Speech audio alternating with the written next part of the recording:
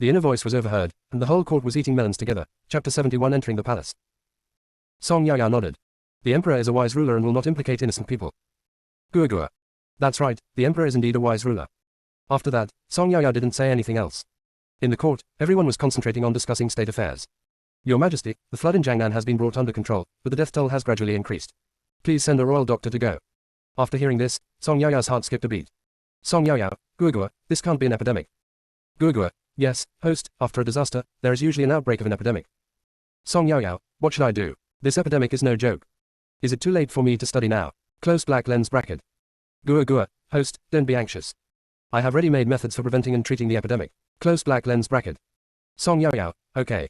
However, we must first know the symptoms of the epidemic before we can prescribe the right medicine. Close black lens bracket. After hearing this, the emperor cooperated and told the symptoms of the epidemic. This epidemic started with a mild cough, followed by a fever, and then people started to fall into a coma. After a few days, they died. After hearing this, Song Yao asked.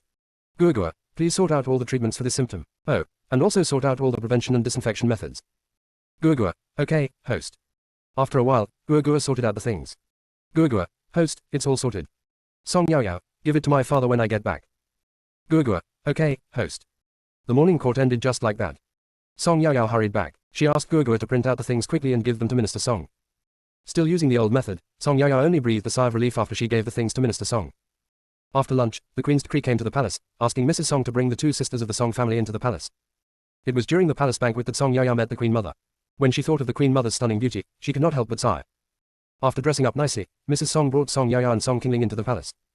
When we arrived at the palace, a sedan chair was already waiting there. The three of them got on the sedan chair and headed towards the Weiyang Palace. Song Yao, Gua, the Queen is so nice. She even sent a sedan chair. Otherwise, we would have to walk for more than 40 minutes to get to the Queen's Weiyang Palace. Gua, yes, it is very thoughtful. The officials and their families who normally enter the palace do not receive this kind of treatment.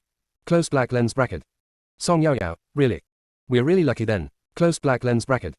The sedan chair was shaking and Song Yao fell asleep in it. When they arrived at the place and the sedan chair stopped, everyone waited for a long time, but Song Yao did not come down.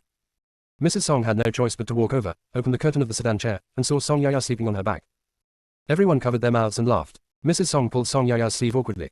Yao, wake up, we're here. Song Yao opened her eyes dazedly, and when she saw the old lady gritting her teeth, her eyes widened immediately. Here we are. As they were talking, Song Yao had already gotten out of the sedan chair, her steps still a little unsteady. Song Yao quickly patted her cheeks and finally woke up. Mrs. Song saw that Song Yao was completely awake, and then she let the eunuch lead them to continue forward.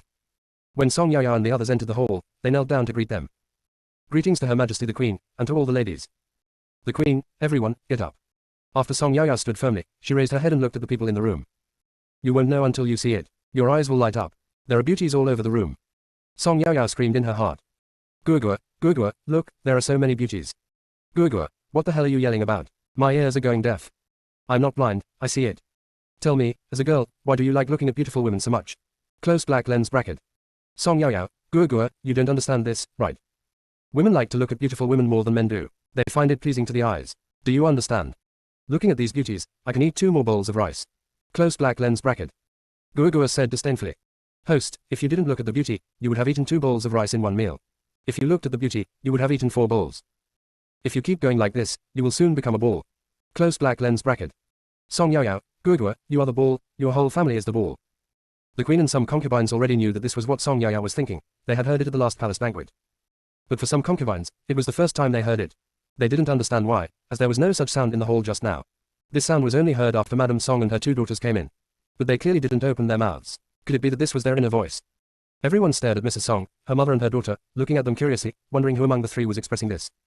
Song Yao is still complaining to Gua. Oh my, there are so many beauties here, the emperor is so lucky. Gua, with so many wives, can the emperor handle it at night? Close black lens bracket. After hearing this, all the concubines coughed lightly in embarrassment, and some even blushed. Gua said speechlessly. You need to turn over the cards to sleep with me. I only favor 1 person a night. Why are you worrying about it? Close black lens bracket. Song Yao, oh, I forgot about this. After the Queen asked Madame Song and others to sit down, she started chatting. Song Yao looked at these beauties carefully and asked Gua, who are these beauties? Gua's voice came out. Host, in this hall, besides the Empress, the one who is dressed most luxuriously is Concubine Lu, and the one wearing aqua red is Concubine Duan. Host, do you have any melons to eat? Close black lens bracket. Concubine Lu. Duan Pin. Song Yao, okay. As Song Yao's voice fell, a screen appeared above her head, and a stunning beauty appeared on the screen. Everyone stared at the screen curiously. Guoguo's voice rang out. This is concubine Jiang, whom I introduced to you just now. Song Yaoyao, yes. Guoguo continued. Before concubine Jiang entered the palace, she had a childhood sweetheart named Jiang Zi. Jiang Zi is the adopted son of the Jiang family. He grew up with concubine Jiang and they have a very good relationship. When she grew up, concubine Jiang reached the age to enter the palace for selection, and because of her outstanding appearance, she stayed in the palace. Jiang Zi was heartbroken, and later he also entered the palace and became a eunuch, watching concubine Jiang from afar every day. Closed black lens bracket. Concubine Jiang looked at the scene of Jiang Zi entering the palace on the screen and tried hard to hold back her tears. She couldn't let anyone see that she was abnormal. Jiang Pin. Song Yaoyao, does concubine Jiang know about this? Guoguo, I don't know. Jiang Zi never thought of disturbing concubine Jiang. He was already very content just to look at her from afar every day. Closed black lens bracket. Song Yaoyao, this is truly a passionate man. Guoguo sighed. Jiang Zi is extremely talented. If he hadn't entered the palace, he would have definitely become the top scholar in the future. Song Yaoyao, it's hard for a hero to resist the temptation of a beautiful woman. What a pity. The inner voice was overheard, and the whole court was eating melons together. Chapter 72 Concubine Lu. When Song Yaoyao was sighing, she heard a shrill voice. The Queen Mother is here. Everyone stood up, and the Queen Mother came in and sat directly on the seat of honor. Everyone knelt down to greet him. The Queen Mother said kindly. Everyone get up. After everyone stood up, the Queen Mother continued. Today, I heard that the mother and daughter of the Song family entered the palace, so I came over to join in the fun. The Queen said quickly. If the Queen Mother wants to see them, she only needs to send a message. Why does she have to come here in person? The Queen Mother waved her hand. I just want to go out for a walk. Afterwards, the Queen Mother asked Madame Song about some matters in the mansion. Song Yaoyao was listening quietly at the side, and suddenly Guoguo asked. Host, there are still melons, do you want to eat them? When everyone heard there was a big news, they pricked up their ears, wondering who would be the next big news. Really been waiting. Song Yaoyao, yes. Song Yaoyao likes to eat any kind of melon. Guoguo, this time we are going to eat concubine Lu's melon. When everyone heard this, some people gloated over the misfortune, as if they were enjoying a good show, while others remained silent, fearing that they would know something they shouldn't know and be silenced. Concubine Lu looked calm. She wanted to hear what this little girl had to say. At this time, everyone saw the screen above Song Yaoyao's head appear again, and the image of concubine Lu appeared on the screen. Guoguo began to expose. Noble concubine Lu, whose name was Lu Yubing, was the legitimate daughter of Lu Qingfeng, a second-rank general who supported the country. Concubine Lu learned martial arts from her father since she was a child. She also wore fine clothes and rode horses, leading a free life. Until I met His Majesty, it was love at first sight. Lu Qingfeng also advised Lu Yubing that there would be no way out once he entered the palace. However, at that time, Lu Yubing only had the emperor in his heart and eyes, so he could not listen to these words and resolutely entered the palace. Closed black lens bracket. As Guoguo told the story, concubine Lu before she got married appeared on the screen. She was wearing a bright red riding outfit, with her hair standing up high, riding horses with her brothers and galloping in the suburbs. At that time, concubine Lu was so beautiful and cool. Guoguo then broke the news. After entering the palace, Lu Yubing restrained her temper and learned to be a lady. At the beginning, the emperor stayed at her place for a month in a row. Later, he could only come once every few days. Later, the intervals between his visits to her place became longer and longer. I don't know when, several beauties entered the harem. As time went by, Lu Yubing's heart grew cold. What made Lu Yubing devastated was that her first child miscarried for no apparent reason. Closed black lens bracket. Song Yaoyao, you don't need to think about it, you know the miscarriage is not that simple. Guoguo, the host is right, this matter is indeed not simple. This story starts with the deceased concubine Li Fangyi. Closed black lens bracket. Several years have passed, and many people have almost forgotten about concubine Li. There are also newcomers who don't even know who concubine Li is. But at this moment, everyone was looking at the woman on the screen. Yes, the person appearing on the screen at this moment was Li Fangyi. Guoguo, Li Fangyi entered the palace later than Lu Yubing. Whether in family background or appearance, Li Fangyi cannot compare to Lu Yubing. At that time, Li Fangyi felt that she was alone and powerless in the palace, so she wanted to find a backer for herself. After much deliberation, she chose Lu Yubing. At that time, Lu Yubing was in a particularly low mood because the emperor had not visited her for several days. At this time, Li Fangyi appeared. Li Fangyi comforted Lu Yubing and gave her some advice. The idea turned out to be effective, and the emperor stayed at Lu Yubing's place for several days in a row. Since then, Lu Yubing and Li Fangyi have become close friends. At that time, Lu Yubing had just entered the palace and was too naive. She treated Li Fangyi as a confidant, but Li Fangyi thought she was easy to deceive. Just like that, not long after, Lu Yubing discovered that she was pregnant. She thought that she couldn't tell anyone about this until the baby was firmly seated. But after spending time together every day, he was still discovered by Li Fangyi. Li Fangyi was extremely jealous. She thought that how could a fool like Lu Yubing be worthy of carrying a dragon seed? Li Fangyi was so jealous that she was twisted. Closed black lens bracket. Concubine Lu looked at Li Fangyi's distorted face in the video and guessed why her child had miscarried. Guoguo continues to expose. Li Fangyi thought about it for several days and finally came up with a solution. Lu Yubing likes sweets and cakes. Li Fangyi started making different snacks every day. After making the snacks, I will definitely send one portion to Lu Yubing. Closed black lens bracket. Song Yaoyao, is there something wrong with this dessert? Gua, well, the water used to make snacks is all from water soaked with summer herbs. If the summer grass in Cordyceps sinensis is eaten alone, it can cause miscarriage in women and make them infertile for life. Li Fangyi was afraid that Lu Yubing would find out, so she gave very small doses each time, and the imperial physician would not be able to detect it at all. However, if time went on for a long time, the child would definitely not be able to be saved. Just like that, Lu Yubing had a miscarriage and has been infertile ever since. After the miscarriage, Lu Yubing suspected that there was something wrong with the pastries. There were still a few pieces of pastries left from being eaten, so she asked the imperial physician to check, but no problems were found. In fact, when Li Fangyi first delivered the pastries, she had someone check them, and only after no problems were found did they eat them. After further investigation, and even inviting several imperial doctors to examine the case, they still could not find anything. Lu Yubing has not gotten pregnant again in all these years. No matter how she takes care of herself, it is useless. Close black lens bracket. Song Yaoyao couldn't help but shudder. This harem is too scary. On the surface, they smile at you, but secretly they want to kill you. When concubine Lu saw the whole process of Li Fangyi harming people in the video, she clenched her fists. She had always suspected that the miscarriage was not an accident. She never thought that it was done by Li Fangyi, such a vicious woman. Li Fangyi died and we thought the matter was over. How is that possible? Isn't the Li family still there? The Li family is just waiting for her revenge. If Lu Yubing doesn't have a good life, no one else can have an easy life. Concubine Lu has been in the palace for so many years and is no longer the simple girl she used to be. Gua, the reason why Lu Yubing dressed herself so luxuriously was that she wanted to make herself beautiful and unique, hoping that the emperor could take more looks at her. She also hopes to have a child of her own. Close black lens bracket. Song Yaoyao sighed. Alas, such a beautiful woman has been forced into this state. You say the emperor is really something, he has so many wives, he is already busy enough to take care of them all, but why did he marry so many of them and let them stay alone in their empty rooms? What a sin. Close black lens bracket. Song Yaoyao was still sighing, and Gua continued. After revealing the gossip about concubine Lu, let's reveal the gossip about concubine Lu's brother. Host, do you want to eat? Close black lens bracket. The inner voice was overheard, and the whole court was eating melons together. Chapter 73 Lu Zhiheng. Song Yaoyao was a little overwhelmed. Gua, concubine Lu's brother also has a melon. Close black lens bracket. Gua, yes. Song Yaoyao, okay, tell me about it. Gua, Lu Guifei's younger brother, Lu Zhiheng, is 20 years old this year. At such a young age, he is already a 6th rank flying cavalry officer. As Gua finished speaking, the image of Lu Zhiheng appeared on the screen. He was dressed in black, his eyebrows were like ink, his eyes were like stars, his facial features were distinct and three-dimensional, and his natural handsomeness carried an indescribable sharpness and majesty. When Song Yaoyao saw Lu Zhiheng's appearance, the villain in her heart screamed. Ah, Gua, this Lu Zhiheng is so handsome. These eyes, this nose, this mouth, they're simply growing on my heart. This person could obviously make a living with his looks, but he actually makes a living with his strength. How can this man be so handsome? This is such a foul. Close black lens bracket. Lu Zhiheng. After hearing what Song Yaoyao was thinking, everyone started laughing. This girl appears quiet on the surface, but why is she so active inside? Concubine Lu looked at Song Yaoyao's changing expressions and smiled, which was a rare occurrence for her. Her brother is indeed good-looking. Mrs. Song and Song Qingling were so embarrassed that they didn't know what to do. This girl doesn't even know what modesty is. How can she praise a man so brazenly? Gua, host, calm down. We are girls, can't we be more ladylike? Look at how excited you are. You don't look like a girl at all. Close black lens bracket. Song Yaoyao said contemptuously. Is this a psychological activity? You control everything in the world, and you also care what I think. Besides, I haven't even opened my mouth, so who knows what I'm thinking? Tell me quickly, what's the big news about such a good-looking man? Close black lens bracket. Gua, okay, host.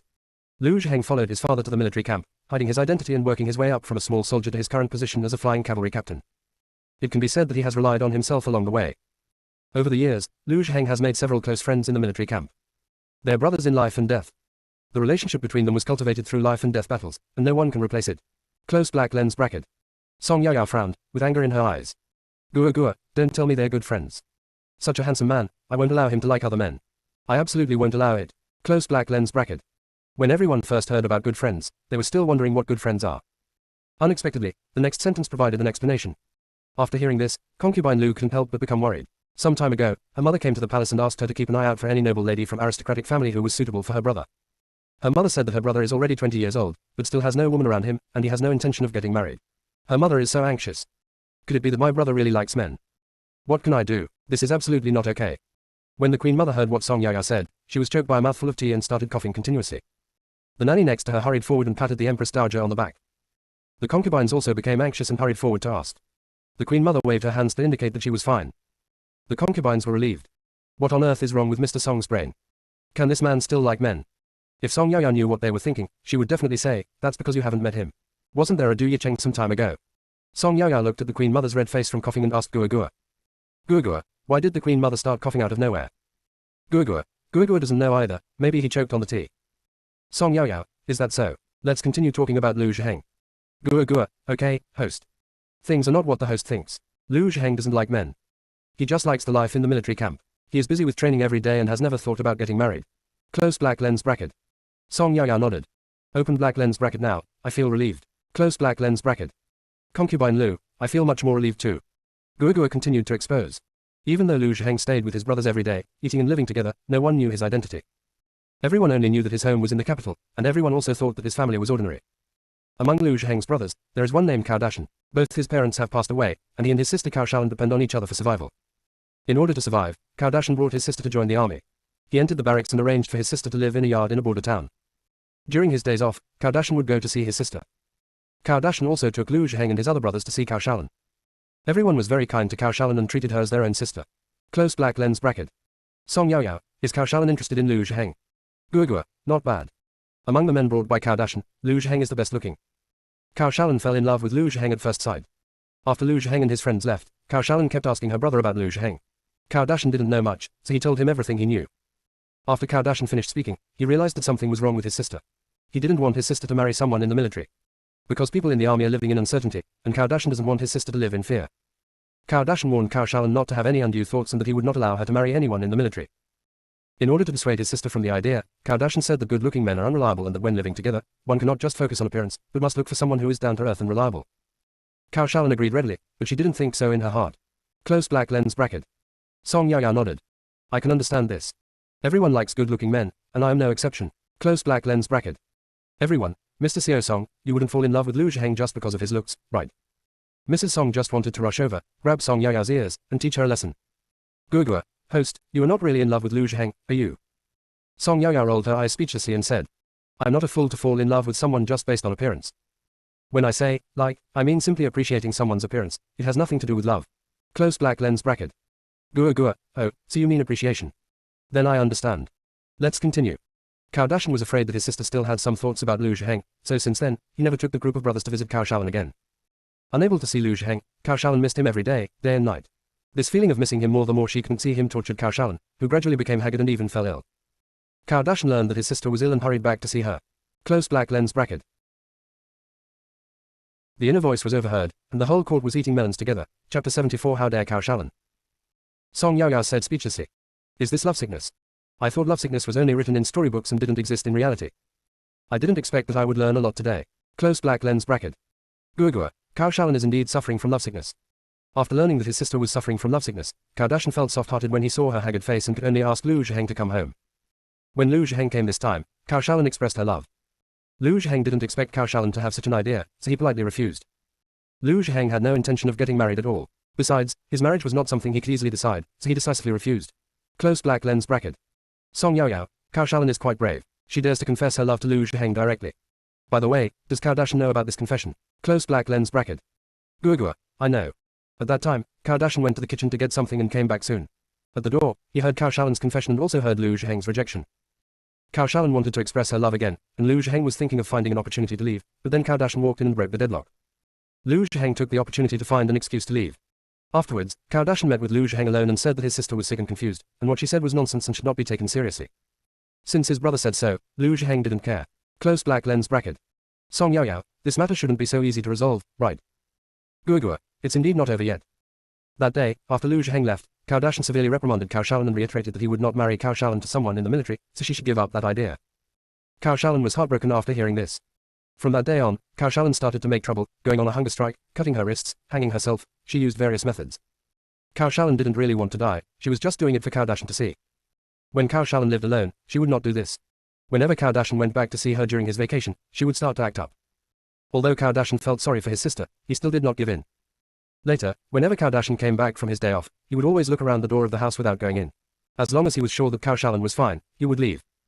Watching the video, Cao Shaolin's various antics and Cao Dashan's helplessness standing behind his door, one can feel particularly sympathetic towards this brother. Song Yao Yao sighed. Cao Dashan is really good to Cao Shaolin, but Cao Shaolin doesn't understand her brother's painstaking efforts at all, and now Cao Dashan is forced to stay away from home.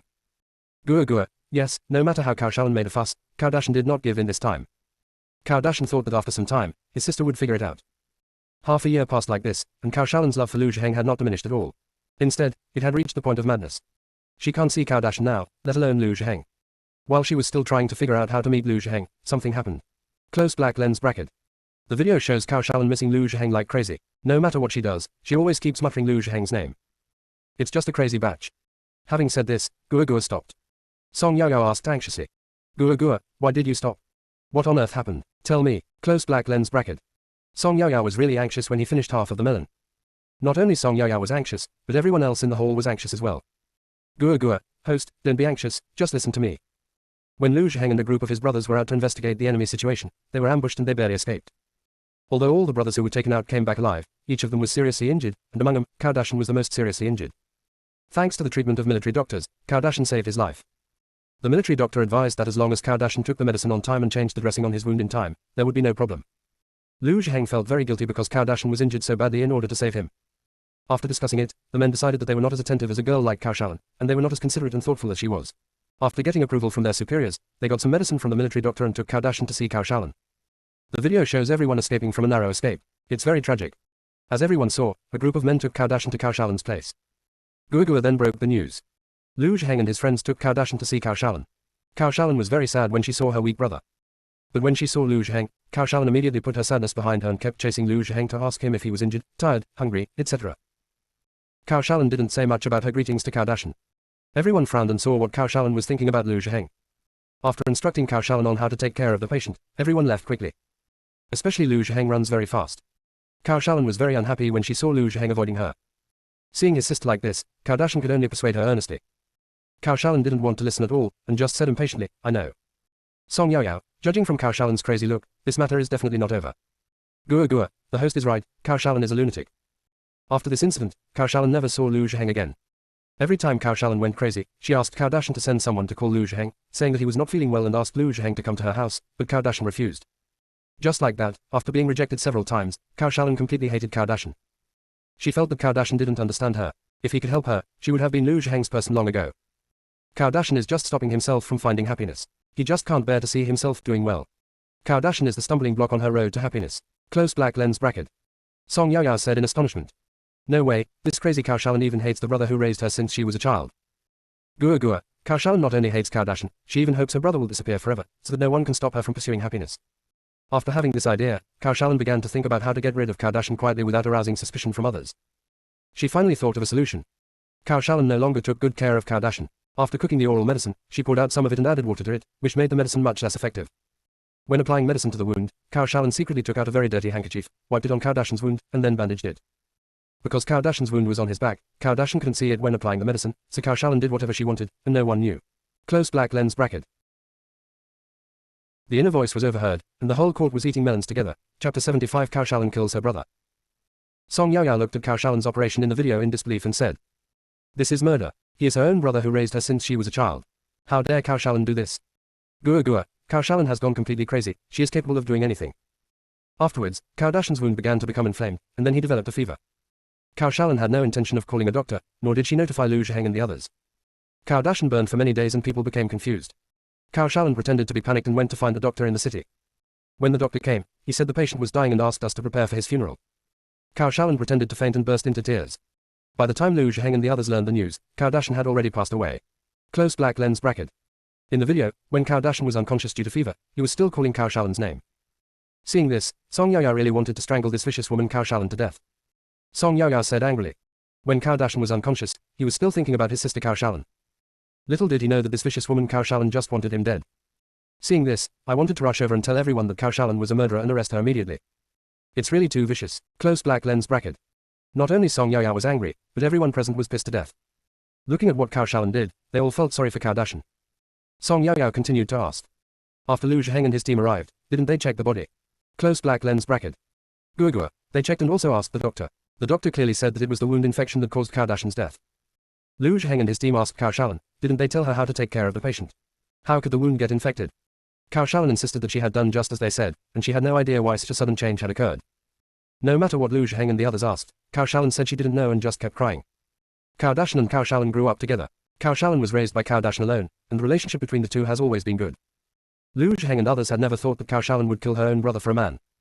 They all thought that it was Cao Shaolin's first time to deal with such a wound and she had no experience, which led to the infection of the wound. It was also an unintentional mistake. Lu Zhiheng was also regretting. If they had known this would happen, they would never have sent Kardashian back. Things have come to this point, it's too late to regret. Now we can only deal with Kardashian's funeral first. Close black lens bracket. Guagua paused and continued. After taking care of Kardashian's funeral, Liu Zheng and others asked Kardashian what her plans were for the future. Kardashian lowered her head and said after a long time that before her brother died, he asked Liu Zheng to take care of him. Liu Zheng felt that Kardashian was seriously injured and eventually lost his life because of saving him, and he felt extremely guilty. When Kardashian asked him to take care of her, and this was Kardashian's idea, Liu Zheng did not refuse. He thought that he would treat Kardashian as his own sister in the future, take good care of her, and prepare a generous dowry for her when she got married. Liu Zheng didn't know that Kardashian only wanted to be his wife. When Liu Zheng proposed to treat Kardashian as his own sister, she agreed. Kardashian felt that she couldn't be impatient and had to take it slow. What if I say directly that I want to be Liu Zheng's wife and scare him away? By then, her goal would not be achieved, and Liu Zheng would be hiding from her. How could she become his wife when she couldn't even see him? Close black lens bracket. Song Yaoyao sneered. Haha, this time, Kardashian has grown her brains and started to use roundabout tactics.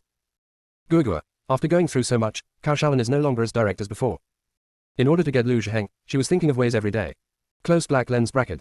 Song Yaoyao sarcastically said, in order to get Liu Zheng, Kardashian really took great pains. Guagua, didn't Kardashian really rack her brains? Besides, Liu Zheng and his brothers went to see Kardashian on the days off. Kardashian was so angry that she almost died. She wanted Liu Zheng to come alone, but didn't think of asking them to come together. If they come together, how can Kardashian and Liu Zheng be alone together, and how can they develop their relationship? Kardashian was unhappy in her heart, but she pretended to be happy on the surface. Kardashian hinted several times that if the military camp was busy, they didn't need to come. These rough men waved their hands and said it was okay. Kardashian was their sister, and no matter how busy they were, they would come to see her as long as they had a day off. Kardashian is so angry that she is dying. Close black lens bracket. Looking at Kardashian's frustrated look in the video, Song Yaoyao finally felt a little better. Everyone felt a lot better when they saw Kardashian's deflated look. Guagua continued. Kardashian felt that this was not a solution and that it would take too long to develop feelings. She thought of an idea. When Liu Zheng and his friends came next time, she would prepare a table full of delicious food and a jar of wine. She wanted to get these people drunk, and then lie down with Liu Zheng, so that when everyone woke up, they would see them rolling together. Then she would say that Liu Zheng forced himself on her after drinking, and that since Kardashian had saved his life, he would have to marry her. Kardashian has already bought the wine and added something to it, just waiting for them to come next time. Close black lens bracket. In the video, Kardashian drugged the wine, which made Song Yaoyao furious. Kardashian is so shameless. Even though Kardashian is already dead, she still wants to squeeze out the last bit of value from him and use his life-saving grace to make Liu Zheng marry her. Kardashian is so hateful. Guagua, what should I do? Is Liu Zheng, this little cabbage, going to be eaten by Kardashian, this pig?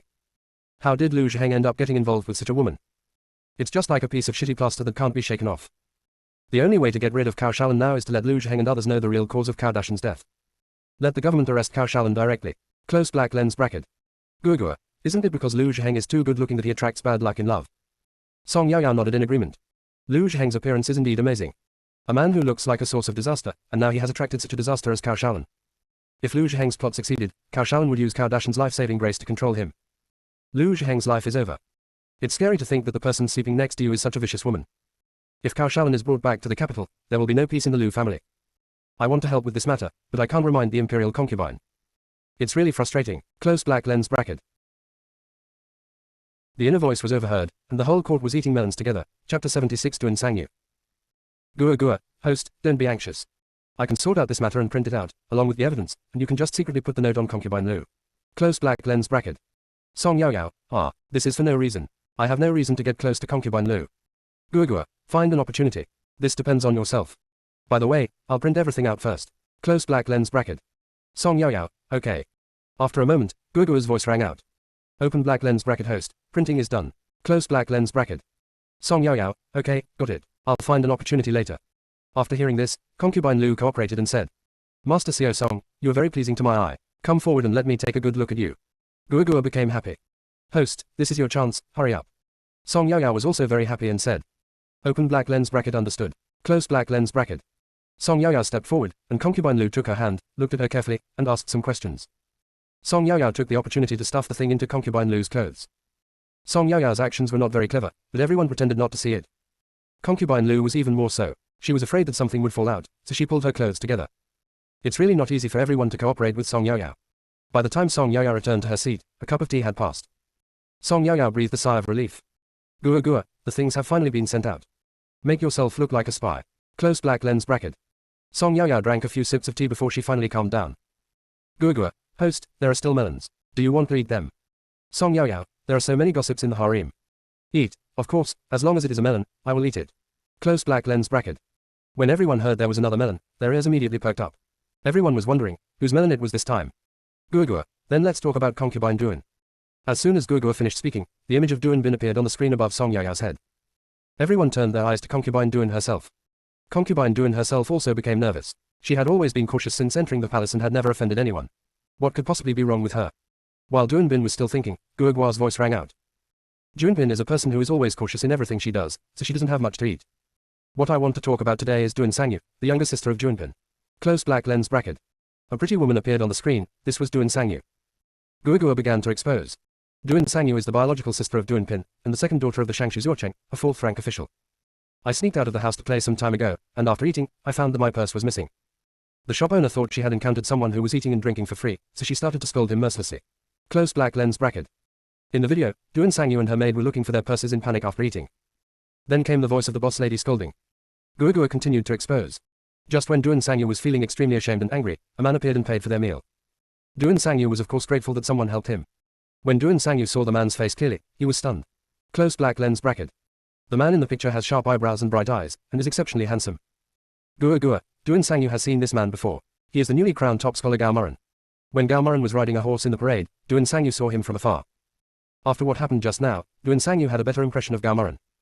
That's how the two met. In this dynasty, it was normal for men and women to go out and play together.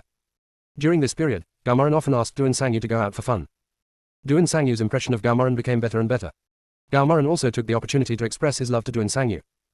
Although Duan Sangyu also admired Gao Moran in her heart, she also knew that a daughter's marriage must be approved by the elders of the family, so she did not agree immediately, but said that she would inform the elders of the family and get their consent. Gao Moran expressed his understanding. Close black lens bracket. Song Yaoyao, what kind of melon is this? Isn't it normal for a talented man and a beautiful woman to be together? Guagua. Host, things are not as simple as you see. Let me first tell you about Gao Moran. Gao Moran was very smart since he was a child. His father died when he was a child. He was raised by his mother. Gao's mother supported Gao Moran's studies by sewing and washing clothes. Gao Moran usually earns some money by copying books. In this way, the cost of studying is barely enough. Gao Moran also cherishes this hard-won learning opportunity. Close black lens bracket. After a pause, Guagua continued. After Gao Moran passed the examination and became a scholar, he was once pulled out by his classmates, who said they wanted to take him to see the world. Gao Moran didn't want to go, but his classmates still pulled him out. The place they went this time was a famous local place, Yichun Pavilion. You know what place it is just by hearing the name. This is the largest brothel in the area. When Gao Moran saw this place, he turned around and wanted to leave, but was still pulled in by his classmates. After entering, they ordered the best dish here, Miss Nangsing. Miss Nangsing sells her art but not her body. She only recites poems, composes couplets, plays the piano and sings songs for the guests. The classmates were all having a great time, except Gao Moran who was hiding aside, not saying a word. Miss Nangsing noticed him but said nothing. This is almost always the case for people who come here for the first time. Later, Gao Moran was dragged there several times, and he was no longer as restrained as he was at the beginning. In this way, Gao Moran and Miss Nangsing became familiar with each other. Close black lens bracket. Song Yaoyao, could it be that Gao Moran and Miss Nangsing are in love? Guagua. Host, you're always right in your guesses. During the conversation, Miss Nangsing also learned about Gao Moran's family situation and admired him very much. Miss Nangsing was originally the daughter of a wealthy merchant, but her family fell into poverty and she was forced to drift here. Miss Nangsing has also read a lot of books. No matter what Gao Moran talked about, Miss Nangsing could always keep up the conversation. And that's how the two fell in love. Miss Nangsing felt that copying books was too hard for Gao Moran, so she took out her own money so that he could study with peace of mind. At first, Gao Moran was a little embarrassed to take Miss Nangsing's money, but gradually he got used to it. It's really nice not to have to worry about money. With the help of Miss Nangsing, Gao Moran no longer had to worry about food, clothing and daily necessities. Gao Moran relied on Miss Nangsing's support until he was chosen as the third place in the imperial examination. Over the years, Gao Moran has also spent tens of thousands of taels of silver on Miss Nangsing. At the beginning, Miss Nangsing took the initiative to give him money, 10 or 20 taels each time. After Gao Moran tasted the sweetness, he took the initiative to ask for money, from 10 taels at the beginning to hundreds of taels later. He used Miss Nangsing's money to buy a house, brought his mother to live with him and take care of her, and lived the life with maids and servants serving him.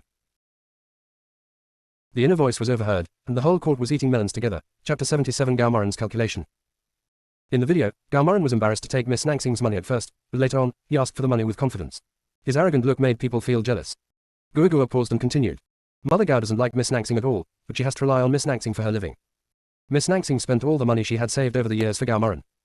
Miss Nangsing only asks Gao Moran to redeem her and marry her after he graduates from high school. But her wish was ultimately unfulfilled. After Gao Moran graduated from high school, he never went back home, and he never thought about redeeming Miss Nangsing. How could a brothel girl be worthy of Gao Moran's current status? Gao Moran did not go back for a long time. He was afraid that Miss Nangsing would come looking for him, so he sent someone to Yichin Pavilion and stuffed silver notes into the brothel owner's pocket, asking her to keep an eye on Nangsing. If Nangsing made a fuss, he could deal with her. When the madam saw so much silver, she agreed without hesitation.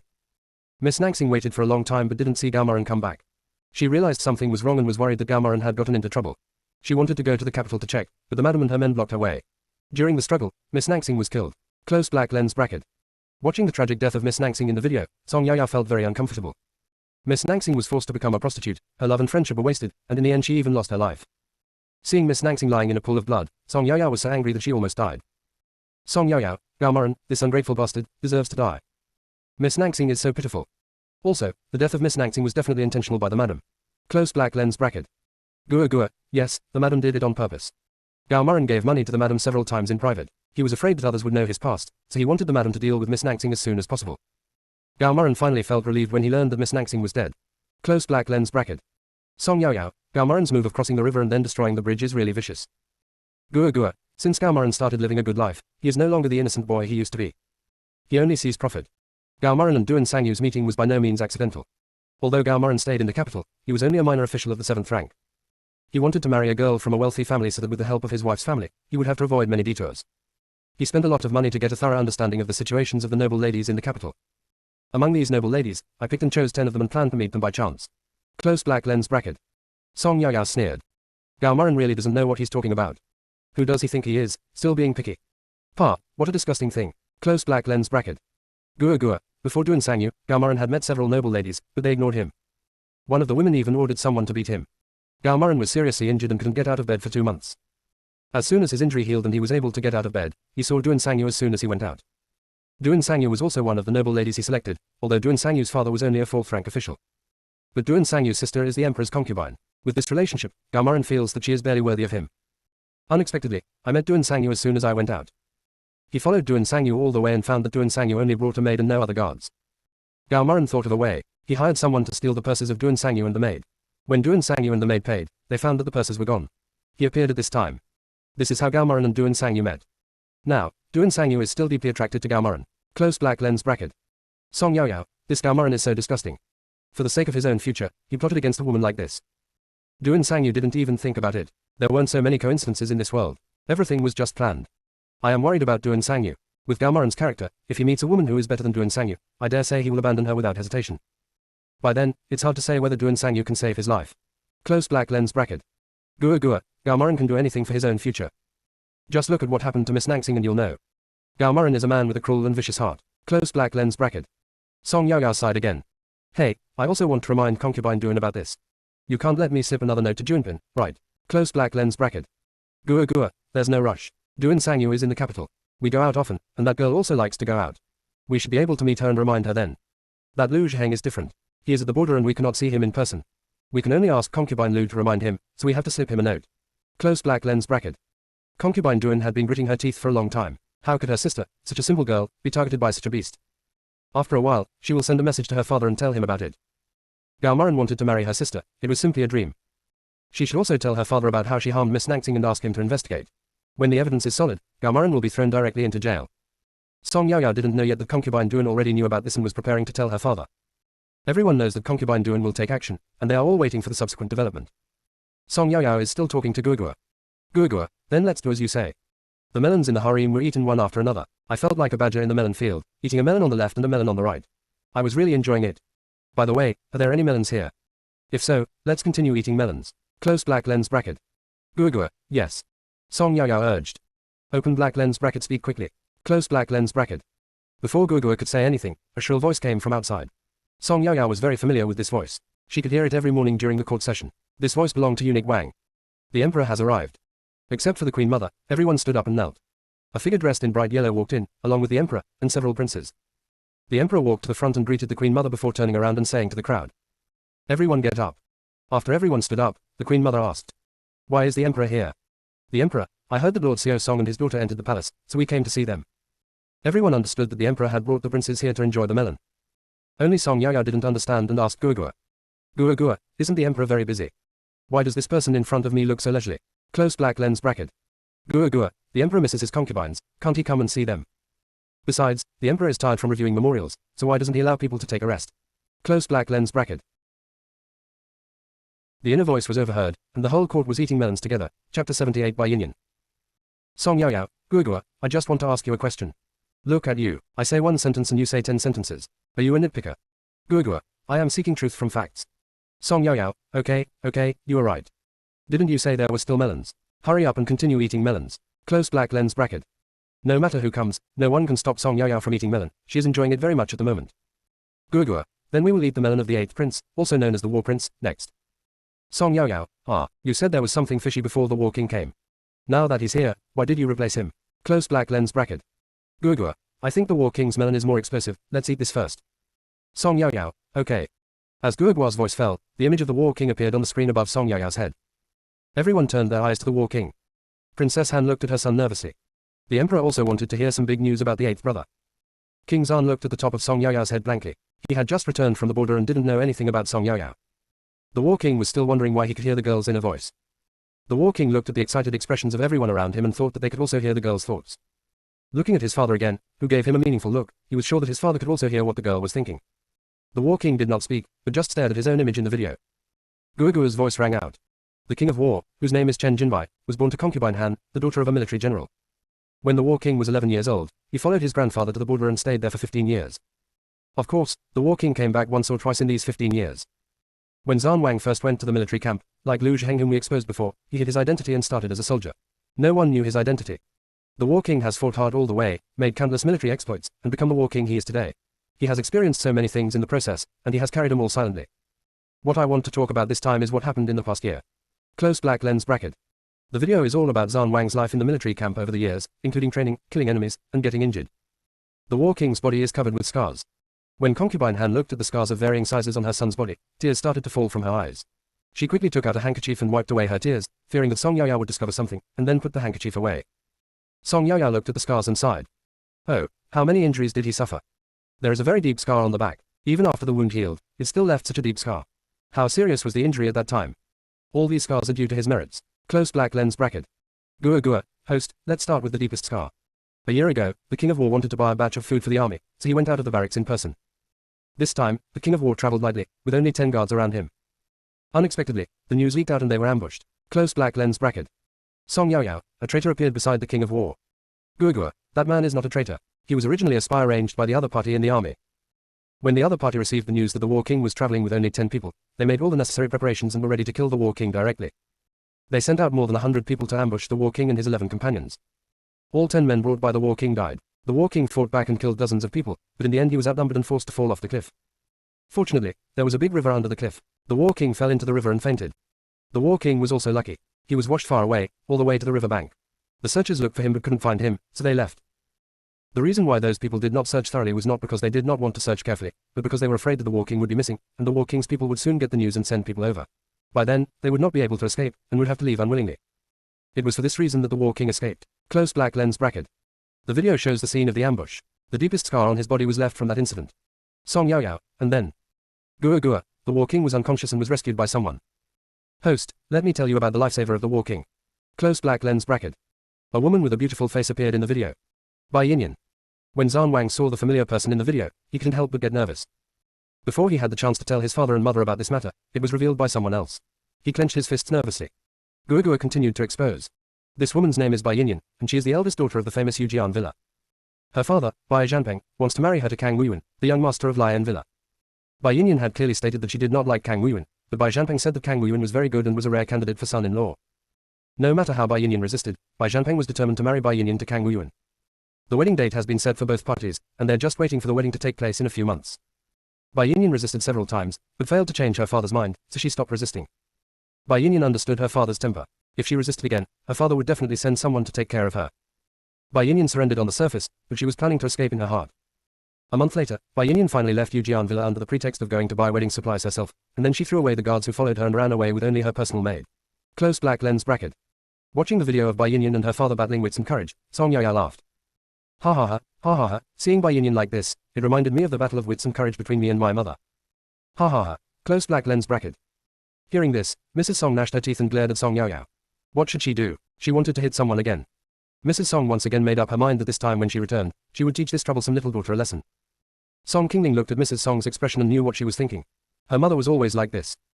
Every time he said with gritted teeth that he wanted to beat his sister, but afterward, he either didn't mention the beating at all, or he just waved the stick back and forth in the air, and was reluctant to hit his sister at all. The three siblings have long been accustomed to it. Every time her mother wanted to beat Yao Yao, she would take the stick and swing it. They only needed to go up and give a few symbolic words of persuasion. If someone gave her an excuse, her mother would put the stick in their hands and finally say, "Just spoil Yao Yao. Sooner or later, she'll cause a disaster." After saying this, he left without looking back. Her mother couldn't bear to beat her sister, and she blamed everything on the three siblings. The inner voice was overheard, and the whole court was eating melons together. Chapter 79, leaving the father and leaving the son. Hey, they are the ones who take the blame. It has been like this for many years. Song Yao Yao looked at Bai Yinyan in the video and was still laughing. That laughter infected everyone here. Gua continued. After Bai Yinyan escaped, he didn't dare to go to the county and could only take small roads. He was afraid that he would be caught by the people sent by his father. Bai Yinyan and her personal maid Leng Chu traveled for several days before they left Yujian Villa. That day, they walked to a river and wanted to take a rest and wash their faces. Unexpectedly, Bai Yinyan and Leng Chu saw the War King on the river bank. At first, the two thought he was dead. Leng Chu checked the breath of the War King and found that he was still breathing. In this way, Bai Yinyan and Leng Chu dragged the War King to a safe place. After checking his injuries, I guessed it was probably a revenge killing. Leng Chu felt that they should mind their own business because they themselves were on the run and could not control others at all. Dragging the person to a safe place is the best we can do. Whether he survives or not depends on his luck. Bai Yinyan was attracted by the appearance of the War King. Close black lens bracket. The video shows the scene where Bai Yinyan and Leng Chu save Zan Wang on their way to escape, and Bai Yinyan looks dazed as she stares at Zan Wang's face. When Song Yao Yao saw this, she laughed unkindly. Oh my god, this girl is not going to be tempted by the beauty of the War King, is she? Gua, host, you are really amazing. You can see this. Song Yao Yao, anyone can see that, right? Look at Bai Yinyan staring at Zan Wang's face in a daze, isn't it obvious? Close black lens bracket. Bai Yinyan feels that people in society are not fussy about small matters.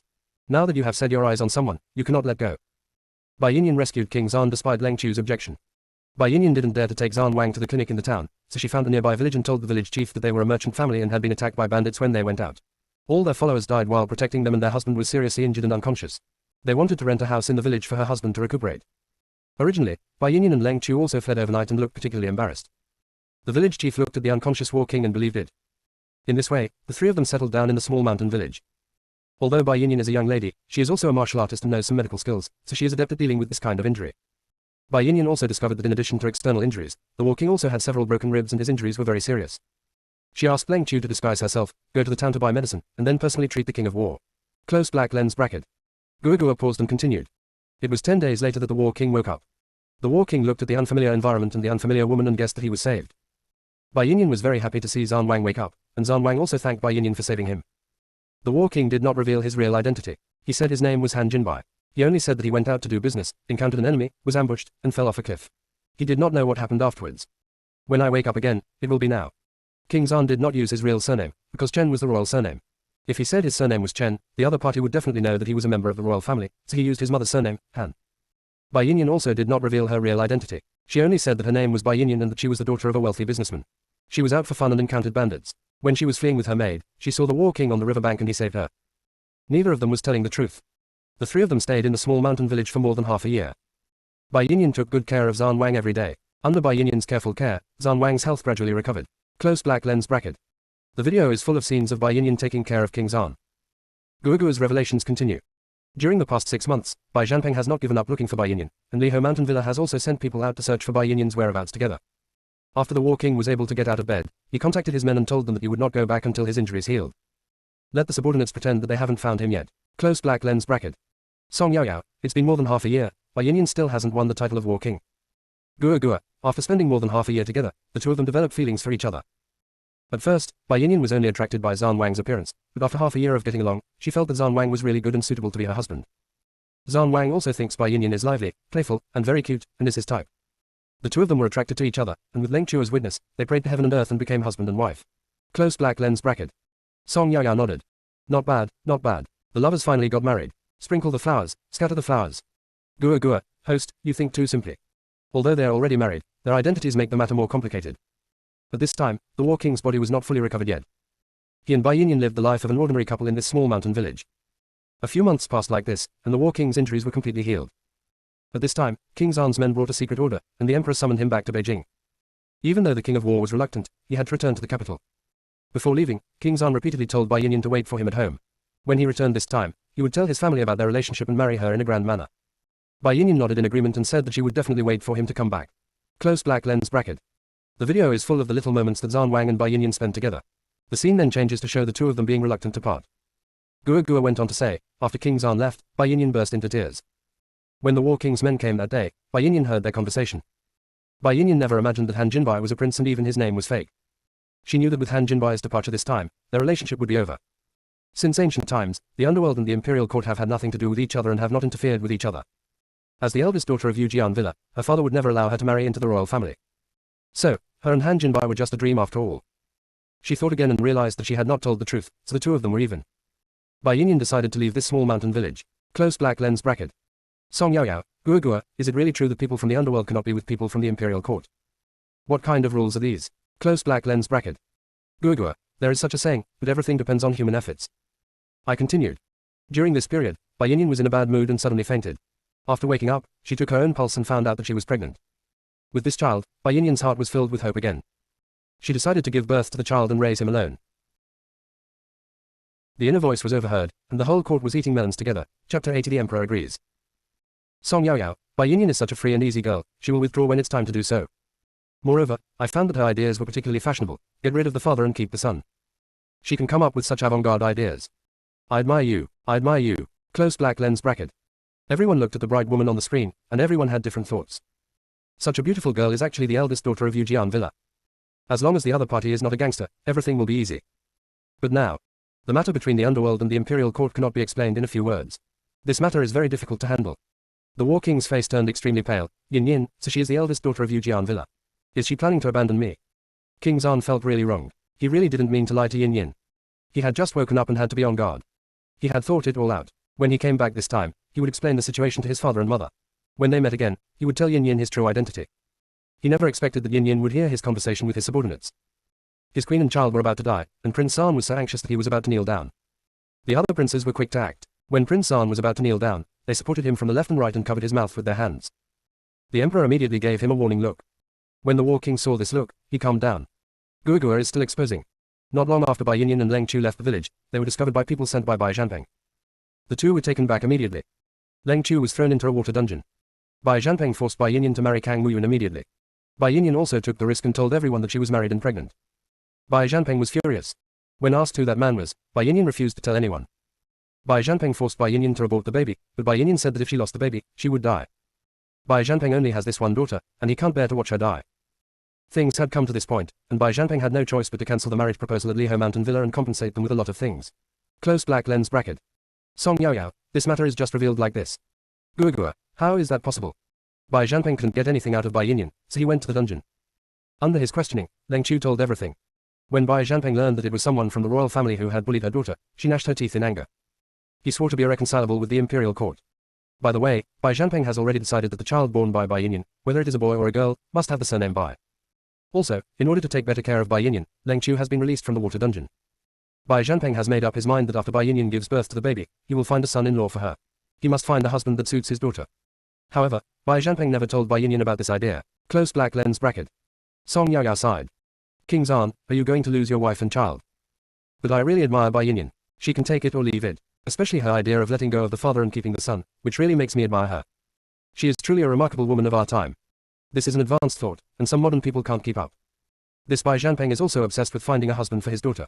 Close black lens bracket. Zhan Wang's face couldn't be any darker, and Song Yaoyao was still fanning the flames. Song Yaoyao, Gua, does this count as being dumped, King Zhan?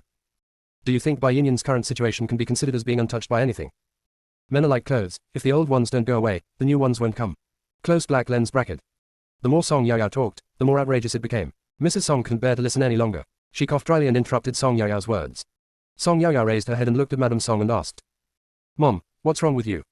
Mrs. Song could only say, nothing. By the way, the snacks in this palace are good, you should try them. Mrs. Song was afraid that Song Yaoyao would say something outrageous again, so she could only use food to divert her attention. Sure enough, Song Yaoyao's next words were all about various comments on the food. Before, Song Yaoyao was so busy eating melon that she didn't even notice the snacks on the table.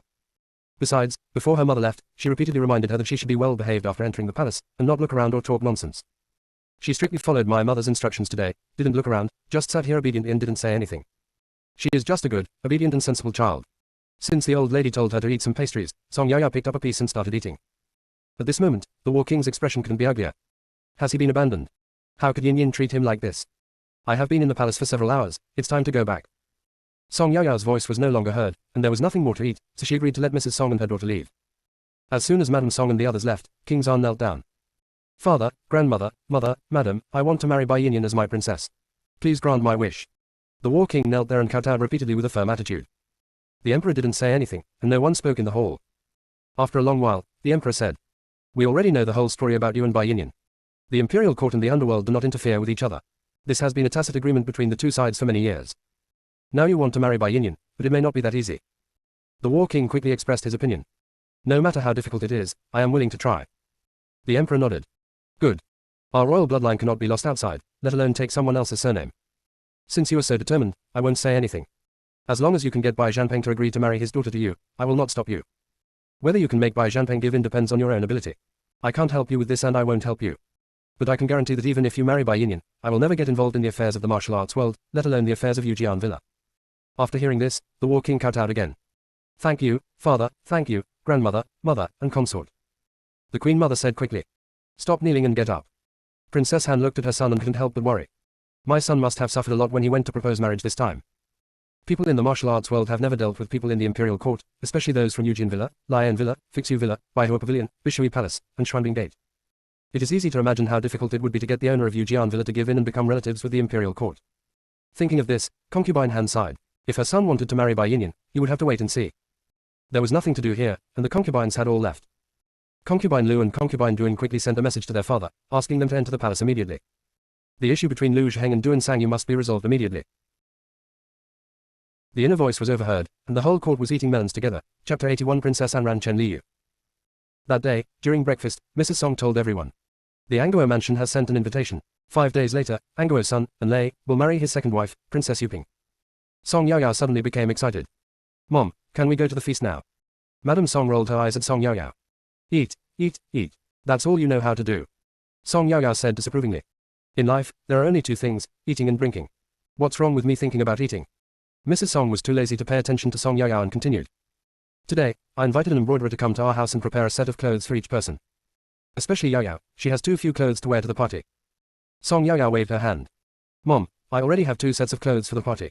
They're very nice. Besides, I am still growing. I will soon outgrow the new clothes, so there is no need to spend that money. Mrs. Song, you have to listen to me. New clothes must be made. Song Yaoyao wanted to say something else, but was interrupted by Minister Song. Yaoyao, this matter is up to your mother's arrangement. Good. Since Dad has spoken, Song Yaoyao didn't object anymore. After dinner, the embroiderer came and measured the sizes of each person. Mrs. Song told her requirements for the clothes, and the embroiderer wrote them down one by one and left. The new clothes were delivered to the house the day before the banquet. Song Qingling's was a sky blue dress, and Song Yaoyao's was a light purple dress. Song Yaoyao thought the clothes were really nice looking, and after trying them on, she found they fit her well. Song Yaoyao looks like a little fairy in this outfit, but the premise is that you don't listen to her inner voice. Song Yaoyao's thoughts at this moment were simply unbearable to watch.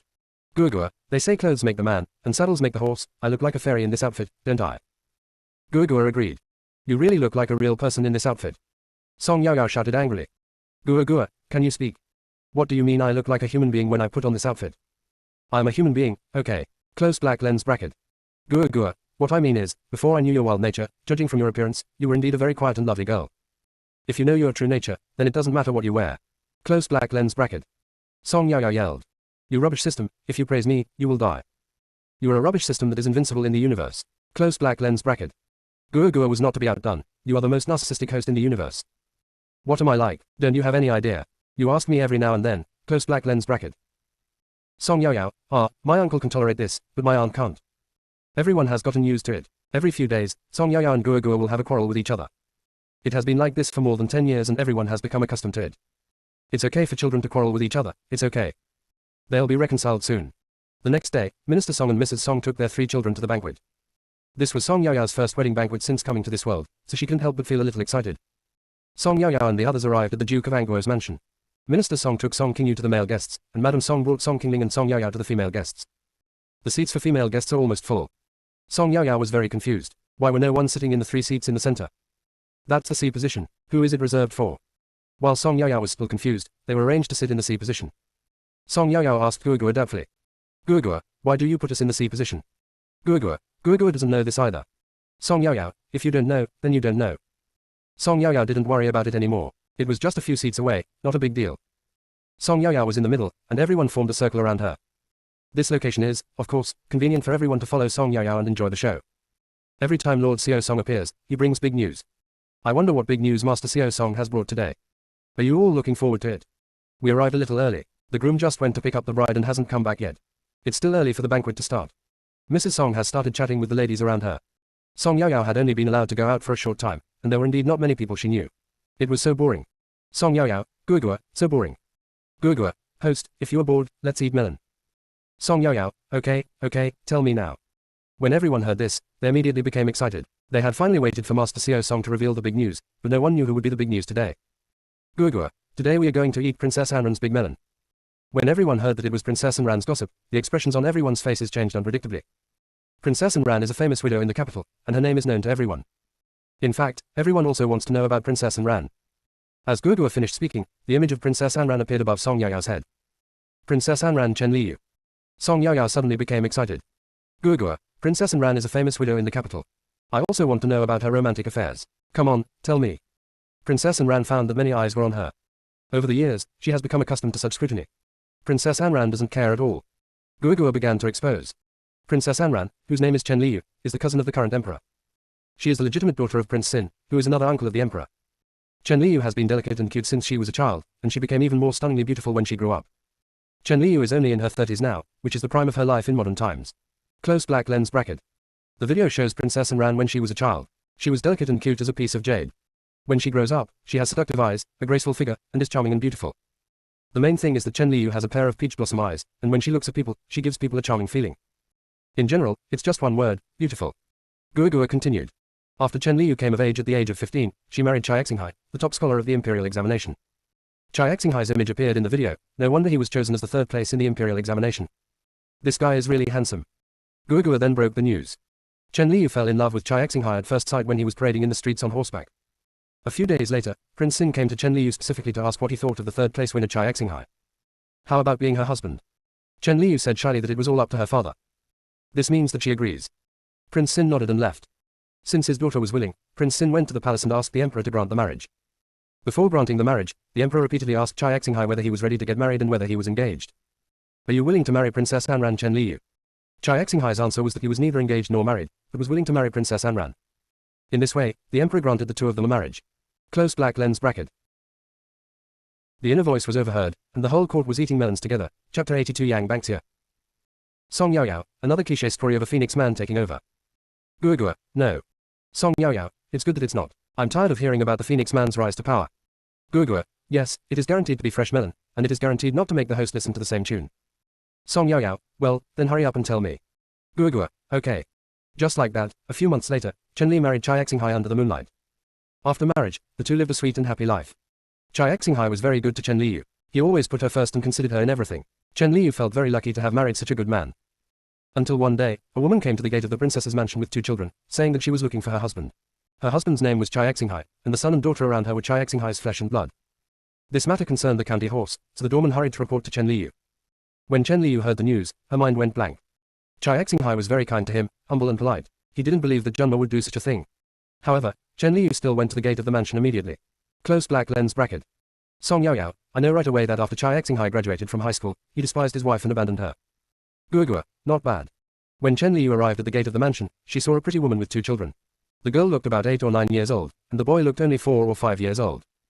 The woman was kneeling on the ground with her child, looking so sad and desperate that Chen Liu couldn't bear to see her.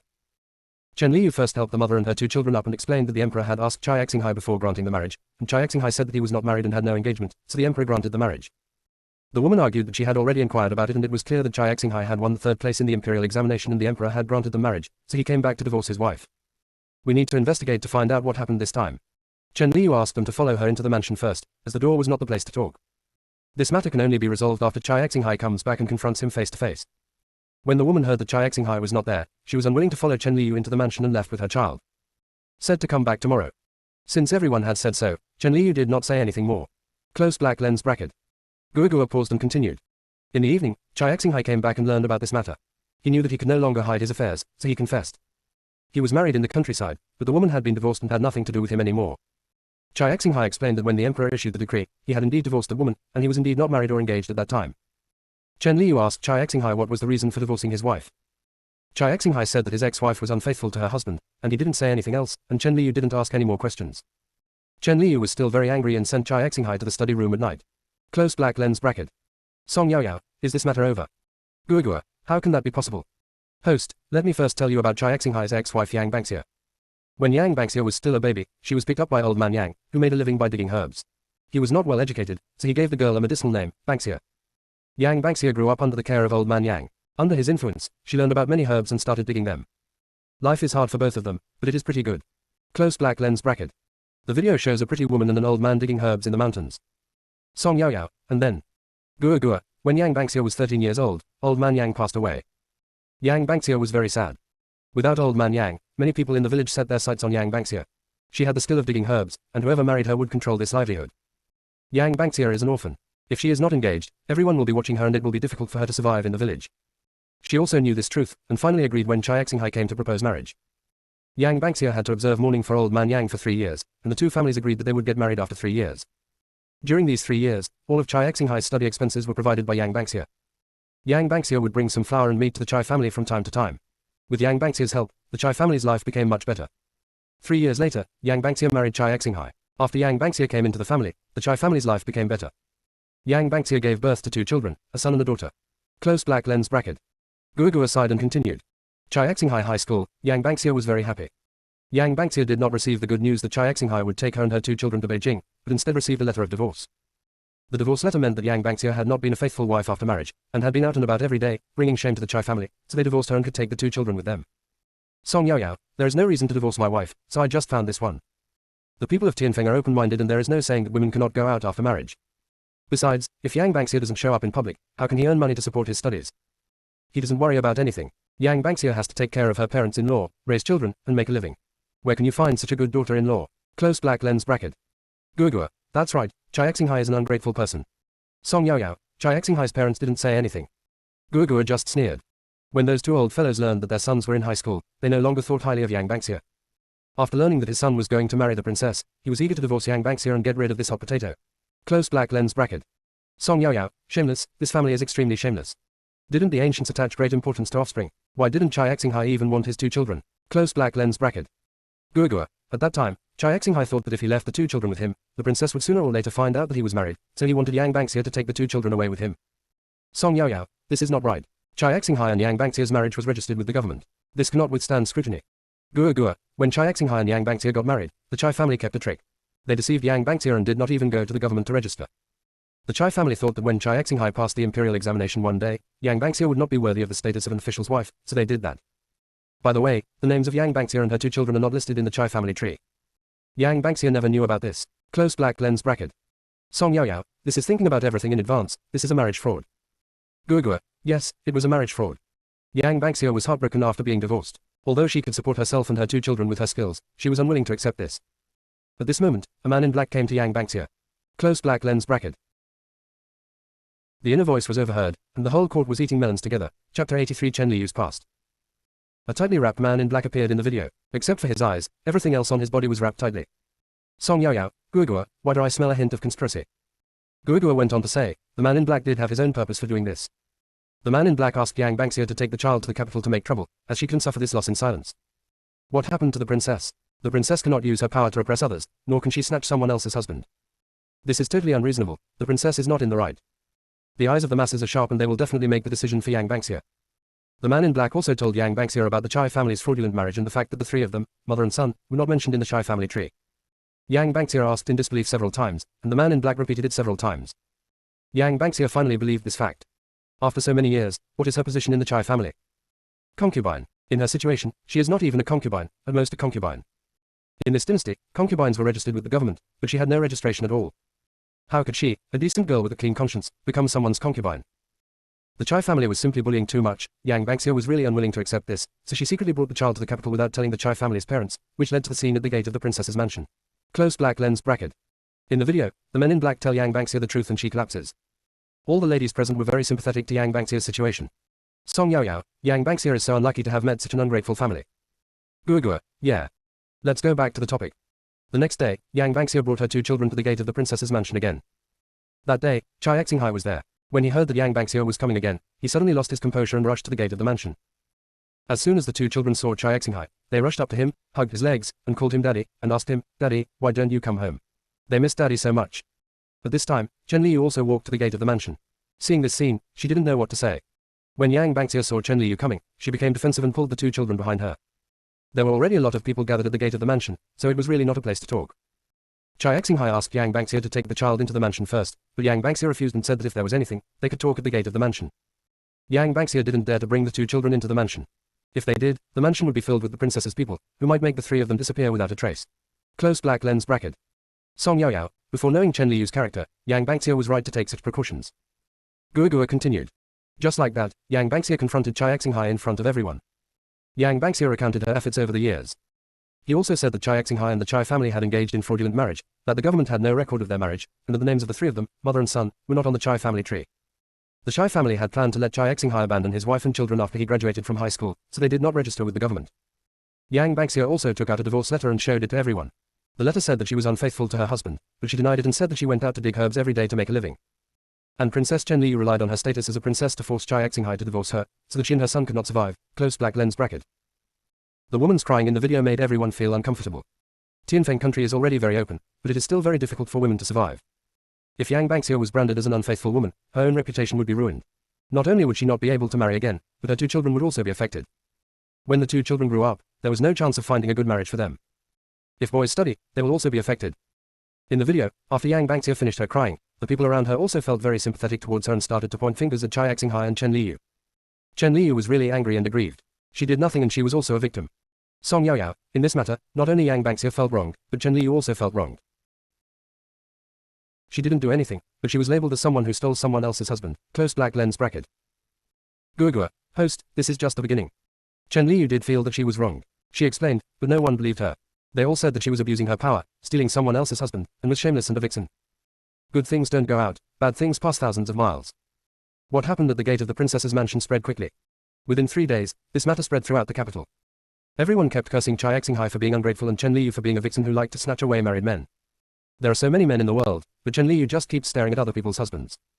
Chen Liu has always been pampered since she was a child, and no one has ever blamed her. This time, she was scolded by so many people that she was about to collapse. She thought about it for a long time and decided to divorce Chai Xinghai. Why should she bear the blame for the evil done by Chai Xinghai and the Chai family? She did nothing and she is also a victim. Chen Liu is collecting evidence. She wants to prove her innocence. Close black lens bracket. The video is full of people from Beijing, cursing Chai Xinghai and Chen Liu. Some of the ladies present here still remember this incident from that year, and their memories are still fresh. Guogua sighed and continued. Before Chen Liu could prove her innocence, something happened. During that period, Chen Liu cried every day and never went out, but Yang Bangxia started making a fuss at the gate of the mansion again. Yang Bangxia cried and begged Chen Liu to return the two children to her.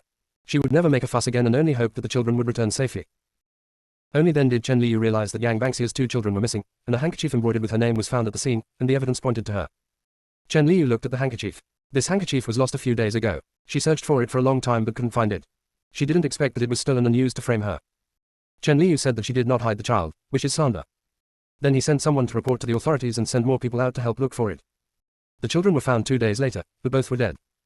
Yang Bangxia collapsed when she saw the bodies of the two children. Holding the bodies of the two children, she fainted from crying. Close black lens bracket.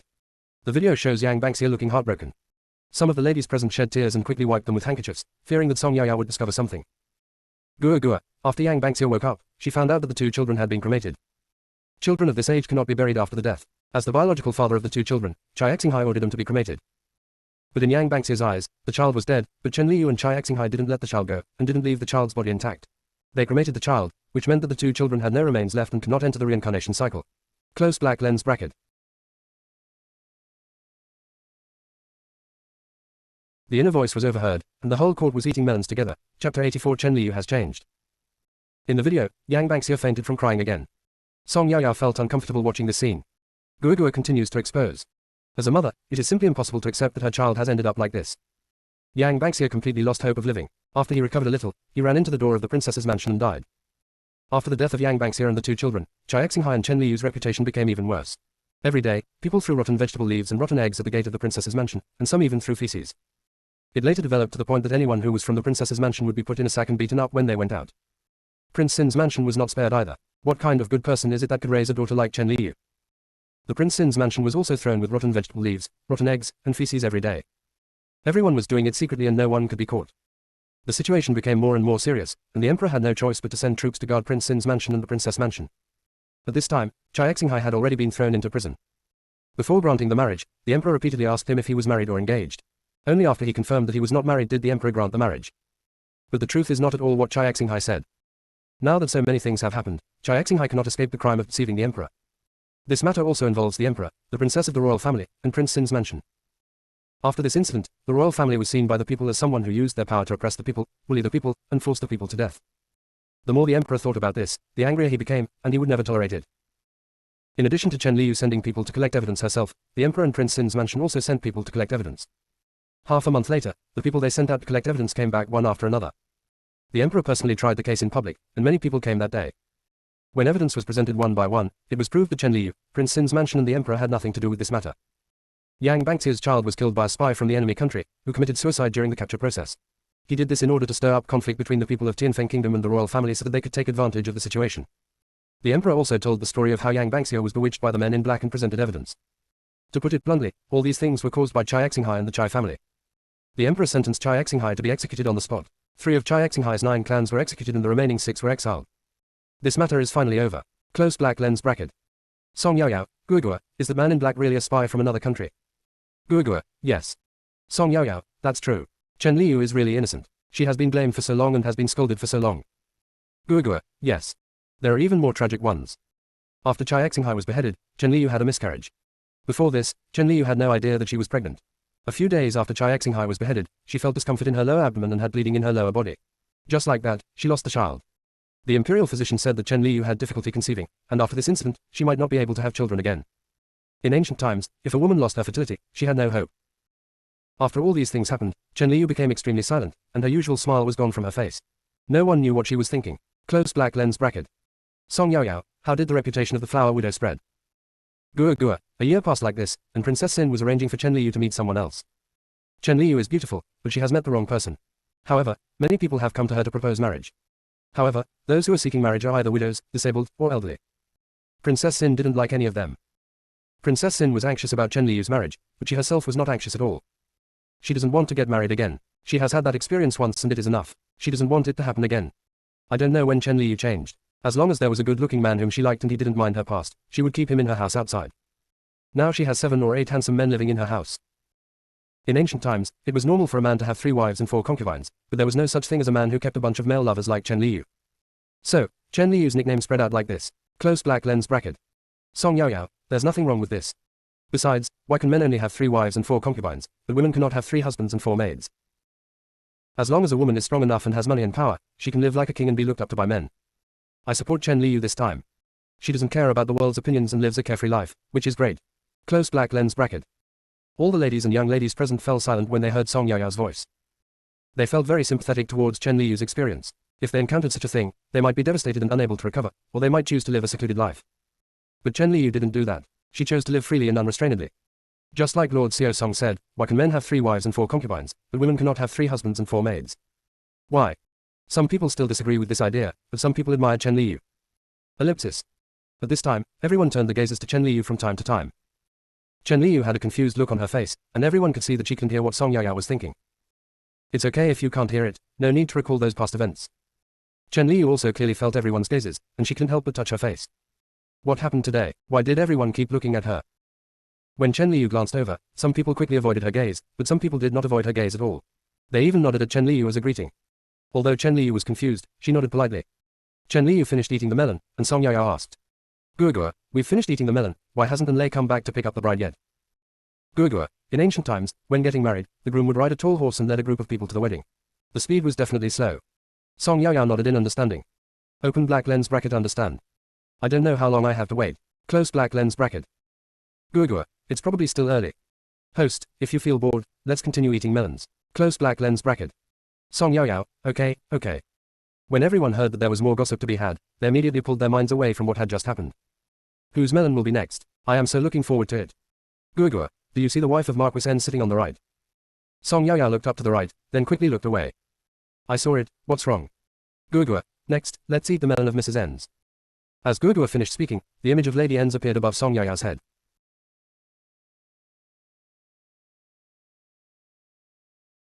The inner voice was overheard, and the whole court was eating melons together. Chapter 85, Mrs. N's.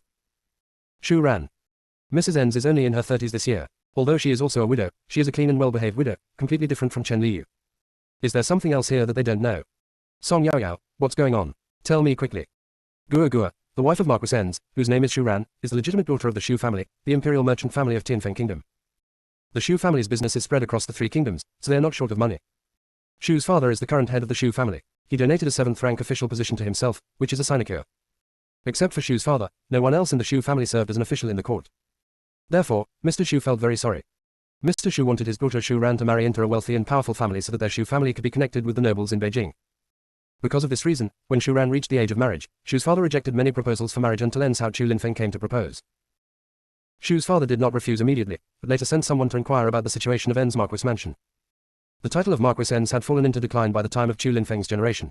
The Marquis's mansion had no power at all and no money. It doesn't matter if they don't have money, the Shu family has plenty of money. Father Shu also found out that Chu Linfeng's house was very clean and he didn't even have a maid, so Father Shu agreed to the marriage.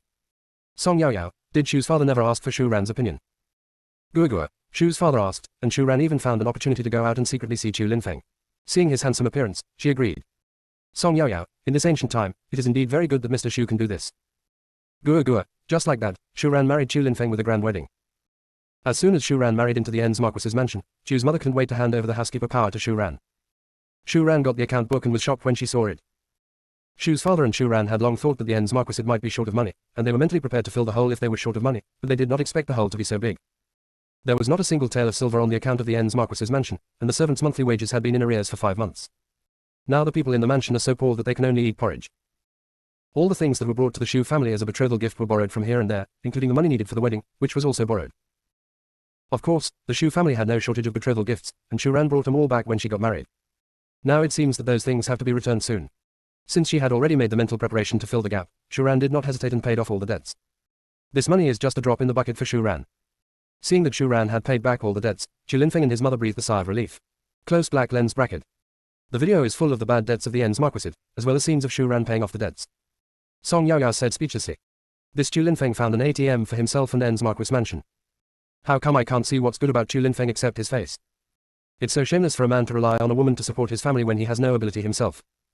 And Shu Ran, although she is the niece of a merchant, she is also a lady from a wealthy family. She has money and beauty. How could she be so short-sighted as to fall for such a thing? What on Chu Linfeng's body is worth her throwing herself at him? These two people are really like Zhou Yu and Huang Gai. One is willing to fight and the other is willing to be beaten. Speechless. Close black lens bracket.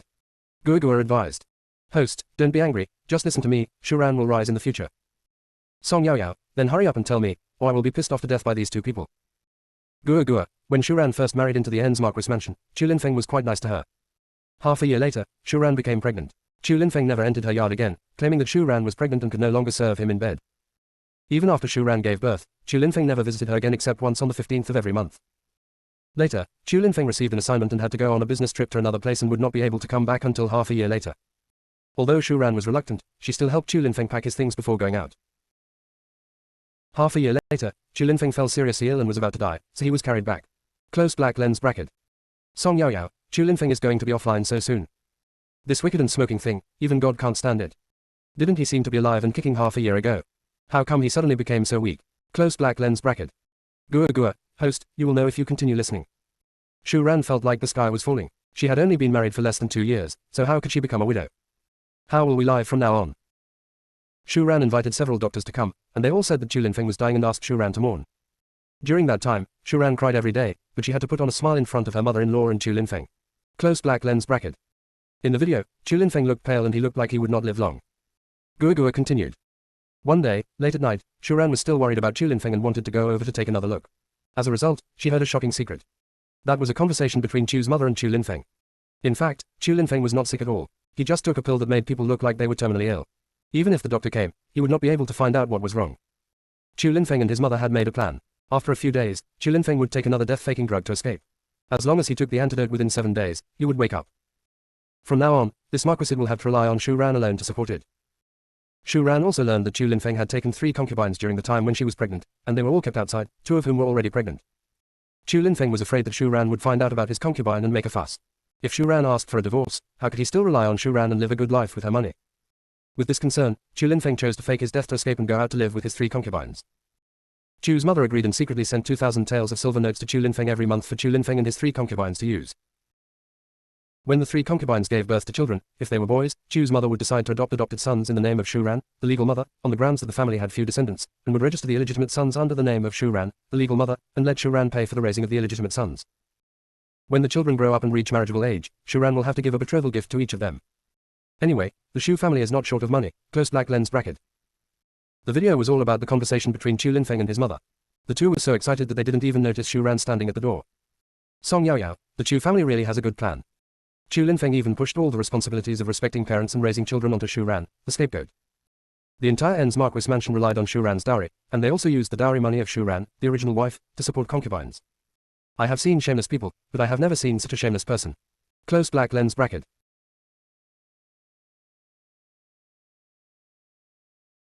The inner voice was overheard, and the whole court was eating melons together. Chapter 86. If you don't seek death, you won't die.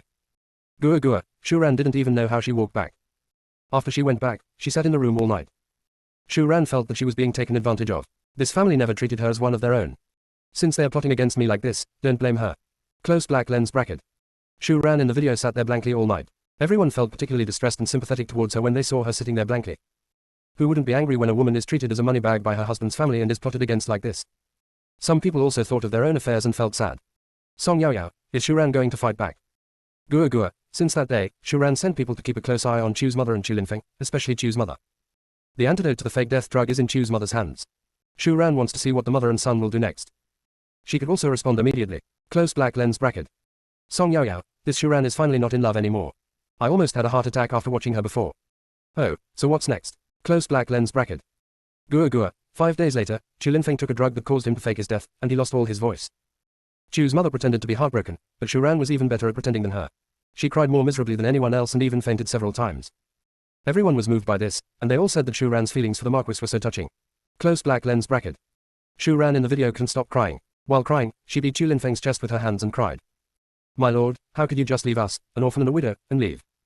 Lord, please open your eyes and take a look. How will we, the old, weak, women and children, survive if we are left behind? Woo woo woo. Then, he punched Chu Linfeng in the chest several times. Shu Ran was still not satisfied, and while crying, she scratched and clawed at Chu Linfeng. Chu Linfeng's pale skin suddenly appeared with many scratches. Those deep scratches are painful just looking at them.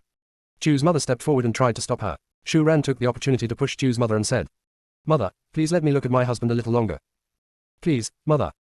Since Shu Ran had said so, Chu's mother didn't know what to say and just let her hit and scratch Chu Linfeng. Looking at this, Song Yaoyao laughed out loud.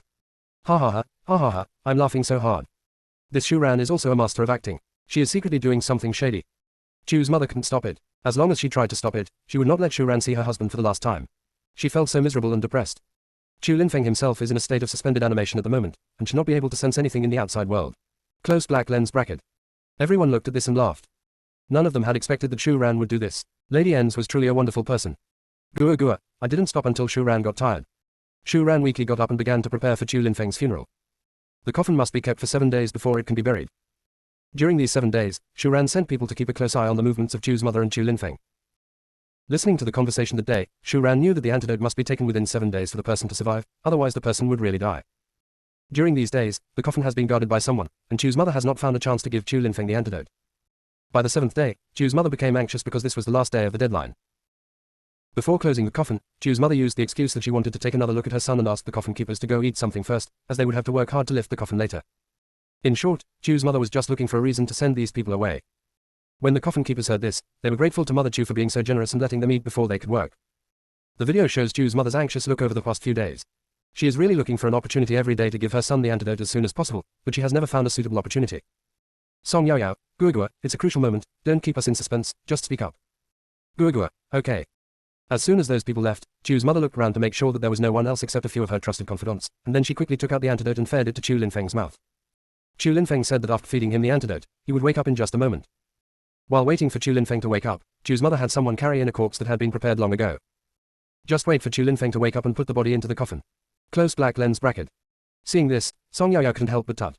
TSK, this Mother Chu's preparations are so complete that she even prepared the corpse. Gua Gua, the corpse doesn't look like Chu Linfeng, when someone find out when we close the coffin later. Close black lens bracket. Gua Gua, their faces are all painted, and Chu's mother has already given money to the person who ordered the coffin. Even if those people saw something, they wouldn't say anything. Song Yaoyao, this is a perfect preparation. Gurgua, yes, everything is ready, only the east wind is missing. It's just that the east wind has yet to wake up. Close black lens bracket. Song Yao Yao became excited. What's going on? Didn't they say that after taking the antidote, you will wake up in a moment? It's been quite a while, why hasn't he woken up yet? Close black lens bracket. In the video, Chu's mother stared at Chu Linfeng intently. From her eyes, it can be seen that Chu's mother was extremely nervous. Everyone was staring at the screen intently. Gua. In fact, there is no such thing as fake death medicine in this world, it's all a lie. Let me tell you this, what Chu Linfeng swallowed was a real poison. After taking this poison, Chu Linfeng died on the spot. However, after taking this poison, the whole person looks like he is asleep, and there seems to be no sign of poisoning. There is no antidote to this poison. Close black lens bracket. Song Yao Yao became even more excited. Is this too much? Did you kill yourself? It's really a case of one's own fault. Close black lens bracket. As time passed, Chu's mother in the video became extremely panicked. When the people guarding the coffin came back, Chu Linfeng still hadn't woken up. At the same time, Shu Ran arrived with the clan leader, elders, and the people in charge of setting the coffin. When the time comes, it's time to prepare the coffin. Chu's mother stood in front of the coffin and refused to allow anyone to place it. When everyone saw the body on the ground, they all looked at each other in bewilderment. I wonder what's going on with that body on the ground. But now I don't have time to ask more questions, I just want to quickly choose a coffin and bury him. In the video, Shu Ran looked haggard, being supported and persuaded. Mother, I know you are reluctant to die, but the dead are the most important, and the auspicious time has come, so you should quickly arrange for the coffin. Mother, please get out of the way quickly and don't delay the auspicious moment.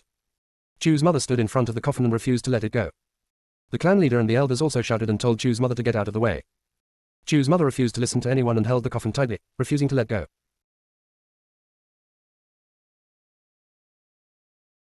The inner voice was overheard, and the whole court was eating melons together. Chapter 87 Princess Yuping's Wedding. Seeing the look on Chu's mother's face, everyone would think that she was like this because she had lost her only son. The clan leader ordered his men to forcibly pull Chu's mother away. At this point, Chu's mother had no choice but to tell everything. After hearing this, the clan leader and the elders immediately began to rebuke Chu's mother. Although they scolded him, the clan leader and his men could only quickly call a doctor to see what was going on as Chu Linfeng still hadn't woken up. Shu Ran looked so pitiful, as if she had been deceived by her mother-in-law and husband, and she was heartbroken, staggering, and about to faint. She looked so pitiful. When the doctor came, he was also speechless. In all his years of practicing medicine, this was the first time he had examined a corpse. The doctor just thought that rich people really know how to have fun. The doctor just thought about it in his mind and said nothing. After the diagnosis and treatment, he told everyone that Chu Linfeng had died of poisoning 7 days ago. Chu's mother held Chu Linfeng's body and couldn't believe that her son was really dead. Chu's mother couldn't catch her breath and fainted. When Chu's mother woke up again, Chu Linfeng had already been buried. The head of the Chu family and the elders felt that this matter was too shameful and forbade anyone to discuss it or spread it. Everyone watched the scenes in the video with complicated feelings. This Chu Linfeng really played himself to death. Song Yao Yao, if you don't commit suicide, you won't die. Gua, Chu Linfeng actually killed himself. No Zhao no die. Close black lens bracket. Song Yao Yao, oh my, Gua, you are even using foreign words. Gua, host, I am a cultured child. No one could understand what Gua said, but from the conversation between the two, they could tell that it was a language, but they didn't know which country it was from. They've never heard it before. Song Yao Yao, I told you were fat, but you still gasped. I don't want to argue with you right now, just tell me what's next. Close black lens bracket. Gua, okay. After Chu's mother woke up, she learned that Chu Linfeng was really dead and had been buried, and she fainted again. After Chu's mother fainted this time, she suffered a stroke and became paralyzed, with a crooked mouth and slanted eyes, and she could no longer speak. Close black lens bracket. Song Yao Yao, it's good now. Shu Ran has the final say in the entire En's Marquis mansion. She has finally made it. Although by the time of Shu Ran's son's generation, the Marquis mansion will be downgraded to the Earl's mansion, as long as the child is well educated, the Earl's mansion will be promoted again in the future. Gua, Shu Ran didn't expect that Chu's mother would end up like this. That day, which was the 7th day after Chu Linfeng took the poison, the person Shu Ran sent to keep an eye on Chu's mother came back and told her that Chu's mother had gone to the morning hall with a few cronies and was carrying a corpse. Shu Ran knew that they were trying to replace the original with the fake one. She hurried over with the head of the Chu family and the elders. Shu Ran was planning to catch Chu Linfeng awake and ask them why they had to replace the original with the new one. Why did they fake the death? Shu Ran didn't expect that Chu Linfeng was really dead. The fake death medicine was a poison and there was no antidote at all. It is really the will of heaven, who can escape it? Close black lens bracket. Song Yao Yao, by the way, where are Chu Linfeng's concubines? Didn't they come to visit? Gua, those 3 women are not easy to deal with. Are they still waiting in the villa for Chu Linfeng to fake his death and escape so that he can take them to eat and drink delicious food? But they didn't expect to hear the news of Chu Linfeng's death. If Chu Linfeng died, what would happen to the 3 of them? How are they going to live if no one provides them with money? The 3 of them discussed it and went straight to the door. Close black lens bracket. In the video, 3 women came to Ensu's mansion, 2 of them were pregnant. The 3 women all said that they were Chu Linfeng's concubines. Shu Ran was not in a hurry and asked them directly whether they had registered with the government. The 3 women were suddenly silent. Concubines in this dynasty were registered with the government. If they were not registered, they were just mistresses, which were not even as good as connecting rooms. They were just toys among toys. Shu Ran asked them if there was any evidence to prove that they were Chu Linfeng's mistresses. The three had no evidence. At the beginning, Chu Linfeng was afraid that Shu Ran would discover these three women, so he protected them very well and no one knew of their existence. Now that Shu Ran asked this, the three of them could not produce any evidence at all. Since there was no evidence, Shu Ran said they were liars and didn't know whose child she was pregnant with. They were trying to blackmail the En's Marquis's mansion. They knew the Marquis was dead and there was no evidence. They were just trying to scam her. Shu Ran asked the housekeeper to kick the man out directly.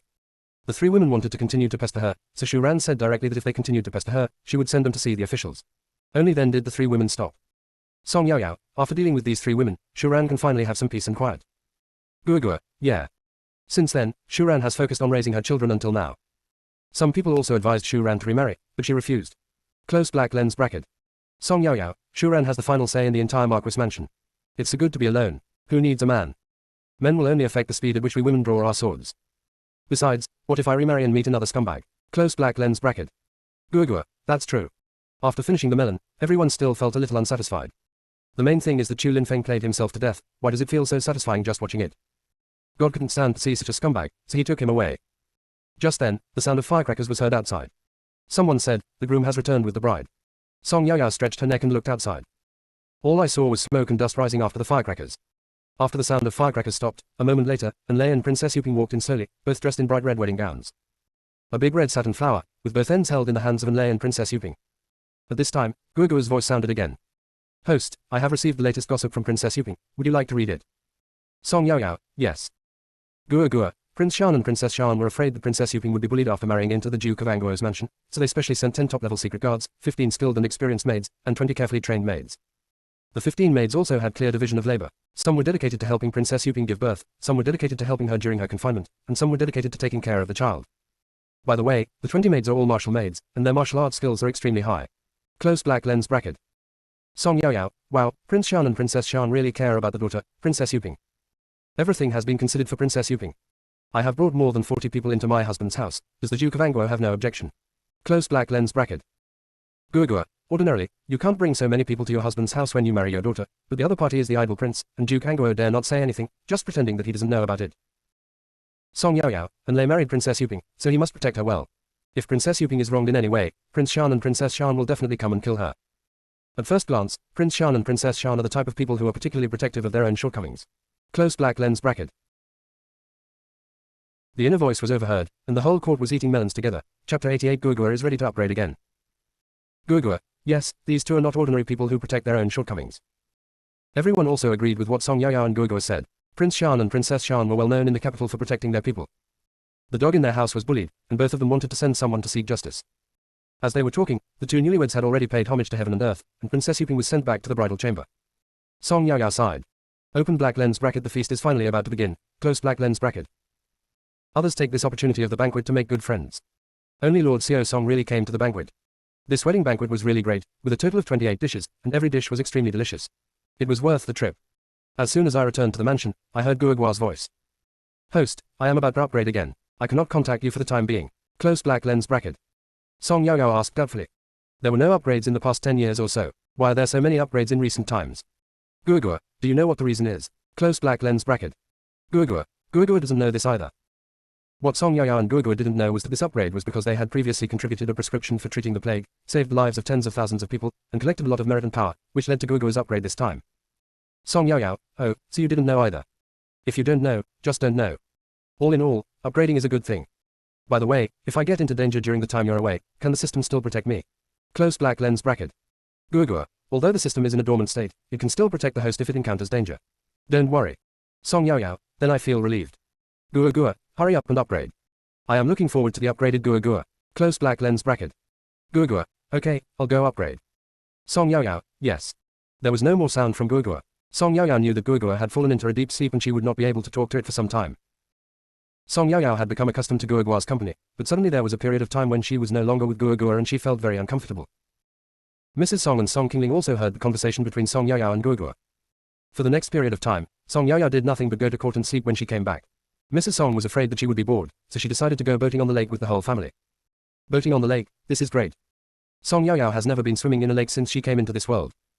Just thinking about the rippling waves and having fun on the lake makes it seem very poetic. Mrs. Song asked Song Qingyu to invite his fiancée Ji Minyu to go boating on the lake together some other day. On the day of boating, Song Qingyu went to pick up Ji Minyu first. After her eldest brother came back, Song Yaya saw that Ji Minyu's brother Ji Zhiheng and her younger sister Ji Linlang also came with them. These three siblings are siblings from the same mother and are all born to Mrs. Ji. Ji Zhiheng is as good-looking and talented as his elder brother Song Qingyu. The two of them are known as the two best in the capital. Ji Linlang is a lively, cheerful and very cute girl. Let's talk about my eldest sister-in-law Ji Minyu. She is extremely beautiful, with skin as white as jade, thin eyebrows, red lips, and upturned eyes.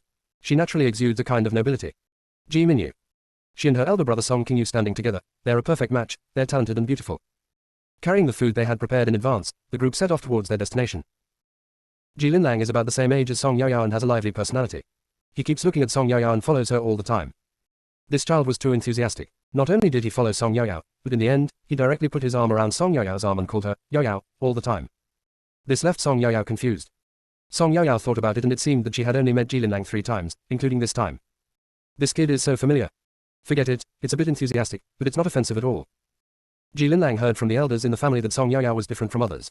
However, everyone was hesitant and refused to say what exactly was different about her. Ji Linlang shamelessly followed her sister out today. She wanted to observe Song Yaya closely to see what was different about her. She followed for a long time but didn't notice anything different. Ji Linlang didn't know that Guogua was away these days, otherwise she would have definitely noticed the difference in Song Yaya. Ji Linlang insisted on riding in the same carriage with Song Yaya.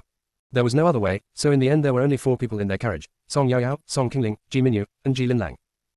There was still some distance to the destination, and the carriage was shaking, which was really boring, so Song Yaya suggested that everyone play landlord. Song Yaya had taught everyone in the mansion how to play this before, and Song Qingling knew how to play it, but this was the first time the Ji sisters had heard of it. After teaching the Ji sisters, the 4 of them started playing. At the beginning, the Ji sisters would lose, but later on, it was Song Yaya who lost. After losing again, Song Yaya had another beard stuck on her face and she scratched her hair in annoyance. It's like teaching the apprentice and starving the master. The ancients never deceived me. It's shameful, so shameful. Just as Song Yaya was about to find an excuse to stop playing, the carriage stopped. The driver said, "Madam, sir, miss, we're here." Just when I felt sleepy, someone sent me a pillow. Song Yaya threw the playing cards on the table and said, "We've arrived. I will spare you this time, but next time I will kill you without leaving a single piece of armor behind. Even if you lose the battle, you must not lose the spirit. You must never lose your momentum." After saying this, Song Yaya lifted the curtain and was the first to jump out of the carriage. The remaining 3 people looked at each other, and suddenly they all laughed out loud. As soon as Song Qingyu got off the carriage, he saw Song Yaya with a beard. Song Yaya was also pulling down the beard on his face. She had been pulling for a long time, and some of the beard had dried up. When she pulled it, it hurt her face. Song Yaya was grimacing in pain, it was so fucking painful. "No, you still have to apply water before you can tear it off." Song Qingyu also thought of this and quickly asked the maid to bring some water. As soon as Mrs. Song got off the carriage, she saw Song Yaya's face covered with notes and she was furious. "When we go out to play, there is no peace on the road. This can cause trouble." But seeing Song Yaya grimacing in pain, he began to feel distressed again. Song Qingling and the other 2 were already in the carriage. They removed their beards before coming out.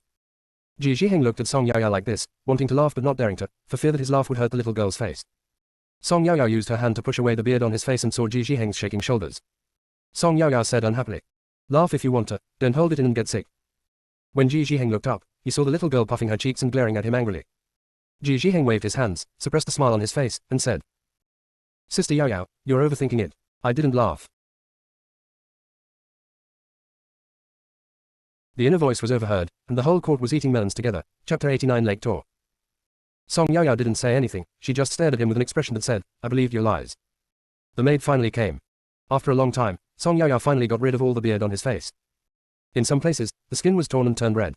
Song Yaya remembered this grudge. She would definitely fight back next time and make their faces covered with beards, even more than she had today. Song Qingyu and Ji Zhiheng went to rent a boat. The others were waiting where they were. There are quite a lot of people coming to the lake for boating today. Half a minute later, Song Qingyu and Ji Zhiheng came back. Afterwards, Song Qingyu took everyone on a pleasure boat. The pleasure boat glided on the lake, quiet and elegant. The ripples created by the bow were like crumpled silk, spreading lightly to both sides. The lakeside is lined with emerald green weeping willows, whose slender branches gently brush the water. Every swaying of the branches leaves a short and graceful trail of water on the lake. In the middle of the lake, a group of ducks were swimming leisurely, their shadows reflected in the water, contrasting beautifully with the blue sky and white clouds. The mountains in the distance are looming in the mist, like a landscape painting in light ink, making people indulge in this tranquil and mysterious lake view. Song Yaya stood by the pleasure boat, looking at such a beautiful scenery, her heart felt calmer than ever before. Just then, in the distance, a boat slowly came. On the bow sat a woman in white. She held a flute in her hand and played a melodious melody, blending in with the surrounding scenery. Such a beautiful scenery makes everyone immersed in it. Song Yaya couldn't help but think of a modern song, singing Yang Zhao in the misty rain, and she sang softly. The wind blows and the clouds move, but the sky does not move, the water pushes the boat but the shore does not move, the knife cuts the lotus root but the silk does not break, the mountains are high and the waters are far, but the love does not leave, the rain is continuous, but the love is lingering. It was the first time for everyone to hear Song Yaya sing a song so seriously. The song was one they had never heard before. The tune was melodious and combined with Song Yaya's voice, it had an indescribable charm. In the past, when I heard Song Yaya singing, it was just a dry howl, it was simply a magical sound that was haunting my ears. But this time it was different, the song she sang turned out to be so beautiful. She had deliberately sung the song like that before. This child is a rebellious person. Song Yaya's ladylike appearance lasted only 3 seconds. She lay down beside the pleasure boat and vomited. Bai Tao hurried forward and patted Song Yaya on the back. At this moment, her face was pale and her stomach felt very uncomfortable. Song Yaya never thought that she would get seasick. It's a rare occasion that I want to act like a lady, but I didn't expect my defense to be broken like this. Shameful, so shameful. I vomited out everything in my stomach, and what I vomited later was just acid. Mrs. Song asked worriedly. Yao Yao, are you okay? Song Yao Yao was like an eggplant hit by frost, wilting and shaking her head. Mom, I'm fine, I'm just seasick. I'm going to take a rest inside, don't worry about me, just have fun by yourselves. Mrs. Song nodded. Song Yao Yao was helped into the houseboat and lay down on the table. Song Yao Yao raised her head weakly and looked around. She was the only one who was seasick on their pleasure boat. Everyone else was fine. Song Yao Yao felt so aggrieved. She finally got the chance to go out and play, but then this happened. She raised her middle finger to the sky. Oh my god, did you do this on purpose? Are you playing me on purpose? Such a beautiful scenery, but you made me seasick. You did it on purpose. Oh my god, I hate you. Song Yao Yao's resentment reached its peak. Except for Bai Tao and Madame Song in the pleasure boat, everyone else was at the bow. Mrs. Song looked at Song Yao Yao's unhappy expression and said, no one in our family gets seasick, and I never thought you would get seasick. Just come a few more times and it will be fine. Song Yao Yao nodded. In her previous life, although Song Yao Yao had never been on a boat, she had never been seasick when riding in a car. Why did she get seasick in this life? I can't figure it out. Mrs. Song asked again. Do you want to dock? Should we go straight back home? Song Yao Yao waved her hand. No. It's not cheap to rent this pleasure boat for a day, but you can't go back just because of me, or you'll just be wasting your money. Mrs. Song looked at Song Yao Yao speechlessly. Why is this little daughter so obsessed with money? Even at this time, she is still thinking about money. Mrs. Song, since you don't want to go back, then take a good rest. Song Yao Yao nodded. Mom, you don't have to accompany me, just go to the bow and play. Mrs. Song nodded and went out. Song Yao Yao said to Bai Tao. Bai Tao, we finally get out once, go and have fun too, don't worry about me. Bai Tao quickly refused. Miss, I'm here with you. Bai Tao is only 2 years older than Song Yao Yao and is also at the age where she loves to play.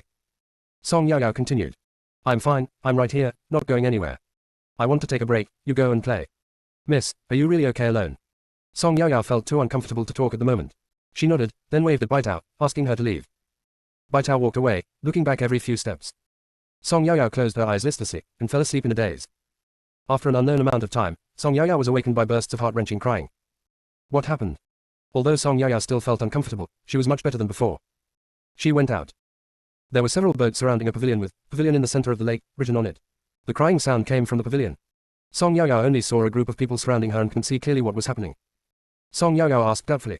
Mom, what happened? Mrs. Song, Yao Yao, are you awake? Yeah, I woke up when I heard the crying. Mom, what happened? I heard that a child fell into the lake and was just rescued. The child is no longer breathing. When Song Yao Yao heard this, she immediately said. Mom, hurry up and get our boat over there. Maybe I can save the child. Mrs. Song already knew that Song Yao Yao was a medical practitioner from her inner voice. Mrs. Song quickly ordered the boatmen to move their pleasure boat closer to the pavilion in the center of the lake. They were originally very close to the pavilion in the middle of the lake, and the boat soon approached. As soon as the boat stopped, Song Yao Yao walked over immediately. Song Yao Yao said loudly. Everyone, please make way. Maybe I can save this child. How long had the child been drowning? Song Yao Yao didn't know whether she could save him or not. She didn't dare to guarantee it. After hearing this, everyone immediately made way, but when they saw that the person speaking was a little girl of about 12 or 13 years old, they all looked at Song Yao Yao with scrutiny. When the crying lady on the ground heard this, she immediately raised her head and looked at Song Yao Yao. Little girl, can you really save my child? I'll do my best. Song Yao Yao didn't explain anymore. Now time was equal to life, and she didn't have that much time to explain. The inner voice was overheard, and the whole court was eating melons together. Chapter 90 Rescue. The drowned person was a little boy of 5 or 6 years old, who was now lying on the ground. Song Yao Yao immediately walked over and knelt down. Place your palms on your child's chest and press down vertically with your arms. Song Yao Yao repeated the action, but the child didn't react at all. Song Yao Yao prepared to give the child artificial respiration. When Song Yao Yao pinched the child's nose and prepared to put her mouth to mouth, Song Qingyu grabbed Song Yao Yao and said, You tell me, I'll do it. The child's mother said, You tell me, and I'll do it. Although the folk customs of Tianfeng are open, if Song Yao Yao were to do this kiss-off in public, even if the other person was a child, her reputation would be ruined. Song Qingyu couldn't let her sister bear such a reputation, so it would be better for her to do it herself. Unexpectedly, the child's mother said at this time that it was just right for her to come. Song Yaoyao told the method, and the child's mother did it. After blowing, the child still did not respond, so Song Yaoyao continued to press. After pressing 30 times, she asked the child's mother to blow at the child. Time passed little by little, and the child still did not respond. The child's mother shed tears one by one, and people around her said that the child might be completely hopeless. But Song Yaoyao did not give up and continued to repeat the previous actions. Even though the child's mother was crying, she still did it when Song Yaoyao asked her to blow. After performing several sets of this action, the child spat out a mouthful of water, and then spat out several more mouthfuls of water, and then burst into tears. The child's mother cried with joy and held the child tightly. Song Yaoyao comforted. "It's okay, but you should get the boat to the shore quickly and take the child to the infirmary." The lady thanked him quickly and asked, "May I ask your name, benefactor? I will definitely bring my child to thank you someday." Song Yaoyao waved her hand. "It's just a small favor, no need to thank me, just send the child to the clinic first." The lady nodded and walked towards a pleasure boat carrying the child. Song Yaoyao then slowly stood up. Her legs were numb from kneeling and her arms were sore. "I haven't done this kind of work for a long time. With my body, I don't have the physical strength to keep up." Seeing Song Yaoyao kneeling motionless, Madam Song asked, "Yaoyao, what's wrong?" "Mom, my legs are numb and I can't stand up." After hearing this, Baitao hurried over and helped her young lady up. Song Yaoyao's legs were numb, her arms were sore, she was seasick, and her stomach was uncomfortable. In short, she felt uncomfortable everywhere. Mrs. Song was about to leave with everyone, but someone stopped them and stepped forward to greet them. "Girl, please stay." Song Yaoyao slowly turned sideways and asked, "What's the matter?" The person who spoke was a grey-haired old man. He bowed again and said, "Miss, I am a court doctor, and I am here with the master to go boating on the lake. Unexpectedly, I encountered a child falling into the water. My master is in the houseboat over there. I came here when I heard that a child was drowning. Although the child was not from our family, I still wanted to save the child. However, when I checked, the child was clearly dead. However, after your treatment, the child actually came back to life. It's really amazing. Excuse me, what kind of method of saving people was that just now? I'm an old man of little knowledge and have never heard of or seen anything like it before. Can you enlighten me, girl? If you don't feel comfortable saying it, just pretend that I didn't say anything." Song Yaoyao understood that in ancient times, any skill was passed down from generation to generation, and they would not easily teach their skills to an outsider, and medical skills were no exception. As a modern person, Song Yaoyao has no intention of not teaching this to outsiders. Song Yaoyao looked at the nervous old doctor in front of her and nodded. "No problem. Pressing the chest of a drowning person is called cardiopulmonary resuscitation. Pinching the nose of a drowning person and blowing air into his mouth is called artificial respiration. This CPR." Then Song Yaoyao began to explain carefully and demonstrated. There were quite a few people watching around, and no one left. They were all listening to Song Yaoyao's serious explanation. Finally, Song Yaoyao said, "It should be noted that CPR is only a first aid measure and cannot guarantee 100% revival of a drowning person. Today, the child fell into the water not long ago and was rescued. If the child had drowned for too long, the first aid method I mentioned above would not be able to save the person. When performing CPR, it is important to remain calm and perform first aid as quickly and effectively as possible. But the most important thing is that everyone should keep an eye on the children. Everyone can learn first aid methods." The old doctor bowed to Song Yaoyao again. "The girl is so kind that she actually taught me this method of saving people. If the girl needs any help in the future, just let me know. My name is Zhao Minggan, and I am the palace physician of the palace of the imperial court." Everyone also bowed to Song Yaoyao, saying that she was righteous and could teach others this method of saving people without any reward. Song Yaoyao said she was feeling a little unwell and left first. Mrs. Song then led everyone away from the pavilion in the middle of the lake. It was getting late, so Mrs. Song prepared to take them back home directly. After Song Yaoyao returned home, she fell asleep immediately and slept for 2 whole days before she came back to life. Song Yaoyao never thought that her seasickness would be so severe. A few days later, Song Yaoyao was reading a storybook in the room when Bai Tao walked in and said, "Miss, Madam asked you to go to the front hall. There are guests at home." Song Yaoyao asked doubtfully, "Bai Tao, do you know who is here?" It seems that on the day of the boat trip, the family of the little boy that the young lady rescued came. Song Yaoyao understood, and then asked Bai Tao to help her wash and dress up. When she arrived at the front hall, Song Yaoyao saw an old woman, the little boy and his mother. When the three saw Song Yaoyao coming, they hurriedly stood up and saluted. Song Yaoyao waved her hand. "No need to be polite, just sit down." The old woman spoke first. "Thanks to Lord Xiao Song's help that day, our Qian family has been a single-line family for generations. By the time of my son's generation, there is only Xiaobao as a son. We can't imagine what happened that day. It's just a small favor, no need to thank me." The old woman asked the child to kneel down and kowtow to Song Yaoyao. Song Yaoyao quickly pulled the little boy up. "No need to thank me, really. However, you still have to keep an eye on your children in the future. The child is so young, it is best not to take him to the lake anymore, and it is best not to go near the water source." Ellipsis. Later they started talking, and during the conversation Song Yaoyao learned that they were a merchant family with the surname Qian. They were the richest man in the capital and owned countless farms and shops. This time they came, they prepared 3 boxes of gifts for Song Yaoyao, 5,000 taels of silver notes, and a farm in the suburbs of Beijing. The inner voice was overheard, and the whole court was eating melons together. Chapter 91 talking about cooperation in opening a hot pot restaurant. Song Yao said no. The old woman said, Master Xiao Song, please accept it. This will make us feel better. These things can't be compared with our little treasure's life. Finally, with Mrs. Song's permission, Song Yao accepted these things. As they were walking, they said, from now on, if Master Xiao Song needs anything from the Qian family, just let me know. Song Yao blinked. She really had something she wanted to ask them. Song Yao whispered to old Madam Qian. Madam, I really have something I want to talk to you about. I will come to visit you tomorrow. Seeing the look on Sir Song's face, Madam Qian, who was experienced and shrewd, knew that Sir Song didn't want Madam Song to know. Old Lady Qian nodded. As soon as the others left, Song Yao stuffed all the banknotes and the title deed of the farm into her clothes and ran away. By the time Mrs. Song reacted, Song Yao had already disappeared. As soon as Song Yao returned to the house, she closed the door and hid all the banknotes and land deeds. After hiding these things, Song Yao leisurely reopened the door. After Song Yao opened the door, she stretched her head to look outside the yard. It was great that her mother didn't chase her. I'm a little smart guy. Fortunately, I have quick reactions, fast hands, and can run even faster. 5,000 taels and the farm in the suburbs of Beijing are all mine. The next day, Song Yao bought some gifts and brought some supplies for making hot pot, and went to Qian's house with Baitao. Old Madam Qian had asked the housekeeper to wait at the gate of the mansion a long time ago. As soon as Song Yao arrived, the housekeeper immediately took them in. The Qian family is worthy of being the richest man in Beijing. Their mansion is really huge. Seeing Song Yao, old Madam Qian and Madam Qian stood up together and saluted her. Song Yao waved her hand. No need to be polite. After the tea was served, Song Yao coughed twice and said, Madam, the reason I came here today is to discuss cooperation with you. The old lady suddenly became interested and asked, Oh, what kind of cooperation? The collaboration I want to talk about is a kind of food, hot pot. What is hot pot? This thing is really hard to explain, Song Yao said. This is a little hard to explain. It's not dinner time yet, can I borrow your kitchen? Today I will make hot pot for everyone to taste. Madam Qian nodded and said to the old nanny beside her, Madam Wang, take Master Xiao Song to the kitchen. If Master Xiao Song needs anything, you can talk to Nanny Wang directly. Song Yao pointed at the things she brought and said, I brought everything. Madam Qian nodded. It is good. Nanny Wang took Song Yao and Baitao to the kitchen. When they arrived at the kitchen, Song Yao and Baitao started to get busy. Baitao was making seasonings, a job she had done many times in the mansion. Song Yao was preparing the ingredients. When the seasoning is being boiled, the entire kitchen and even the surrounding courtyards can smell the fragrance wafting from the kitchen. The servants of the Qian residence all sniffed and stretched their necks to look towards the kitchen. They talked as they looked. Who is this person who came today? What is this made of? It smells so good. Is she the new cook? I don't know. I've been a cook for decades, and this is the first time I've smelled such a delicious aroma. Ellipsis. Half an hour later, the hot pot was finally ready. Song Yao and her friends made a simmered hot pot considering that there were elderly people and children in the house. When the pot was brought to the table, everyone looked at each other in surprise. There was a strange-shaped pot in the middle of the table. They had never seen such a strange pot before. In addition, the meat dishes on the table are all raw.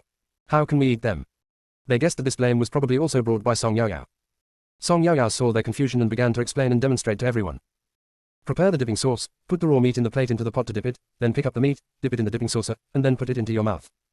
Everyone couldn't resist the aroma of the hot pot, so they all followed Song Yao's example and started to eat it. As soon as the first bite of meat came into their mouths, everyone's eyes lit up instantly. Afterwards, everyone stopped talking, but their hands started picking up food faster. Ellipsis. Everyone enjoyed this meal very much. After dinner, Mrs. Qian asked, The hot pot is really good, the taste is tempting, and the way of eating is novel. How does Xiao Song want to cooperate? Song Yao expressed her thoughts without hesitation. I'll come up with the recipe, and you guys will take care of the rest. I won't ask any questions. I'll just take a commission every month. Mrs. Qian thought for a moment and said, Okay, let's do as Master Xiao Song said. How about we split the profits 50 to 50? Song Yao waved her hands. 30 70ths, you get 70 and I get 30. Madam Qian didn't expect that Song Yao only wanted 30%, so she quickly said, No, 50-50. During this period of time, old Madam Qian has already thoroughly investigated Song Yao's situation. Song Yao, 12 years old this year, is the only female official in Tianfeng Kingdom who can attend the morning court. Although she is only a 6th rank official, her father is a 4th rank official, and her maternal grandfather's family controls a large number of troops and guards the border. The emperor is especially indulgent and doting on her. Lord Xiao Song can walk around the capital with his head held high. When Madam Qian said the 50-50 split just now, she was also testing the other party's attitude. Old Madam Qian lost her husband when she was young, and she single-handedly supported the Qian family and raised her son. When her son grew up, she handed over the family business to him and became a wife. During this period, my son went out of town to discuss business and has not returned yet. A few days ago, the only grandson drowned. Mrs. Qian was almost scared to death when she heard about it. Fortunately, it was just a false alarm. After the child recovered completely, old Madam Qian also found out the identity of his savior. Old Madam Qian quickly prepared gifts and brought her daughter-in-law and grandson to express her gratitude. She did not expect that there would be such a pleasant surprise today. For a merchant family like theirs, being able to talk to people from the government is definitely a beneficial and harmless thing. Although there are people behind them, wouldn't it be better to have an extra layer of protection? When I said 50-50 just now, I also wanted to see where Mr. Song's bottom line is.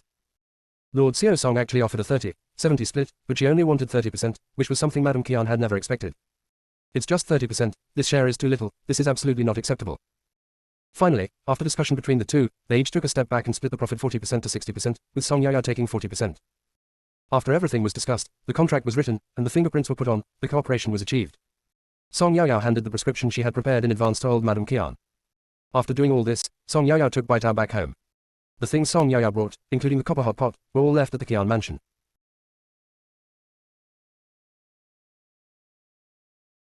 The inner voice was overheard, and the whole court was eating melons together. Chapter 92 Guogua returns with an upgrade. After leaving the Kian mansion, Song Yaya was in a particularly good mood. It was great that she didn't have to worry about anything and could get dividends every month. Before, Song Yaya had planned to find a partner to do business together. Today, we finally reached an agreement on the cooperation. How could she not be happy? I feel happy when I think that I will soon become a rich man. In the past, every time she wanted to make some pocket money, she had to compete with her mother in wits and courage, and Song Yaya felt exhausted. With this income in the future, the battle of wits and courage with my mother for private money will no longer happen. Song Yaya hummed a song. Today is a good day. Everything I wish for will come true. Tomorrow will be another good day. As soon as Song Yaya returned to the mansion, Guogua's voice came into her mind. Host, I'm back. Close black lens bracket. Song Yaya said happily. Guogua, you're back. I miss you so much. Close black lens bracket. Guogua, really? Song Yaya nodded rapidly, pointed at herself and said. Every pore in my body is thinking of you. Close black lens bracket. Guogua, host, are these cheesy love words? It's impossible for us to just give up. People of different species cannot live together. Close black lens bracket. Song Yaya rolled her eyes. I just said that. Who would like a string of data? But in order not to discourage the child, Song Yaya quickly interrupted the chattering of this silly boy and asked. Guogua, tell me, what additional functions do you have after this upgrade? Guogua, first of all, with this upgrade, the distance we can eat melons has been increased from 30 meters to 100 meters. We can easily eat melons from anyone or anything within 100 meters. Song Yaya, this is good. What else? Close black lens bracket. Guogua, look at what this is. Before Song Yaya could react, a gun appeared on the table. Song Yaya exclaimed, walked over and picked up the pistol, and looked at it carefully. This pistol was a Desert Eagle. Desert Eagle. This time, the upgrade actually resulted in a pistol. Guogua, you are so awesome. But, Guogua, having a gun without bullets is not enough. Close black lens bracket. Guogua, host, please listen to me and I will explain it to you slowly. This pistol is bound to your soul and only you can use it. Even if other people get this gun, they won't be able to fire bullets and cannot use it at all.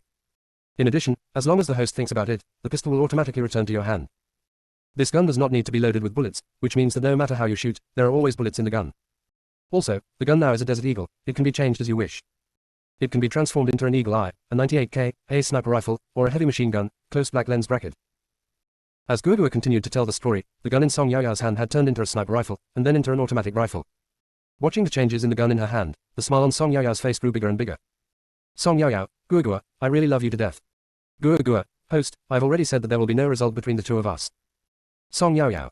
Song Yaya was in a good mood at the moment and was too lazy to argue with Guogua. Song Yaya fiddled with the gun for a quarter of an hour before stopping. She continued to ask. Guogua, are there any other surprises in this upgrade? Close black lens bracket. Guogua, host, didn't you say before that you had no place to hide your banknotes? This time, a space appeared after the upgrade. Close black lens bracket. When Song Yaya heard this, her hand holding the gun paused for a moment, and then she said excitedly. What did you say? Space, really? Other people who travel through time find space as soon as they travel through time. I have been waiting for 12 years and finally the space appears. God still loves me. Guogua, please tell me about the situation in the space. Close black lens bracket. Guogua, host, you can go into the space and take a look yourself. Song Yaya, how do I enter the space? Guogua, as long as the host silently says, enter space, in his mind, you can come in. It's the same when you want to go out, just silently recite the space in your mind and you will go out. Close black lens bracket. Song Yaya closed the door, silently entered the space in her mind, and the whole person and the gun in her hand disappeared from the spot. At this moment, Song Yaya is in a space. This space is a modern villa with 3 floors. There is a kitchen, a storage room, a bedroom, a bathroom, and a back garden. The garden is full of flowers. The most important thing is that on the 3rd floor, there are sterile operating rooms, pharmacy rooms, laboratories. The 3rd layer is all related to medical care. Is this a rhythm that forces Song Yaya to work? This is good, just in case. Song Yaya, Guogua, why are all the 3rd floor things related to medicine? Are they asking me to be a miracle doctor in ancient times? Guogua, host, you can use these things if you want to, and leave them alone if you don't want to. It won't have any effect. By the way, everything in the entire space can be replenished infinitely. Just like the medicines in the pharmacy, they will be automatically replenished when they're used up.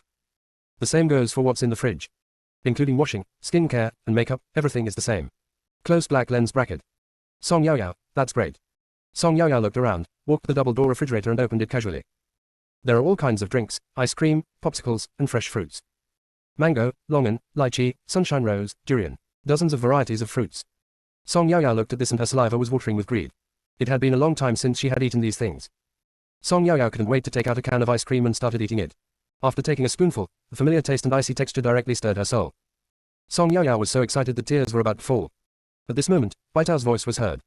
Miss, Mom. Song Yao Yao scooped another spoonful of ice cream into her mouth before she put the lid back on, marked it, and put it back in the refrigerator. She would have to wait until next time to eat it. Song Yao Yao silently recited the word, space, in her mind, and then she appeared in her own boudoir. Song Yao Yao opened the door and Baitao stood at the door with something in her hand. Miss, Madam sent someone to bring sweet soup. Put it on the table. Baitao put down the sweet soup and looked around the room. What was the young lady doing shutting the door in broad daylight? Although Baitao was confused, she didn't ask. After Baitao left, Song Yao Yao immediately put all the banknotes and land deeds that she had hidden into her own space. After finishing all this, he sat at the table, took out the ice cream that he had just taken 2 bites of, and continued eating it. Family members, who knows? It's been 12 years, and I finally got to eat something I haven't eaten for a long time. I was so excited that I can't express it in words.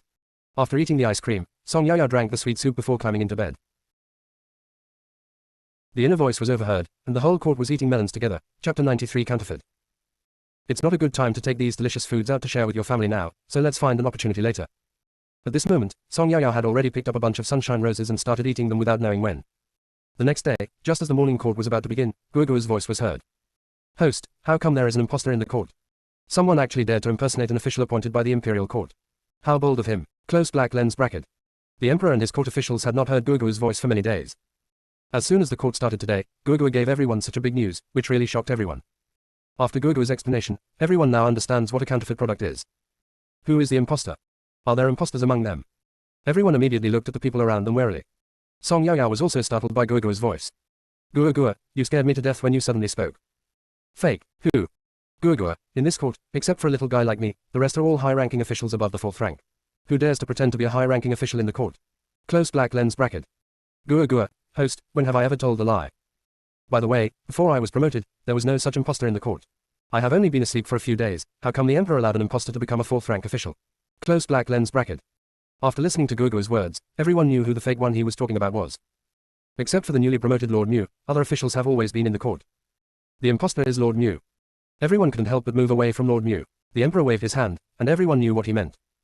After what happened to Sikongsi, everyone is already familiar with the emperor's gesture. Several military generals and civil officials immediately changed positions, and the military generals surrounded Lord Mu in the middle. Lord Mu still looked confused, not knowing what had happened. Why did the civil and military officers switch positions? Obviously, Lord Mu could not hear what Song Yao Yao was thinking. Song Yao Yao also knew who Guoguo was talking about. Song Yao Yao continued to ask. Guoguo, are you talking about Lord Mu? How come he is a fake? Close black lens bracket. The image of Mu Qingyang has appeared on the screen above Song Yao Yao's head. Guoguo, Lord Mu, whose original name was Mu Qingyang, was a top scholar. He is extremely talented and comes from a farming family. The emperor intends to promote farming students and thinks highly of Mu Qingyang. After Mu Qingyang won the top spot in the imperial examination, he was sent by the emperor to serve as a 5th rank prefect in another place. This is known to everyone. Close black lens bracket. Song Yao Yao, what about what we don't know? Guoguo, the person in front of me is not Mu Qingyang at all. Song Yao Yao, what? He is not Mu Qingyang, then who is he? Guoguo, the person in front of me is called Wang Zhifang. Song Yao Yao, Guoguo, tell me quickly, what's going on? How did Wang Zhifang become Mu Qingyang? What happened in between? Close black lens bracket. Guoguo, Mu Qingyang's ancestors were all farmers. Mu Qingyang was very smart since he was young and he could remember anything he learned once. When he reached school age, Mu Qingyang told his family that he wanted to study. After careful consideration, the family agreed. After Mu Qingyang entered the school, he passed the imperial examination and became a Juran with his intelligence and talent. If you want to take the exam to a higher level, you have to go to Beijing to take the exam. In this way, the family scraped together the money for the journey, and Mu Qingyang set out on his journey with the money. Close black lens bracket. The video shows the real life and study scenes of Mu Qingyang. Guoguo continued. It happened on the way to Beijing for the imperial examination. One day, it rained heavily and Mu Qingyang was forced to rest in a dilapidated temple. At this time, a carriage also stopped at the gate of the dilapidated temple. Then, a young man came into the temple with several servants. This man was Wang Zhifang. Wang Zhifang is obviously the young master of a wealthy family, so Mu Qingyang wants to avoid him. But Wang Zhifang greeted him warmly. As the saying goes, one should not hit a smiling person, so Mu Qingyang had no choice but to greet him. That's how the two met. When they learned that they were from the same hometown and were both students going to Beijing to take the imperial examinations, they felt closer. Because their destination was the same, Wang Zhifang invited Mu Qingyang to travel with them. Mu Qingyang originally wanted to refuse, but after Wang Zhifang invited him again and again, he agreed. In this way, the two of them traveled all the way to the capital. Close black lens bracket. The video shows Wang Zhifang and Mu Qingyang going to the capital together. Song Yao Yao, and then. Gua Gua. After arriving in the capital, all the inns were full and Mu Qingyang had no place to stay. Wang Zhifang's family has a house in the capital. After learning about Mu Qingyang's situation, Wang Zhifang once again invited Mu Qingyang to live in their house. There was really no place to live, so Mu Qingyang finally agreed. Afterwards, the two studied together, attended banquets in the capital together, and their relationship became closer. After going through layers of examinations, Mu Qingyang was finally chosen by the emperor as the top scholar. Wang Zhifang, on the contrary, failed the exam. Mu Qingyang repeatedly comforted Wang Zhifang, telling him not to give up and that he could take the exam again in a few years. Close black lens bracket. In the video, Mu Qingyang was seen accompanying Wang Zhifang and comforting him. Everyone present couldn't help but sigh when they saw the friendship between these two people. But things are definitely not that simple. Guoguo's next words really led to a big reversal. When Mu Qingyang passed the imperial examination and became a jinshi, Wang Zhi's mentality changed completely. He used to look down on the poor. The reason why he dealt with Mu Qingyang was that he thought that those who could go to Beijing to take the imperial examinations were already Jiren, and they all had real talents and knowledge. Get to know them more often, you may be able to be of use to them in the future. But he never thought that such a poor guy would become the top scorer, while he himself failed. Why did that poor guy do that? When Mu Qingyang comforted him, Wang Zhifang felt that those words of comfort were Mu Qingyang mocking him. Close black lens bracket. Song Yao Yao. From the beginning, Wang Zhifang never considered Mu Qingyang a true friend and was always thinking of using him.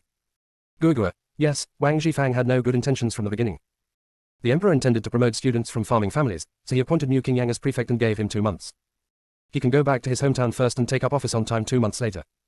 Mu Qingyang prepared to return home to say goodbye to Wang Zhifang. Wang Zhifang said that he also wanted to go back to his hometown to study hard and take the exam again in a few years. They can travel back home together. Mu Qingyang agreed without hesitation.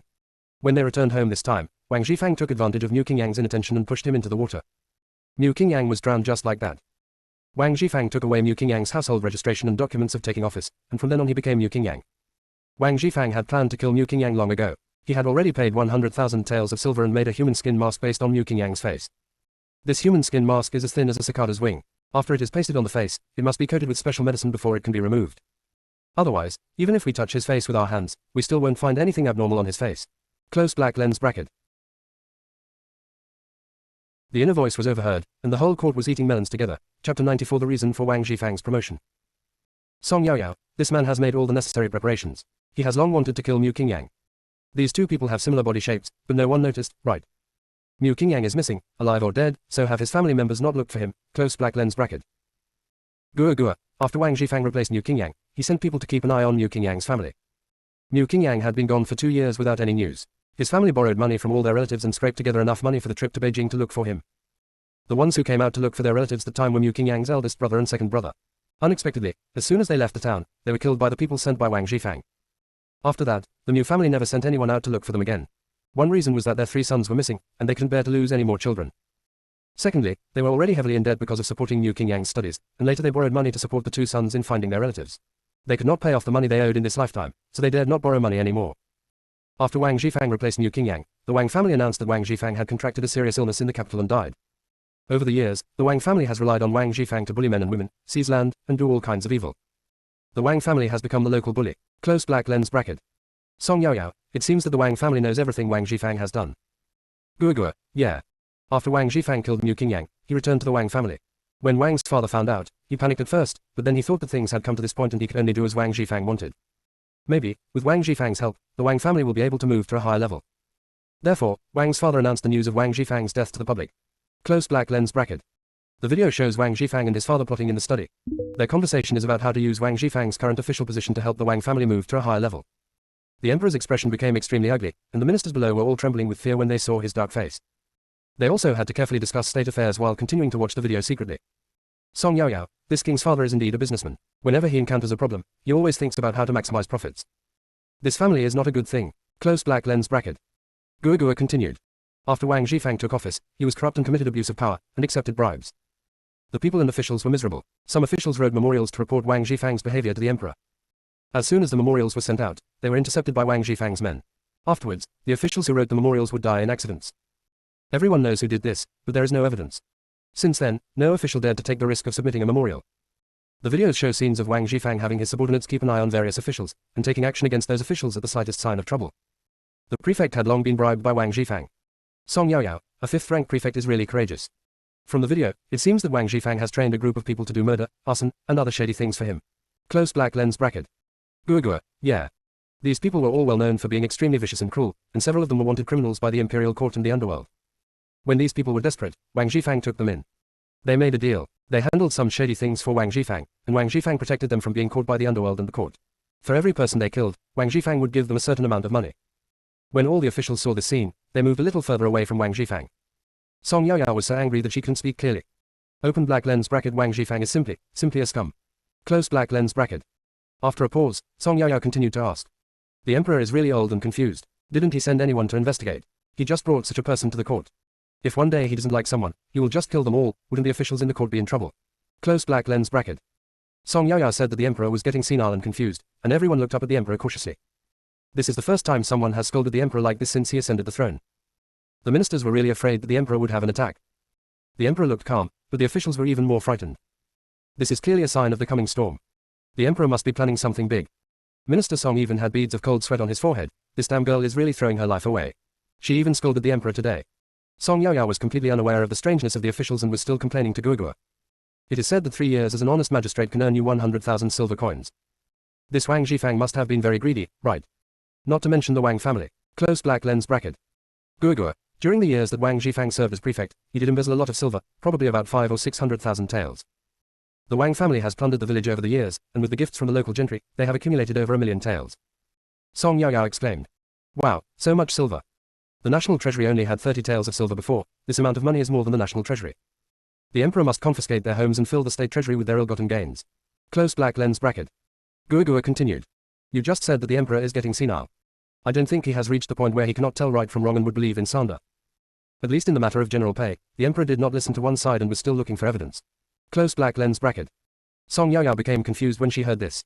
There is no general named Pei in the court. Could he be the general guarding the border? Guogua, what is going on? Why haven't I heard anything about General Pei? Tell me quickly. Close black lens bracket. Guogua, do you know why Wang Zhifang was promoted?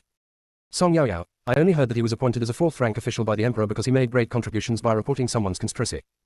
The emperor never said anything specific in the court, so I don't know. Could it be that Wang Zhifang's promotion is related to the General Pei you just mentioned? Close black lens bracket.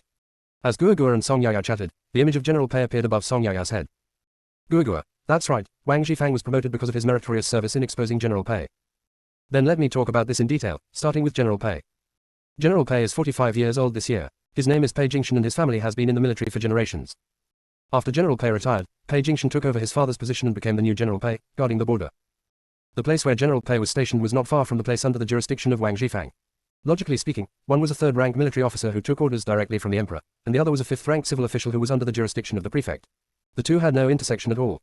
But the fact is, these two people happened to have an intersection. Closed black lens bracket. Hearing this, everyone held their breath, wanting to know what had happened between the two. The inner voice was overheard, and the whole court was eating melons together. Chapter 95. The Emperor's Thoughts. The Emperor pricked up his ears to listen. General Pei was exposed for plotting a rebellion. Although the dragon robe was found in General Pei's mansion in the capital, the Emperor did not believe it at all. The Emperor and General Pei knew each other when they were young, and they practiced martial arts together and stayed together for several years. The Emperor knew very well what kind of person General Pei was. He did not believe that he wanted to rebel, even though the dragon robe had been found. Although the Emperor ordered General Pei to be escorted back to the capital and his family to be thrown into prison, he did not order the execution of all 9 generations of their clan. During this period, the Emperor has been looking for evidence that General Pei was slandered. The Emperor felt that there was something wrong with Wang Zhifang, so he promoted him to a 4th-rank official in the imperial court. Only officials of the 4th rank and above were qualified to attend court. The reason why the Emperor did this was to bring this person to the court to see whether Lord Xiao Song and Guogua would talk about Wang Zhifang's melon. Before, Guogua went for upgrade, and the Emperor didn't hear Guogua's voice, so he thought he had wronged Wang Zhifang. I didn't expect that Guogua was away these days because he went for upgrade. As soon as Guogua came back, such a big melon was revealed. The Emperor was so angry that he clenched his fists, then let go, and then clenched his fists again. Wang Zhifang is simply a poisonous snake. Guogua's voice rang out again. Wang Zhifang committed many evil deeds, and most of the officials had surrendered under his threats. But there were still some people who held their breath and secretly reported Wang Zhifang's actions to the local prefect. They didn't know that the prefect had already been bribed by Wang Zhifang, so they told Wang Zhifang about the person who made the complaint. After Wang Zhifang learned about this, he took action against the person who made the complaint. Gradually, everyone knew that Wang Zhifang and the prefect were in cahoots, and no one complained anymore since then. Without any officials stepping forward, Wang Zhifang became even more unscrupulous, and life became even more difficult for the people. When these people were forced into a desperate situation, they remembered a place not far from them, which was the border. They heard that the general there loved the people.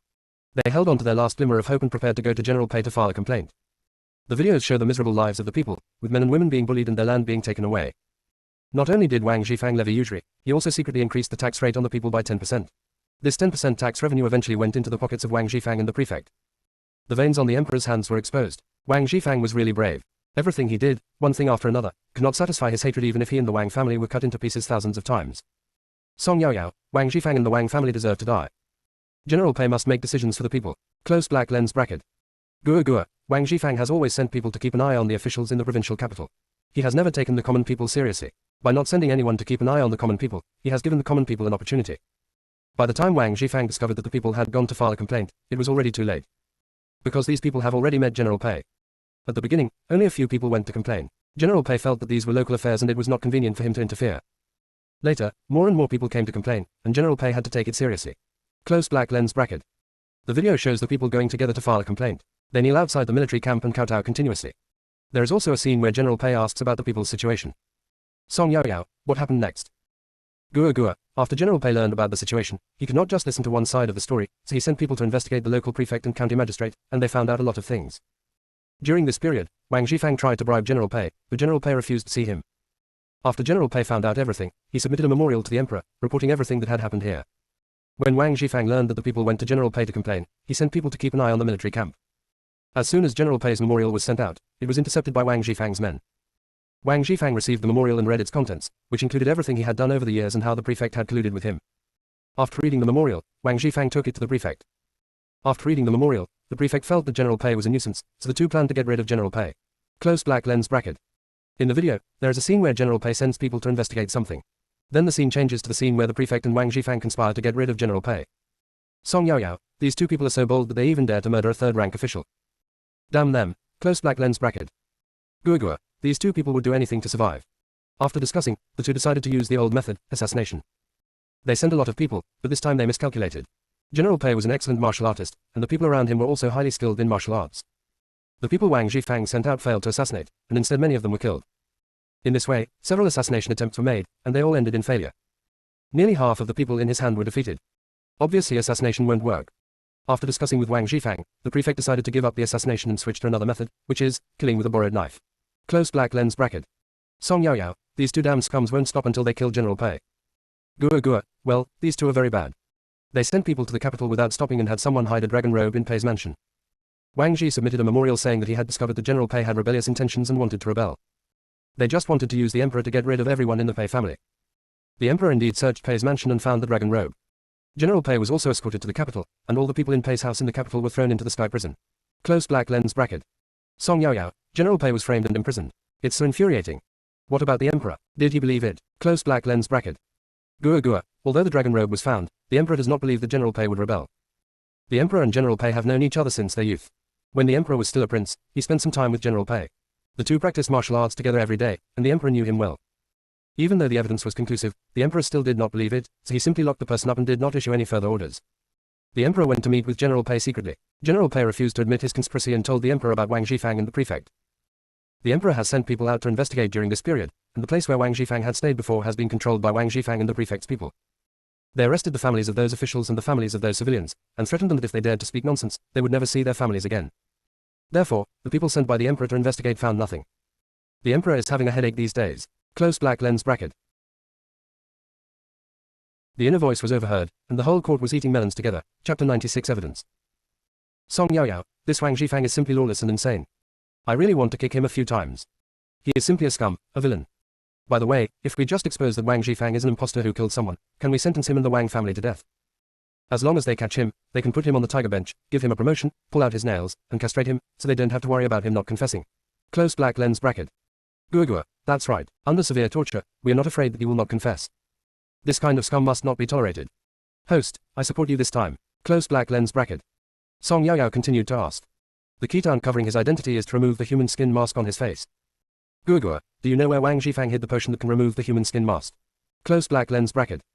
Gua, this human skin mask must be taken off every 7 days to allow the natural skin on the face to breathe, otherwise the skin will ulcerate. So Wang Zhifang carried the potion with him wherever he went. The potion is now hidden in Wang Zhifang's study. There is a painting hanging on the wall of his study. There is a secret compartment behind the painting, and the potion is in it. Close black lens bracket. As Guoguo finished speaking, a room appeared in the video. It seemed that this was Wang Zhifang's study. Wang Zhifang was seen uncovering a landscape painting on the wall. A secret compartment appeared behind the painting. The compartment was opened, revealing a bottle of liquid. This was the potion for the human skin mask. Wang Zhifang picked up the potion, poured a few drops on a handkerchief, and gently wiped his face with the handkerchief. After a while, a layer of wrinkles appeared on his face. Wang Zhifang gently removed the layer of skin with his hands, revealing a very white and ordinary-looking face. Song Yaoyao, this is Wang Zhifang's real skin. After not seeing the sun for a long time, his skin cannot breathe, so it is even whiter than that of a person who has been dead for 3 days. If you go out tonight and stick a long tongue in your mouth, you can directly become Bai Wuchang. Guo, do you think this person might have some skin disease? This is too scary. Close black lens bracket. Guo, Wang Zhifang's skin is a little scary, but he does not have any skin disease. By the way, Wang Zhifang's face really does look like a dead person's face. Close black lens bracket. Everyone looked at Wang Zhifang's true face and were also shocked. In the previous videos, we saw Wang Zhifang's true face, which was what he looked like before he impersonated someone else. Although he had an ordinary appearance, it was a very normal face. But now, the skin on that face was pale and wrinkled, as if it had been soaked in water for a long time. Lord Xiao Song said that Wang Zhifang's skin is whiter than that of a dead person, and this is not an exaggeration at all. Wang Zhifang really worked hard to impersonate someone else. Most people really can't bear to be so cruel to themselves. Song Yaoyao, I will tell my father about Wang Zhifang right away, and ask my father to tell the emperor right away. If it had been a few days later, who knows what Wang Zhifang would have done? Will he attack General Pei again? This person is a dangerous person. Wang Zhifang, the Wang family, and the prefect must not be spared. None of them are good people. Countless people have died at Wang Zhifang's hands. We are also getting rid of a scourge for the people. I also hope that the emperor can clear General Pei's name as soon as possible and release their family. And then compensate the real Mu Qingyang's family. Speaking of the real Mu Qingyang and his family, they are so pitiful. Alas, this is all Wang Zhifang's fault. Close black lens bracket. Guo, this Wang Zhifang has too many lives to lose, and his crimes are too numerous to list. Song Yaoyao thought of another question, so she continued to ask Guo. Guo, do you know where the prefect and Wang Zhifang detained the families of those officials and common people? Guo, the prefect had a villa. The lotus pond in the back garden of the villa had dried up, and the captured people were detained under the lotus pond. There is a pavilion next to the lotus pond. If you turn the round table in the pavilion 5 times to the left and then 3 times to the right, a hole will appear on the ground of the pavilion. This hole is the entrance to the lotus pond.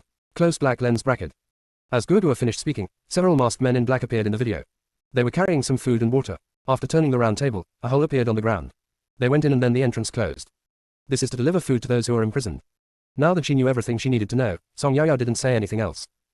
The emperor and his court officials were still discussing state affairs. After an unknown amount of time, Song Yaoyao looked up inadvertently and saw that the civil and military officers had switched positions. She asked in confusion. Guo, why did the civil servant and military officer switch positions again today? Aren't the positions in the court arranged according to rank? Why do they change positions every few days? Look, those 2 military officers have joined the civilian team. Since when has it become so casual to take sides? Guo, do you know the reason? Close black lens bracket. Guo doesn't know the reason either. Host, isn't it just about positioning?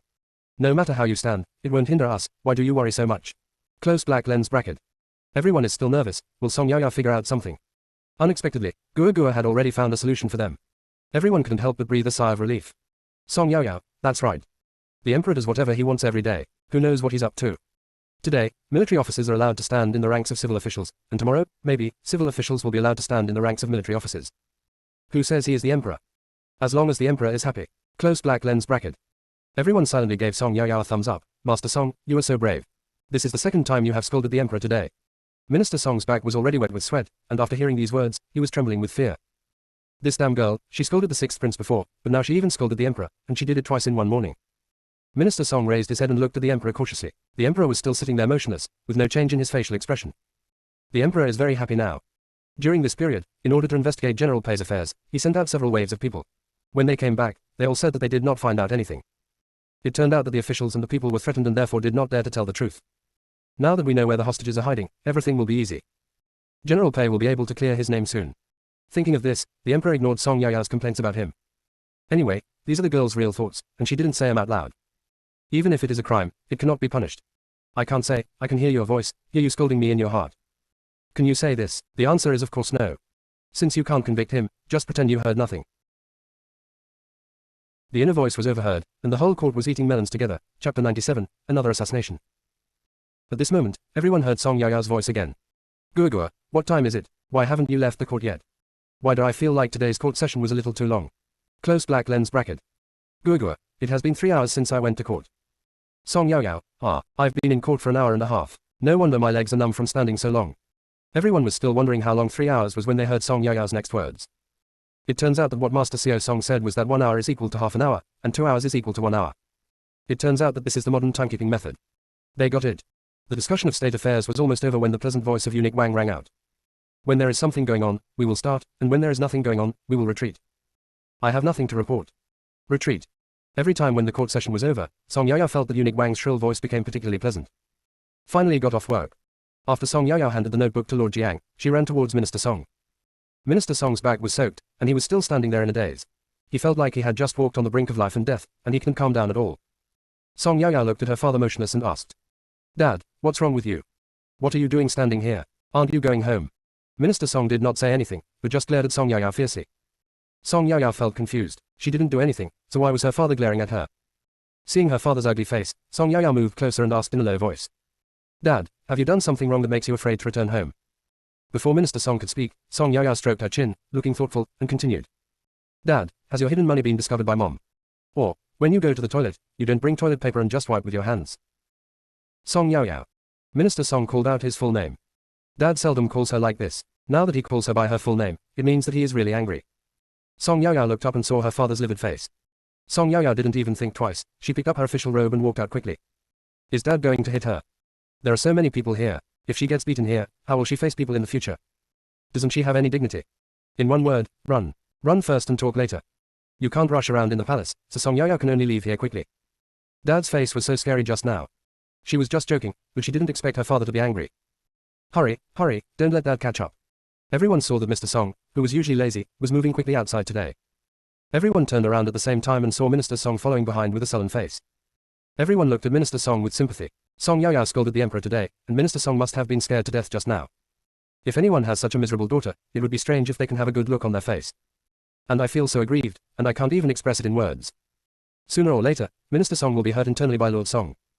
When everyone thought of this, they felt even more sympathetic towards Minister Song. Song Yaoyao walked out of the palace, ran to her own carriage, climbed on, and sat obediently in the corner. After a while, Minister Song also got on the carriage. Seeing Song Yaoyao in the corner, he raised his hand and slapped her. Looking at Song Yaoyao opening her big watery eyes and looking at Minister Song innocently, Minister Song couldn't continue to slap her. Minister Song sighed and then put down his slap. Minister Song said to the driver outside, "Go back home." Yes. The carriage started to drive slowly.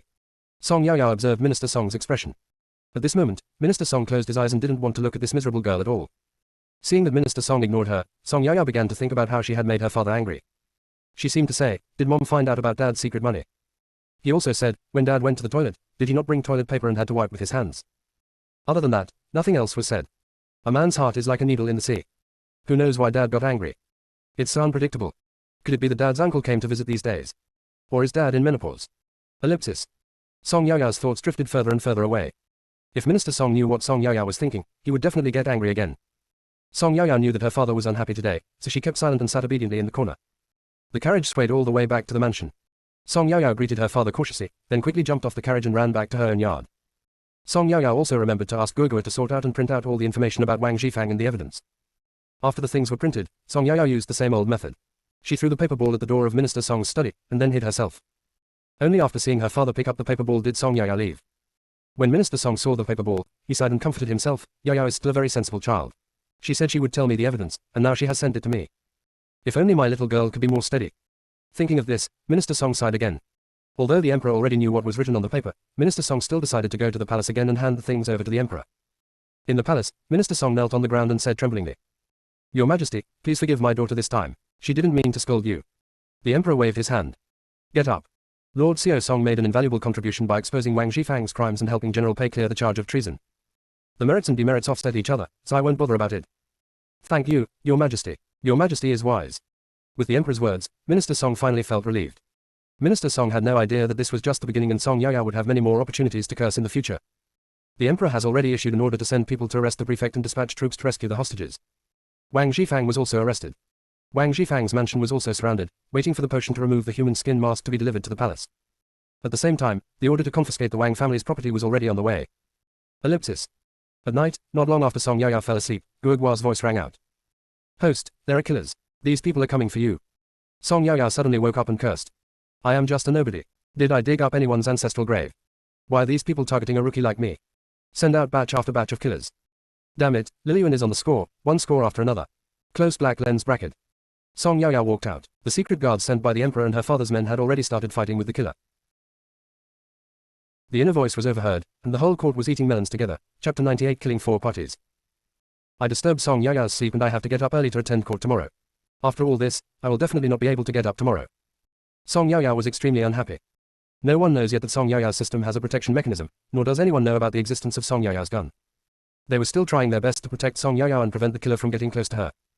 There are more killers this time than last time, estimated to be more than 200 people. They won't stop until they kill her. Many of Song Yaoyao's people have been injured. Song Yaoyao's mind moved, and a submachine gun appeared in her hand. Song Yaoyao shouted. Everyone get out of the way. The secret guards sent by the emperor and the men under Minister Song have already noticed that Song Yaoyao has something extra in her hand. Although they didn't know what that thing was, they inexplicably believed in Lord Xiao Song. They wondered if Lord Song had prepared some poison again. With their experience from last time, they immediately dodged as soon as they heard Song Yaoyao's voice. After everyone had hidden to one side, Song Yaoyao revealed a cruel smile. Grandchildren, today I will let you know how powerful your great aunt is. As she spoke, Song Yaoyao had already started shooting at the man in black who rushed towards her. The submachine gun made a thump thump sound, and all the men in black who rushed in front were hit and then fell to the ground. Everyone looked at what was happening in front of them in amazement. They all thought Song Yaoyao would poison them, but she didn't. Everyone stared at what Song Yaoyao was holding. What kind of hidden weapon is this? Why have they never seen it before? After the killer in front was shot dead, the killers behind him couldn't help but retreat. Even though so many people died, the killers still did not give up the plan to kill Song Yaoyao. If they wanted her life, how could Song Yaoyao let these killers go? They looked at the thing in Song Yaoyao's hand in horror. What was this? It was too amazing. The assassins sent out this time were all top-notch martial arts masters, but they still couldn't avoid the hidden weapon. If this continues, all these killers will surely die here. They retreated faster. In just a short while, half of the killers had been killed by Song Yaoyao. Even so, they had no plans to evacuate. The killers who were not hit by the submachine gun fire used their martial arts skills to hide on the roof or on the branches of trees. Do they think that by increasing the distance, they can avoid the submachine gun's shooting range? They were wrong. The submachine gun in Song Yaoyao's hand has extremely high accuracy and lethality within 50 meters. Beyond 50 meters, the lethality is indeed not good enough. But, for Song Yaoyao, this is not a problem at all. The killers were hiding in a range of more than 50 meters. Song Yaoyao had an idea and changed the model of the submachine gun in her hand. The current submachine gun has a shooting range of 150 meters. Song Yaoyao picked up the submachine gun and fired at the people hiding on the roof and in the trees. Whose hidden weapon can shoot so far? Also, the killers saw that Song Yaoyao suddenly changed the hidden weapon in her hand. Could it be that the target of their assassination this time can perform magic tricks? Otherwise, how could one weapon be changed into another in an instant? Before they could figure out the problem, they had already lost their voice. The killers also wanted to launch hidden weapons, but they were too far away. Even if they used their internal strength, the hidden weapons could not reach Song Yaoyao. Having said that, even if the hidden weapons get in front of Song Yaoyao, there is still a system protection mechanism, and those things can't hurt her at all. The hidden weapons will return to the original path when they hit the barrier. Minister Song and the others were also stunned by Song Yaoyao's series of actions. They were very close to Song Yaoyao, but they could see clearly that the gun in Song Yaoyao's hand suddenly turned into another one. They moved in unison and rubbed their eyes hard, thinking they were seeing things. But the hidden weapon he saw was still not the same one as before. This is too fantasy. Even the storybook wouldn't dare to write like this. They kept staring at the gun in Song Yaoyao's hand, their eyes changing from astonishment to surprise and then to numbness. As the killers fell one by one, they finally decided to retreat. How could Song Yaoyao let them go? The gun in Song Yaoyao's hand changed again and turned into a flash gun. Song Yaoyao shouted, "Close your eyes." When Minister Song and the others heard Song Yaoyao's voice, they immediately closed their eyes. Song Yaoyao immediately fired a shot, and the whole yard suddenly became as bright as day. The killers on the opposite side were stabbed so hard that they couldn't open their eyes, and some of them were already blind. There were also some killers who closed their eyes when they heard Song Yaoyao's voice. When they opened their eyes again, they saw their companions covering their eyes and crying bitterly. They were terrified. They didn't even see what Song Yaoyao did after closing her eyes, and their companion became like this. It's so terrifying. They tried to run away, but the gun in Song Yaoyao's hand turned into a submachine gun again and fired at them. Just like that, another large group of killers fell. Except for 1 or 2 killers who were shot and escaped, the rest of the killers were dead. The secret guards sent by the emperor wanted to chase the escaped killer, but Song Yaoyao stopped them. Leave 1 or 2 alive and let them go back to tell their masters what happened here. So that they don't send assassins next time. Endless assassinations are useless and really annoying. Minister Song came over and looked at Song Yaoyao. "Yaoyao, are you okay?" "Dad, I'm fine, how about you?" "We're fine too." Song Yaoyao saw that some people were still injured. These people were injured to protect her. She was not stingy and took out the medicine she had prepared and handed it to them. Minister Song never asked about the gun from beginning to end, and Song Yaoyao did not mention the gun either. Song Yaoyao put the gun on her back and said, "Clean the battlefield." Everyone is familiar with this job and has done it once before. Everyone immediately got busy. The secret guard sent by the emperor looked at the gun behind Song Yaoyao from time to time, seeming to want to say something but stopping himself. Song Yaoyao saw the gazers and knew what they were thinking, and explained. You can't use this thing. I'm the only one who can use it, it's useless for you to watch it. Don't worry about it, just work hard. Song Yaoyao and Guogua started to complain. Guogua, are they interested in my gun? They can't use this thing, and even if they hold it in their hands, they can't fire the bullet. This thing is bound to my soul and only I can use it. I don't know if they believe me when I say this. Close black lens bracket. Guogua, whether they believe it or not is their business. Anyway, you are telling the truth. Host, you demonstrated the power of modern weapons in front of these ancients today, which must have had a great shock to them. Have you figured out how to explain it? Close black lens bracket. The inner voice was overheard, and the whole court was eating melons together. Chapter 99 The Mastermind Kai Minkin. Song Yaoyao, haven't you thought about it yet? Guogua, how about I just say that I saved a person before, and that person gave it to me as a reward for saving my life? Close black lens bracket. Guogua said speechlessly. Host, we are not fools. Do you think anyone will believe it? Song Yaoyao, then how shall I explain it? Should we tell them that this is a weapon from thousands of years later? Can this thing change at will according to my thoughts? Tell them again that this is the reward you, Guogua, gave me after your upgrade. Ellipsis. These definitely won't work. So, I won't explain it now. As long as they don't ask, I'll pretend I know nothing. If they force me to answer, I will make it up temporarily. In short, there is always a way out when the car reaches the mountain. Close black lens bracket. Minister Song looked at Song Yaoyao who was a little crazy, and didn't ask anything. The secret guards have already known from Song Yaoyao's thoughts that the thing is a weapon from thousands of years ago, and it is a reward given to Lord Song by Guogua after his upgrade. That thing is called a gun. It can change according to Lord Xiao Song's thoughts. It is bound to Lord Xiao Song's soul. Even if others get it, they can't use it. The secret guards will just need to report all this to the Emperor when the time comes. The rest is not their business. After a while, the battlefield was cleaned up and they handed all the confiscated silver and banknotes to Song Yaoyao. In addition, they also seized a lot of swords. The weapons used by the killers are all excellent. Song Yaoyao took out the corpse dissolving powder and gave it to them.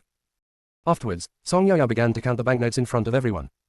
The harvest this time was as much as 40,000 taels. These killers are really rich.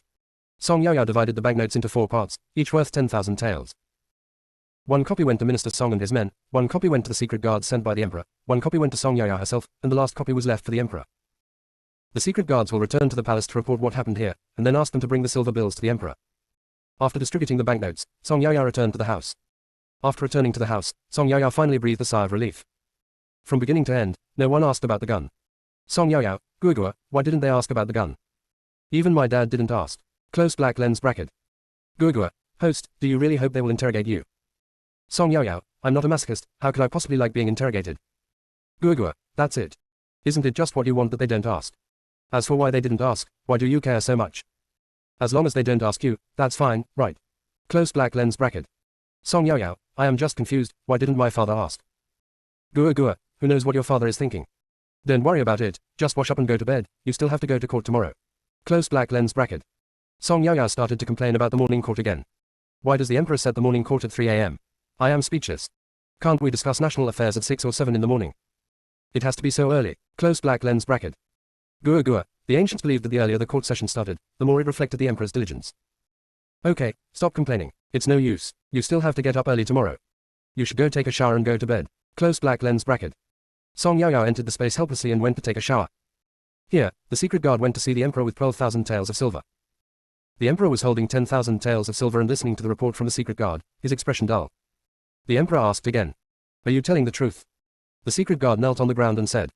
It's absolutely true. We all saw it clearly. There are so many of us, it's impossible for us all to be wrong. I never thought that weapons thousands of years later would be so powerful. It's really hard to imagine. The Dark Guard continued. We originally wanted to borrow the gun to take a look, but...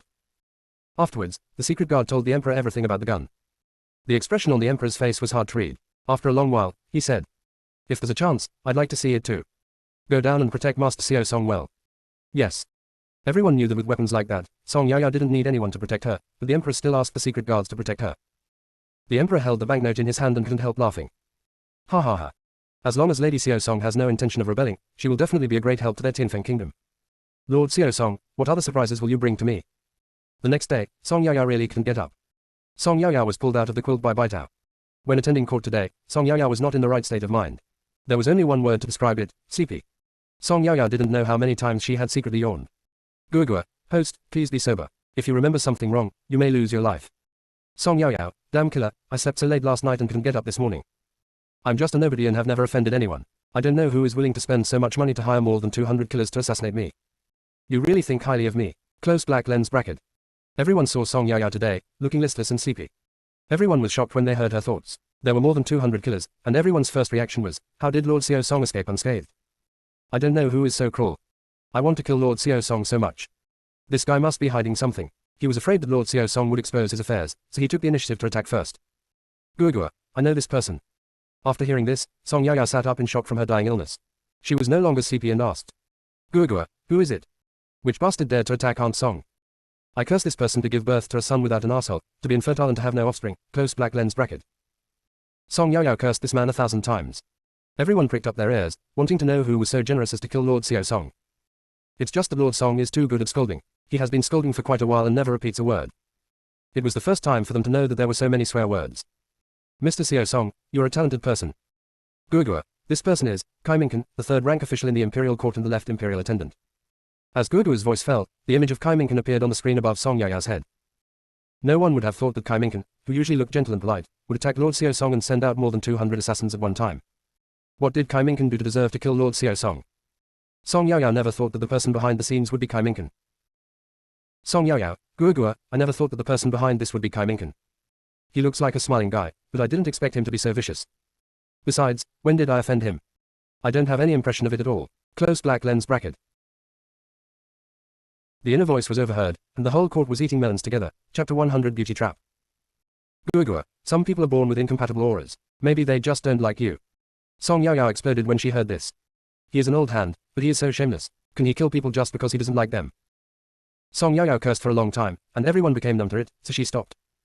Guogua, what big melon does this old vegetable have? Tell me about it. Everyone is waiting for this moment. They also want to know. Guogua, this story starts with Sai Ming-kun's mother. As Guogua finished speaking, the image of Kai Ming-kun's mother appeared on the screen above Song Yao's head. Song Yao urged, how does this involve Kai Ming-kun's mother? Tell me quickly, what's going on? Close black lens bracket. Guogua's voice slowly rang out. Sai Ming-kun's mother is called Renling Long, but this is not her real name. Her real name is Qi Bai-jun. When Song Yao heard this name, her face changed. Qi, isn't that the surname of the country of Yang next door? Could it be that she is from the royal family of Yang Kingdom? Close black lens bracket. When everyone heard this surname, they were also shocked. Their thoughts are the same as Song Yao's. Guogua, Qi Bijin is the cousin of the current emperor of Yang Kingdom. She is the youngest daughter of King Han of Yang Kingdom. When everyone heard this, surprise showed on their faces. How did the princess of Yang Kingdom come to Tianfeng Kingdom, and marry a minister of Tianfeng Kingdom? What is going on here? Song Yao, since she is a legitimate princess, why did she come to our Tianfeng country? Guogua, host, you should know that there are 4 countries on this continent. To the east is Yang Kingdom, to the south is our Tianfeng Kingdom, to the west is Tiangshan Kingdom, and to the north is Longyuan Kingdom. The 4 countries are equally powerful. Our Tianfeng Kingdom and the Yang Kingdom are neighbors, and because of some issues, wars often break out. Close black lens bracket. The video showed the geographical locations of the 4 countries, as well as some war scenes. Song Yao, and then Guogua, because the Tianfeng Kingdom and the Yang Kingdom are equally powerful, neither of them gained an advantage. The Yang Kingdom came up with a plan. They planned to send people to infiltrate the Tianfeng Kingdom, create conflicts within the Tianfeng Kingdom, and disintegrate our country. They had a plan, but they came up with several plans on how to implement it. After thinking for a long time, they finally chose the most old-fashioned but most effective method, the beauty trap. This is a long task. Finally, they chose Qi Bijin. Close black lens bracket. The video shows the Emperor of Yang Kingdom and King Han discussing how to infiltrate Tianfeng Kingdom. Seeing this, everyone's expressions changed. The Emperor's face was even more terrifyingly dark. At this point, there was nothing the Emperor didn't understand. Qi Bijin was the spy sent by Yang Kingdom. The Emperor waved his hand, and several military and civil officials changed their positions again, surrounding Kai Mingken in the middle. Kai Mingken knew that he was finished. Kai Mingken was skilled in martial arts, and he was ready to fight back, but several generals suppressed him. The noise was so loud that everyone was looking at the few people in the hall. Song Yao was also startled by the sound of fighting. She looked up and saw everything in front of her and asked, how come Kai Mingken was pinned to the ground by several military generals? What am I missing? Guogua, do you know? Close black lens bracket. Guogua was also confused. Don't you know this Guogua? Close black lens bracket. Kai Mingken heard the conversation between the 2 culprits and was so angry that he spat out blood on the spot. He wanted to curse, but his acupoints had been pressed and he couldn't move or speak at all. He really regretted that he sent out too few assassins and failed to directly kill the scourge Song Yao. He regrets it. Kai Mingken stared at Song Yao unwillingly, wishing he could cut her into pieces. Emperor, drag him out. Yes. A team of Imperial guards came forward and dragged Kai Mingken away.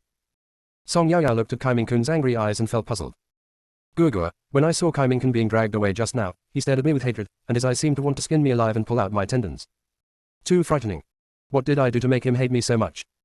I thought about it for a long time, but I couldn't remember how I had offended him. Close black lens bracket. Guogua, who knows what's wrong with him? He's like a psychopath. Song Yaoyao, that's right, you're crazy. Let's ignore him. Guogua, please continue. Close black lens bracket.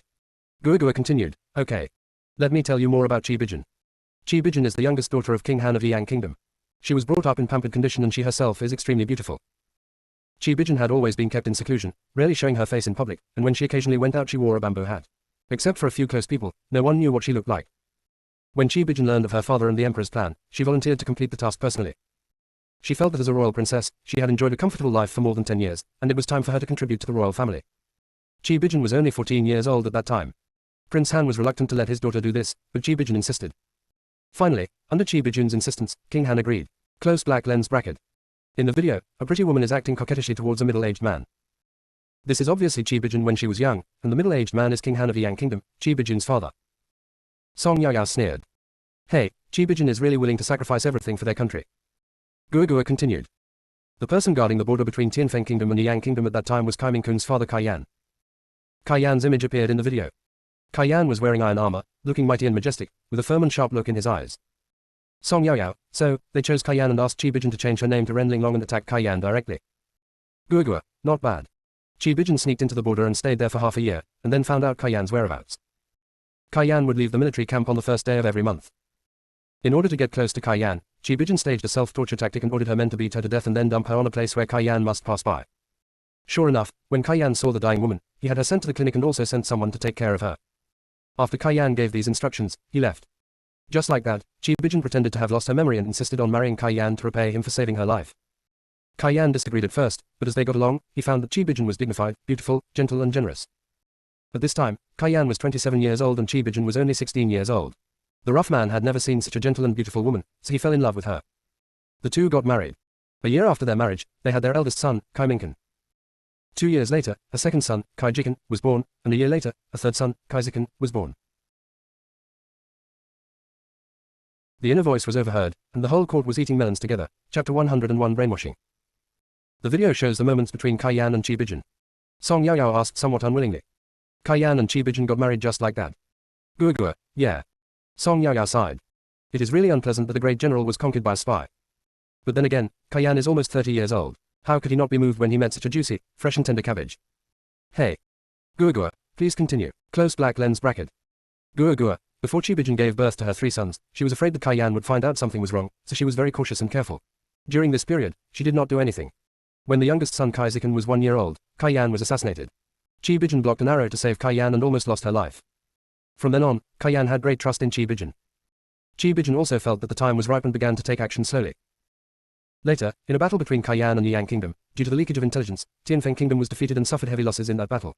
Close black lens bracket. In the video, the battle was extremely brutal and the Tianfeng Kingdom suffered heavy casualties. Everyone still remembers this battle vividly. Seeing the actual battle situation and the soldiers falling one after another, everyone's eyes were red. The emperor held the handrail tightly with his hands, and his heart was broken as he watched his country's soldiers fall one by one. Song Yaoyao looked at the tragic scenes in the video and sighed. Guogua, doesn't Kai Yan think that Qi Bijin's appearance is too coincidental? Didn't he ask anyone to investigate afterwards? And that assassination attempt, how did Qi Bijin just happen to block the arrow for him? Didn't he ever doubt it? Alas, with Qi Bijin, that evil person, by my side, failure is inevitable. Close black lens bracket. Guogua, as soon as Qi Bijin showed up, Kai Yan sent people to investigate, but they found nothing. The assassination was indeed directed and acted by Qi Bijin herself. Kai Yan also asked someone to investigate afterwards, but found nothing. Regarding that battle, Kai Yan suspected that there was a spy around him, but he never thought that the spy was his wife.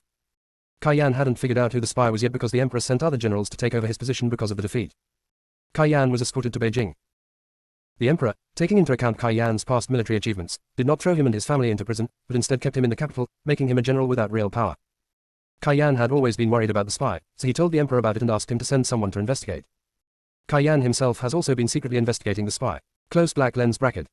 In the video, Qi Bijin brought her 3 children and followed Kai Yan back to the capital of Tianfeng country. Song Yaoyao looked at Qi Bijin in the video and couldn't help but frown. Guogua, when Qi Bijin followed Kai Yan back to the capital, didn't you ever think that the emperor would punish you? Will they be beheaded? In the video, Qi Bijin looked very scared when there were many people around, but when she was alone, she didn't look like she was afraid of being beheaded. Did she know that the emperor would not kill them? Close black lens bracket. Guogua, your majesty is a wise ruler. Besides, victory and defeat are common in the military. Although the battle resulted in heavy casualties, it cannot erase Kai Yan's past achievements. If Kai Yan was punished, it would also discourage those military generals.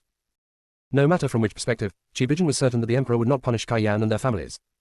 As expected, the emperor did not punish Kaiyan, but only took back his rights. Close black lens bracket. After a pause, Guogua continued. Qi Bijin's arrival in the capital was exactly what she wanted. She contacted the secret village of Yang State in the capital and began a long plan of bribery, winning over and division. 3 years passed like this. Once, when Qi Bijin went out to meet her subordinates, she was discovered by Kaiyan, and he followed her quietly. When he heard the conversation carefully, Kaiyan realized that the spy he had been tracking down for so many years turned out to be his own wife. He simply couldn't accept this fact. He wanted to leave this place in a daze, but because he was in a trance, he bumped into something and made a noise, so he was discovered by Qi Bijin and his men. Kaiyan was caught on the spot. Qi Bijin looked at Kaiyan without any admiration in her eyes. Instead, there was only coldness in her eyes. She ordered that Kaiyan be killed immediately.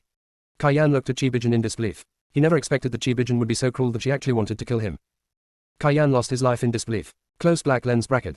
Everyone watched Kaiyan's tragic death in the video with disbelief on their faces. Such a strong and brave general did not die on the battlefield, but died in such a conspiracy. That's not right. In reality, isn't Kaiyan still alive and well? But the video said that Kaiyan had been killed, so who was alive? Song Yaoyao, it is said that a husband and wife will be bound by love for 100 days after they were married. I never expected that Qi Bijin would be so cruel and merciless that she could even kill Kaiyan without mercy. That's not right. Why did I hear that Kaiyan was still alive and well? Since Kaiyan is dead in the video, who is alive? Close black lens bracket. Guogua, this is what I am going to say next. Kaiyan's death disrupted Qi Bijin and her friends' plans, and they had to find someone to impersonate Kaiyan. Qi Bijin found a man with a similar body shape to Kaiyan among his subordinates. At night, they planned an assassination, in which the man was injured and disfigured. Just like that, the disfigured subordinate has been living under the identity of Kaiyan until now. Close black lens bracket. Song Yaoyao, do Kai Minkan and the others know that their father has been killed by her mother? Guogua, I don't know.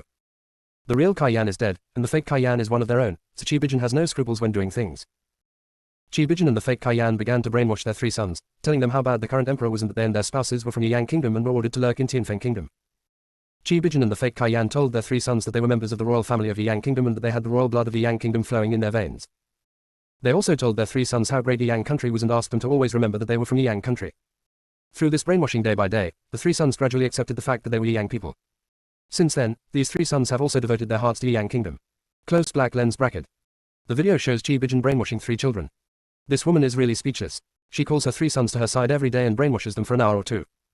People still don't know what brainwashing means, but based on the context, they can guess what it means. Brainwashing probably means indoctrination.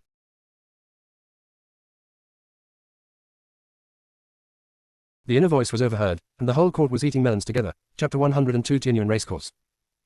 Song Yaoyao was amazed. TSK, I've never seen this before.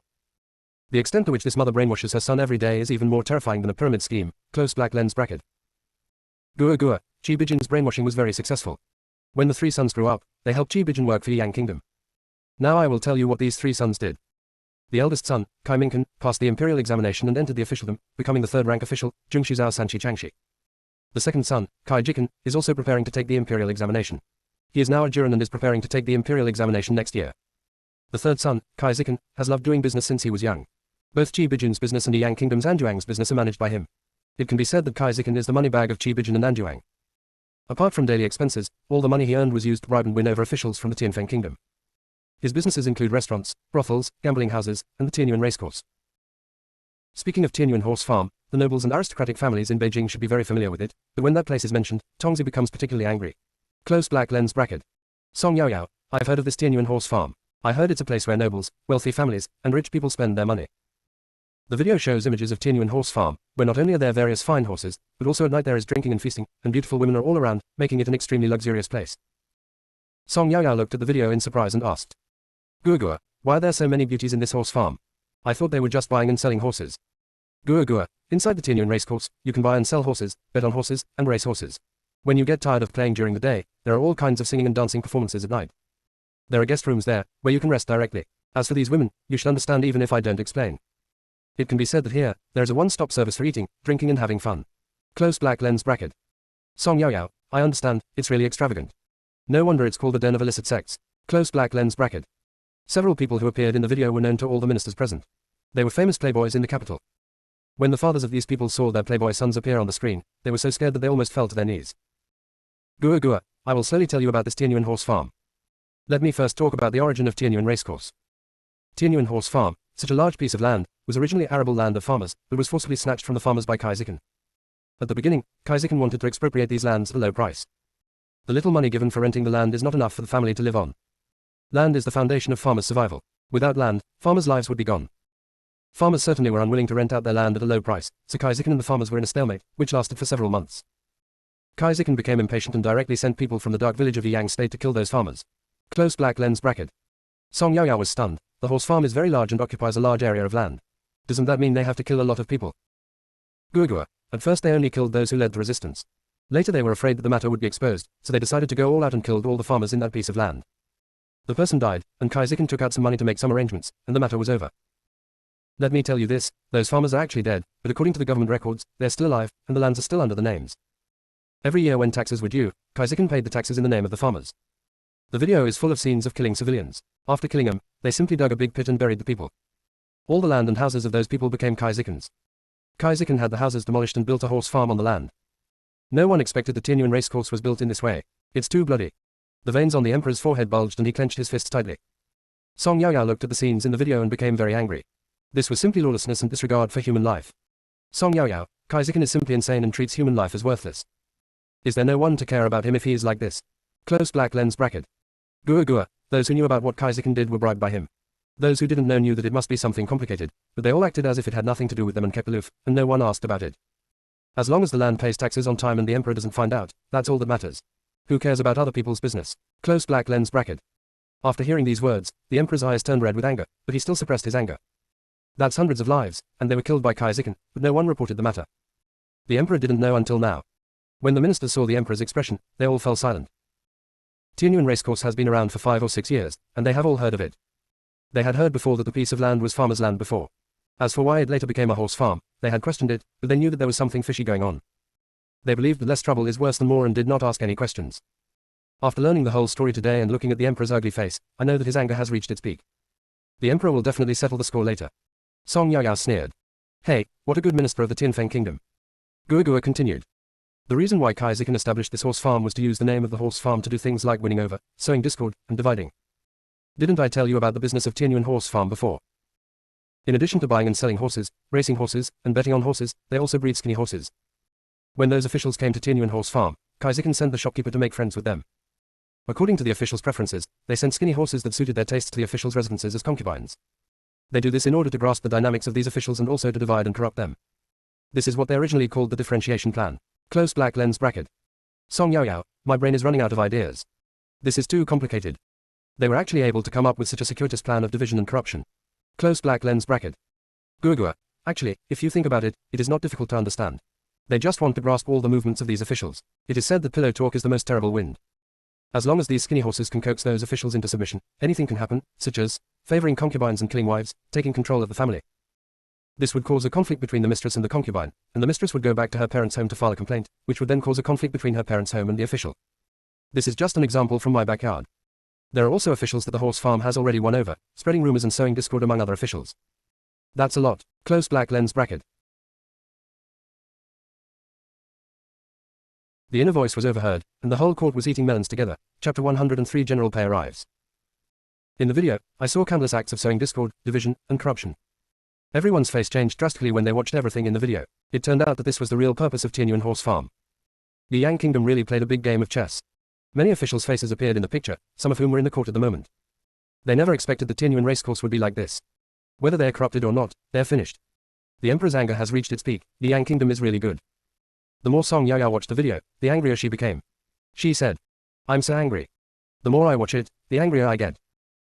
This damn Yang kingdom is actually able to harm our Tianfeng kingdom like this. No, we can't let this go on. We can't let these spies harm our country. Be sure to tell the emperor about this as soon as possible. It would be best if we could retaliate by doing the same thing in their country, dividing, corrupting and sowing discord among their court officials from within. Guogua, sort out all the evidence, including the secret bank, and hand it over to the emperor immediately. Close black lens bracket. Guogua, okay, host. After that, Song Yaoyao's voice never sounded again. Everyone knew what they needed to know, and the court was dismissed soon. As soon as the court was over, Song Yaoyao ran to Minister Song. Except for Song Yaoyao and those people who could not hear their inner voices, who were ready to leave the hall, no one else dared to move, including Minister Song. Those officials who could not hear the voices of the people saw that many people did not move, so they did not dare to move. Song Yaoyao asked doubtfully. Dad, what happened to you guys? Why is no one moving? Minister Song didn't know how to explain, so he heard the emperor speak first. Minister Song. The minister is here. Take Master Xiao Song back first. Yes. Although Song Yaoyao was puzzled as to why everyone did not move, she did not ask any more questions and left the hall with her father. After Song Yaoyao left, the emperor took the memorial on the table and threw it at the court officials. You are truly my good subjects. Those of you who have been to Tianyuan racecourse, please stand out before me. If you don't come forward now, and then find out, don't blame me for not thinking about the loyalty between the monarch and his subjects. The ministers looked at each other, and someone had already stood up. The emperor did not even look at these people. He first issued several orders, asking the imperial guards to surround the Kai mansion and ordering the arrest of Qi Bijin, the fake Kai Yan, and the other two brothers of the Kai family. Everyone can see clearly the name of Yanguo Anjuang in the video. It is a famous brothel in the capital. Now that he knew the location of the dark manor, the emperor immediately sent soldiers to the brothel. After the emperor gave the order, he looked at the officials who stood up and found that half of them had been to Tianyuan racecourse. The emperor took several deep breaths before asking, "Do any of you have concubines sent by Tianyuan horse farm in your mansion? Stand up." Then, another third of the people stood up. The emperor looked at the people who stood up and counted them. There were actually 8 of them. All the officials in the court were senior officials of the 4th rank and above, but it was unexpected that 8 of them had been corrupted. The emperor waved his hand and had the 8 people dragged away. Song Yaoyao didn't know about these things. When she returned to her yard, the first thing she did was to ask Guoguo to print out the evidence. After printing, he delivered the items to Minister Song according to the previous method before going to the dining room. After eating and drinking, Song Yaoyao wanted to go for a walk. Because of the assassination last night, Minister Song was the first to speak out in opposition, and Madame Song followed suit, not allowing her to go out. Song Yaoyao could understand that her parents were worried about her safety. Since they were not allowed to go out, she could just go back to sleep. She didn't sleep well last night and got up so early this morning. She was very sleepy when she went to court. She didn't expect Guoguo to reveal such a big news. Her sleepiness disappeared in an instant. I wanted to go shopping, and I also thought of using the excuse of going out shopping to take out some food from the space for my family. She hid in the space every day to eat, and her family didn't get anything to eat, which made her feel a little guilty. Since I'm not allowed to go out, I can only wait for an opportunity to take the things in the space out later. Thinking of this, Song Yaoyao went back to her room and fell asleep. It's so nice to have enough food and drink to keep fat. No, I'm not a pig, why should I gain weight? It should be said that the life of eating, drinking and sleeping well is really comfortable. Song Yaoyao fell asleep quickly. I don't know how long it took, but Bai Tao came to call Song Yaoyao. Miss, get up, there are guests at home. I heard that the person who came today was General Pei. In a daze, Song Yaoyao heard General Pei's words, and suddenly woke up and asked again. General Pei, which General Pei? While Bai Tao was helping Song Yaoyao get up, she said. It's General Pei who was thrown into the heavenly prison a few days ago. I heard that the emperor has already investigated and found out that General Pei was framed and has been released. Song Yaoyao, he was released so soon, it's good that he has been cleared of the injustice. By the way, why did you ask me to go to the front hall? It is true that she gave those evidences to her father, and they came to thank her father for providing those evidences to the emperor. Song Yaoyao could understand that. But why should I go to the front hall? She never exposed herself from the beginning to the end. Did the evidence come from her own hands? Although Song Yaoyao was confused, she quickly washed and dressed. When she arrived at the front hall, Song Yaoyao saw General Pei and 2 women. Song Yaoyao had seen General Pei in the video, but she had never seen the other 2 women. One of them was about 30 years old, and the other was a young girl, about the same age as Song Yaoyao. Seeing Song Yaoyao come in, the 3 of them stood up. Song Yaoyao stepped forward and greeted. General Pei quickly helped Song Yaoyao up and said, Master Xiao Song, there is no need to be so polite. Let me introduce you. This is my wife, and the other is my youngest daughter Pei Yi. You two should be about the same age, so I brought her here today. Song Yaoyao greeted again. Meet Mrs. Pei, Miss Pei. Madam Pei looked at Song Yaoyao with a smile and said, Master Xiao Song, there is no need to be so polite. This is their family's savior. If it weren't for Lord Xiao Song, their family would have been doomed this time. Pei Yi also stared at Song Yaoyao without blinking. Her family members said that the little girl in front of them saved their entire family. No matter how she looked at this little girl, there was no difference. Doesn't it just have a nose, 2 eyes and a mouth? How could she save her entire family? Before, she had asked her parents, and her parents said that the emperor said so, but the emperor did not say how he saved her specifically. The inner voice was overheard, and the whole court was eating melons together. Chapter 104 Pei Wan Ning. Since the emperor said so, it must be correct. So, as soon as they were released this time, they rushed to express the gratitude. Song Yaoyao felt a little uncomfortable being stared at by Pei Yi and said, Guo, what's going on with Pei Yi? Why are you staring at me? No matter how thick-skinned I am, I feel a little embarrassed when being stared at. Close black lens bracket. General Pei, Madam Pei, and Pei Yi all widened their eyes. The voice that came to their ears just now was clearly from Lord Xiao Song, but the 3 of them just saw that Lord Xiao Song did not even open his mouth. Could it be that they were hallucinating? While the 3 were still confused, another voice rang out. Host, are you still embarrassed to be stared at? Isn't your skin thicker than a city wall? Close black lens bracket. Song Yaoyao, Guoguo, your face is thicker than the city wall, the kind that can't be destroyed even by cannon fire. Guoguo, TSK. I'm too lazy to talk to you. Song Yaoyao touched her face and smiled foolishly. When Guoguo saw her like this, he knew what she was thinking. Host, you are not so narcissistic as to think that Pei Yi is impressed by your beauty, right? Song Yaoyao, isn't it? Guoguo, what kind of person am I? Don't you have any idea of what I am like? Song Yaoyao, Guoguo, if you don't hurt me for a day, can you die? Guoguo, I can't die, but looking at your narcissistic look, I feel like a hairdryer can't blow as well as you. Song Yaoyao, Guoguo, you're a rubbish system. You have taken away all the bamboo shoots on the mountain. Guoguo, HMPH. Song Yaoyao, HMPH. Minister Song and Madam Song were both speechless. The two had quarreled again today. This happened every few days and they would make up soon. General Pei, Madam Pei, and Pei Yi all looked at Song Yaoyao in surprise. They were certain that that was Song Yaoyao's inner voice just now. They could actually hear Master Xiao Song's thoughts. This was too incredible. Who was the person who just talked to Lord Xiao Song? While they were still wondering, they heard the voice again. Host, do you want to eat melon? Song Yaoyao, eat. Everyone was speechless. They had just had an argument, and just a short while later, they were back together. Guoguo, General Pei's legitimate daughter Pei Yining may be in danger of her life. When General Pei and the others heard this, their faces changed, but they didn't say anything. They wanted to see what Lord Xiao Song and the others would say next. Song Yaoyao was also shocked when she heard this. General Pei had finally cleared his name, so she wanted to make sure nothing happened again. She quickly asked. Guoguo, what's going on? Guoguo, Pei Yining married Kong Yucheng, the eldest son of Marquis Changping. As Guoguo finished speaking, the images of Pei Yining and Kong Yucheng appeared above Song Yaoyao's head. General Pei and his men looked at this scene in amazement. Guoguo continued. Kong Yucheng has a cousin named Fang Shishi. Fang Shishi lost both her parents when she was young and was taken to the Marquis mansion. Fang Shishi grew up in the Marquis mansion and was childhood sweethearts with Kong Yucheng. The two were interested in each other, but Kong Yucheng's parents wanted him to marry a woman who was of equal social status and could be helpful to him. Although Fang Shishi is gentle, generous, dignified and decent, she cannot help Kong Yucheng. Although the Marquis's wife knew that the two were interested in each other, she still strongly opposed it. Kong Yucheng fought against his family, and Marquis of Changping threatened that if he insisted on marrying Fang Shishi, he would not pass the position of Marquis of Changping to Kong Yucheng. You know, Marquis Changping has several outstanding illegitimate sons. After hearing this, Mrs. Kong became anxious and threatened Kong Yucheng that if he got involved with Fang Shishi again, she would immediately find a family to marry Fang Shishi off. After hearing this, Kong Yucheng compromised. Even so, Mrs. Kong sent Fang Shishi to the farm and found a few maids to look after her. The video shows scenes of Kong Yucheng fighting with his family. General Pei and the others looked at the scene in surprise. They really didn't know that their son-in-law would have such a history before marriage. They're not sure now whether what Song Yaoyao said is true or false. Song Yaoyao, and then Guoguo, Kong Yucheng had no choice but to accept his family's arrangement. In the end, Mrs. Kong chose Pei Yining, the daughter of General Pei. General Pei was away all year round, and old Madam Pei thought Kong Yucheng was a good man, so she agreed to the marriage. After the marriage, Fang Shishi was released by Mrs. Kong, but she was not brought into the mansion. Instead, she was arranged to live in a separate courtyard of the Marquis's mansion. In this way, Kong Yucheng ran back and forth between his home and the other courtyard. Close black lens bracket. In the video, Kong Yucheng goes to the other courtyard every day to have a tryst with Fang Shishi.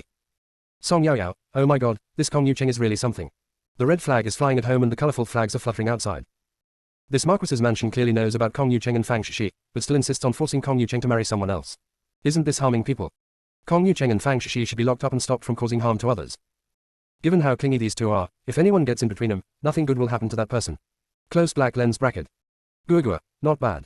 Some time ago, General Pei was accused of rebellion and the entire general's mansion was thrown into the sky prison. Pei Yining was not liked by Kong Yucheng to begin with, and when something happened in the general's mansion, Pei Yining lost his support. Kong Yucheng didn't want Fang Shishi to be a concubine, he wanted her to be his wife, so he started to make plans. After discussing with Fang Shishi, he decided to get rid of Pei Yining. Pei Yining is now 9 months pregnant and will soon give birth, so they want to have an accident so that Pei Yining will die and have 2 lives. The video shows Kong Yucheng and Fang Shishi discussing how to get rid of Pei Yining. They discussed how to bribe the midwife and take action against Pei Yining on the day of delivery. Everyone present was so angry that their hair stood on end. It was so vicious. Song Yaoyao, this adulterous couple is so shameless. Fang Shishi should be dragged out and thrown into the pig cage, and Kong Yucheng, the adulterer, should be dragged out and castrated. Now that he has no tools to commit crimes, how can he still be so naughty? Close black lens bracket. Guoguo, that's right, that's right. Bad men and bad women should be locked up and never harm others again.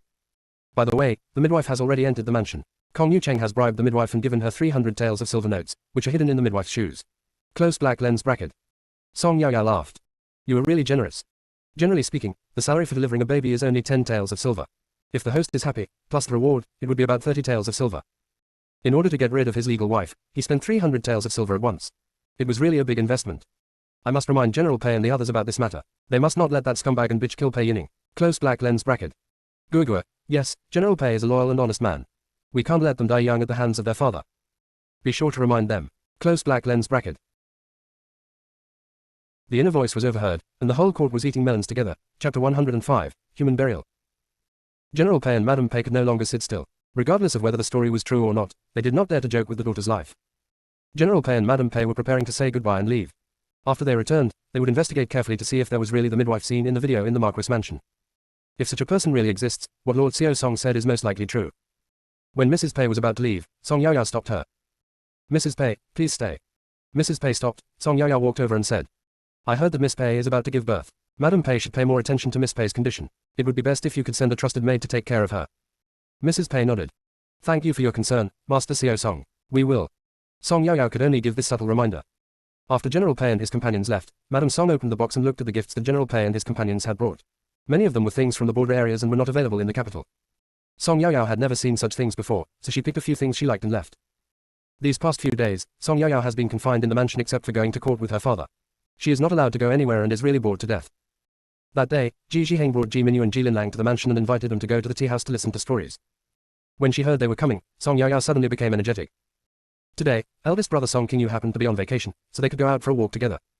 She hasn't been out for many days, and she's really feeling suffocated. Song Yaoyao asked Bai Tao to quickly help her wash and dress up as she was getting ready to go out. After cleaning up, Song Yaoyao went to the front hall. In the front hall, Mrs. Song and Song Qingyu were both there. Everyone saw Song Yaoyao coming and just greeted each other when Ji Linlang came over and took her arm. "The last time I went boating on the lake, Ji Linlang followed me all the time, and now he's here again today." Song Yaoyao wanted to pull her arm out, but Ji Linlang sensed Song Yaoyao's resistance and asked, "Yaoyao, don't you like me?" Well, it's not that Song Yaoyao doesn't like Ji Linlang, but she doesn't like someone holding her arm all the time and holding her arm wherever they go, just like conjoined twins. Not free at all. Song Yaoyao smiled awkwardly and said, "No, I'm just not used to someone holding my arm all the time." Ji Linlang patted Song Yaoyao's arm and said in a comforting tone, "It's okay, I'll get used to it." When Ji Linlang said this, he had no intention of letting go of Song Yaoyao. Instead, he held her even tighter. When Ji Minyu saw her sister like this, she hurried forward and pulled Ji Linlang's hand down. Only then was Song Yaoyao's arm finally free. Ji Minyu explained, "Sister Yaoyao, ever since you saved the drowning child during the last boat trip, Linlang has always admired you. In the mansion, everyone he meets tells you how great you are. I've been talking about coming to see you these days. I became more enthusiastic when I saw you today. Please don't be offended, Sister Yaoyao." Song Yaoyao waved her hands. She would not argue with the little brat and said, "It's okay, no problem." At this time, Song Qingling also came. "Now that everyone is here, we can finally go out. I heard that Jingmijai recently changed its storyteller, and his stories are very exciting, so the place is always packed with guests every day." Before coming, Ji Zhiheng had already booked a table at Jingmijai. The carriage swayed all the way towards Jingmijai. The carriage stopped not long after it started driving. Arriving so soon. When Song Yaoyao opened the curtains, she saw the 6th prince blocking their carriage. "Song Yaoyao, Gua, why is this idiot here? What is he doing blocking our carriage?" Close black lens bracket. Gua, the 6th prince has tortured his own wife to death. Now that he has no one to torture, he can only go out and wander around. Who knows what he is doing blocking us now? Close black lens bracket. Song Yaoyao, I hope this person doesn't go crazy. When the 6th prince Chen Yishao heard Song Yaoyao's thoughts, he was already upset because he had lost his princess, but he didn't expect that these two people would stab him in the heart. The 6th prince knew that Lord Xiao Song disliked him, but he didn't expect that he would dislike him so much. "Song Yaoyao, don't you know what you did? How can I treat a scumbag like you?" After asking, the 6th prince learned that Song Qingyu and the others were going to the tea house, and the 6th prince said, "I heard that Jingmijai has a new storyteller. I am free today, so I want to go and take a look." Song Qingyu never thought that the 6th prince wanted to go with them. Now that the words were out, there was no way to refuse, so I could only agree to go to the tea house together. They continued to move forward. Suddenly, I heard the sound of Suona and wailing. Whose funeral was this? When encountering such a situation, the living people always give way to the dead. The 6th prince ordered them to move aside immediately and let the coffin pass first. Song Yaoyao opened the curtain a little and took a look. The coffin was very wide, enough to hold two bodies flat. Just as Song Yaoyao was looking at the coffin, Guoguo's anxious voice came. Host, in that coffin, there lies a man and a woman. The man is dead, but the woman is still alive. However, due to lack of oxygen, the woman is dying." Song Yaoyao's face changed drastically. "What? Burying a living person with the dead? Tianfeng State strictly prohibits the use of living people as burial objects. How dare these people do this?" Close black lens bracket. Gua, host, please don't worry about this anymore. If we don't save that woman, she will be suffocated to death. Close black lens bracket. Song Yaoyao, I don't even know whose funeral is this. How can I stop this? Gua, have you forgotten that we still have the 6th prince as a tool in our group? You can take advantage of him. Close black lens bracket. Song Yaoyao, yeah, isn't that idiot 6th prince? Indeed, it's a waste if you don't use it. Just wait, I'll go find that tall man. Close black lens bracket. Because of the sound of the Suona, the 6th prince and the others were unable to hear Song Yaoyao's thoughts at all. They saw Song Yaoyao get off the carriage and walk towards them. Song Qingyu quickly scolded. "Yaoyao, hurry back and wait in the carriage. Once they leave, we can go." Song Yaoyao looked at her eldest brother and did not retreat. Instead, she said, "Brother, I have something important to discuss with the 6th prince." Song Qingyu asked suspiciously, "Yaoyao, what do you want to talk to the 6th prince about?" Brother, I'll talk to you after we meet the sixth prince. Since Song Yaya said so, Song King, you could only bring her to the sixth prince. Sixth prince, I have something important to discuss with you. The sixth prince looked at Song Yaya and asked. Master Xiao Song, what do you want to talk to me about? Sixth prince, there is a man and a woman lying in that coffin. The man is dead, but the woman is still alive. The inner voice was overheard, and the whole court was eating melons together. Chapter 106, Forced Opening of the Coffin. After hearing this, the sixth prince's face turned extremely ugly. The emperor has issued a clear order prohibiting the burial of living people. He is really bold. The sixth prince guessed that it was definitely Guogua who told Song Yaya about this, and he did not continue to ask. If he delayed any further, the woman in the coffin would not be saved. The sixth prince directly ordered some of his men to block the funeral procession, and another group to report to the authorities. The times for funerals and burials are all calculated, and everyone's faces turned pale when the road was blocked like this. A man came out from the funeral procession and shouted. Who are you and what are you trying to do by blocking the road? This is the funeral of the son of the Shangshu Langjung. Can you afford to delay the burial? The sixth prince's men drew their swords, and those people dared not speak anymore. When the Shangshu Langjung recognized the sixth prince, his heart skipped a beat. Could the sixth prince have discovered something? Shangshu Langjung walked out of the funeral procession with a nervous heart, bowed to the sixth prince, and said, Sixth prince, my son was weak since childhood and unfortunately passed away. Today is the day of his funeral. Please give me some convenience, your majesty.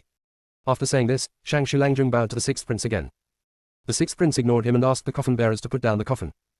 After hearing this, an old lady with grey hair stood in front of the sixth prince and burst into tears, saying, Sixth prince, you can't bully us just because you are a prince. Don't you know? Can't the coffin fall to the ground halfway after it leaves the door? After the coffin leaves the house, it must be carried all the way until it is placed in the tomb. You asked them to put down the coffin halfway, don't you want my grandson to rest in peace? Even if you are a prince, you can't break the rules. After saying this, the old lady started crying. The sixth prince didn't say anything, and his expression became extremely ugly. Song Yaoyao, Guogua, can't the coffin be put on the ground before it reaches the cemetery? Guogua, there is such a saying. There are several different reasons why the coffin cannot touch the ground during a funeral. One theory is that if the coffin falls to the ground, it means that the deceased is still attached to the world, and the soul of the deceased will stay where it falls instead of going where it should go, which will be a threat to the living. Another theory is that if the coffin falls to the ground during a funeral procession, it means that the coffin has been covered with soil, and the place where it falls should be where the deceased is buried. There is also a saying that during a funeral procession, the coffin cannot touch the ground. It must be placed at the burial site before it can be put down. Otherwise, the soul of the deceased will regard the place where it first touches the ground as its resting place, filling this place with hostility, which may cause harm to the world in the future. Song Yaoyao, I didn't expect there are so many different opinions. The old lady didn't want the coffin to land on the ground, so the sixth prince brought a few followers with him. With so few people, they couldn't force them to put the coffin on the ground. Close black lens bracket. The old lady kept crying. Sixth prince, you can't rely on your status as a royal family member to bully us like this. We are just holding a funeral, we are not doing anything else, you can't delay the burial of my grandson. The old lady's crying attracted a lot of people to watch. Song Yaoyao, the old lady wants to use public opinion to force the sixth prince to give way. She is really scheming. Guogua, this old lady is not simple. Sure enough, everyone started pointing fingers at the sixth prince. They also advised the sixth prince that the dead were the most important and that he should not delay the burial. They asked him to make way first. The sixth prince's expression became increasingly grim, but he still did not give way. As the old lady watched more and more people talking to her, she cried even harder. The sixth prince felt that the old lady in front of him was more difficult to deal with than those old foxes in the court.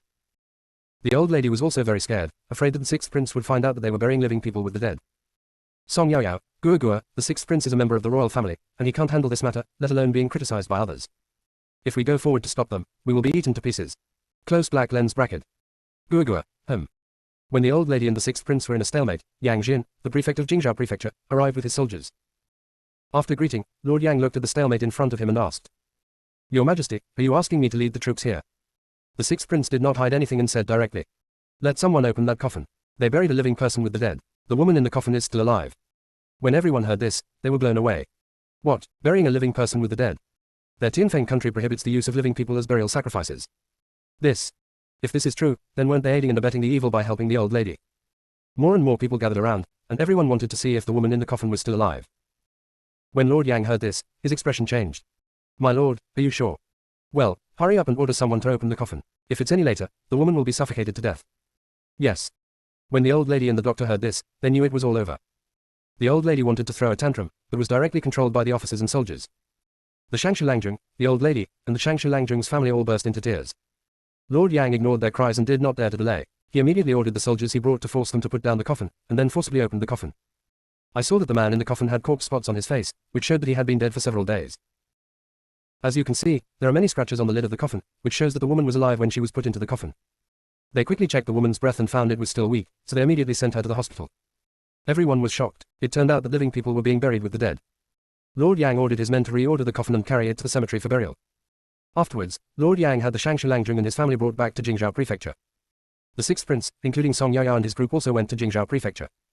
When we arrived at Jingzhou Prefecture, we went to court immediately. Lord Yang slammed the gavel and said, "Shangshi Langjung, do you admit your guilt? The emperor of our Tianfeng kingdom is merciful and has prohibited the burial of living people. You are an official of the 5th rank. How could you break the law knowingly? You knowingly committed the crime, which is aggravated." From the moment the coffin was opened and the truth was revealed, Shangshi Langjung was panicked at first. But on the way to the burial, he had calmed down and thought of his excuse. The Shangshi Langjung said calmly, "Sir, when the woman was brought here, we were sure she was dead. Who knew she was in a state of suspended animation?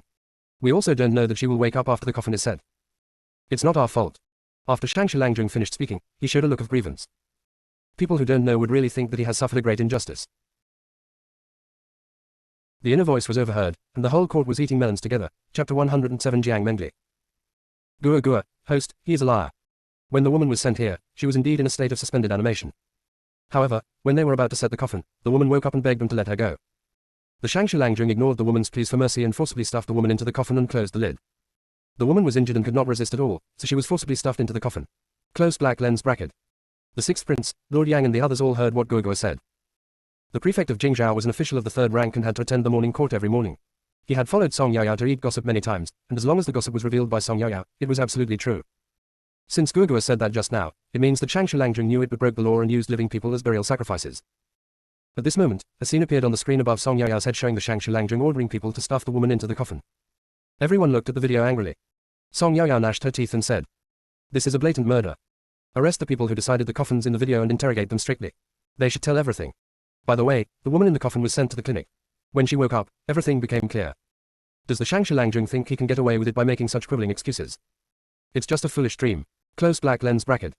Next, Lord Yang ordered the people who were in charge of the coffin to be brought to the hall. The people who ordered the coffin were all paid to do their jobs. Although the Shangshi Langjung gave them hush money, they still need to live to pay it. They're just ordinary people, how can they compete with the government? Before they were even asked any questions, these people spilled the beans and confessed everything. They explained in detail how they discovered that the woman in the coffin was still alive, and how the Shangshi Langjung ordered people to stuff the woman into the coffin and asked them to fix the coffin. This is going really smoothly. Lord Yang asked these people to sign the names. At this moment, the woman who was rescued from the coffin was carried into the lobby. As soon as the woman arrived in the lobby, she knelt down. Lord Yang exempted her from the formalities and had a chair brought over so that she could sit down and talk. After the woman sat down, she began to speak. "When I woke up, I found myself in a coffin, and there was a dead person lying next to me. I was terrified. The coffin hadn't been put in place yet at that time, so I climbed up and wanted to get out of the coffin as quickly as possible. But because of my poor health, I tried several times but failed to climb out of the coffin because the noise was too loud and I was discovered. I begged them desperately to let me go. At this time, a middle-aged man came. He looked at me coldly and ignored my pleas. He ordered people to force me into the coffin and close the coffin lid. I thought I was doomed this time, but I didn't expect that I would be rescued by you gentlemen." After saying this, the woman knelt down and kowtowed again. When the woman arrived, the officers and soldiers who took her to the clinic had already briefly explained the situation to her. Although it is not known how the sixth prince knew that she was trapped in the coffin alive, it was indeed they who saved her. She is penniless now and can only kowtow to you all. Lord Yang quickly asked someone to help her up. Lord Yang watched her sit on the chair again before continuing to ask. "Girl, what's your name? Where do you live?" When the woman heard this, her eyes were filled with sadness, her lips were pursed into a straight line, and she didn't say a word. After a long time, the woman still didn't speak. "Song Yaoyao, Gua, what's wrong with this woman? Why isn't she talking?" Gua sighed humanely and said, "Open black lens bracket, alas. This woman is also a pitiful person. Host, please listen to me and I will explain it to you slowly. This woman, named Jiang Mengli, was the legitimate daughter of a 7th rank official named Jiang Jingxuan, and also the daughter of his first wife. Jiang Jingxuan and his first wife, Mrs. Jiang, were childhood sweethearts and had a very good relationship." Close black lens bracket. As Gua finished speaking, images of Mrs. Jiang and Jiang Jingxuan when they were young appeared on the screen above Song Yaoyao's head. The man is handsome and the woman is beautiful, and they look a perfect match standing together. Song Yaoyao, wow, talented man and pretty girl, what a perfect match. Then what? Close black lens bracket. Gua, they were a perfect match, and when they reached marriageable age, they got married under the arrangement of their family elders. After marriage, the two were very loving. Not long after the marriage, Mrs. Jiang discovered that she was pregnant, and both of them were very happy. Originally, everyone thought that the two could live in love forever, but unexpectedly, Mrs. Jiang had a difficult labor. Close black lens bracket. In the video, Mrs. Jiang looked at Jiang Jingxuan pleadingly, asking him to keep their child. Despite Mrs. Jiang's pleas, Jiang Jingxuan still did not agree to her request. But Mrs. Jiang was determined to keep the child, and finally she gave birth to the child with all her might. This child is Jiang Mengli, and this name was given to her by her mother. I originally thought that once the baby was born, both mother and daughter would be safe. who knew that Mrs. Jiang would suffer a hemorrhage, and just like that, Mrs. Jiang was gone. Jiang Jingxun held Mrs. Jiang's body and sat there for several days. Song Yaoyao sighed. It is so sad that two people who loved each other are separated forever. Guogua. After Madame Jiang passed away, Jiang Jingxun blamed Jiang Mengli for Madame Jiang's death. Jiang Jingxun felt that if it weren't for giving birth to her, his wife would not have lost her life. It's all Jiang Mengli's fault. Jiang Mengli is a disaster star, a jinx. She killed her own mother when she was just born. In this way, the newborn Jiang Mengli was branded as a disaster star and a mother killer. Therefore, Jiang Jingxun asked the two maids around Madame Jiang to take the newly born Jiang Mengli to live in the most dilapidated and remote courtyard in their mansion. In the video, Jiang Jingxun seemed like a different person after taking care of his wife's funeral. He looked at the baby Jiang Mengli with disgust and hatred in his eyes. That look really didn't look like a father looking at his daughter. It was the look of an enemy. Song Yaoyao gnashed her teeth and cursed. I've never seen this before. There are wonderful things every year, especially this year. This Jiang Jingxun is really a VIP among weirdos. I have never seen such an extreme weirdo. Can this be blamed on a baby? Why doesn't he blame himself for getting Mrs. Jiang pregnant? If he had not let Mrs. Jiang get pregnant, she would not have experienced the pain of childbirth, and would not have lost her life. The man couldn't control his lower body and put all the blame on a baby. Only a coward would evade responsibility in this way. How shameless. Bah, such a scumbag is not worthy of Mrs. Jiang's love, let alone being a father. This person is even worse than the sixth prince. The best of the worst. Bah, close black lens bracket.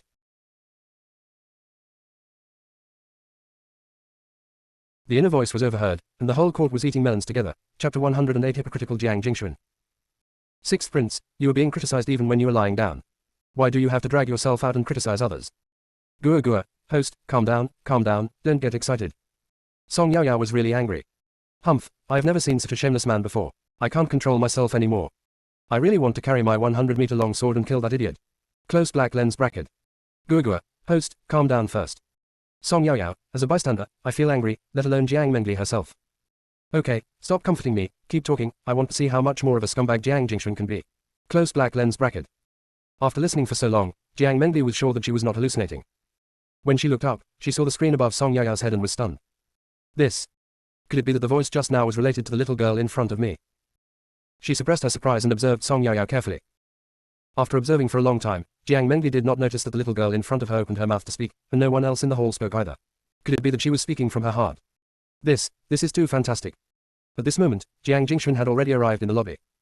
When this happened, Lord Yang immediately sent someone to notify Jiang Jingxun. After Jiang Jingxun greeted him, he said, My lord, my daughter is naughty and disobedient. Now she has caused a big disaster. This is all her personal behavior and has nothing to do with the Jiang family. All the responsibility lies with this evil girl. You can kill me or chop me up as you wish, I won't say a word. After hearing this, Song Yaoyao could no longer suppress the anger in her heart and cursed. What's wrong with this person? He didn't even know what had happened, but he put all the blame on his daughter. Such a person does not deserve to have children and should be left without descendants. I've never seen anyone who wants his or her child to die so much. It was a stab in the ass and an eye-opener. It's simply a cheap man's spring. Song Yaoyao cursed loudly. Gua did not reveal the news at this time, and the screen above Song Yaoyao's head did not appear. Jiang Jingxun looked up and found that no one opened their mouths. Although he didn't know what the voice was about, he still frowned. Where did those dirty words come from? How disgraceful. If Song Yaoyao knew what Jiang Jingxun was thinking, she would definitely point at his nose and scold him directly. Jiang Mengli's face remained calm when she heard her father's cruel words. After living in the mansion for so many years, she has long been accustomed to it. Whenever anything happened in the house, her father would never ask the reason but would scold her. Even if the other party is a maid or a servant, it is her fault. She is the only one who is punished with a stick, and the maid and servant will be fine. After a long time, Jiang Mengli also understood that as long as everyone said it was her fault, her father would think it was her fault without saying a word. No matter how the maids and servants bullied Jiang Mengli, or how her father's other children beat and scolded her, she could only endure it silently. She kept wondering, if her mother had not risked her life to give birth to her, if her mother had not died, would everything be different? No one present expected that as soon as Jiang Jingxun came in, he pushed all the blame onto his daughter. Just as Master Xiao Song said, this man was indeed the worst of scumbags. Lord Yang's eyes changed when he looked at Jiang Jingxun. It was the first time he had seen such a person, and his tone became cold. Jiang Jingxun, do you know what happened? As soon as you come in, you put all the blame on your daughter. Jiang Jingxun immediately heard the sarcasm in the words. Could it be that things were not what he thought, so he said. You really don't know what happened. Lord Yang's voice became even colder, and he said. You know nothing, yet you throw dirty water on your own daughter in public. Have you ever thought about her situation? How do you want her to live in the future? Jiang Jingxun stammered a few times, but ultimately said nothing. Song Yaoyao looked at Jiang Jingxun like this and despised him even more. Coward, Jiang Jingxun is a ruthless coward in his home. Close black lens bracket. The more Song Yaoyao looked at the man below, the angrier she became. Lord Yang told Jiang Jingxun what had happened to Jiang Mengli. Jiang Jingxun was shocked. Jiang Mengli was almost buried alive. How could this happen? Even if she didn't like her daughter, she never thought of letting her die. Seeing Jiang Jingxuan looking deeply shocked, Song Yaoyao felt relieved. Jiang Jingxuan asked in a hoarse voice. Mengli, how come you were buried alive? Jiang Mengli didn't say anything. Everyone present looked at Jiang Jingxuan with contempt. Such a question was really speechless. Song Yaoyao sneered. What you are asking is that those who were buried alive must have been framed. Is there any need to ask this? Could it be that Jiang Mengli herself was the one who was eager to be buried alive with the dead? Close black lens bracket. Guoguo's voice also rang out. Host, I know who framed Jiang Mengli. Song Yaoyao, who is it? Guoguo, it was her stepmother Wen who framed Jiang Mengli. At this time, Wen's image appeared on the screen above Song Yaoyao's head. Song Yaoyao said sarcastically. Doesn't Jiang Jingxuan have deep feelings for his first wife, Mrs. Jiang? Why did he marry a second wife? A man's mouth is a lie. If you believe a man's affectionate lies, even a sow will climb a tree. Look at Jiang Jingxuan, isn't he a living example? He said how much he loved his original wife, but then he turned around and married another woman. That's right, men need to vent, how can they do without women? A man's love is different from physical love. He says he loves you, but his body can be in love with another woman. How hypocritical. Close black lens bracket. Everyone felt hot on their faces when they heard what Song Yaoyao said. Except for those who were not married, all the people present had several concubines in addition to their wives. They usually talk about love, but they also go to other people's rooms. After hearing this, Jiang Jingxuan's face turned extremely pale. He really loves his original wife, and no one can take her place in his heart. However, after his first wife passed away, he did marry a second wife, 2 concubines, and had several children. Is he really that hypocritical? Song Yaoyao, Guoguo, please continue. Guoguo, after Mrs. Jiang passed away, Jiang Jingxuan drank to drown his sorrows every day. Old Madame Jiang was afraid that if this continued, her son would be ruined, and she wanted her son to get out of this quickly. So, when Jiang Jingxuan was drunk, Madame Jiang arranged for her niece to have sex with Jiang Jingxuan. Close black lens bracket. In the video, Jiang Jingxuan was drinking to drown his sorrows every day. When he was awake, he would paint in his study, painting a portrait of his first wife, Mrs. Jiang.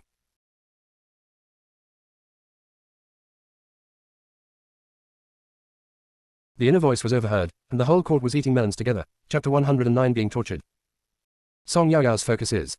Guoguo, if this man gets completely drunk, his body won't be able to do anything good with others. If it can accomplish good things, it means that the man is not drunk. This also means that the man couldn't stand the loneliness and gave in to someone else reluctantly. Humph, so hypocritical. Close black lens bracket. After hearing this, everyone thought about it and agreed. A person who is really drunk is totally unconscious and would not be able to do such a thing. After hearing what Song Yaoyao said, Jiang Jingxuan's face turned even paler. In the eyes of everyone, this is a sign of guilty conscience. No one is too lazy to watch Jiang Jingxuan playing a passionate character. Guoguo, yes, the host is right. From a medical point of view, if a person is really drunk, it is absolutely impossible for him to do such a thing. This can only mean that the man was not drunk at all. Close black lens bracket. Song Yaoyao was too lazy to even look at Jiang Jingxuan and said. Open black lens bracket Guoguo, please continue. Close black lens bracket. Guoguo, in this way, Jiang Jingxuan married Wen as his second wife. After the marriage, Wen soon became pregnant and gave birth to Jiang Fan, and later gave birth to a son, Jiang Xinyan. After that, he married several concubines and had several illegitimate sons and daughters.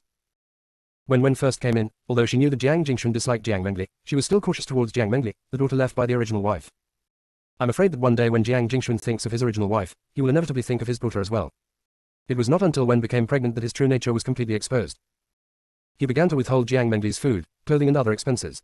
A young lady from an official family ate worse than the servants. Jiang Mengli often eats leftovers, and her clothes are all discarded by those bastards. Close black lens bracket.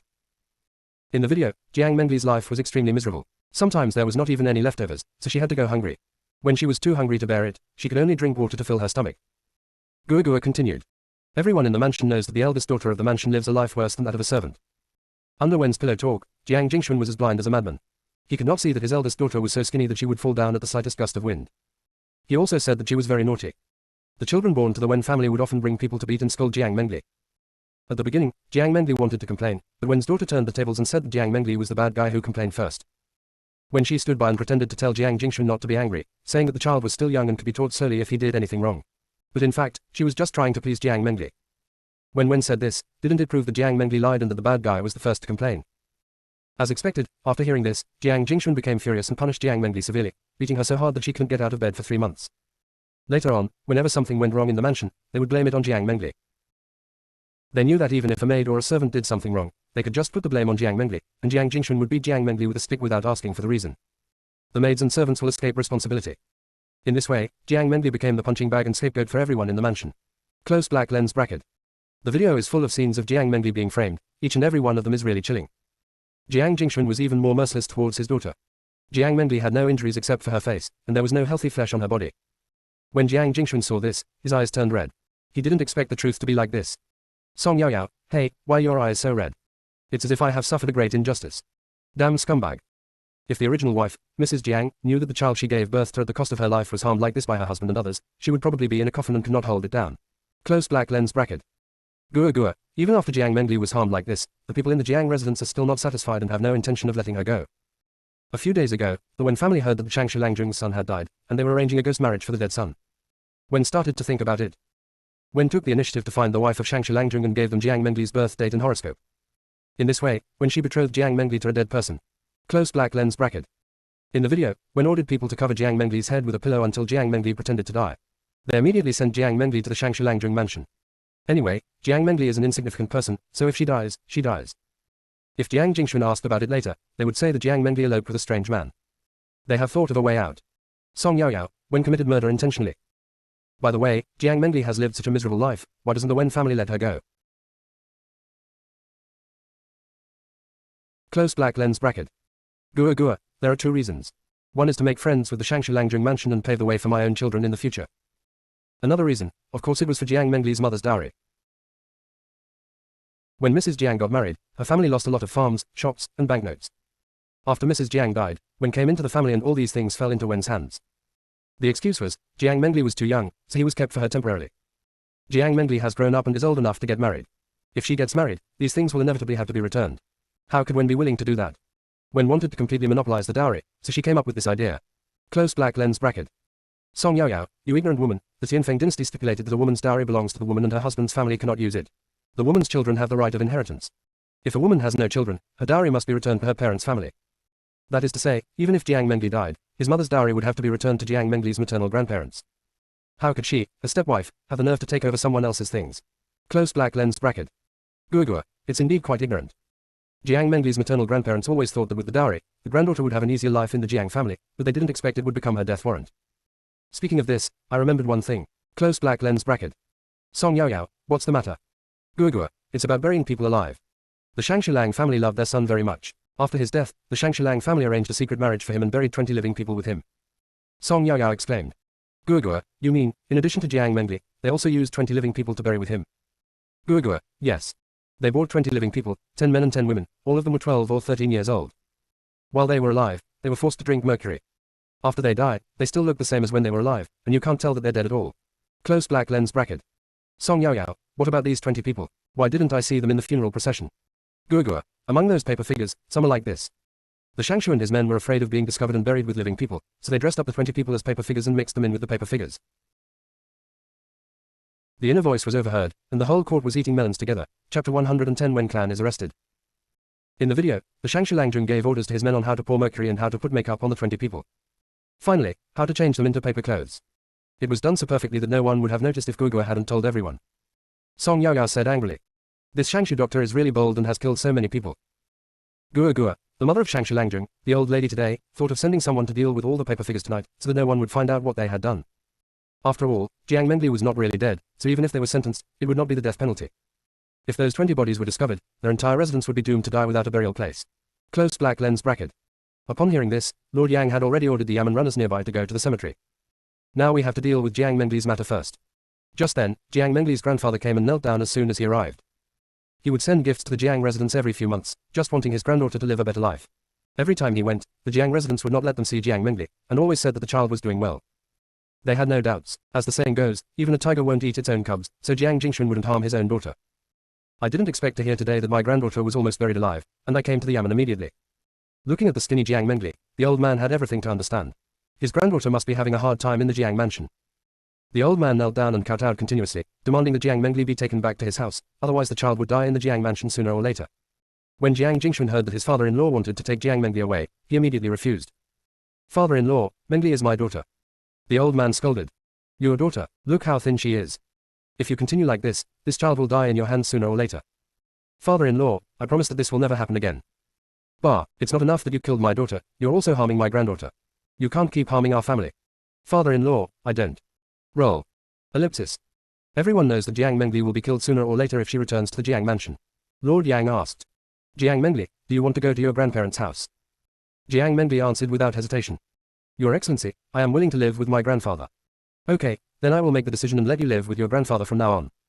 Your mother's dowry and the profits from these years can also be taken away after they're calculated. Thank you, sir. Jiang Mengli and her grandfather were particularly happy. Jiang Jingxuan said in a distraught tone.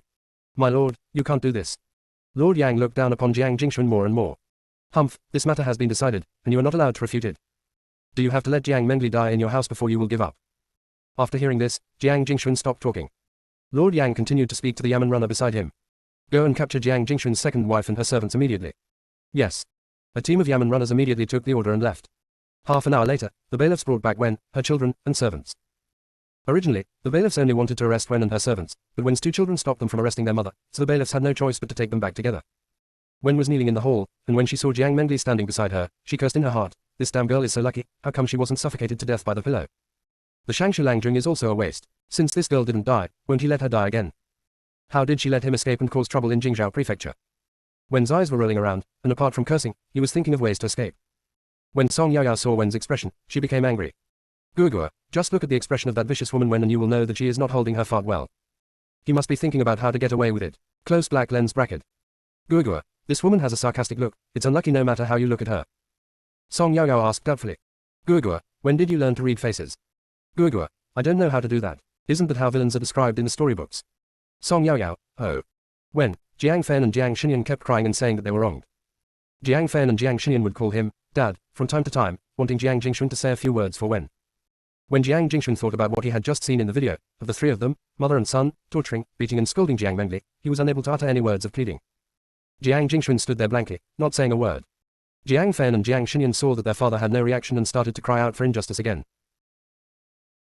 Lord Yang looked at the woman kneeling below. From her restless eyes he knew that this woman would not admit her crime obediently. Lord Yang was not in a hurry and directly asked someone to bring all of Wen's servants up. These servants had never seen such a scene before. They were slaves to begin with, and if they were proven guilty of murdering their master, their entire family would be executed immediately. They are not afraid of death, but their children cannot die with them. They gritted their teeth, lowered their heads, and didn't even look at Wen. Under Wen's horrified gaze, they confessed everything. Wen was gentle, generous, and considerate in front of Jiang Jingxuan, and was very good to Jiang Mengli, the daughter of his first wife. When Jiang Jingxuan couldn't see, he either beat or scolded Jiang Mengli. It was common for Jiang Mengli to not have enough to eat or wear warm clothes. She also had to wash everyone's clothes, including the servants.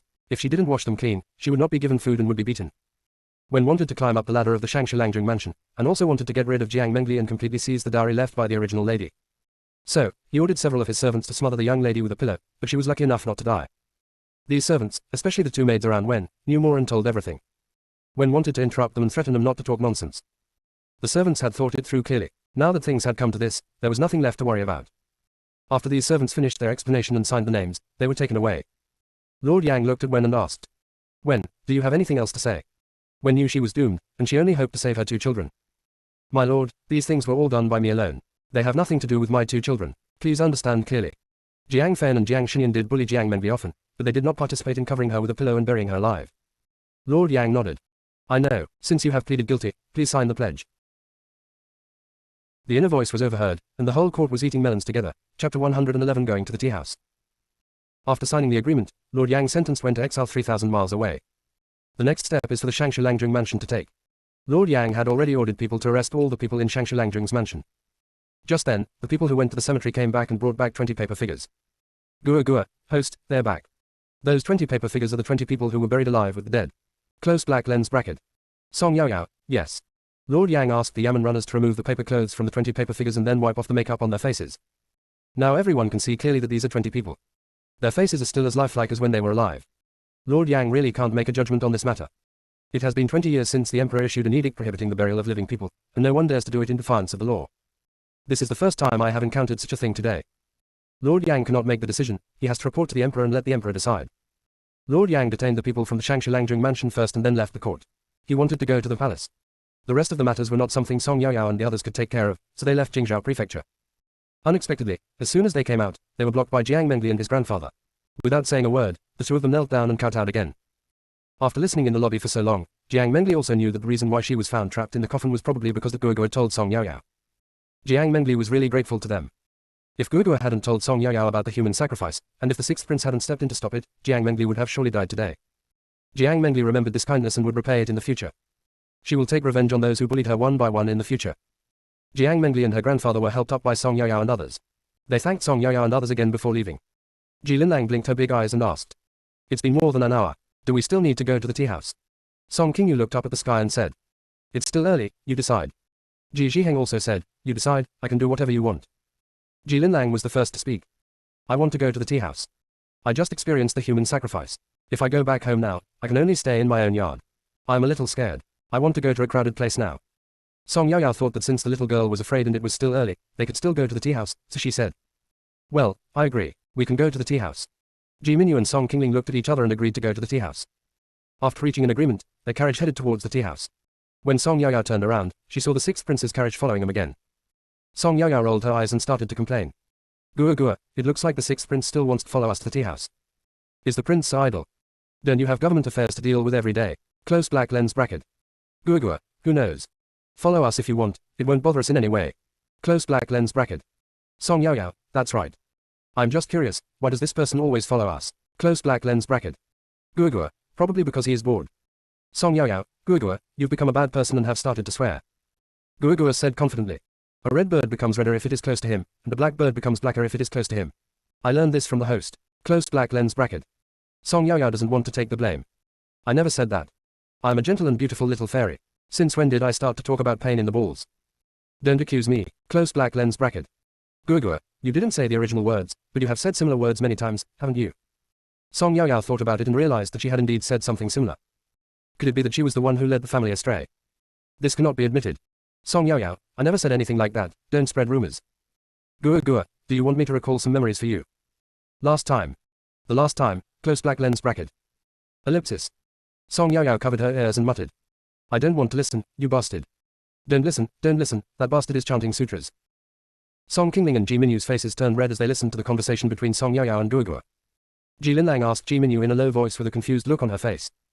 Big sister, does it hurt? Why do my balls hurt? Ji Linlang wanted to ask more questions, but Ji Minyu covered her mouth with her hand. Ji Linlang, sister, Ji Minyu moved closer to Ji Linlang and whispered. Little girl, stop asking these questions. Ji Linlang finally pried Ji Minyu's hand open and said.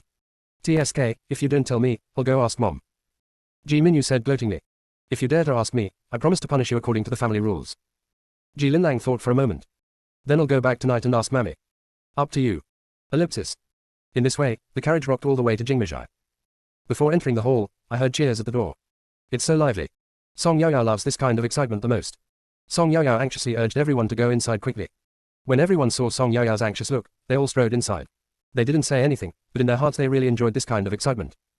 Entering the hall, Song Yaoyao looked around and saw that the seats were all occupied. The waiter took them to the seat that had been reserved in advance. After serving fruits, snacks and tea, the waiter left. Song Yaoyao wanted to see what was different about this new storyteller. Song Yaoyao listened for a long time before saying to Gua Gua. Gua Gua, the script hasn't changed, only the storyteller's storytelling style has changed. This storyteller seems to be a ventriloquist. Different characters can be spoken with different voices. Young men, young women, old ladies, old men, little boys, and little girls all use different voices. This way of storytelling is indeed fresh in this dynasty. The only drawback is that the storybook is too old-fashioned. Close black lens bracket. Everyone heard Song Yaoyao's thoughts and realized this. They all agreed with what Song Yaoyao said. Gua Gua, yeah, this story is too old-fashioned. Song Yaoyao, Gua Gua, if this storybook is changed to themes such as the overbearing CEO falls in love with me, Ghost, strange stories from a Chinese studio, Journey to the West, or Cultivation of Immortality, the business will definitely be better. No one understood what Song Yaoyao was talking about. They had never heard of it before. Gua Gua, host, what you said makes sense. If the storybooks were changed to the topics you mentioned, everyone would definitely like them more. Close black lens bracket.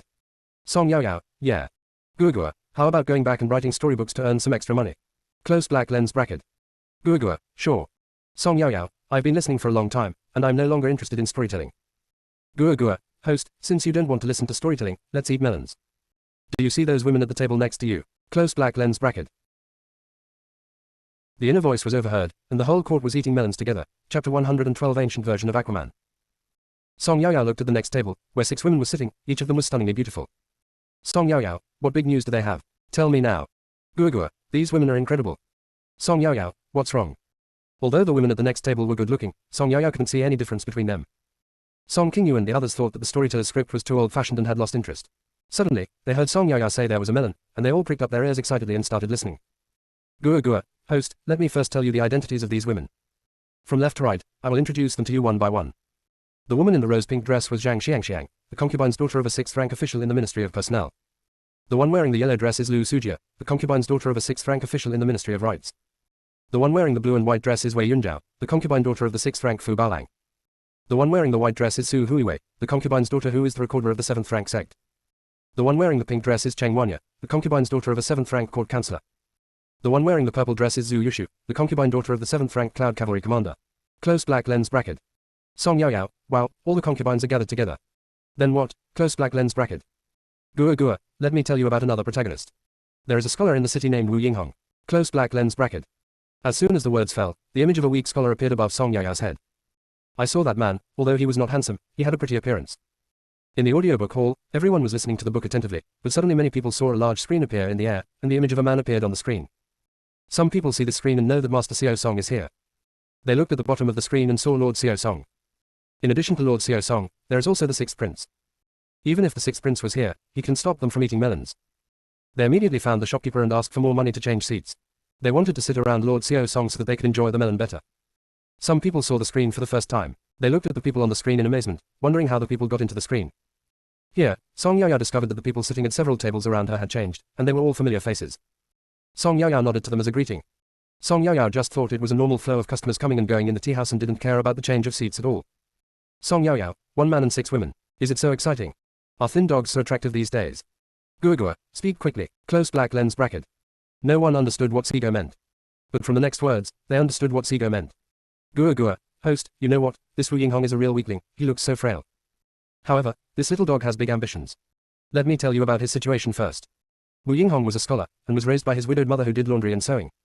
Later, when he grew up a little, he relied on selling calligraphy and paintings and writing letters to earn some copper coins to supplement his family income. This person is quite knowledgeable. The former Wu Yinghong was relatively honest. Close black lens bracket. The video shows Wu Yinghong and his mother, who have been relying on each other for years and have lived a very hard life. Gua Gua continued. Once, when Wu Yinghong was setting up a stall on the roadside, he saw a wretched big man molesting a woman. Wu Yinghong couldn't bear it any longer, so he found a stone, sneaked over, and smashed it hard on the back of the big man's head. The big man fainted.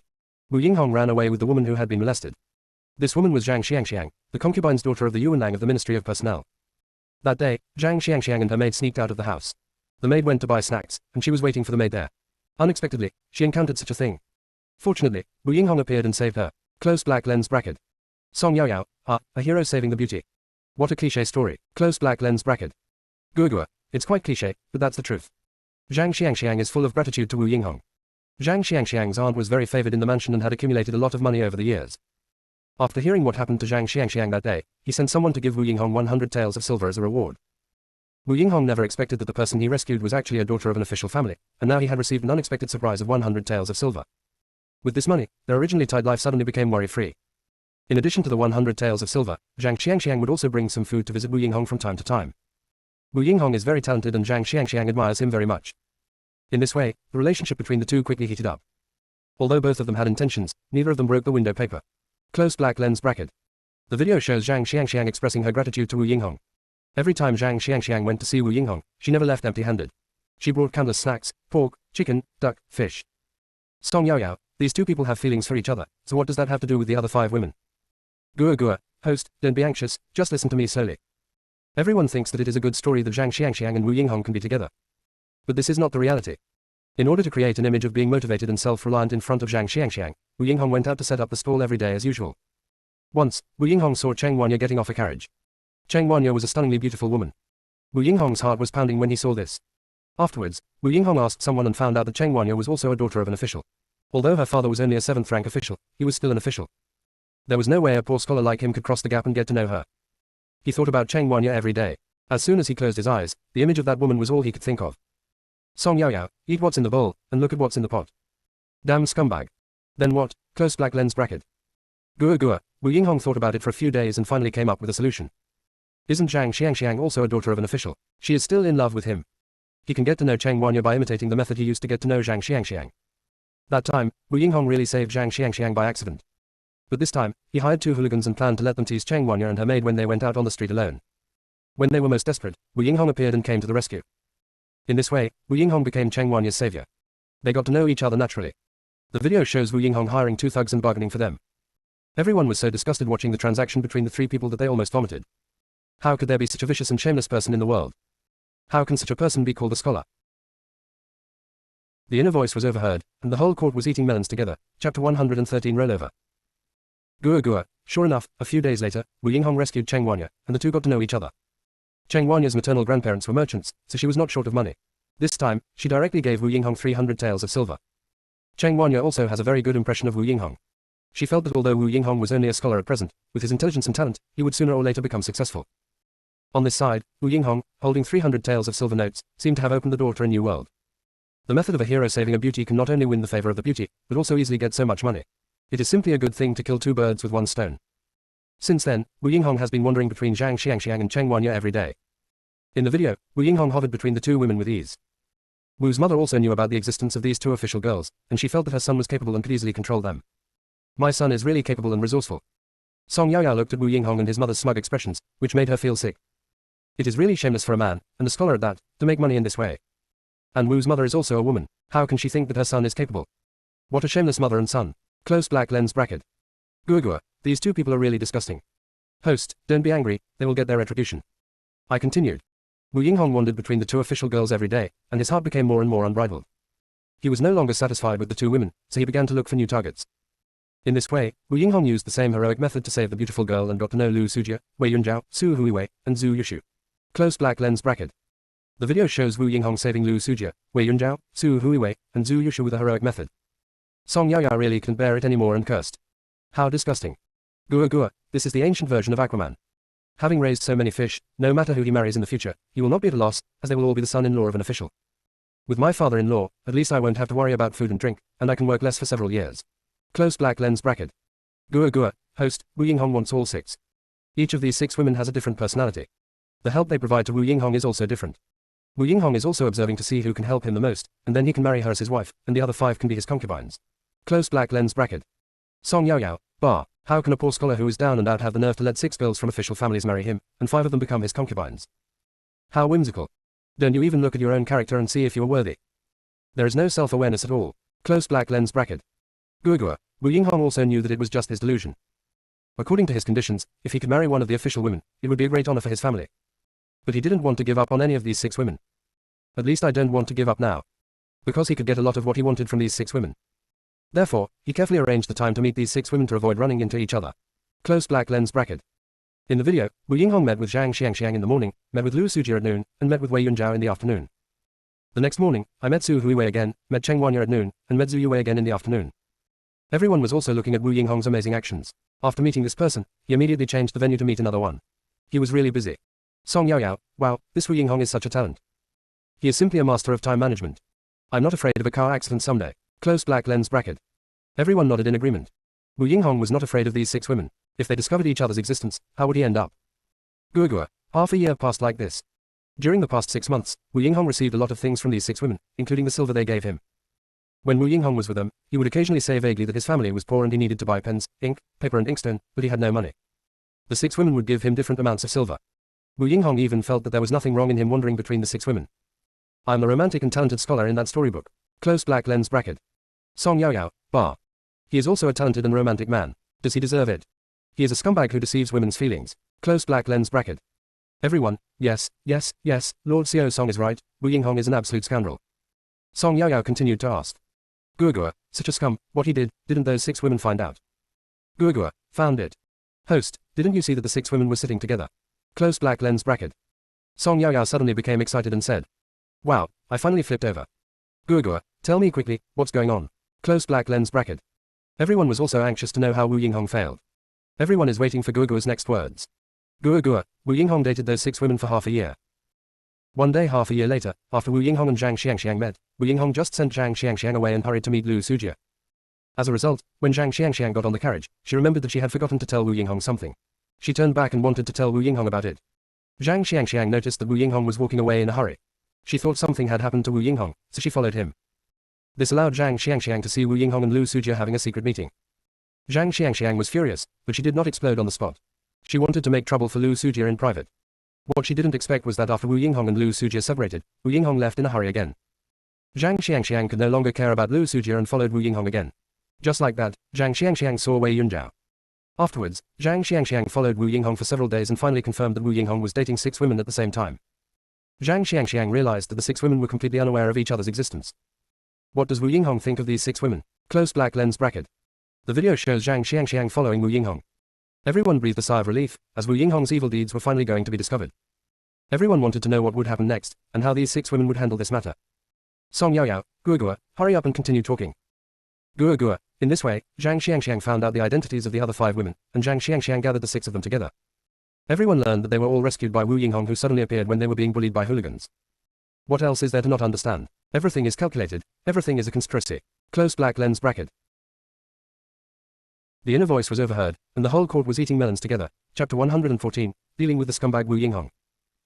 In the video, 6 women recounted how they met Wu Yinghong. They knew that their rescue was no coincidence, and everything was arranged in advance by Wu Yinghong. Even if Zhang Xiangxiang was really saved by Wu Yinghong, everyone thought it was all a conspiracy. How could a down-and-out scholar have the courage to plot against these young ladies from official families? I really don't know how to live or die. Guogua. Today, the 6 of them got together to discuss how to teach the scumbag a lesson. Song Yaoyao, have you figured it out? Guogua. We've worked it out. They decided to lure Wu Yinghong to a deserted place, knock him unconscious, and then have someone remove the 2 tails of flesh from under him. Then, send him to the brothel. Close black lens bracket. Song Yaoyao said with sparkling eyes. Wow, is it so exciting? As the saying goes, you should never mess with a woman. Wu Yinghong is in big trouble. Close black lens bracket. Then, Song Yaoyao sang. I will throw away the sand that I cannot hold. I will dig at what is not my cup of tea. I will dig up the roads under my feet. I will bury all those who do not love me. Everyone was listening to Song Yaoyao's song, but they didn't find the lyrics interesting. Instead, they shuddered. Woman, that's terrible. Sir Xiao song, it's even more terrifying. Guogua, host, stop singing. The 6 women are leaving to deal with that scumbag Wu Yinghong. Do you want to go and watch the fun? Close black lens bracket. How can you miss such a good show to deal with the scumbag? Song Yaoyao said excitedly. Open black lens bracket go. Go, go. Close black lens bracket. Song Yaoyao turned around and said to Song Qingyu and the others. Brother, the scripts here are too old-fashioned. I don't want to stay here anymore.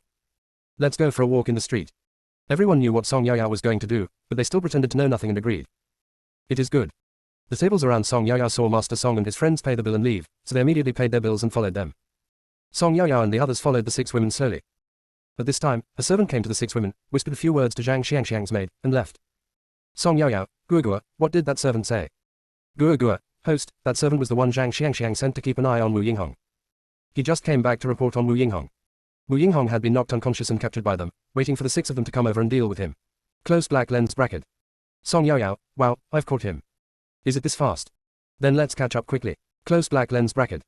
The 6 women walked towards the east of the city. Song Yaoyao used the excuse that there were many snack shops in the east of the city and wanted to go shopping there, so they followed her. The 6 people arrived at a yard and walked in. Song Yaoyao and the others didn't dare to get too close. When they reached the distance of 100 meters where they could accurately eat the melon, Song Yaoyao and the others stopped and looked in a dim sum shop. Song Yaoyao said anxiously. Guogua, quickly upload the images of that courtyard. Guogua, okay, host. In the picture, 6 women were seen walking to the door of the woodshed in the yard.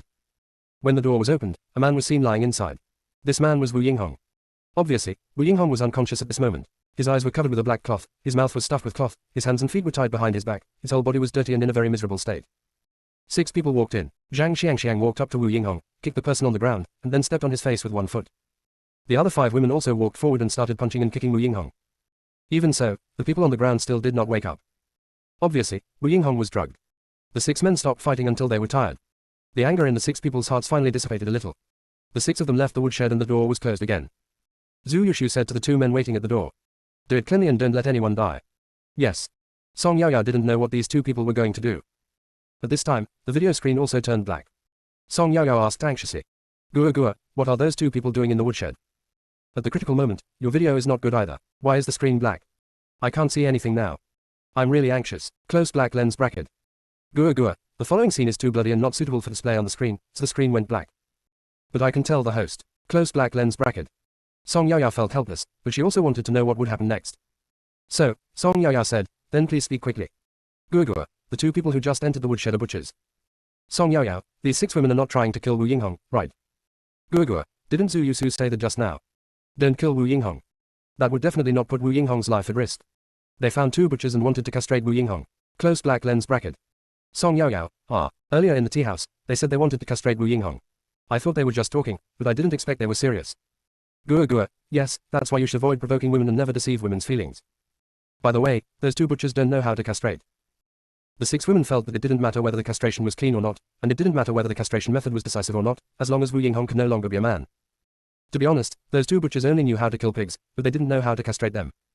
The truth is, the 6 women offered too much silver for the 2 butchers to refuse. The 2 butchers thought, isn't castration just the same thing? Although they have never done it, cutting off 2 ounces of meat is no different from cutting off 2 ounces of meat from a pig. Close black lens bracket. Song Yaoyao, oh my god. One dared to hire, the other dared to take the order. Just thinking about it, you can imagine Wu Yinghong's tragic fate. Close black lens bracket. After hearing what Guo said, all the men present shuddered and then clamped their legs together. The woman taking revenge is so scary. At this moment, the video footage resumed. The 2 butchers had already come out of the woodshed. Everyone saw that Wu Yinghong was awakened by the pain on the floor of the woodshed. Because his mouth was stuffed, he made a whimpering sound and rolled on the ground. Then the door of the woodshed was closed again. After they were a little further away, Zhu Yusu asked the 2 butchers in a low voice. He's not going to die, is he? The butcher patted his chest and assured. Don't worry, we kill pigs every day, this is a skill passed down from our ancestors. Also, we applied hemostatic powder to him, don't worry, he won't die. When Song Yaoyao heard what the 2 butchers said, she couldn't help but admire them. Gua, these 2 butchers are really interesting.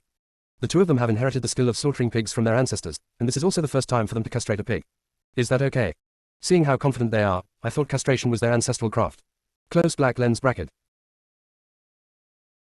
The inner voice was overheard, and the whole court was eating melons together. Chapter 115, shamelessly going to the banquet. At this moment, Su Huiwei in the picture said, throw that thing of his to the wild dogs. Yes.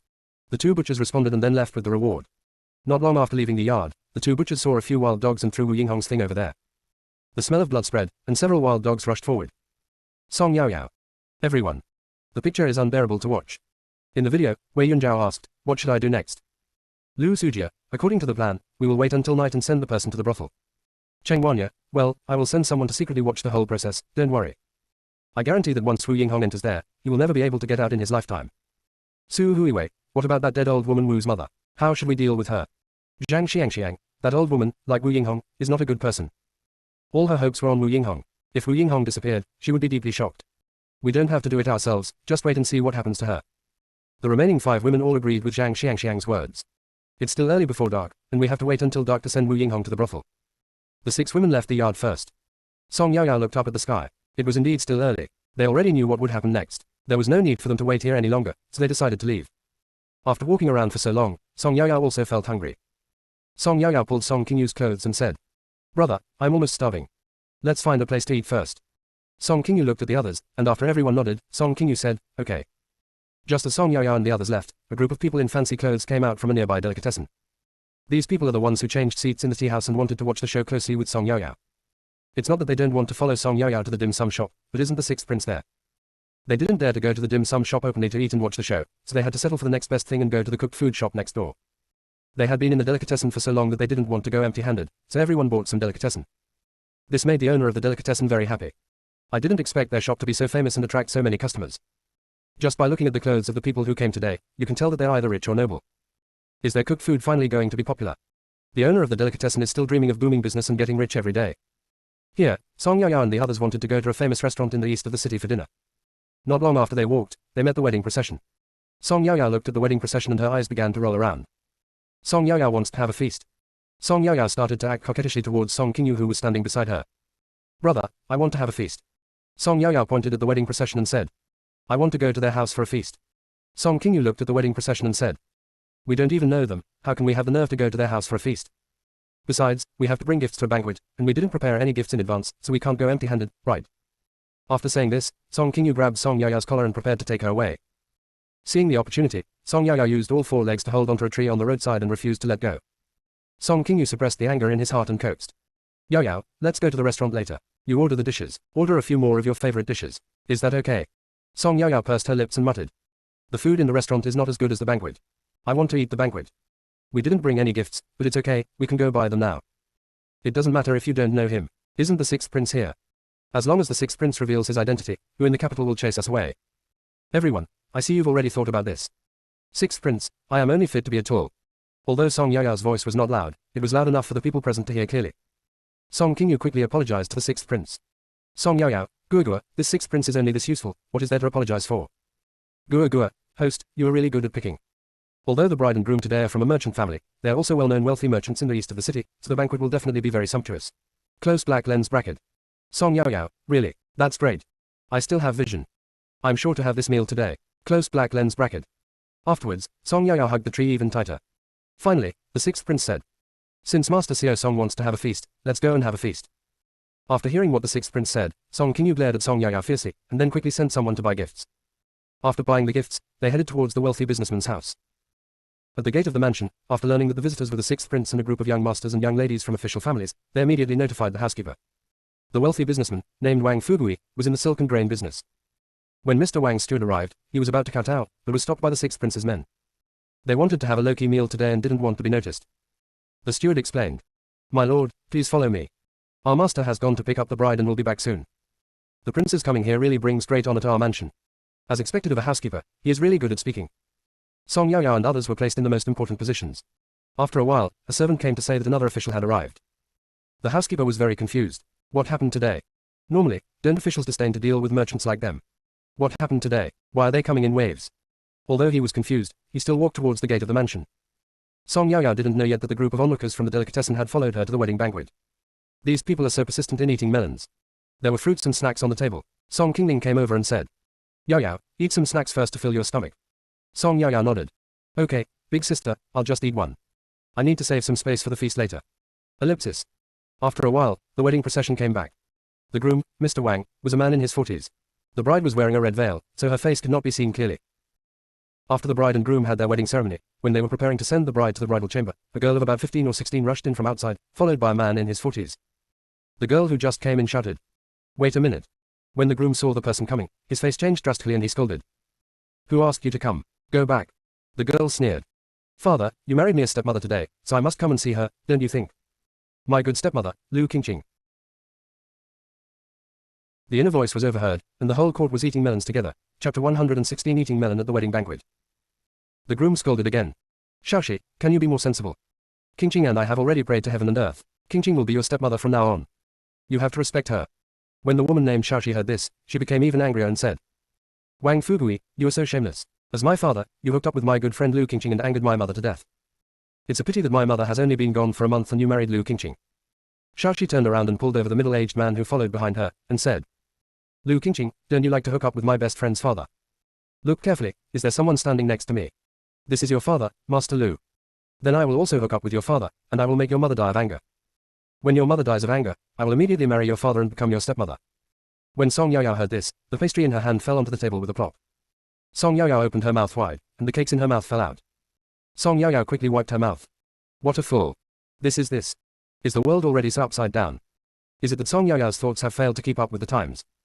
The woman named Shaoxi ripped off Lu Qingqing's red veil and said with a mocking look on her face, "Lu Qingqing, come and call me mother." Lu Qingqing was so scared that she hid behind Wang Fugui. Wang Fugui protected Lu Qingqing with one hand and pointed at the stream with the other and said, "Wang Shishi, what about your upbringing? Is this what your mother taught you?" When Wang Shishi heard that Wang Fugui dared to mention her mother, her anger reached its peak, but she did not look angry at all. Instead, she smiled and said, "Wang Fugui, once I've pissed off that yellow-faced woman in the Lu family, I'll get married to Master Lu right away. Wang Fugui, when the time comes, you must call me mother-in-law." When Song Yaoyao heard this, she couldn't help but swallow her saliva. This girl is so brave. Wang Fugui was so angry that he couldn't say a word and raised his hand to hit Wang Shishi. Master Lu stepped forward, pulled Wang Shishi behind him, looked at Wang Fugui and said, "Wang Fugui, do you still dare to take action? Who gave you the courage to hit your future mother-in-law?" Song Yaoyao, damn, this Mr. Lu is also a talent. Don't you think things are not chaotic enough? He wants to interfere like this. Wang Shishi pulled Master Lu's arm and said, "Master, you must teach Lu Qingqing, this unfilial daughter, a lesson, and you must also teach Wang Fugui, this bastard son-in-law, a lesson." He even dared to attack his future mother-in-law. Master Lu tilted his head, patted Wang Shishi's hand, and his voice became particularly gentle, comforting. "Don't worry, Shaoxi, just leave it to me." Wang Shishi acted coquettishly. "I know that the master is the best." Master Lu turned his head and looked at Lu Qingqing and Wang Fugui fiercely. "You two evil creatures who don't know how to respect each other." Wang Fugui's eyes were red as he yelled at Master Lu. "I don't agree with Shaoxi marrying you." Wang Shishi showed half of her head and said, "Son-in-law, you have to accept reality. I didn't agree with you being together with my best friend Lu Qingqing at first, but you two ignored the world's opinions and got together." Wang Fugui argued. "Wang Shishi, Master Lu is old enough to be your father." Wang Shishi rolled her eyes. "Wang Fugui, you can also be Lu Qingqing's father, you two are still together. You allow the officials to set fires but not the common people to light lamps. I remember I said this at that time. What did Lu Qingqing say to you? Oh, by the way, you said that age is not a problem, as long as two people truly love each other. Lu Qingqing also said that older men are more caring. I agree with this. Look how much Master Lu loves me. Wang Fugui and Lu Qingqing were blocked by Wang Shishi and couldn't say a word. Finally, Wang Fugui managed to utter a few words. Anyway, I don't agree with your marriage. Wang Shishi sneered. Wang Fugui, as a son-in-law, you are in charge of everything, even your mother-in-law. What's the point of you disagreeing? I'll tell you clearly that in this life, I want to marry Master Lu and become your mother-in-law. When that yellow-faced woman from the Lu family dies, I will marry her immediately. Lu Qingqing was no longer afraid, and walked out from behind Wang Fugui, shouting. My mother won't die. Wang Shishi gave Lu Qingqing 2 big blows. What are you yelling for, you ungrateful bastard? Lu Qingqing, you are really shameless. My hand is hurt by your beating. Master Lu stepped forward immediately, lifted up Wang Shishi's hand and blew on it, saying. Just let me beat that unfilial girl. Look, your hands are hurt, right? Don't allow it next time, I will feel bad. Quote. Wang Shishi smiled and said. Master, you are so kind. I'll listen to you and I won't do it again next time. Wang Fugui protected Lu Qingqing again, took a long breath, and then said. Shaoxi, I know you hate us, but you can't use your whole life to take revenge on us. Wang Shishi raised her head and looked at Wang Fugui, smiling and said. Lu Qingqing, Wang Fugui, I hate you. But, when have I ever used my entire life to take revenge on you? I really like Master Lu. He pampered me in every possible way and held me in the palm of his hand. I felt so happy. Now I can really understand what Lu Qingqing said, older men will be more caring. Ellipsis. After listening for so long, everyone finally understood and could guess most of what was going on. Song Yaoyao looked at the people around her, they were all so shocked that their mouths were wide open. Song Yaoyao didn't expect that they just came to have a free meal, how could they eat such a big melon? The 4 people over there were still arguing. In the end, the girl named Wang Shishi gave Lu Qingqing a few more big slaps before pulling Master Lu away. Wang Fugui's face looked extremely ugly. Lu Qingqing was covered with a red veil again and was sent to the bridal chamber by Wang Fugui. After a while, Wang Fugui came out. The first thing Wang Fugui did when he came out was to go to their table and kneel down to greet them. Wang Fugui never expected that the 6th prince and many officials' families would come to today's wedding. I've really embarrassed myself today. The 6th prince waved his hand and said. I passed by here today. There was a wedding in your house, so I came in to enjoy the happiness. Wang Fugui, the presence of the prince and all the young masters and young ladies really makes our mansion shine. Ellipsis. After Wang Fugui toasted, he went to other tables to toast. The banquet has officially begun. Song Yaoyao started complaining to Guogua while eating. Guogua, what happened today is too outrageous. It really blew my mind. The inner voice was overheard, and the whole court was eating melons together. Chapter 117 The Farmer and the Snake. Guogua, hey. Host, even though Wang Shishi seems very strong today, she is actually the real victim. Close black lens bracket. As Guogua's voice fell, everyone knew that there must be something big going on. Everyone pricked up their ears, waiting for Guogua to explain to them. Song Yaoyao, Guogua, what's going on? Tell me quickly. Guogua, then I'll start from the beginning. The Wang family and the Lu family are both famous merchant families in the east of the city. As merchant families, although the Wang family and the Lu family run different industries, they belong to the same chamber of commerce, which often holds activities. That's how Wang Fugui and Mr. Lu met. Let's talk about Wang Fugui and Master Lu. Close black lens bracket. As Guogua explained, the screen above Song Yaoyao's head split into 2, with the image of Wang Fugui appearing on one side and the image of Master Lu appearing on the other. Guogua continued. Both Wang Fugui and Mr. Lu married daughters of merchant families. Wang Fugui married Mrs. Wang. Although it was a business marriage, Mrs. Wang was dignified and generous in appearance, and the two treated each other with respect after marriage. Later, the two had a daughter, Wang Shishi. Let's look at Master Lu, whose name is Lu Changsheng. He married Madame Lu. Madame Lu looks much more ordinary and Master Lu doesn't like her at all. But for the sake of the family business, Lu Changsheng had no choice but to marry Madame Lu. After Madame Lu's family business failed and the entire family fell into decline, Lu Changsheng disliked Madame Lu and her daughter Lu Qingqing even more. Close black lens bracket. The video shows the lives of Wang Shishi and Lu Qingqing from childhood to adulthood. One is loved, and the other is not. Lu Qingqing in the video is really pitiful. Song Yaoyao, although Lu Qingqing looks very pitiful now, based on what I saw at the wedding banquet just now, I always feel that things are not that simple. Guogua, well, it's true that things are not that simple. I continued. During the consultation activities, banquets would occasionally be held, and these gentlemen would be invited to attend with their wives and children. Just like that, Wang Shishi met Lu Qingqing at a banquet. Lu Qingqing was being bullied by several kids, who said that she was dark and thin, and looked like a child picked up by her parents, and they pushed and shoved her. Lu Qingqing was pushed to the ground. It was Wang Shishi who stepped forward and saved Lu Qingqing. Close black lens bracket. After a pause, Guogua continued. In this way, Wang Shishi and Lu Qingqing became good friends. When Wang Shishi learned that Lu Qingqing was not having a good life in the mansion, she felt very sympathetic towards her. Later, Wang Shishi often invited Lu Qingqing to visit their house. After Madame Wang learned about Lu Qingqing's situation in the mansion, every time she came to the Wang family, Madame Wang would prepare a lot of delicious food to entertain her, and when she left, she would let her take some back. Close black lens bracket. In the video, Madame Wang and Wang Shishi were really nice to Lu Qingqing, and would treat her with any delicious food.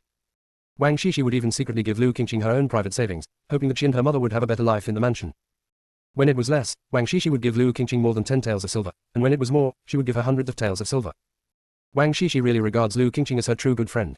Song Yaoyao, friends like Wang Shishi are really rare. Then what? Close black lens bracket. Gua gua, but Lu Qingqing doesn't think so. She thinks Wang Shishi gives her delicious food just to show off how favored she is in the mansion. The better Madam Wang and Wang Shishi treated her, the better Lu Qingqing thought they were treating her. Instead, they were humiliating her. Close black lens bracket. Song Yaoyao, oh my god. Is Lu Qingqing mentally ill? Is it showing off or humiliating her if people treat her well? I, Song Yaoyao, also need this kind of showing off and humiliation. Is there anyone who wants to insult me? I don't mind, come and humiliate me as much as you want. Close black lens bracket. Everyone, we don't mind, just go ahead and humiliate us. Gua Gua continued, host, you are dreaming. Song Yaoyao, isn't it okay to just think about it? Gua Gua, sure, you can daydream slowly. Song Yaoyao didn't want to argue with Gua Gua, so she ended the previous topic and continued. Lu Qingqing felt that Wang Shishi was humiliating her, but at the same time she felt at ease accepting the money given by her. This Lu Qingqing is simply both a dictator and an insolent person. What happened next? Close black lens bracket. Gua Gua, later, Lu Qingqing met Wang Fugui. Wang Fugui's love for Wang Shishi made Lu Qingqing both envious and jealous. She longed for that kind of fatherly love. Lu Qingqing wondered why Wang Shishi was so lucky. She had everything she wanted, was spoiled since childhood, and had such a good father. Why has Lu Qingqing lived such a miserable and humble life since she was a child? Why should she rely on Wang Shishi's charity to survive? The more Lu Qingqing thought about it, the angrier she became, and the more she felt that God was unfair. Lu Qingqing wants to destroy everything Wang Shishi has. At that time, Lu Qingqing was only 13 years old. Close black lens bracket. Lu Qingqing in the video, although very young, had an unknown idea of what she was thinking about, and a sinister smile appeared on her face, which was creepy to watch. Song Yaoyao, this Lu Qingqing is simply a pervert. People have been helping her all the time, but because of her jealousy, she wants to destroy them. This is simply the real-life version of the farmer and the snake. Close black lens bracket. Gua Gua, yes. Ever since she had the idea of destroying Wang Shishi, Lu Qingqing has been thinking, how can she destroy everything Wang Shishi has? Whether the women in the harem are happy or not depends on how their husbands treat them. As long as Wang Fugui's favor is gone, wouldn't Wang Shishi be left with nothing? After figuring this out, Lu Qingqing planned to get close to Wang Fugui. Close black lens bracket. In the video, Lu Qingqing appeared in front of Wang Fugui from time to time. After 2 years of various encounters, Wang Fugui had already noticed Lu Qingqing. After coming of age, Lu Qingqing did not look like Madame Lu, but she became very beautiful. One of them was intentional and the other accepted the offer, so Wang Fugui and Lu Qingqing got together. Song Yaoyao, the two of them got together without any matchmaker. I don't know what to say. What happened next? Close black lens bracket. Gua Gua, later, when Madame Wang and Wang Shishi found out, Lu Qingqing said that she was already Wang Fugui's woman, and was pregnant. Mrs. Wang never imagined that the little girl she took care of so wholeheartedly would bite her back when she grew up. Mrs. Wang had a weak heart to begin with, and she died without being able to catch her breath. Wang Shishi couldn't understand why her best friend had become her father's woman. Wang Shishi was deeply shocked. Moreover, Mrs. Wang had just passed away, and Wang Fugui couldn't wait to hold the wedding and marry Lu Qingqing as his second wife. Wang Shishi thought about it for a long time and came up with the idea of seducing Master Lu. Whoever doesn't let her live a good life, then no one will have a good life. That's the scene at the beginning. Close black lens bracket. The inner voice was overheard, and the whole court was eating melons together. Chapter 118 Production of Refined Salt. Song Yaoyao, does Madame Lu know what Lu Qingqing did? Gua Gua, I know. Madame Lu is also an ungrateful person. She is jealous of Madame Wang for marrying well and living a happy life after marriage. Mrs. Lu felt that Mrs. Wang and Wang Shishi were just showing off for their support over the years. Mrs. Wang was angered to death by Lu Qingqing. That was because Mrs. Wang was narrow-minded and she deserved it. Which man doesn't have 3 wives and 4 concubines? However, when Madame Lu found out that Wang Shishi was with Master Lu, she was furious. Keep cursing Wang Shishi for being shameless. Close black lens bracket. Song Yaoyao, what kind of person you are, determines what kind of daughter you raise. This Madame Lu is as shameless as Lu Qingqing. Madame Lu thinks it is normal for a man to have 3 wives and 4 concubines, but why is she angry about Wang Shishi and Master Lu being together? But then again, is it worth sacrificing one's entire life just for revenge? Close black lens bracket. Gua Gua, for a woman like Wang Shishi, this is the only way she can think of to take revenge. However, Lu Changsheng is very kind to Wang Shishi. Close black lens bracket. Song Yaoyao, hey. I don't know what to say. However, with today's incident, Wang Shishi completely tore off the masks of Lu Qingqing and Wang Fugui. The two of them were humiliated this time. Close black lens bracket. Gua Gua, almost all the people from the Chamber of Commerce are here today. Lu Qingqing, Wang Fugui, Wang Shishi and Lu Changsheng became completely famous. Judging from the situation today, there will be more trouble in the future. Close black lens bracket. Song Yaoyao, we are not Wang Shishi, and we cannot feel the betrayal and despair that she experienced. I won't judge the choices she made as right or wrong. Gua Gua, well, let's have a feast. After that, Song Yaoyao's voice never sounded again. After understanding the whole story, everyone felt very sympathetic towards Wang Shishi. What kind of despair is it to be betrayed by your best friend and suffer the death of your mother? They can't understand. If they were in Wang Shishi's position, they might be even more crazy than her. No one spoke anymore and everyone started to concentrate on eating. After the meal, he said goodbye to Wang Fugui and prepared to leave. Wang Fugui sent him to the door. When Song Yaoyao looked up, she saw a familiar face in the distance. Aren't these the people who were sitting next to me in the tea house? Are they here to eat too? Sure enough, everyone likes to have banquets just like him. Those people also saw Song Yaoyao looking at him, and quickly concealed their embarrassment and nodded at her as a greeting. The sixth prince and his companions followed Song Yaoyao's gaze and saw the group of onlookers. Everyone understood that this group of people were just following Song Yaoyao to watch the show. Among so many people present, Song Yaoyao was the only one who felt that this group of people were here to eat for free just like her. The spectators were caught and could only walk towards the sixth prince and pay their respects to him. The sixth prince nodded, said nothing, and left. What does sixth prince mean by this? The onlookers were confused and felt even more embarrassed. Song Yaoyao and the others followed closely and left. It was already late, so Song Yaoyao and the others returned home. Song Yaoyao returned to her boudoir, took off her shoes, and fell directly on the bed. I am really tired today. After eating and drinking, take a nap first. This sleep lasted until the late night, when Baitao came to wake Song Yaoyao up, as it was time to attend the morning court. The atmosphere at today's morning court session was particularly depressing. Song Yaoyao could sense something was wrong just by standing there. Song Yaoyao called Guogua. Guogua, are you there? Guogua, yes, host. Song Yaoyao, Guogua, did you notice? The atmosphere at the morning court today is very strange. Guogua, yes, I found it. Song Yaoyao, is there something going on that I don't know about? Guogua, I know about this. The salt we use in Tianfeng country is all bought from Tiangshuan country. Yesterday, the emperor received news from the Tiangshuan kingdom, saying that the price of salt purchased by our Tianfeng kingdom would increase by 30% from the original price. The price is already very expensive, and if it increases by 30%, it will be outrageous. By the way, Tiangshuan kingdom makes money by selling salt to the other three kingdoms. Close black lens bracket. Song Yaoyao, I remember there are many kinds of salt, sea salt, well salt, lake salt, mineral salt. Guogua, doesn't our Tianfeng country produce salt itself? Close black lens bracket. When everyone heard Song Yaoyao and Guogua talking about salt, they suddenly became nervous. The emperor was so nervous that his palms were sweating, and then he held the armrests of the dragon throne tightly. Yesterday, we heard that the price of salt in Tiangshuan kingdom was going to increase. The emperor and his ministers discussed countermeasures in the imperial study for an entire afternoon, but could not come to a conclusion. They actually forgot about Lord Xiao Song. Hopefully, they can hear the answers they want. Guogua, we have lake salt in Tianfeng country. But the salt was bitter and astringent. It was unprocessed salt and was completely inedible. That was why our Tianfeng country had to buy it from the Tiangshuan country. In fact, the salt from Tiangshuan country is not good either. It is not refined salt. However, it tastes better than unprocessed salt, at least it is edible. Close black lens bracket. Song Yaoyao, it's great that we have lake salt. Others can't handle it, so how can this be difficult for me? I studied for so many years in my previous life, this is just child's play. I dare say that the salt I process will definitely be many times better than the salt purchased from Tiangshuan country. Close black lens bracket. After hearing Song Yaoyao's solemn words, the emperor and his ministers finally felt relieved. I didn't expect that the problem they had discussed for so long would be solved just like that. Lord Xiao Song is such a treasure. After court dismissal, Song Yaoyao returned home and went straight to the kitchen. Minister Song pretended to know nothing and asked, Yaoyao, what are you doing in such a hurry? Dad, I noticed that the price of salt has gone up again recently, so I wanted to do some research on my own. How do you want to study? Dad, just watch. There is the lake salt that Guogua mentioned in the kitchen, which is usually used to pickle vegetables. Song Yaoyao drove everyone out of the kitchen, leaving only herself and Minister Song. Song Yaoyao asked her father for help, and the two of them got busy. Ellipsis. After a few hours, the snow-white salt was ready. Minister Song excitedly pinched a little with his hand and put it in his mouth. There was no bitter taste at all. This salt is whiter than the tribute salt used in the palace, and tastes purer. This time, Song Yaoyao made 10 kilograms of refined salt. Minister Song took half of it and was about to go to the palace to see the emperor. Song Yaoyao hurriedly stopped him. Dad, wait a minute. I'll write down the recipe and you can give it to the emperor. It is good. A quarter of an hour later, Minister Song entered the palace with the method of making refined salt written by Song Yaoyao and the refined salt. The inner voice was overheard, and the whole court was eating melons together. Chapter 119, Minister Song is conferred the title of Marquis of Yongning. Only after Minister Song left did Song Yaoyao sense something was wrong. Song Yaoyao, Guogua, why doesn't my dad ask anything? He didn't even ask me how I knew all this. Still helping out. Why do I feel so strange? Close black lens bracket. Guogua, isn't it better not to ask? Host, are you bored after a day of eating and thinking about all these nonsense? Close black lens bracket. Song Yaoyao, Guogua, you are the one who is bored. Ellipsis. Song Yaoyao and Guogua started arguing again. The quarrel diverted Song Yaoyao's attention and she had forgotten all the things that were wrong. The next morning at court, the atmosphere was indeed much better. Song Yaoyao, Guogua, the atmosphere in the court is much better today. Guogua, host, you have contributed the method of making refined salt, the emperor should reward you. Song Yaoyao, really? I don't have any hobbies, I just like yellow and white things, it would be nice if the emperor could give me some yellow and white things. Close black lens bracket.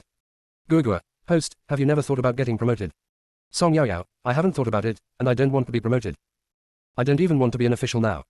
Being an official is so tiring. You have to get up so early every day to attend court. It's so tiring. I was still a child and had to live the life of a worker. It was already frustrating enough. Gurgua, have you ever heard this saying, the higher the official position, the greater the responsibility? I don't want to be a high-ranking official anymore and take on so much work. I just want to be a salted fish, eating nothing but rotten food. Your Majesty, please don't promote me. Instead, you can bully a little kid like me. If you want to bully someone, go bully my father. My father is young and strong, so he can do more. As the saying goes, I would rather die than let my friend die, he. Close black lens bracket. Gurgua, host, be careful if your father finds out, he will punish you. Song Yao, don't worry, my dad won't know. Even if he knew, my father wouldn't punish me. From childhood to adulthood, he has always been all talk and no action. Every time he said he was going to punish me, he never actually touched me, close black lens bracket. Everyone listened to Lord Seo Song's disgust. They didn't expect that someone would dislike being an official so much. But think about it, Lady Song is still a child, at the age when she loves to play. It is really hard for her to get up in the middle of the night to attend court with these old guys every day. When the Emperor saw the snow-white salt yesterday, he stood up with excitement. After tasting it, the Emperor felt that the refined salt produced by Lord Seo Song was many times better than the table salt of Tiangshan Kingdom. From now on, the Tianfeng Kingdom will no longer have to look at the face of Tiangshan Kingdom because of salt. After they produce such high-quality refined salt, they can also sell it to other countries. The Emperor has sent people to make it overnight. The Emperor was still thinking about how to reward Lady Seo Song, but he didn't expect to hear her voice today. Together with the cement recipe and methods of treating the epidemic provided by Mr. Seo Song in previous times. All of them added together, I will take this opportunity to reward them all. Since Lady Seo Song dislikes being an official so much, then don't promote her. Just reward her with more gold, silver and jewelry. As for Minister Song, the Emperor has already made up his mind. Just confer the title of Marquis of Yongning on him. The Imperial Edict will be sent to Minister Song's residence later. After the court session ended, not long after returning home, the Imperial Edict arrived. The one who announced the decree was eunuch Wang, who was beside the Emperor. Minister Song took the Imperial Edict with both hands, and Song Yao squeezed forward. Dad, you're a Marquis now. Dad, you are now both the Minister of the Ministry of Revenue and the Marquis of Yongning. Ah. Song Yao didn't care that her father became a Marquis. What she cared about was the reward that the Emperor specifically named her for. This made her very happy. The Imperial Edict stated that Song Yao was to deal with those rewards as she pleased. Song Yao understood that these things all belonged to her and her mother had no right to interfere. This is really great. This Emperor is such a good man. The Emperor didn't know yet, but just because of this sentence, Song Yao gave him a good guy card. Song Yao had the things carried to her yard. After closing the door, she took out some things and gave them to her parents, brother, and sister. Give each of them 2 gold ingots, and the rest will be hers. Song Yao put all the remaining things into the space. Song Yao sent Bai Tao to deliver the allocated items to her parents, brother and sister. Song Yao was lying on the bed with her legs crossed, humming a little tune. She was in a good mood having received so many rewards today. Song Yao suddenly remembered the fruits in the space and thought she could take some out. In order to be able to take out those fruits with a legitimate reason, Song Yao went for a walk outside, and when she came back, she brought back a lot of fruits. Song Yao stood in front of Madame Song, looked at her mother nervously, and asked Gurgua. Gurgua, if I tell my mother that I bought these fruits from the street, will she believe me? But this fruit is too fresh, I'm a little worried. Close black lens bracket. Gurgua, I think, I should be able to believe it, right? Song Yao, what do you mean I should be able to believe it? You're not even sure yourself, yet you can give me such bad advice and ask me to come up with this excuse. I was so confused that I believed your nonsense. Oh, I have so many fresh fruits in my space, it's so hard to take them out for my family to eat. Close black lens bracket. Gurgua, host, in this era, space is called the universe in the sleeve. It is something that only appears in the storybook. It is your trump card, and you must not tell anyone. Song Yao, don't worry. I'm not stupid, I won't tell anyone. Close black lens bracket. Mrs. Song then realized that her daughter had a magical thing like the universe in her sleeves, and these fruits were taken out of it. Yao racked her brains to get them to eat these fresh fruits. Mrs. Song looked at her little girl, who looked very nervous, and said with a smile. Yao is so lucky to be able to buy such fresh fruits. I will send some to your elder brother and elder sister's yard later. After hearing what Madame Song said, Song Yao finally breathed a sigh of relief and agreed, okay. This time, Song Yao took out sunshine rose, mango, dragon fruit, and lychee. There were too many to explain, so she just took out these first. I'll find another opportunity later and take out other fruits.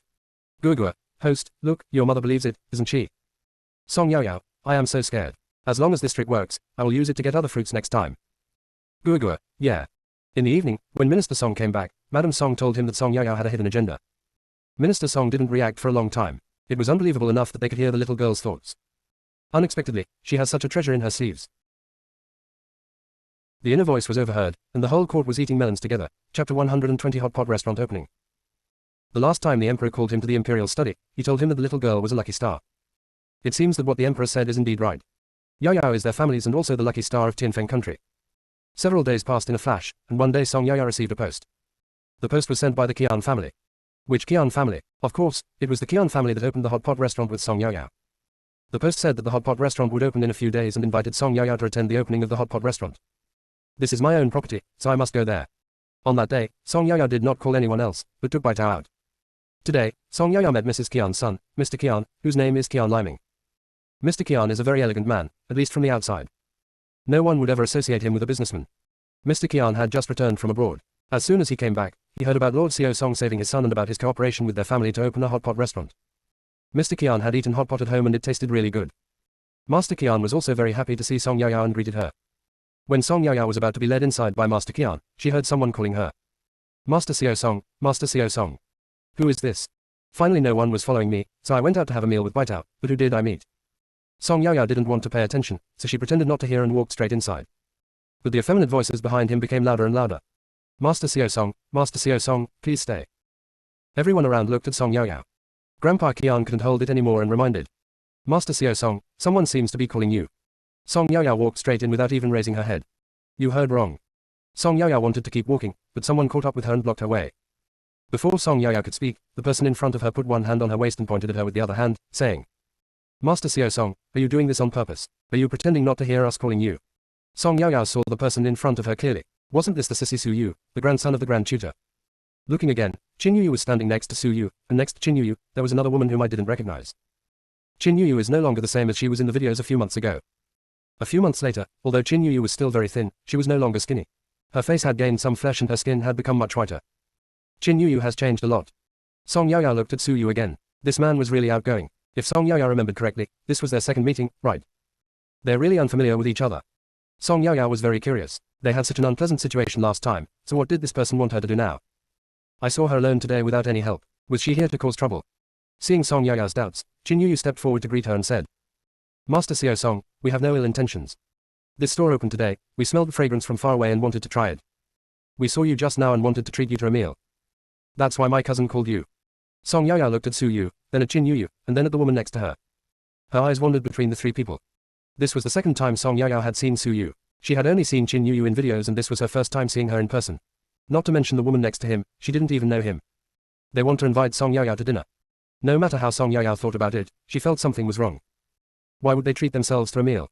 Song Yaoyao thought about it for a long time but still couldn't figure it out. If you can't figure it out, just stop thinking about it.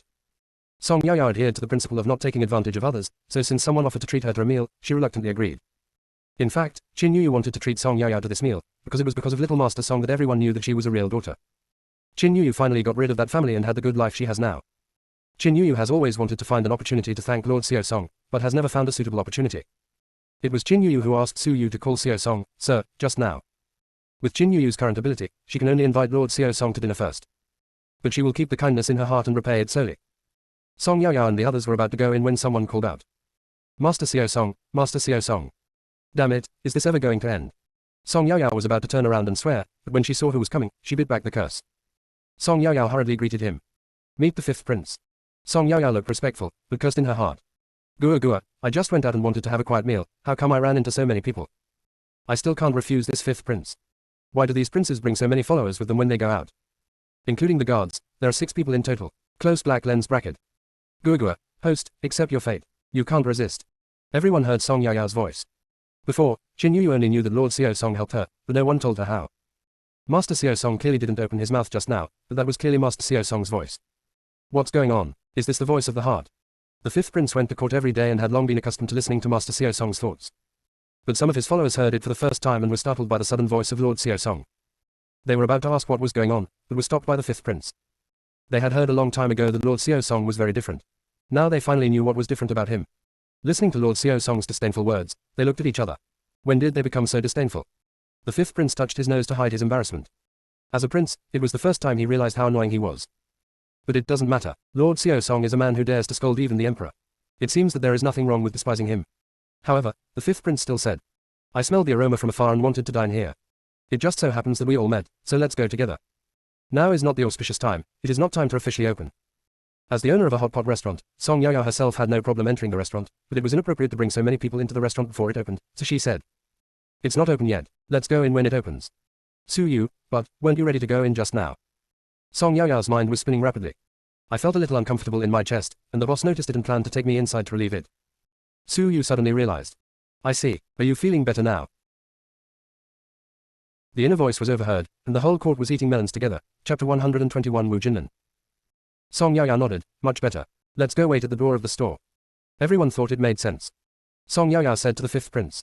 Fifth prince, Mr. Qian, the owner of the shop, and I have some friendship. Since the prince is here, can you help say some auspicious words when the business opens? Song Yaoyao's intention in doing this was to let other businesses and people know that this hot pot restaurant was backed by the fifth prince. This way, you can save yourself a lot of trouble in the future. Everyone was puzzled. You know the owner of this store. This also explains why Song Yaoyao felt uncomfortable before the store opened, so she took her to the store. Song Yaoyao nodded. Yeah. Afterwards, he told everyone about how he saved the person. Song Yaoyao continued, their new store opened today, so they invited me to come over. The fifth prince felt that there was nothing wrong in saying a few auspicious words. If Lord Xiao Song wants to use him, he can help him. The fifth prince wants to establish a good relationship with Lord Xiao Song in advance. Lord Xiao Song is the lucky star of their Tianfeng kingdom. If I encounter any problems and ask for help from Lady Xiao Song someday, I hope she won't refuse. Ellipsis. With the help of the fifth prince, the customers come in Cloud's hot pot restaurant opened successfully. It's finally time to eat. Boss Qian arranged them to stay in a private room on the third floor. While waiting for the food to be served, the fifth prince introduced everyone to each other, and then everyone started chatting. Guoguo's voice suddenly popped up. Host, there is a big melon, do you want to eat it? Song Yaoyao, yes. Who's big melon? Close black lens bracket. Guoguo, the man in green sitting next to the fifth prince has just been introduced by the fifth prince. His name is Wu Jinlin. This time I want to talk about his big news. Close black lens bracket. As Guoguo finished speaking, Wu Jinlin's image appeared on the screen above Song Yaoyao's head. Everyone stared at the screen above Song Yaoyao's head. This is amazing. What is this? Why is this on top of Mr. Xiao Song's head? Wu Jinlin was clearly sitting next to them, so how did he get into the picture? Song Yaoyao quickly looked up at Wu Jinlin, then immediately lowered her head. Song Yaoyao, I saw it, what's wrong? Guoguo, host, the big melon on this person is the same as the big melon we ate at Wang Fugi's house that day, both are very explosive. At this moment, Song Yaoyao's eyes were particularly bright, and she asked. Really, as soon as I heard it, I knew there must be something big going on here. Tell me quickly. Everyone who heard Song Yaoyao's inner thoughts looked at Wu Jinlin, sizing him up curiously. Wu Jinlin's face turned red as he was being stared at by so many pairs of eyes. He felt extremely embarrassed at the moment. Guoguo's voice slowly rang out. Host, let me first tell you about Wu Jinlin's identity. Wu Jinlin is the youngest son of the old tutor. The old tutor was nearly 50 years old when he had such a son. Wu Jinlin was extremely smart since he was young, and he followed his old tutor in studying, so he could learn anything he learned. Therefore, the old master loved this old man even more. Close black lens bracket. The video shows the joy of the old lady in her 50s having a son. The scene changed and it showed the old tutor testing Wu Jinlin on his homework. The little guy answered the questions fluently. The old tutor kept nodding. From the picture, we can see that the old tutor is very satisfied with his son and loves him very much. Wu Jinlin stared at the video blankly. It happened when he was a child. Only he and his father knew these things. How did the Guoguo know them? While Wu Jinlin was still confused, Guoguo's voice rang out again. Wu Jinlin is impeccable in his studies. In modern terms, he is a top student. Half a year ago, Wu Jinlin went out and met a woman named Mao Jingyi. At that time, Mao Jingyi was being chased by several bullies. Wu Jinlin ordered his men to beat the bullies away and rescue Mao Jingyi. Wu Jinlin learned that Mao Jingyi came to Beijing to look for her relatives, but she did not find her relatives, and her money was robbed. She was almost bullied by a bully and now she is penniless and homeless. Wu Jinlin felt sorry for Mao Jingyi, a woman who was alone and had no relatives in the capital, so he paid money to help her rent a small courtyard. The video shows Wu Jinlin rescuing Mao Jingyi and helping her rent a small courtyard. Song Yaoyao, Guoguo, I know the follow-up even if you don't tell me. Let me continue. Wu Jinlin originally thought that the two of them had just met by chance and that was the end of the matter, but he didn't expect that when they met again, Mao Jingyi insisted on repaying him for saving her life. Wu Jinlin said it was just a small favor and no reward was needed, but Mao Jingyi said that the life-saving grace should be repaid with gratitude. I just hope that you won't despise me. I am willing to be a maid serving tea and water, and stay by your side. Close black lens bracket. Guoguo, yes, it is exactly as the host said. Everyone was dumbfounded. Wu Jinlin opened his mouth wide and stared at Song Yaoyao. In the video, Mao Jingyi's words are exactly what Xiao Song said. Could it be that Lord Song has some extraordinary foresight? Song Yaoyao sneered. TSK, my guess is that, in storybooks, isn't this how men and women get to know each other? It's too old-fashioned and has no novelty at all. My guess is that after repeated persuasion from Mao Jingyi, Wu Jinlin agreed. What he meant by agreeing was actually letting Mao Jingyi become his mistress. Wu Jinlin hasn't gotten married yet, right? He hasn't even married his first wife yet, but he's already got a mistress like this, and she's still a scholar. It's really not up to par. Close black lens bracket. Guoguo, host, you also know this. Song Yaoyao, do I need to think about this? Aren't those storybooks all written like this? What Mao Jingyi said was that she wanted to repay the man who saved her life, but in fact it was just a way to seduce men. Only a fool would believe that someone is repaying a favor. She is looking for a man for herself. Close black lens bracket. Fool Wu Jinlin, he believed it. In the video, when Mao Jingyi first started working as a maid, she was quite honest, but she was only honest for a few days. Mao Jingyi was wearing a light gauze dress, and Wu Jinlin, a young boy, had never seen such a scene before. He was at the age of full of vigor and vitality, and soon the two of them rolled together. After that, Wu Jinlin would go to the courtyard every now and then to have a tryst with Mao Jingyi. Wu Jinlin was extremely ashamed at this moment and wanted to stand up to stop Song Yaoyao and Guoguo from continuing talking, but he was pressed on the acupoints by the fifth prince's guards and could not move. He could only stare at Song Yaoyao angrily. Guoguo continued, "It would be fine if Mao Jingyi followed Wu Jinlin obediently, but she has never been a person who would settle for nothing. Let me first talk about Mao Jingyi's true identity." Close black lens bracket. The inner voice was overheard, and the whole court was eating melons together. Chapter 122, Master Wu. Everyone's eyes widened. What? Mao Jingyi has another identity? Song Yaoyao didn't expect that Mao Jingyi had other identities, so she asked. Guoguo, does Mao Jingyi have another identity? Tell me quickly. Guoguo, Mao Jingyi's real identity is the famous Jiangnan prostitute Gu Xiaoxiao. After hanging around in the entertainment circles for so many years, Gu Xiaoxiao saved enough money to redeem herself, and she wanted to visit the capital. See if you can find a man you can entrust your life to. She observed for several days and locked on her target, Wu Jinlin. She hired a few rough guys to dress up as bullies and chased Mao Jingyi wherever Wu Jinlin passed by, pretending to bully her. Wu Jinlin really took the bait. Now, aren't these two people already together? Close black lens bracket. Song Yaoyao asked doubtfully. When the two of them rolled together, didn't Wu Jinlin realize that Mao Jingyi was no longer a virgin? Guoguo, Wu Jinlin is just a young boy, how can he be a match for Mao Jingyi? Wu Jinlin was so excited at the time that he didn't pay much attention to that. Mao Jingyi popped the chicken blood bag that she had prepared in advance, and the chicken blood spilled onto the bed. When Wu Jinlin saw the red mark the next day, he felt that he was Mao Jingyi's first man and he must be responsible for her. Closed black lens bracket. In the video, Mao Jingyi prepared a chicken blood bag, and then punctured it. Everyone who saw it was amazed. Song Yaoyao, wow, Wu Jinlin, this young boy, is really no match for Mao Jingyi. He was tricked by her. You think you were the one who ruined Mao Jingyi's innocence, and you still want to be responsible for her. What a fool. Guoguo, I remembered a question. You said that Wu Jinlin, this little cabbage, has been defiled by Mao Jingyi. He and Mao Jingyi are together, so he doesn't have any dirty diseases, right? Close black lens bracket. After hearing this, everyone moved to the side, and then looked at Wu Jinlin's lower body. At this moment, Wu Jinlin, after hearing what Song Yaoyao said, was also extremely nervous. Guoguo, not really. Mao Jingyi used to be a famous prostitute, and she didn't accept all kinds of clients, so she didn't get those dirty diseases. Close black lens bracket. After hearing this, Wu Jinlin finally breathed a sigh of relief. He was scared to death just now. Song Yaoyao, oh, so that's it. Since there is no problem, Mao Jingyi has now turned over a new leaf, and since she is following Wu Jinlin, then just follow him. Close black lens bracket.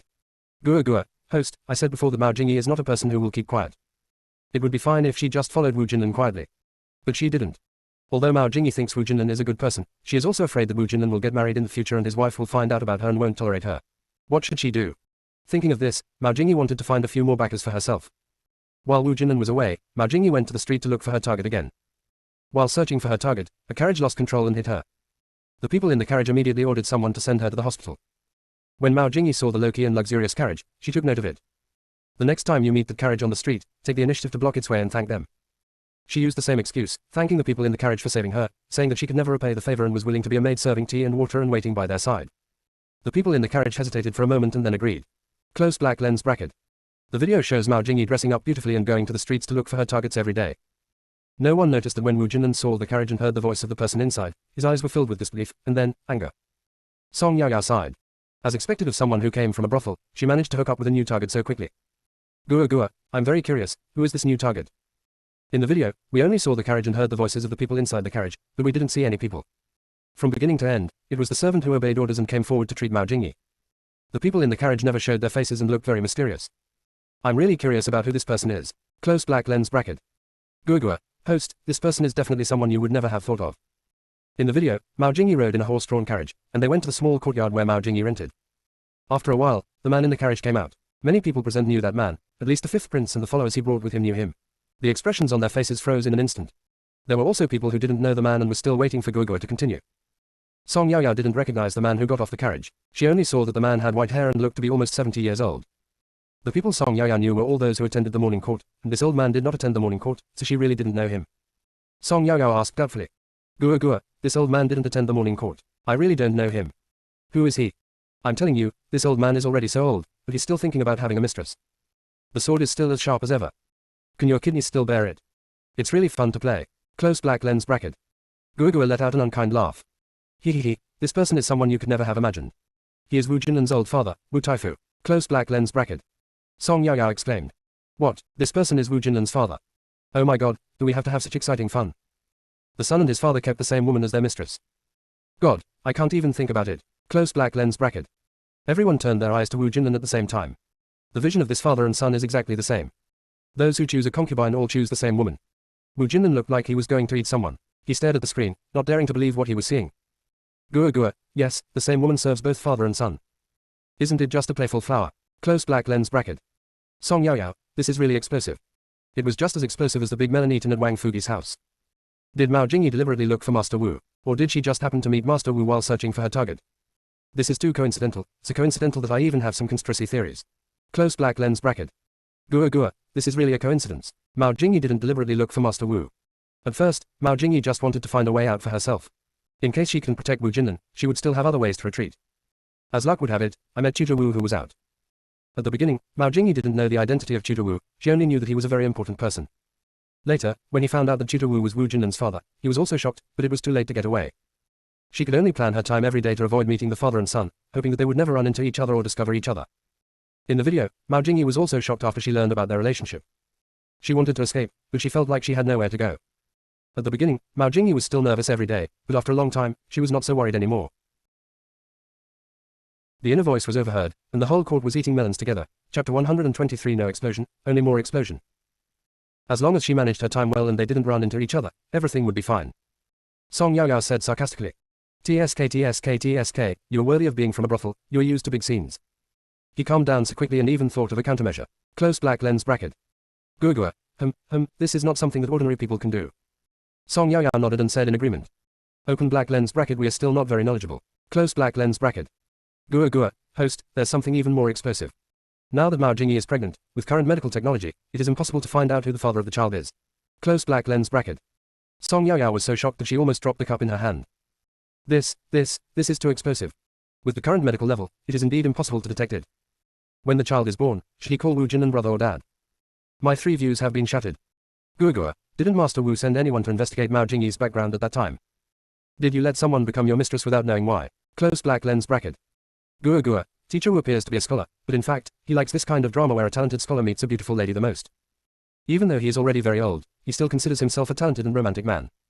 He would never refuse any woman who came to his door like this. He didn't take Mao Jingyi seriously at all, just treating her as a toy, and didn't send anyone to investigate. If we had checked, this wouldn't have happened. Close black lens bracket. Song Yao Yao, this Master Wu is really interesting. He is quite old but still refuses to admit his age. Do you still call yourself a talented and romantic man? That's right, if he hadn't been so romantic, he would have been 50 years old enough to be a grandfather, and he wouldn't have given birth to Wu Jinlin. Close black lens bracket. Song Yao Yao sighed and continued. Hey, I suddenly thought of something. You said that in ancient times, men were romantic, but they were also divided into different levels according to their social status. Close black lens bracket. Gua gua, Host, can you explain it more clearly? I don't understand what you mean. Close black lens bracket. Song Yao Yao, this is easy to understand. The emperor is a playboy, and they call him a playboy and a phoenix. The princes are romantic, they call it stealing fragrance and jade. The young man is a playboy, they call him a flower seeker. Men of culture are romantic, they're called philanderers. If it's just a street urchin, that's completely different. That's called being a hooligan, molesting decent women, and he will be handed over to the authorities. What do you call an old and romantic man like Master Wu? Looking for women, or flirting with women. I don't think any of them are similar. After all, Master Wu is quite old, and given his age, none of these criteria fit him. Close black lens bracket. Everyone listened to Song Yao Yao's words and looked at her in amazement. This Lord Song has an extraordinary eloquence. But the summary is good, it is exactly what she said. Gua gua was also surprised and said, Host, you are indeed a top student in your previous life. You are so eloquent. But host, are we going too far off topic? Close black lens bracket. Song Yao Yao, oh, yes, let's continue talking about Mao Jingyi's pregnancy. Gua gua, does Mao Jingyi know that she is pregnant? Close black lens bracket. Gua gua, I know, she just found out she's pregnant. She is not sure whose child it is now. For the sake of the child, the two of them would definitely take her back home to be a concubine. In this way, Master Wu and Wu Jinlin will definitely know each other's existence, and will also know the whole story. Once the truth is revealed, Mao Jingyi dare not think about her own fate, so this child must not be kept. Close black lens bracket. In the video, Mao Jingyi knew she was pregnant. She didn't want to tell Master Wu and Wu Jinlin about her pregnancy, and she had already planned how to abort the child. Song Yao Yao, I don't know what to say. This woman is really cruel. Close black lens bracket. Gua gua, today, Wu Jinlin came here with the fifth prince. Mao Jingyi quickly sent a message to Tutor Wu, and they agreed to meet later. She planned to get rid of the child while she and Master Wu were making love. In this way, Master Wu felt that because of his recklessness, Mao Jingyi lost her child, and he would love her a little more. Close black lens bracket. Song Yao Yao, the plan is really thorough. When will they meet? Close black lens bracket. Gua gua, after we finish eating hot pot in the afternoon, we will rush over and catch the show. Song Yao Yao, then let's eat quickly. The hot pot was served on the table while they were eating melons. After hearing the conversation between Song Yao Yao and Gua gua, everyone also quickened their eating pace. After they have eaten and drunk their fill, they also want to go to the scene to eat melons and watch the show. Song Yao Yao, Gua Gua, this hot pot is so delicious. In a few days, I will bring my parents, elder sister, and elder brother here, and when my second brother comes back, I will bring him here too. Close black lens bracket. Gua Gua, host, you are such a filial and good child. Ellipsis. When Song Yao Yao looked up again, she saw Wu Jinan sitting there, motionless and without picking up his chopsticks. Song Yao Yao asked curiously. Gua Gua, why doesn't Wu Jinan eat? Isn't he hungry? If he's not hungry, what is he doing here? Close black lens bracket. Gua Gua, well, this guy is probably being taken care of by Mao Jingyi, why would he need to eat? I guess they don't want to eat, but love is enough. Close black lens bracket. Song Yao Yao, Gua Gua, do you believe what you said? Gua Gua, how else can you explain it? Who knows what people in love are thinking? These people's brains are different from ours. Ignore him, eat your food quickly, and when you're done, let's go and watch the fun. Close black lens bracket. Song Yao Yao, Song Yao Yao lowered her head, ignored everyone else, and started eating. The fifth prince and the others breathed a sigh of relief when Song Yao Yao stopped paying attention to Wu Jinan. Wu Jinan's anger has reached its peak. If their acupoints were unblocked for him, the fifth prince and the others dared to say that this man would immediately go find Mao Jingyi and kill her without saying a word. Wu Jinan had never suffered any setbacks since he was a child. Now that he knew that he had been deceived by such a despicable woman, who had cheated on him both mentally and physically, how could he bear this? He would definitely kill her without regard for the consequences. Ellipsis. Half an hour later, Song Yao Yao and her friends finished their hot pot and prepared to leave. As soon as Wu Jinan's acupoints were unblocked, he stretched his stiff body a little and rushed out. Song Yao Yao asked doubtfully. Gua Gua, what's wrong with this guy? He rushed out with an angry look on his face, as if he was going to kill someone. Close black lens bracket. Gua Gua, host, I don't know how Wu Jinan knew about what Mao Jingyi did. I have already rushed out, ready to settle the score with Mao Jingyi. Close black lens bracket. The fifth prince's men were also afraid that Wu Jinan would be too impulsive and cause a death, implicating themselves, so they quickly followed and restrained Wu Jinan.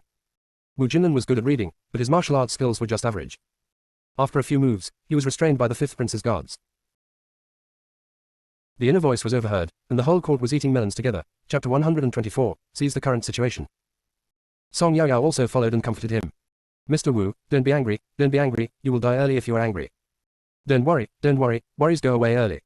Don't panic, panic will easily get you hung up on the wall. Don't be anxious, anxiety will easily lead to early failure. Everyone, Sir Xiao Song, what are you doing? Are you trying to persuade others or adding fuel to the fire? Don't you think it's not messy enough? You might as well not give any advice. As expected, Wu Jinan resisted even more violently. Song Yao Yao scratched her head. Her good intentions in trying to persuade others seemed to have backfired. Gua Gua, host, what are you doing? Don't you think the matter is not big enough? Host, are you fanning the flames because you want to see Wu Jinan go crazy, fight with Master Wu, and then stab Mao Jingyi on the spot? Close black lens bracket. Song Yao Yao quickly shook her head. Gua Gua, please don't say that. I didn't mean that. I really wanted to persuade Wu Jinan not to be angry. Gua Gua, host, please give it up. Are you trying to persuade people? You are clearly adding fuel to the fire. Close black lens bracket. Song Yao Yao, Gua Gua, how do you talk like that? I was clearly trying to persuade people. I don't know how it backfired. Forget it, blame me for not being able to speak. Is it okay if I don't say anything? Close black lens bracket. Wu Jinan was struggling violently here, his eyes turned red, it was so scary. There was no other way, the fifth prince's guards could only press Wu Jinan's acupoints again. Only after Wu Jinan calmed down did he carry the person onto the carriage. The group headed towards Mao Jingyi's courtyard. Soon, they arrived outside the courtyard. Song Yao Yao, Gua Gua, has Master Wu gone in? Gua Gua, go in. Today, Mao Jingyi prepared a table full of delicious food and wine, and even added some aphrodisiac to the wine. Master Wu had just entered, and the two were preparing to eat. Close black lens bracket. Song Yao Yao, my goodness, they added something to the wine. Are they worried that Master Wu is getting old and won't be able to get rid of the baby? Poisonous, or Mao Jingyi is vicious. Close black lens bracket. On the screen above Song Yao Yao's head, everyone was staring at the situation in the yard. Song Yao Yao looked at Wu Jinan with red eyes and asked Gua Gua. Gua Gua, this Wu Jinan is so scary, will someone get killed soon? Gua Gua doesn't know this either. At this moment, Wu Jinan's acupoints were unblocked. After he was able to move again, Wu Jinan rushed to the courtyard without saying a word. Several of Wu Taifu's followers were still guarding the gate of the courtyard. When they saw Wu Jinan, the leader of them called out. Young master. Then, he stopped Wu Jinan and said. Young master, the master is inside. This is not the place for you to come. Wu Jinan cursed. Get out of the way, you dog slave. Master, you can't go in. I say it again, get out of the way. Master, you really can't go in. Go away. Wu Jinan stepped forward and kicked the leading follower hard, and was about to rush inside, but was stopped by the leading follower. The fifth prince gave a signal, and his guards stepped forward to help subdue those guards. Wu Jinan then kicked the door open, crossed the yard, and ran quickly inside. Song Yao Yao and the others followed closely behind. After entering the room, I saw Master Wu and Mao Jingyi drinking together in dishevel. Seeing Wu Jinan, Mao Jingyi was so frightened that the wine glass in her hand fell to the ground, and she stammered. Jinlan, why are you here? When Master Wu saw this, he also realized something was wrong and asked. Jinlin, why are you here? How did you know this place? Do you know Jingyi? Wu Jinlin roared. More than just knowing each other, Mao Jingyi, you bitch. What a courageous person. Isn't it fun for you to deceive me and my father like this? Before Master Wu could ask clearly, Wu Jinlin rushed forward and punched Mao Jingyi in the face. The more Wu Jinlin thought about it, the angrier he became, so he pinned Mao Jingyi down and started beating her. Tutor Wu didn't understand what was going on and wanted to step forward to stop it, but was stopped by the fifth prince's men. Only then did Master Wu notice that so many people had come into the room, including the fifth prince. Tutor Wu quickly paid his respects to the fifth prince. The fifth prince then spoke to Tutor Wu about what happened. After hearing this, Tutor Wu was so angry that he almost fainted. Even though he considered himself a romantic, he would never do such a thing as supporting the same woman as his son. At this moment, Master Wu's face was flushed, which was due to the effect of the substance in the wine. The fifth prince ordered his guards. Send Master Wu back to their house. Master Wu has so many concubines, he should know what to do. Yes. Song Yaoyao shook her head. This Master Wu is really something. I don't know if it's because of the XX kidney treasure he took.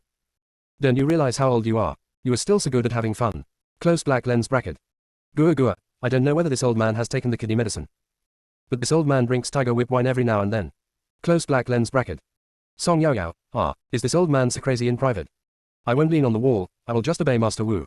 Close black lens bracket. After listening to Song Yaoyao's thoughts, everyone gained a new understanding of Master Wu. I didn't expect this old man to be like this in private. It really opened everyone's eyes. Mao Jingyi's face was swollen, and the fifth prince quickly asked someone to pull Wu Jinlin away. Wu Jinlin continued to curse. You bitch, you are worthy of being a bitch hanging around in brothels. You are not satisfied with having a man as young as me, and you even hook up with my father, a 70-year-old old man.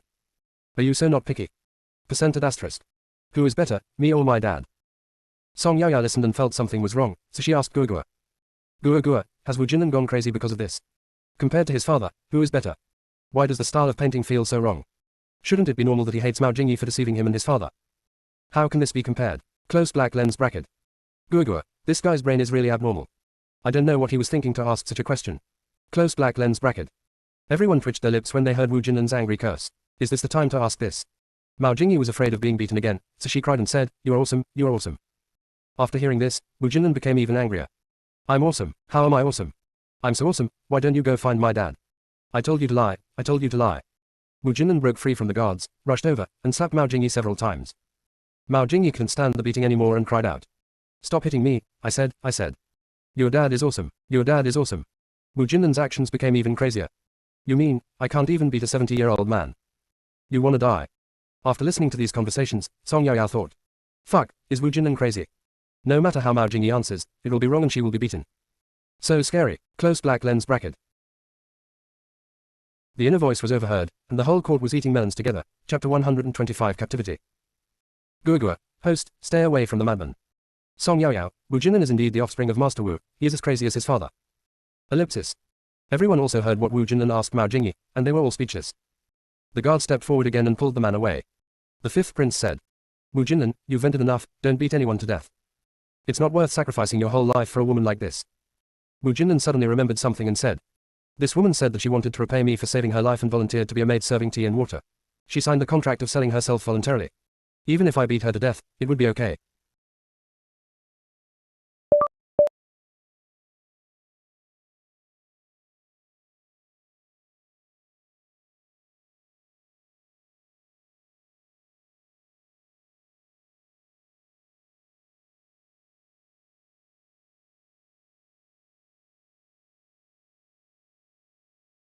Even if I beat her to death, it would be okay. You are just one of my servants. No, we can't let her get away with it like that. Doesn't she like to hook up with men? I'd better send her to a brothel, where there are many men. Song Yaoyao, Gua Gua, is Mao Jingyi going to go back to her old job? Gua Gua, yeah. After being beaten by Wu Jinlin and drinking the wine to liven up the party, Mao Jingyi could no longer save her child. Afterwards, Wu Jinlin did not send her to the clinic, but directly sent someone to send Mao Jingyi to a brothel. The show is over, it's time to go home. After Song Yaoyao and Qin Yuyu said goodbye to the others, they prepared to take Baitao back home. When the fifth prince saw that Song Yaoyao only brought a maid, he wanted to send her back. Master Xiao Song, it's just you and the maid, why don't we take you back? Song Yaoyao was not familiar with the fifth prince and his group, so she felt a little embarrassed to ask them to send her off, so she refused. Fifth prince, no need, I can go back by myself. The fifth prince looked at the sky and said. It's getting late, Master Xiao Song, please don't refuse. Let us take you back. Ellipsis. Unable to refuse, Song Yaoyao agreed. Song Yaoyao never expected that not long after they walked and passed a busy area, a group of people rushed out from the alley next to them and blocked their way. Song Yaoyao couldn't help but twitch her lips when she looked at the attire of these people. They were all wearing night clothes and had their faces covered with black scarves. Song Yaoyao couldn't help but complain. Guogua, do these people have any serious illness?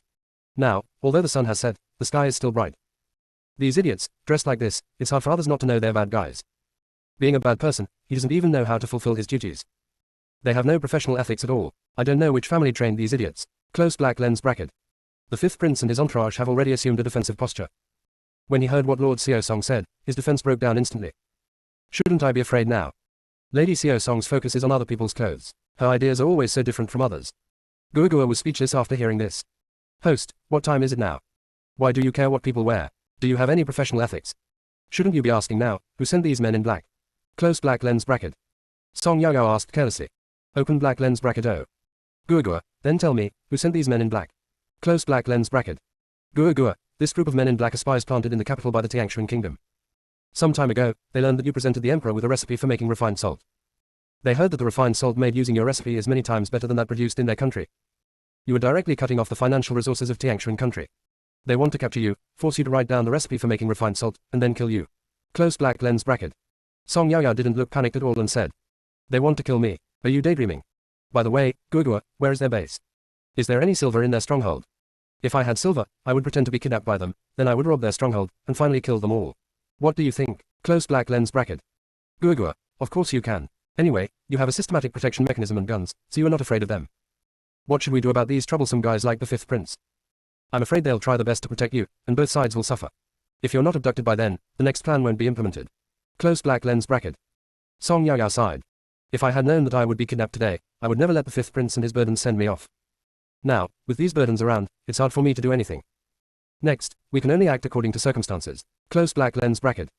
Guogua, this is the only way. After listening to the conversation between Song Yaoyao and Guogua, the five princes looked at each other in bewilderment. When did they become a burden? Lord Xiao Song thinks they're getting in the way. Before, the fifth prince had heard that Kai Mingkan had sent hundreds of people to assassinate Lord Xiao Song. Not only did all the people who were sent out suffer, but they also lost their lives. Maybe Lord Xiao Song really has some way to save his life. The fifth prince made a decision and decided to cooperate with Lord Xiao Song's actions. Maybe they can take advantage of the situation this time and wipe out the Tiangshan kingdom's secret village in the capital in one fell swoop. So, when the men in black attacked them, the five princes and their men all gave in. Song Yaoyao was stunned and couldn't help asking Guogua. Guogua, I haven't heard that the fifth prince is a fool. Look at him and his group of cronies, why are they so incompetent? He was knocked away by the hammer in just a few hits. It's really an embroidered pillow, which looks good but is useless. Donkey dung balls are shiny on the outside. Close black lens bracket. The fifth prince and his companions listened to Lord Xiao Song's scolding and sighed silently. Their lives were really difficult. They also began to wonder if they had overacted. Did Lord Xiao Song misunderstand them as useless? Aren't they behaving like this just to cooperate with Lord Xiao Song? Guogua, host, please stop cursing. Can't you see that the men in black are almost in front of you? Song Yaoyao, Guogua, don't activate the system protection mechanism, let them catch me. Guogua, got it. Song Yaoyao pretended to be panicked, waving her hands in the air and shouting. Don't come here, don't come here. Guogua, host, you acted so convincingly. If she were to return to modern times, she would definitely be a movie queen. Close black lens bracket. Song Yaoyao, Guogua, thank you for the compliment. Before Song Yaoyao could say anything, the man in black had already pressed her acupoints, carried her up, and ran away using his martial arts skills. Song Yaoyao was almost vomiting from being shaken, and kept cursing. Your grandmother's legs. I'm about to vomit from being shaken. At. Song Yaoyao was expressing herself madly in her heart. After a moment, he couldn't hold it in any longer and vomited with a wow sound. The man in black's body visibly stiffened, and then he continued running with Song Yaoyao on his back. Requesting support, requesting support. My dears, it's almost time for the book test for this book. Can you help me come up with some names for the book test? The requirements are not high, just add punctuation marks and keep it within 15 words. I've been thinking a lot recently, and I feel like I'm going to pull my hair out, but I still can't come up with a satisfactory answer. The book test requires 5 book titles. I'm begging you guys to help me think of some. 1, 2 are not too few, 3, 5 are not too many. The inner voice was overheard, and the whole court was eating melons together. Chapter 126 Robbery. Song Yaoyao vomited all the way. Song Yaoyao, damn you man in black, I can never coexist with you. What a pity that I vomited all the hot pot I ate. Why? Close black lens bracket. The fifth prince and his entourage followed behind him, their mouths twitching wildly. Sir Xiao Song, is it time to indulge in hot pot now? The man in black carried Song Yaoyao to a yard in the west of the city, threw her into a dilapidated house, and left. This person is not afraid of Song Yaoyao running away at all. Because at this moment, Song Yaoyao had her acupuncture points pressed and she couldn't move at all except her eyeballs. She was thrown to the ground like this, and she was really angry. Another round of crazy output. Song Yaoyao finally calmed down, looked around the room, and asked. Guogua, where is this? Why do I vaguely hear that there seem to be a lot of noises ahead? Close black lens bracket. Gua gua. Host, you heard it right, it is really lively ahead, because this is the famous gambling house in the west of the city. There's a gambling house in front, it must be noisy. This is the base of Tiangshan Kingdom in the capital. From the outside, this looks like a very ordinary gambling house. If you think so, you are wrong. Let me tell you more about this gambling house. This gambling house is divided into 3 parts, the front yard, the backyard, and the underground. There's not much to say about the front yard and the backyard, so let's talk about the underground. Underground, it is not difficult to understand, is underground, with the FA Kai Casino as the center and a radius of 3 kilometers, a large underground place was dug out. There are now about 5,000 people underground, and the division of labor among them is very clear. Some do office work, some do field work. There are places to stay, eat, and practice martial arts below, close black lens bracket. Song Yao Yao, these people are really bold, treating this place as their Tiangshan Kingdom, and actually openly conducting public affairs. At this moment, the door was gently pushed open. Song Yao Yao looked carefully and found that this was the guard beside the 5th prince. Why is he here? The guard came over and whispered to Song Yao Yao. Master Xiao Song, please don't make any noise. I will help you unblock the acupuncture points first. Song Yao Yao nodded. The acupoints were unblocked, and the guard was about to leave with Song Yao Yao. How is this possible? How can you rob if you leave? Song Yao Yao pulled the guard's clothes and whispered. You go back first, I'll take a walk around. No, the prince asked me to take you out. The 5th prince is here too. It's okay, you go out first, I can protect myself. If the 5th prince wants to hold me accountable, I will talk to him. Ellipsis.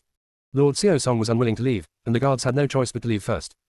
Seeing the guards leave, Song Yao Yao immediately asked excitedly. Gua gua, where is the warehouse? Let's go to buy it for free. Gua gua, keep walking eastward until the end, then walk southward. After a while, Song Yao Yao appeared not far from the warehouse, where there was a team of people guarding it. Song Yao Yao observed for a while, then took out the sleeping pills she had prepared from the space and scattered them out. After a while, everyone in that team fell down. Gua gua, host, everyone has been poisoned, hurry over to collect the things. Song Yao Yao, yes, I understand. Song Yao Yao walked over and kicked the people on the ground. After making sure that they were not moving, she took out a pistol from the space. With a thought, the pistol turned into a silenced gun and fired a shot at the padlock. The lock was broken and the door opened as soon as I pushed it. There were only 10 boxes of silver in the huge warehouse. Song Yao Yao, Gua gua, are you mistaken? Why are there only 10 boxes of silver here? Aren't gambling houses very wealthy? This doesn't match the legend. Close black lens bracket. Gua gua, host, this is only on the surface. You put the silver away first. Have you seen the shelf in the warehouse? Follow the traces on the ground and move the shelf to the right, a secret passage will appear, and walk down the stairs. All the treasures they had accumulated over the past 20 years were hidden there. Song Yao Yao, I told you, how could a gambling house be so poor? Song Yao Yao hurried over, looked at the marks on the ground, and moved the shelf. There is nothing on the shelf, so it is not heavy and easy to move. After a while, the entrance to a secret passage appeared on the ground. Song Yao Yao took out a high-intensity flashlight from the space and entered the secret passage. After walking for about 10 minutes, the view in front of me suddenly opened up. Poverty really limits Song Yao Yao's imagination. This place is about 500 square meters and is filled with boxes, one box stacked on top of another. Song Yao Yao walked over and opened a box. She looked inside and saw gold bars. Time was running out and there was no time to look closely, so Song Yao Yao put everything here into the space. Gua gua urged. Host, get out quickly, the FA Kai Casino has been surrounded by soldiers. Wait a minute, there might be a fierce battle here. Close black lens bracket. Song Yao Yao, got it. Song Yao Yao had just left the warehouse and was about to go to the front yard and leave the FA Kai Casino. When people carry their bags on their backs, it looks like this. Song Yao Yao returned along the same route. When she reached the backyard, she was stopped by someone and asked. Which department are you from? Why haven't I seen you before? By the way, don't run around. We've been surrounded by soldiers. We're all exposed. The boss has spoken, let's fight to the death. I guess there will be a fierce battle soon. Song Yao Yao, oh. Song Yao Yao was standing there now, not knowing whether to stand or walk. The man continued, what are you standing there for? Hurry up and catch up. Song Yao Yao felt that she could not escape now and could only act according to circumstances. Song Yao Yao, Gua gua, where are they going? Gua gua, they knew they could not escape death today, so they prepared to go to the front yard and kill all the gamblers there. Among the gamblers, there were many young masters from wealthy families. Even if they die, they will stir up conflicts within Tianfeng. Close black lens bracket. Song Yao Yao, then I'll go with you and see what happens. Gua gua, yeah. When Song Yao Yao went over, the gamblers had already been controlled, and each of them was kneeling on the ground crying and begging for mercy. These people were kneeling on the ground, crying and sobbing, it was really annoying. On the Tiangshan countryside, someone stepped forward and kicked the person begging for mercy twice, saying, Stop crying, it's really noisy. If you want to blame someone, blame the government of your Tiangshan country. They surrounded this place and left you no way to survive. If you want to live, beg the officials outside. Instantly, the young masters of the aristocratic families in the gambling house stopped crying and gave the officials outside an arrogant order. You guys retreat quickly, my father is. You guys retreat immediately, or I will let my father report you when I return. The inner voice was overheard, and the whole court was eating melons together. Chapter 127 caught 2 big fish. You guys retreat quickly, I am Chapin's biological brother. Ellipsis. In an instant, the voices of these gamblers became louder and louder. They were truly a bunch of cowards who could only act ruthlessly in their own backyard. Song Yaoyao didn't want to listen to the voices of these cowards anymore, so she covered her mouth and nose. Then, he took out a powerful sleeping drug from a space and threw it into the air. No one expected this to happen, and before everyone in the gambling house could react, they had all fainted. Song Yaoyao rushed out of the gambling house. When the fifth prince saw that it was little Song, he confirmed that she was okay and asked, "Why are you in the gambling house in front?" Song Yaoyao felt that now was not the time to talk about this, so she said, "We'll talk about this later. I have used a powerful drug to knock out everyone in the gambling house. When you go in, remember to cover your mouth and nose with a handkerchief." After hearing this, the fifth prince immediately gave the order. Song Yaoyao originally thought that she would have nothing to do with the rest, but she didn't expect that when fighting with those people inside, many people on their side were injured. Seeing this, Song Yaoyao took out a lot of powerful drugs and gave them to the fifth prince. This is a powerful drug. Anyone who smells it will immediately fall to the ground and become unconscious. Understood. Sure enough, as soon as the drug was administered, all the people from Tiangshan country in the Fa Kai casino were arrested within half an hour. It had already gotten dark. The fifth prince sent Song Yaoyao back to the palace. As soon as they returned home, Mrs. Song and the others carefully checked Song Yaoyao's body from head to toe, and only felt relieved after making sure that she was not injured. Then, Madame Song grabbed Song Yaoyao's ears and scolded her. "Who allowed you to sneak out of the house with Bai Tao? How worried were we when we found out you were kidnapped? The fifth prince has repeatedly assured us that he will bring you back safely, but we still don't feel at ease. Look at you, you always cause trouble as soon as you leave the house. Madam, you must teach this girl a lesson today. You can't be soft-hearted. If you don't teach her a lesson this time, you don't know what trouble she will cause in the future. Why don't you teach me a lesson? Let me, as a mother, be the bad guy." Ellipsis. He didn't beat her, but he lectured Song Yaoyao for an hour before letting her go back to her own yard. As soon as she returned to the yard, Song Yaoyao closed the door and entered the space. Looking at the densely packed boxes in the space, the depressed mood caused by the lecture just now instantly improved. This trip is really worth it. Song Yaoyao took a rough look and saw countless gold, silver, jade, antiques, calligraphy and paintings.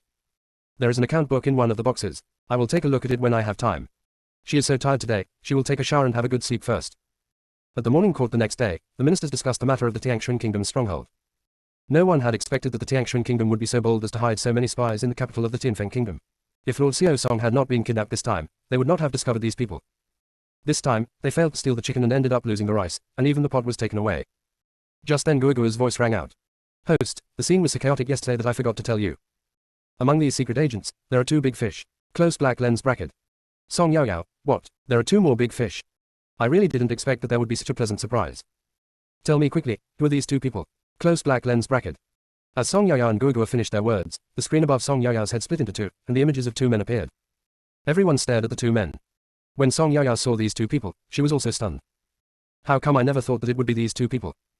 I really don't have much impression of them. They look too ordinary, and among the spies from the Tiangshan kingdom, they're not very noticeable. Close black lens bracket. Guo, they both look pretty good, they just have disguised themselves. Mixed in the crowd, of course, I am inconspicuous. The one on the left is Fan Muqing, the son of the Grand Tutor of Tiangshan Kingdom, and the one on the right is Teng Lingfeng, the 10th prince who is the most favored by the Emperor of Tiangshan Kingdom. Close black lens bracket. Song Yaoyao nodded. These 2 are indeed 2 big fish. So why did the 2 of them come to Tianfeng country instead of staying in their own country? Close black lens bracket. Guo, it's the refined salt production method you provided that affected their interests. Before, when we in Tianfeng country bought salt from others, we had a pleading attitude, asking them not to raise the price, and our attitude was quite humble. Just a few days later, our attitude changed. People realized something was wrong, so they sent 2 people to investigate. These 2 people are Fan Muqing and Teng Lingfeng. This investigation led to you. This led to the kidnapping incident yesterday. They wanted to force you to write down the method of making refined salt and then kill you. This was also the idea of these 2 people. Close black lens bracket. Song Yaoyao, damn it. It's like a disaster for one's family. If you have no ability, you have to kill people. He could have the heart to harm a cute little fairy like me. He is worse than a beast. Now that they have fallen into our hands, although we cannot kill these 2 idiots, we can make them suffer. If anyone dares to harm Aunt Song, I will let them know why the flowers are so red. I went back and told my father that instead of killing them, it would be better to use them as bargaining chips to exchange for some gold, silver and jewelry from the Tiangshan kingdom. Just consider it as waste utilization. Guo, what do you think? Close black lens bracket. Guo, this is possible. Song Yaoyao, I'll go find the 5th prince first. When the 5th prince heard this, he couldn't help but shudder. What did Lord Xiao Song want to do with him? I always feel like nothing good is going on. Everyone listened to Lord Xiao Song's words and felt that it made sense. Killing the 2 people might even cause a war between the 2 countries. It would be better to exchange those 2 people for something, which would be more practical. After the court session ended, Song Yaoyao asked her father to wait for her and then went to find the 5th prince. When Song Yaoyao saw the 5th prince, she made small talk. 5th prince, did you have breakfast before you came here this morning? The 5th prince looked at Song Yaoyao and said, Master Xiao Song, if you have anything to say, just say it. Song Yaoyao blinked. 5th prince, you asked me to say this. Then I said it. When you go to the prison, can you take me with you? I want to meet those spies from Tiangshan country. Those people have been detained strictly and are waiting for the order from the emperor. I really can't take you there. Why do you want to go to a place like the heavenly prison? Didn't the people from Tiangshan country kidnap me yesterday? I haven't avenged this yet. You're quite vindictive. That's right, if you don't take revenge, you're not a gentleman. Master Xiao Song, although I can't take you to the cell, I can help you with whatever you need to do. Really, that's great.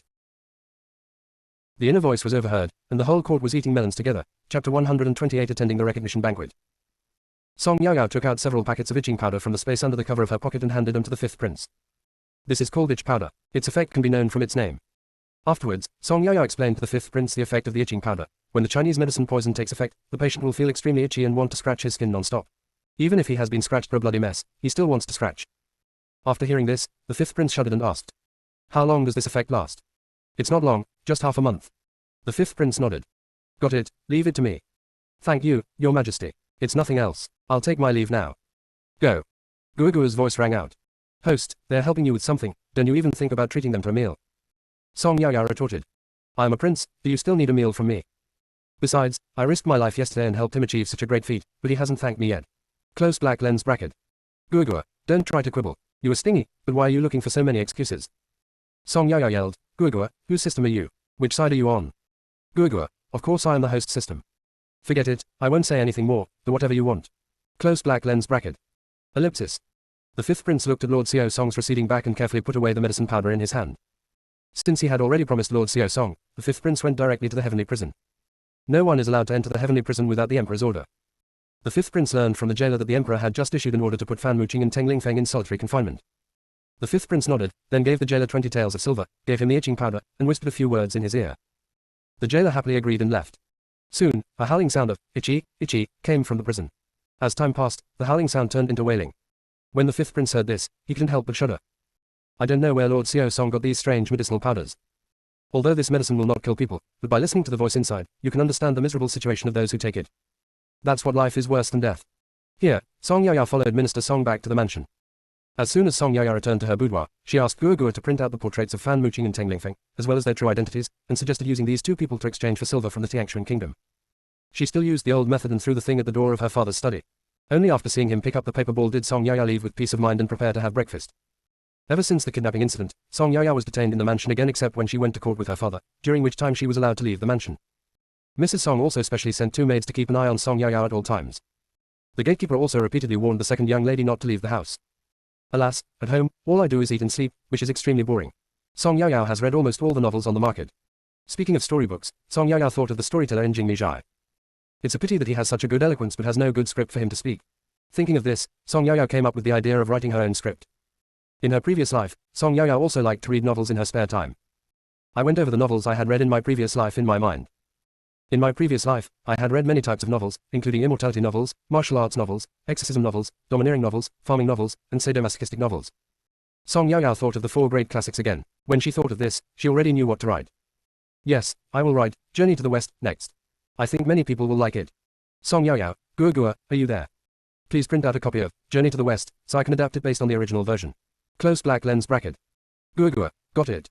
3 days later, Song Yaoyao had adapted the first 10 chapters of Journey to the West. She can't go out now, so she can only go to find her eldest brother. When Song Qingyu looked at Journey to the West and took it, he was immediately attracted by the story. Song Qingyu looked at Song Yaoyao with burning eyes and asked, "Yaoyao, did you write this?" Song Yaoyao shook her head. "No, it was written by a friend of mine, but he is not available to speak out." "Brother, can you help take it to the bookstore and see if it can be sold?" Song Yaoyao didn't have the nerve to say that she wrote it herself. "The book is well written, leave it to me. But I think the book is not finished yet, so I will publish a chapter in the next few days." Song Yaoyao thought for a moment and said, 2 chapters in 7 days. By the way, when Big Brother talks with him, he wants to share the profits. Understood. 2 days later, Song Qingyu came to Song Yaoyao, took out 30 taels of silver from his pocket, handed it to her, and said, "Yaoyao, the book thing is done." The other party gave 30 taels as a deposit, and then, based on the number of books sold, they would give us a share of the profits. It is good. Song Yaoyao took out 10 taels of silver and gave it to Song Qingyu. "Brother, this is your hard work fee. You will have to help run both sides in the future. If Song Qingyu doesn't want it, how can he take his sister's money?" But Song Yaoyao was determined and finally had to accept it. Journey to the West quickly became popular in the capital. In the tea house, the storyteller's script was also changed into Journey to the West. For a time, the story of the 4 masters and apprentices' journey to the West became popular in every street and alley of the capital. Song Yaoyao also made a lot of money from this. Now, there is nothing else to do every day except adapting, journey to the west. In a blink of an eye, 5 days passed and an invitation came from the Grand Tutor's mansion. Chin Yu has been living in Grand Tutor Su's residence for some time, and the residence is going to hold a family recognition banquet. This is to support Chin Yu. When Song Yaoyao saw the invitation, she immediately became happy as she could finally leave the house. The day of the family reunion banquet soon arrived. When Mrs. Song took Song Yaoyao and Song Qingling there, the seat position had already been prepared for the 3 of them. Mrs. Song and Song Qingling looked at the seats and couldn't help twitching their eyes. These people are really something. Can they be more obvious just to have a taste of the melon? Song Yaoyao looked at the seat position and asked Guagua.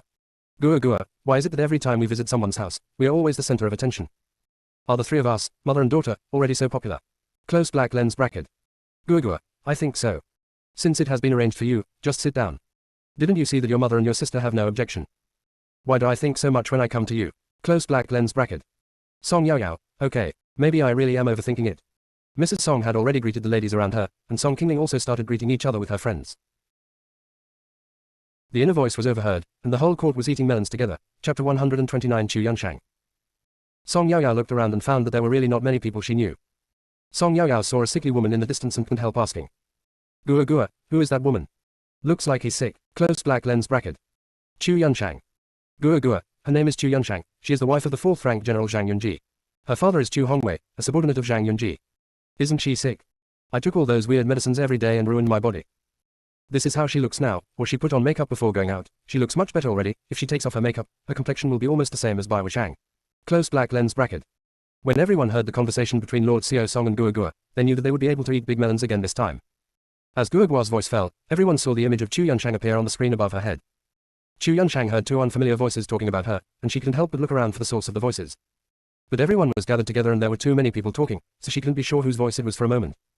At this moment, a screen appeared above Song Yaoyao's head, and she looked at what had just happened in astonishment. Is she sick and having hallucinations? Chu Yunshang rubbed her eyes with a handkerchief and looked again. The screen was still there with her own image on it. Chu Yunshang looked at the people around her again, and many of them were looking in the direction of Song Yaoyao's head.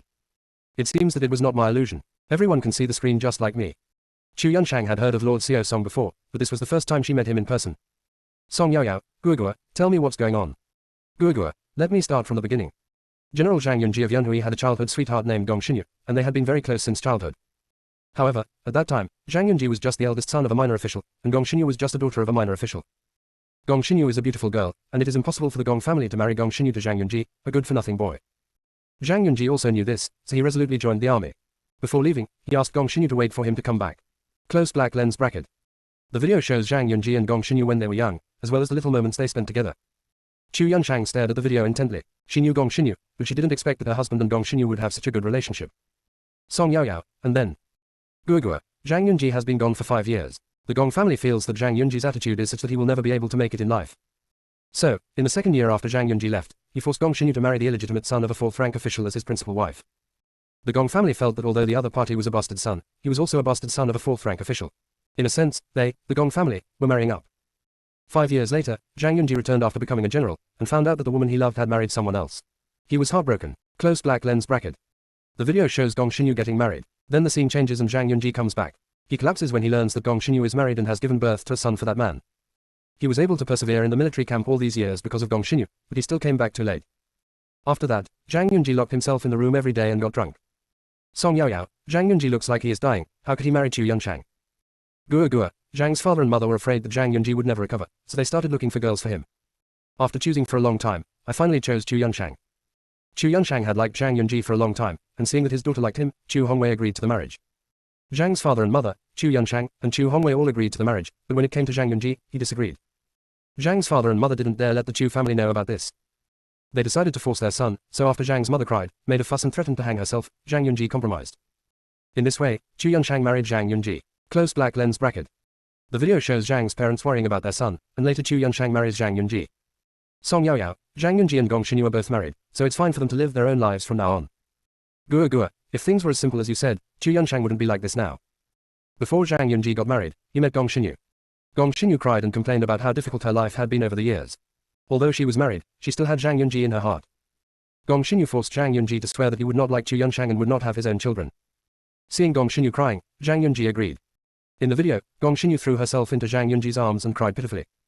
Song Yaoyao, before, I thought Gong Xinyu was a nice person, but why do I find her so disgusting now? She's already married, but she still throws herself into Zhang Yunji's arms. Doesn't she have such a lack of boundaries? This is called eating from the bowl and looking at the pot. So disgusting. This should be called fickleness, and the person should be dragged out and thrown into the pig cage. Also, Zhang Yunji is not a good guy either. What does it mean that he doesn't love Chu Yunshang and can't have his own child? Do you want to strangle the baby to death? Tiger poison doesn't even eat seeds. This Zhang Yunji is simply not a human being. Close black lens bracket. Gua gua, host, it's not what you think. Zhang Yunji is more disgusting and vicious than you can imagine. He felt that since he had promised Gong Xinyu, he had to keep his word. Therefore, before the wedding, Zhang Yunji drank a large dose of apothecary, making it impossible for him to make a woman pregnant in his lifetime. Except for Zhang Yunji and his confidants, Zhang's father, Zhang's mother, and Chu Yunshang, no one knew about this. After marriage, Chu Yunshang still hadn't gotten pregnant, and Zhang's mother became dissatisfied. She found fault with her and made trouble for all kinds of things. 3 years after the marriage, Chu Yunshang's belly still showed no movement, so Zhang's mother indirectly accused Chu Yunshang of being a hen that doesn't lay eggs.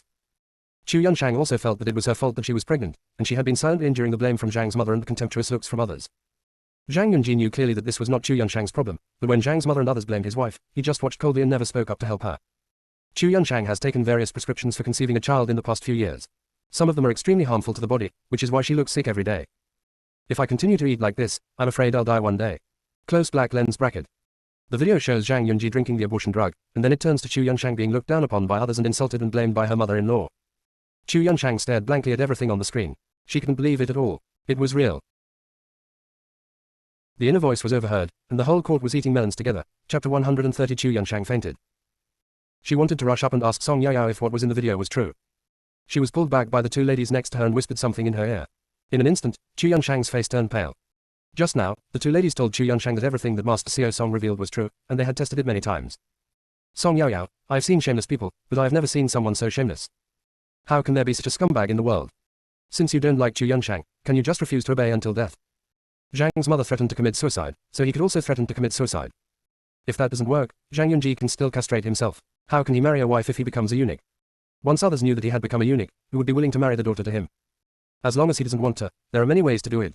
Who can force him?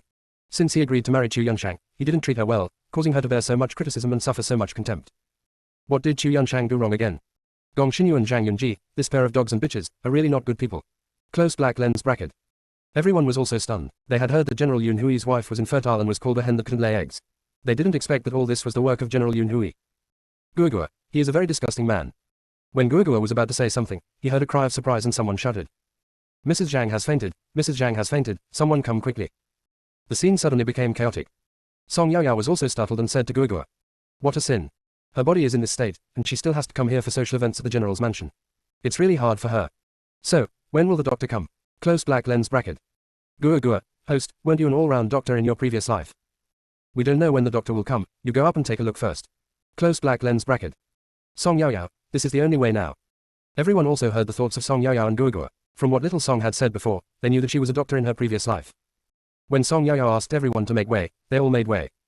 Song Yaoyao thought it would take some effort to persuade her, but it went so smoothly that everyone made way for her. Song Yaoyao walked over and pinched Chu Yunshang's philtrum, but she did not wake up. Song Yaoyao took out her hairpin and pricked a few acupuncture points. Only then did Mrs. Zhang slowly open her eyes. Before everyone had time to praise Song Yaoyao's medical skills, Zhang Yunji came hurriedly, followed by a group of male guests. Song Yaoyao complained disdainfully. Looking at Zhang Yunji's impetuous look, one would think that he cares about and loves his wife very much. This dead scumbag who only knows how to save face is like a toad on the foot. It's disgusting. Close black lens bracket. Guogua agreed and said. Yeah, it's really annoying. Song Yaoyao, I must remind Madame Zhang. I hope she can divorce Zhang Yunji, the damn scumbag, after she knows the truth. As soon as the male guests arrived, they heard what Master Xiao Song was thinking. There is no need to guess, everyone knows that Lord Song must have revealed something about Lord Zhang just now, which is why Madame Zhang fainted. The male guests had already started asking about the matter in a low voice. After learning the truth, they all looked at Zhang Yunji with incredible eyes.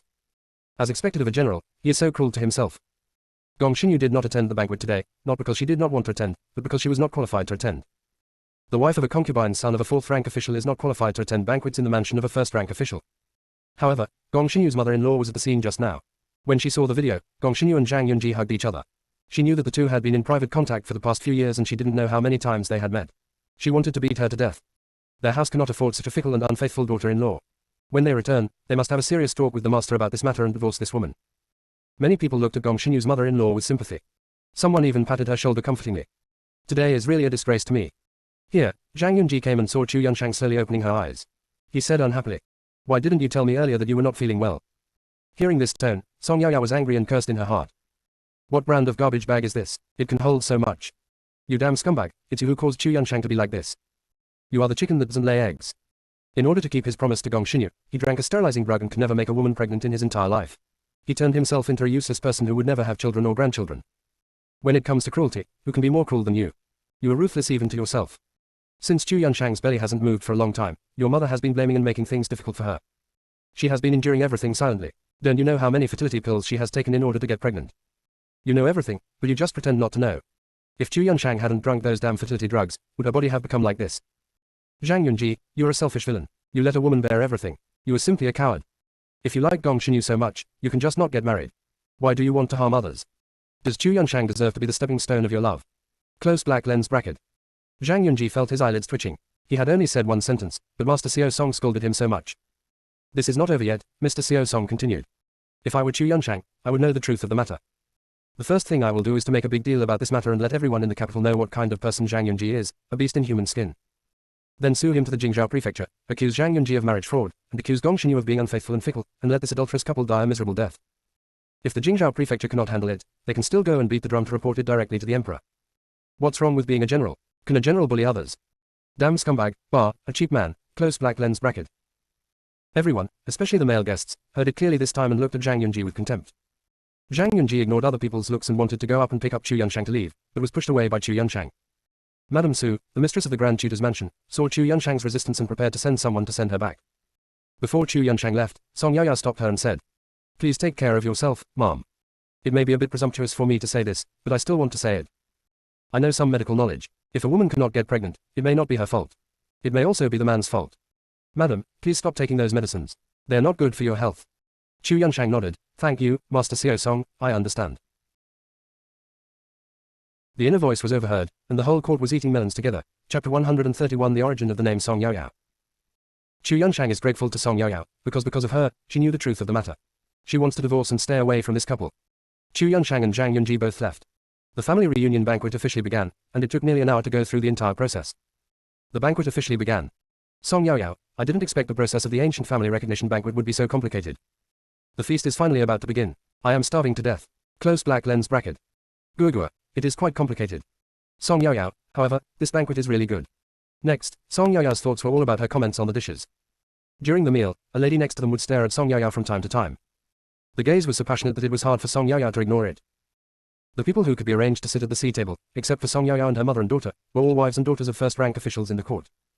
The girl sitting next to Song Yaoyao is Situ Ji Zongyi's legitimate daughter Ji Kai. She kept looking at Song Yaoyao curiously.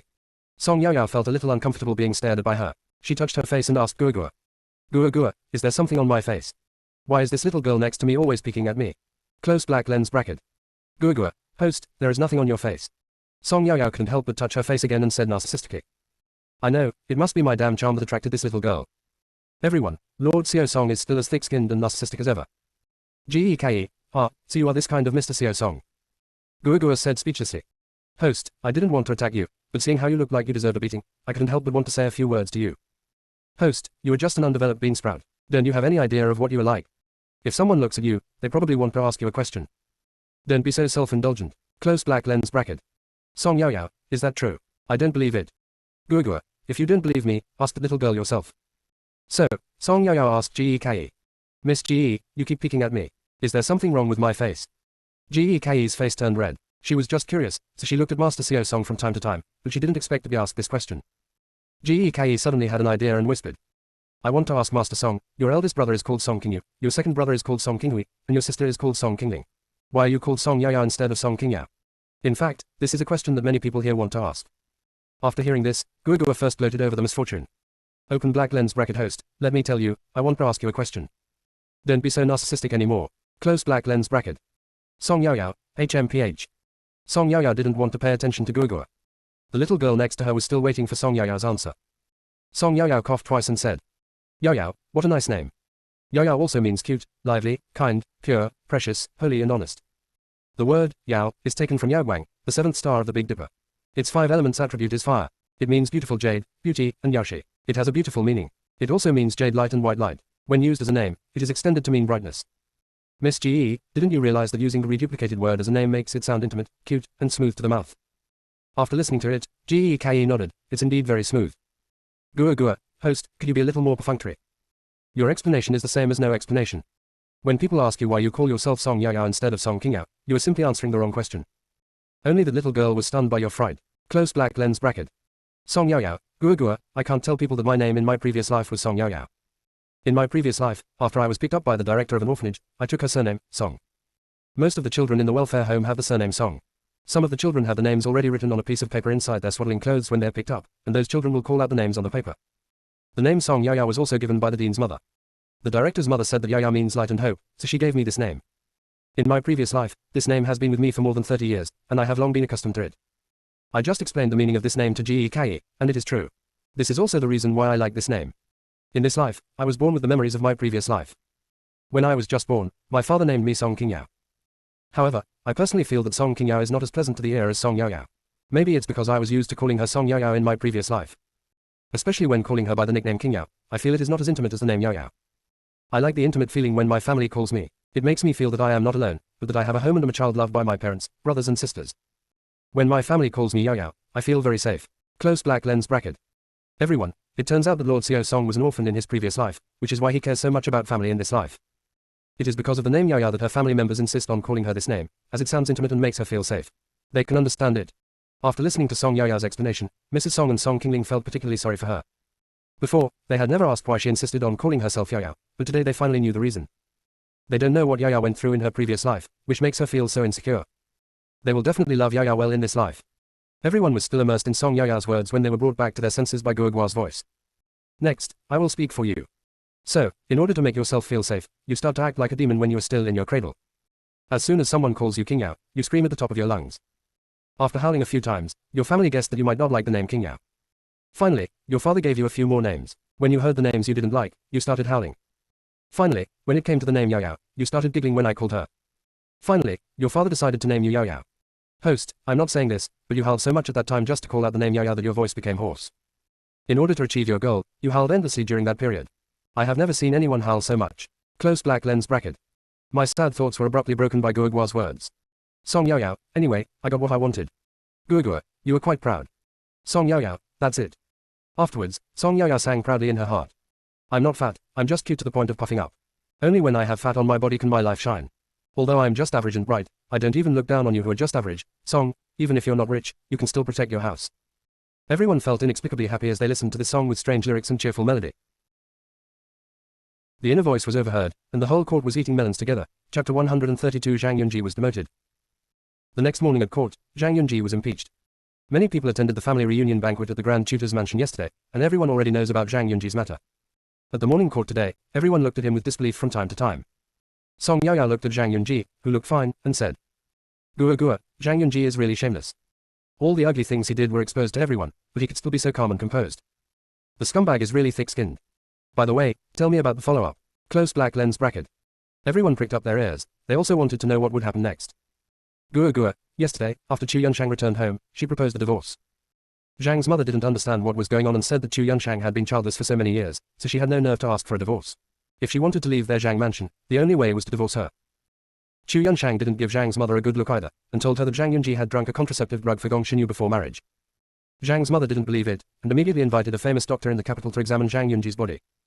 After the doctor's diagnosis, he said that Zhang Yunji must have taken contraceptive drugs before, which damaged his body and he would never be able to make a woman pregnant again in his life. After hearing this, Zhang's mother fainted. Fortunately, the doctor was there and revived her after a while. After Zhang's mother woke up, she rushed over and started beating Zhang Yunji, saying that he was unfilial. The Zhang family had been a single-line family for several generations, and with Zhang Yunji passing through, it was considered that there would be no descendants. Close black lens bracket. The screen above Song Yao Yao's head showed what happened after Chu Yunshang returned to the Zhang mansion. The entire Zhang mansion was in chaos. Song Yao Yao, what about Chu Yunshang? Gua Gua, Chu Yunshang packed her things and returned to her parents' home overnight. Chu's father, Chu Hongwei, was a general under Zhang Yunji, but he loved his daughter very much. Chu Yunshang's brothers also loved their sister very much. Several fathers and sons of the Chu family went to find Zhang Yunji overnight and asked him to write a divorce letter. Zhang Yunji looked at his old subordinates who had followed him for many years and felt guilty. Without saying a word, he directly wrote a letter of divorce. When Zhang's mother found out, she angrily scolded Zhang Yunji for letting Chu Yunshang leave. Chu Yunshang is soft-hearted and easy to manipulate. If we let her go now, who would be willing to marry Zhang Yunji again? Close black lens bracket. In the video, Chu Yunshang returned to her parents' home overnight.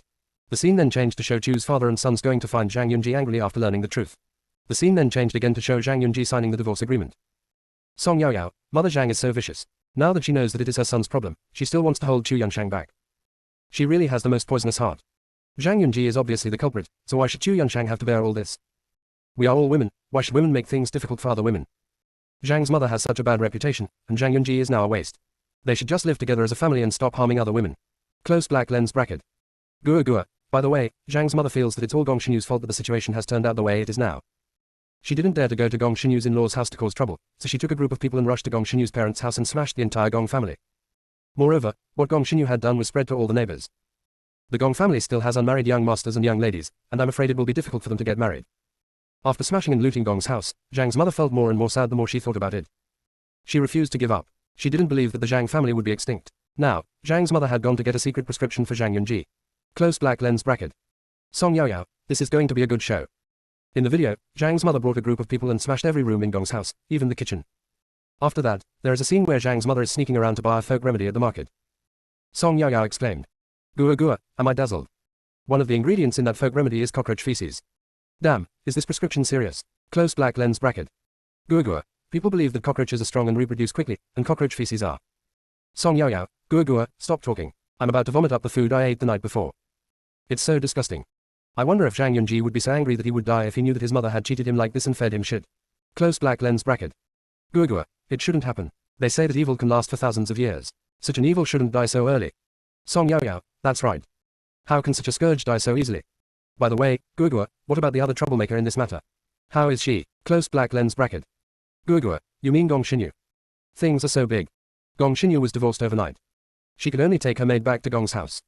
The Gong family thought that Gong Xinyu had simply returned to her parents' home to stay for a few days. They had no idea about the ugly things she had done, nor did they know that she had been divorced. By the way, when the Gong family's house was smashed and looted, she was at the Gong family's house. She hid under the bed at the time because she was afraid of being discovered by Zhang's mother and was afraid that Zhang's mother would beat her to death.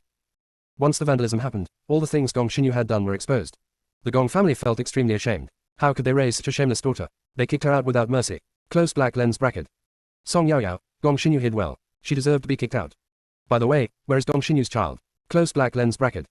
Gua, I stayed at my ex-husband's house. Before, everyone liked the child very much, but when Gong Xinyu's incident happened, everyone in the mansion started to wonder if that child was a bastard.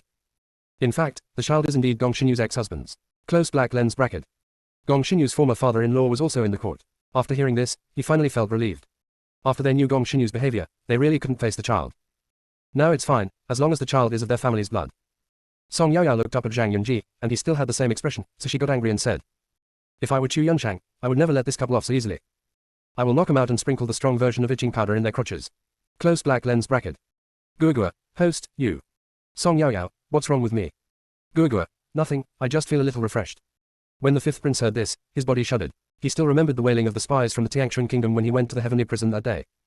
If that kind of powder was sprinkled on that place, he didn't dare to think about it further.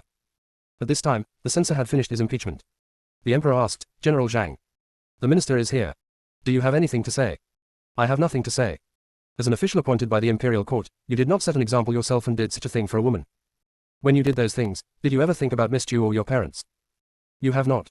I don't want to say more. I will demote you to the rank of General Yongning from the 5th rank. Go back and reflect on your mistakes.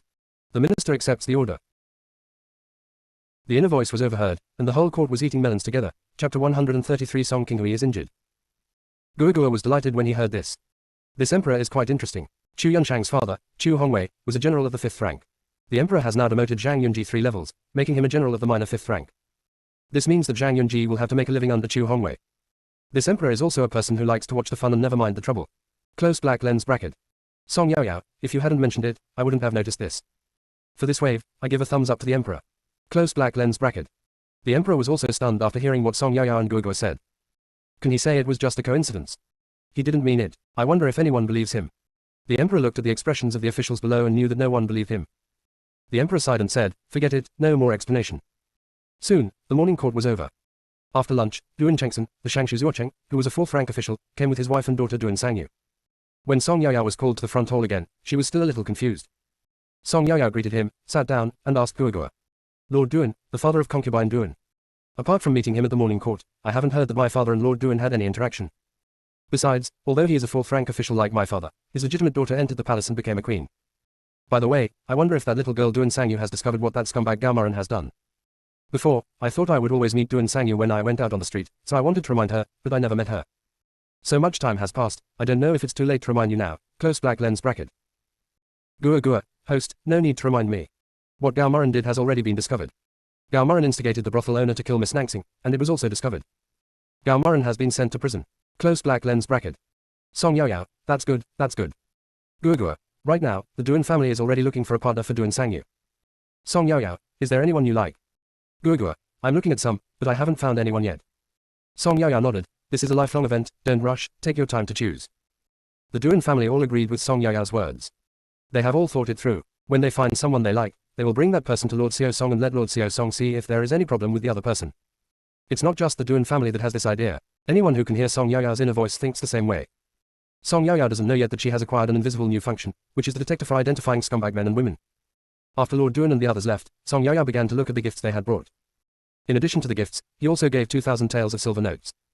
Song Yaoyao also couldn't understand why people specifically asked for the gifts and money to be given to her. She asked for a long time, and everyone smiled mysteriously.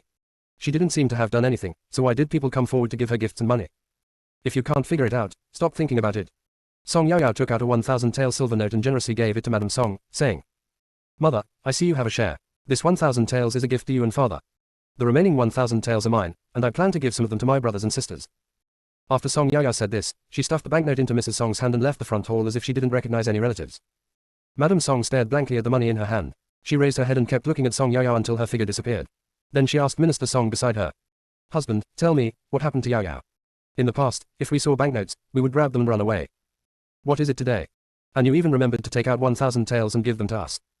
Minister Song took a sip of tea and said, the children have grown up and are sensible, and know how to respect us, isn't that good? Why ask so many questions? Here you go, take it. Mrs. Song, I'm still a little uncomfortable with your sudden sensible behavior. Minister Song glanced at his wife and said, you'll get used to it slowly. Mrs. Song nodded. It's a good thing that the child has grown up. It's a good thing, I shouldn't think too much about it. Before today, Song Yaoyao and Madame Song had been fighting wits and courage for money. Today, Song Yaoyao suddenly did this, and Mrs. Song was really not used to it. Here, Song Yaoyao took the silver note and went to Song Qingling. On the way, Gua Gua asked, Host, why are you so generous all of a sudden? Song Yaoyao, I was really poor before. I had no other choice but to compete with my mother in wits and courage. It's different now. We robbed the stronghold of Tiangshan Nation and got so much gold and silver treasures. Now that we are rich, we will not care about these trivial things. Close black lens bracket. Gua Gua, host, you've only been rich for a few days, and you're already showing off. Song Yaoyao, we have the capital to show off now. After a while, Song Yaoyao arrived at Song Qingling's yard. As usual, her voice came before her. Big sister, your lovely and beautiful sister Yaoyao is here. Song Qingling had long been accustomed to it, and said with a smile. How did you come? Song Yaoyao took out 200 taels of silver from her bosom and handed it to her, saying, Sister, I don't know what's going on, someone is rushing to give me gifts and banknotes. Afterwards, Song Yaoyao recounted what had just happened. Song Yaoyao continued. I don't know what they're doing, they're so secretive, they won't tell me when I ask. If you don't want to say it, then forget it, you can say it if you want. I gave mother 1,000 taels, and I plan to divide the remaining 1,000 taels equally among the 4 of us brothers and sisters. But the number 250 is unlucky, so I thought about it and decided to give each of us 200 taels, so that there would be 200 taels left. When my second brother comes back, we can find time to go out for a meal. What do you think? When Song Qingling heard this, she knew that her sister's words had helped others, and this was others' thank you gift to her. So, she pushed the banknote in front of Song Yaoyao. You keep it for yourself, I don't want it. Song Yaoyao pushed the banknote back. Big sister, keep it. Everyone who sees it will have a share. When big brother and second brother come back, I will give them their share. Only after Song Yaoyao's persuasion did Song Qingling accept the banknote. After returning to his own yard, Gua Gua asked, Host, why did you think of giving your elder sister and the others banknotes? Song Yaoyao said seriously. Having more pocket money in hand makes it more convenient to go out. Brother has a lot of social engagements now, such as making friends, participating in poetry competitions, etc. How can he do without money? And my eldest sister is already looking for someone, so I can buy her some jewelry and clothes that she likes. Close black lens bracket. Gua Gua, you really think carefully about them. Unexpectedly, at night, Song Yaoyao not only met her eldest brother Song Qingyu, but also her second brother Song Qinghui whom she hadn't seen for several months. However, Song Qinghui was unconscious and was carried back by others. When Song Yaoyao saw Song Qinghui, he was covered in blood. Mrs. Song was so frightened that she fainted. Minister Song had Madame Song sent back to her room, and he also sent someone to the palace to invite the imperial physician. The inner voice was overheard, and the whole court was eating melons together. Chapter 134 Surgery. Song Yaoyao didn't have time to ask what was going on. She walked forward and started checking. After some inspection, Song Yaoyao already had an idea in her mind. Song Qinghe's tendons in his hands and feet were cut, 3 of his ribs were broken, and he suffered countless other injuries, but none of them were fatal. The person who attacked didn't want to kill Song Qinghe at all. It was obvious that he wanted to kill him. According to the current medical level, Song Qinghe will definitely become a disabled person. However, now that Song Yaya is here, the plans of the people behind the scenes are likely to fail. Song Yaya was just about to say that she could cure it, when at this moment, a man in black, carrying an old man on his shoulders, landed in front of them. The man in black was one of the secret guards sent by the emperor to protect Song Yaya, and the old man was the director of the imperial hospital. It turned out that when Song Qinghe was sent back, Minister Song asked the secret guards to go to the palace. These secret guards already had badges for entering and exiting the palace, so they could enter the palace directly without being told to do so, which saved a lot of time. In addition, they used light skills to go in and out, which made their speed even faster. Song Yaya knew this old man who had been attending the morning court for such a long time. His name was Li Weiken, and everyone called him Li Yuanzheng. When Li Yuanzheng's feet landed on the ground, he almost fell down and cursed. "My bones are about to be shaken apart, you little bastard." Minister Song quickly supported him and said apologetically, "Li Yuanzheng, this is an urgent matter. I hope you will forgive me for any offense I have caused." Li Yuanzheng waved his hand and asked, "Where is the patient?" Minister Song quickly took Li Yuanzheng and walked towards Song Qinghe's house. Before, no one knew how serious Song Qinghe's injuries were, and no one dared to move him or change his clothes. Except for his face being wiped clean, the rest of him looked the same as when he was just carried back. Li Yuanzheng was also shocked when he saw Song Qinghe's appearance. He hurried over, took his pulse, and then checked Song Qinghe's body. After a moment, Li Yuanzheng shook his head. "His life is not in danger, but the tendons of his hands and feet have been cut.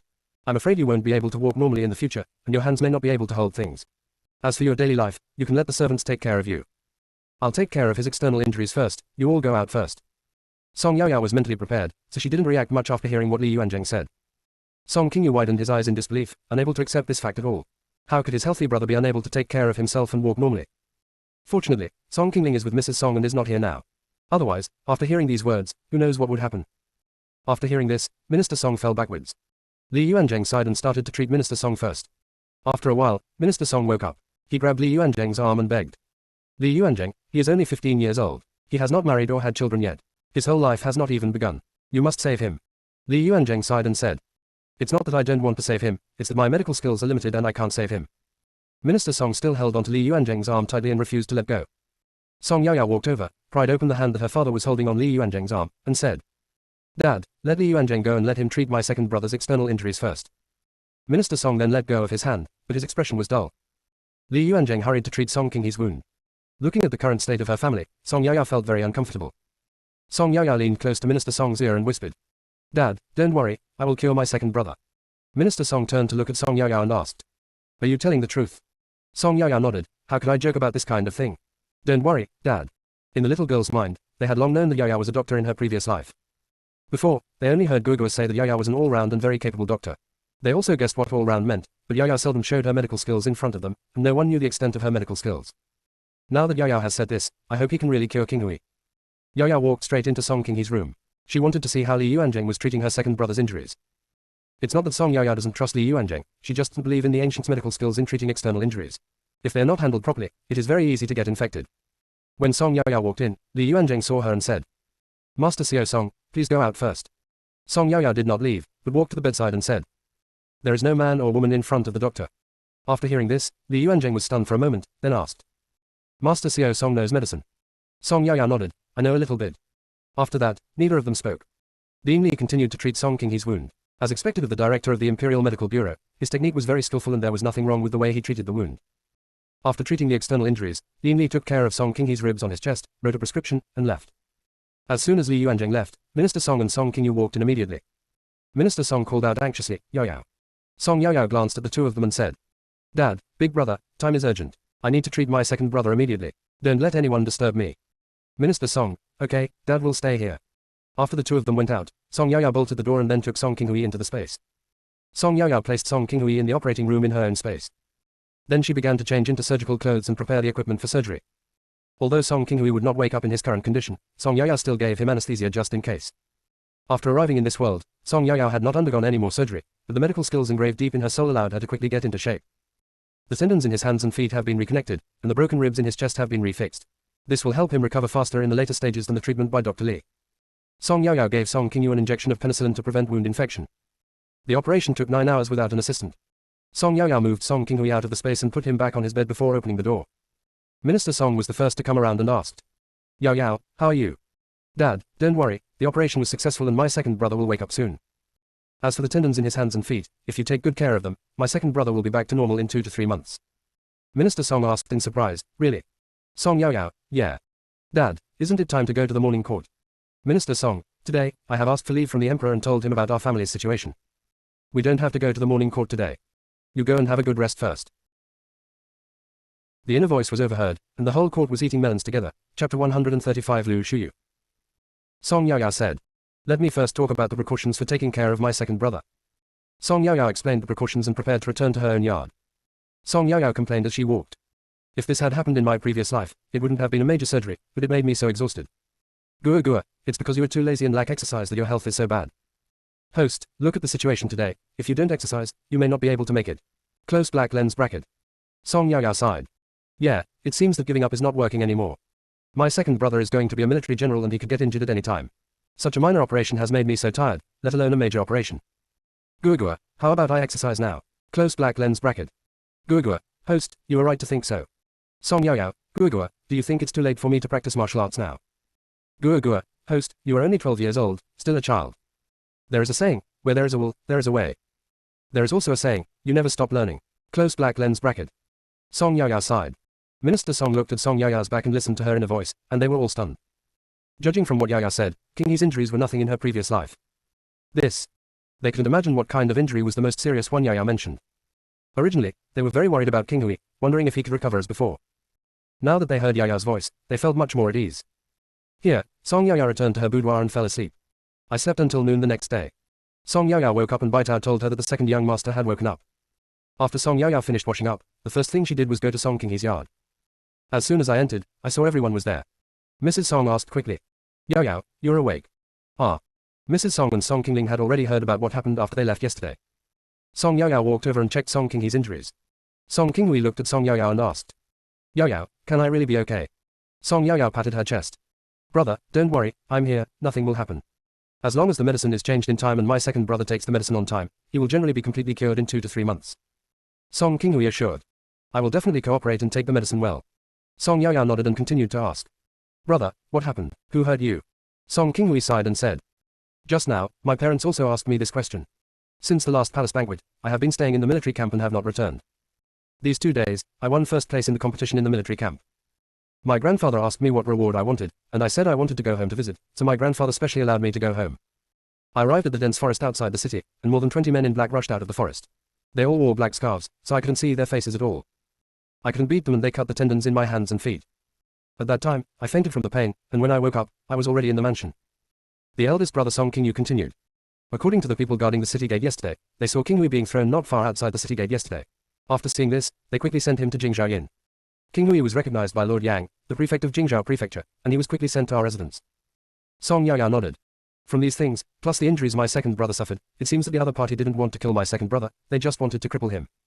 Second brother, think about it, who have you had a dispute with, or a grudge against? Song Qinghui thought for a long time and said. No. I usually stay with my grandfather. Apart from practicing martial arts and training soldiers, I have never had any contact with outsiders except those in the barracks. I can't even remember how I offended anyone. Song Yaoyao said doubtfully. That's weird.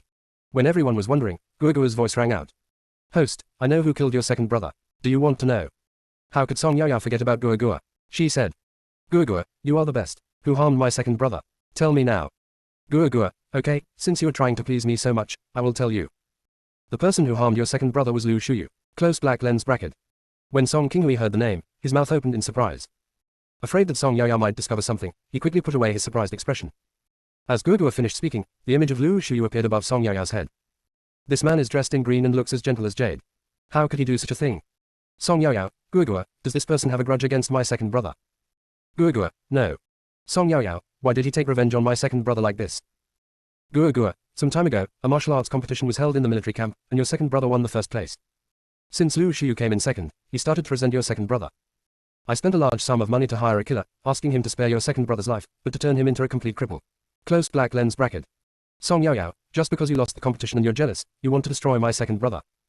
How perverted is this person? Close black lens bracket. Gua Gua continued. Host, let me first tell you about Lu Shiyu's past. Lu Shiyu is 17 years old this year and is the current Marquis of Ning. Lu Shiyu's father, Lu Chenken, was a scoundrel who indulged in eating, drinking, whoring and gambling. When he reached marriageable age, no one was willing to marry the daughter to him. Close black lens bracket. Song Yaoyao, Lu Chengken must have gotten married later, otherwise Lu Shuyu wouldn't exist. Gua Gua, the host is right. Lu Shuyu's mother, Bai Xiangxiang, was the legitimate daughter of a third-rank official. After her mother passed away, her father remarried. It is said that if you have a stepmother, you will also have a stepfather. This is absolutely true. Living under her stepmother's control, Bai Xiangxiang lived even worse than the servants in the mansion. After Bai Xiangxiang came of age, she was framed by her stepmother and stepsister. It was discovered that she had slept with the playboy Lu Chengken. Bai Xiangxiang had no choice but to agree to marry Lu Chengken. However, Bai Xiangxiang demanded to take away her biological mother's dowry, otherwise she would never marry and would report the matter to the Jingzhou prefecture. If that didn't work, she would even go and beat the drum to report the incident. The worst that can happen is that both sides will be destroyed.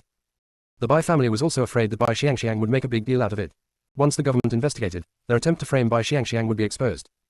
So, the dowry was returned to Bai Xiangxiang, and Bai Xiangxiang married Lu Chengken with the dowry.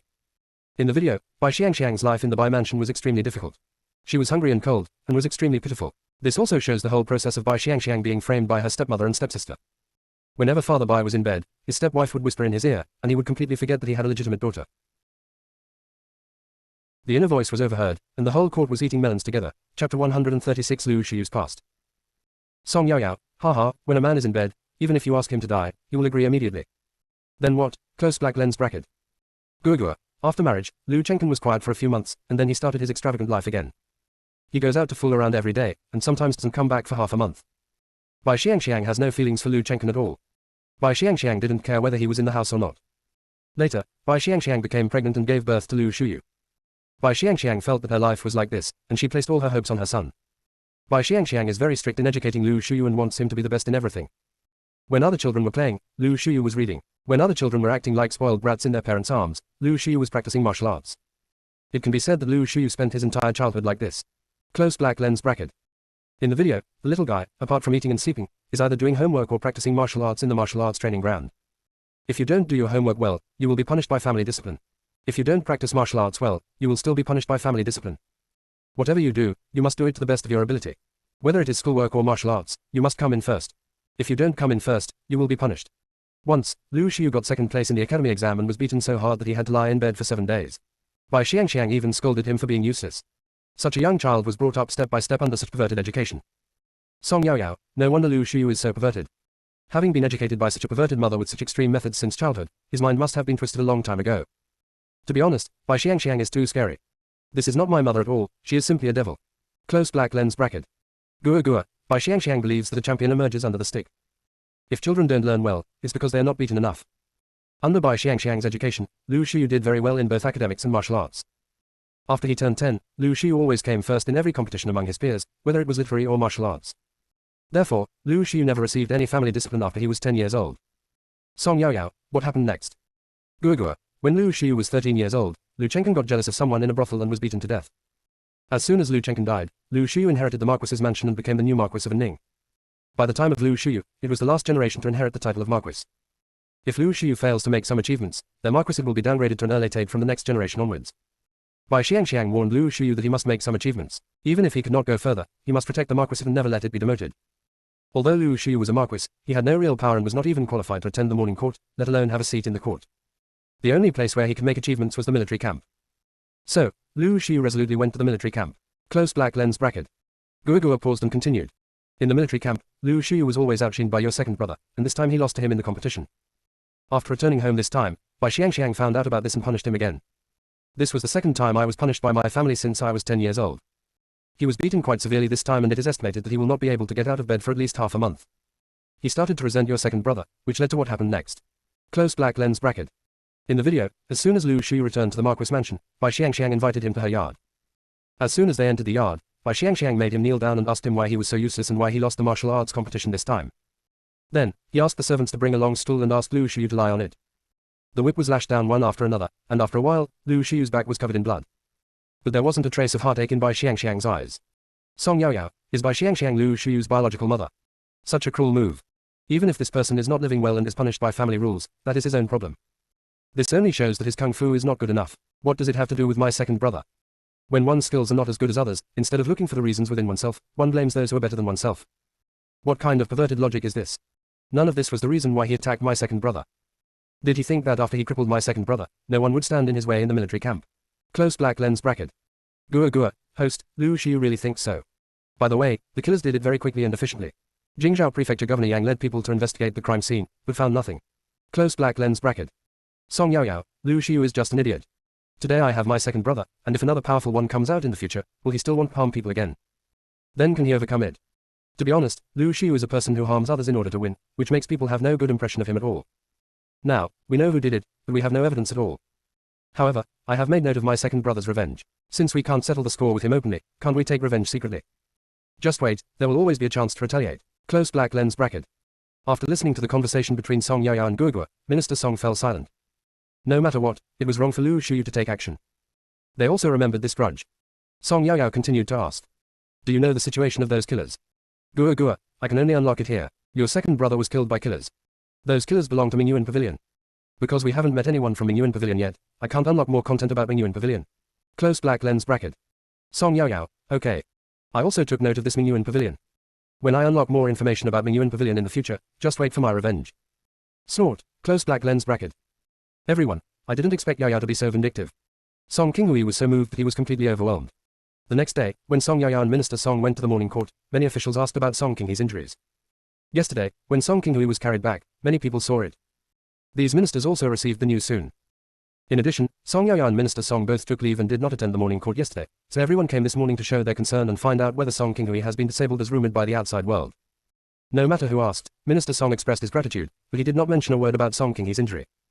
Some people also said sarcastically, Minister Song, what immoral things did your boy do to be deposed? It is better for people to avoid doing immoral things, so as to avoid dying without knowing how they died. Song Yaoyao raised her head and stared at the man. This man was none other than Yu Zijing, a fourth rank light cavalry captain who was at odds with his father. In her early years, Mrs. Yu fell in love with her father, but her father did not like Mrs. Yu and later married her mother. Only then did Mrs. Yu marry Yu Zijing. This made Yu Zijing hate her father. This hatred really comes out of nowhere. The inner voice was overheard, and the whole court was eating melons together. Chapter 137, Raised Egg Yu Zijing. Song Yaoyao looked at the man and said sarcastically, Hey, whose pants are not fastened tightly, exposing your thing. No one expected that Lord Xiao Song would be so tough. This is too. When these people curse at others, they're just bullying each other. No one has ever cursed others like this. Yu Zijing was a military general, and he had never heard such rude words. For a moment, I really didn't know how to answer it. Minister Song covered Song Yaoyao's mouth with his hand. Is it possible for a little girl like her to say such things? Song Yaoyao wanted to pull her father's hand away and continue scolding him, but Minister Song covered her mouth tightly and dragged her away. When Song Yaoyao left, she stared at Yu Zijing. How dare he slander her second brother? Let's wait and see. Yu Zijing was so embarrassed to be confronted by a little girl like Song Yaoyao. After a long time, he responded. Vulgar, really vulgar, disgraceful. In fact, Yu Zijing regretted what he said. He looked down on Minister Song. He was so happy about Song Qinghui's accident that he forgot about Song Yaoyao, the bad guy. He knew exactly what Song Yaoyao was capable of. He always had a bad feeling. Everyone looked at Yu Zijing as if he were a fool. Minister Song is not scary, what is scary is Lord Song. No one among the court officials dares to mess with him. They all have something shameful to do.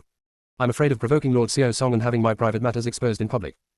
They can't afford to lose that person. They're eager to please Lord Xiao Song, so how dare they offend him?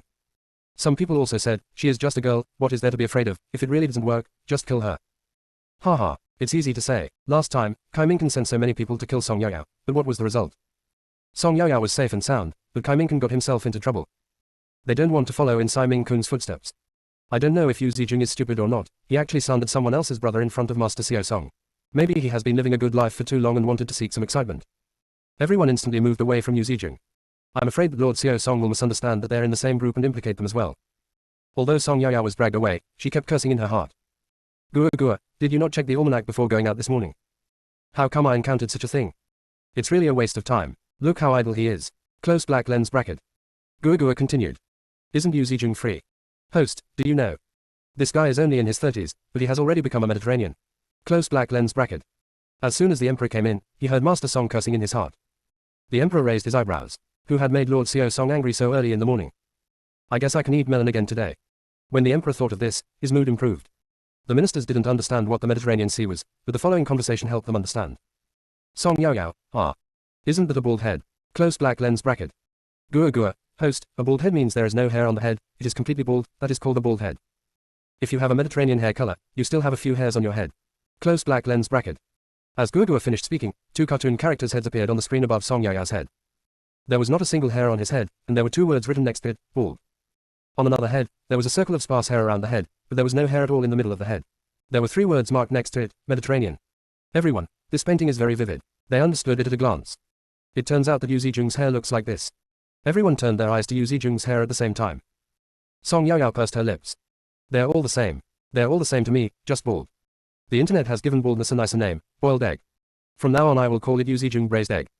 Guogua, but I see that Luden's hair is very thick, is he wearing a wig? Closed black lens bracket. Guogua, not bad. Yu Zijung himself had no hair, so he found 2 servants with thick hair in the mansion and forced them to cut their hair for him by using their indentures. The servant had no choice but to cut off his hair and give it to Yu Zijung. Yu Zijung spent a lot of money to hire someone to tailor this wig according to his head shape. In ancient times, people believed that one's hair and body were given by one's parents. Yu Zijung forcing the servants to cut their hair was equivalent to chopping off the heads of those 2 servants. Although the 2 servants received a lot of rewards, they didn't dare to go out every day for fear of being seen, close black lens bracket. The video shows Yu Zijung forcing the servants to cut their hair. Those 2 servants wanted to die. Song Yaoyao, this was a huge event in ancient times. But in modern times, it is not a big deal at all. Guogua, can you post some photos of modern men and women? I haven't seen modern handsome men and beautiful women for a long time, I want to see some. Close black lens bracket. Guogua, host, currently only ancient photos and videos can be played. Modern photos and videos cannot be played. I guess it will be playable after the next upgrade. Close black lens bracket.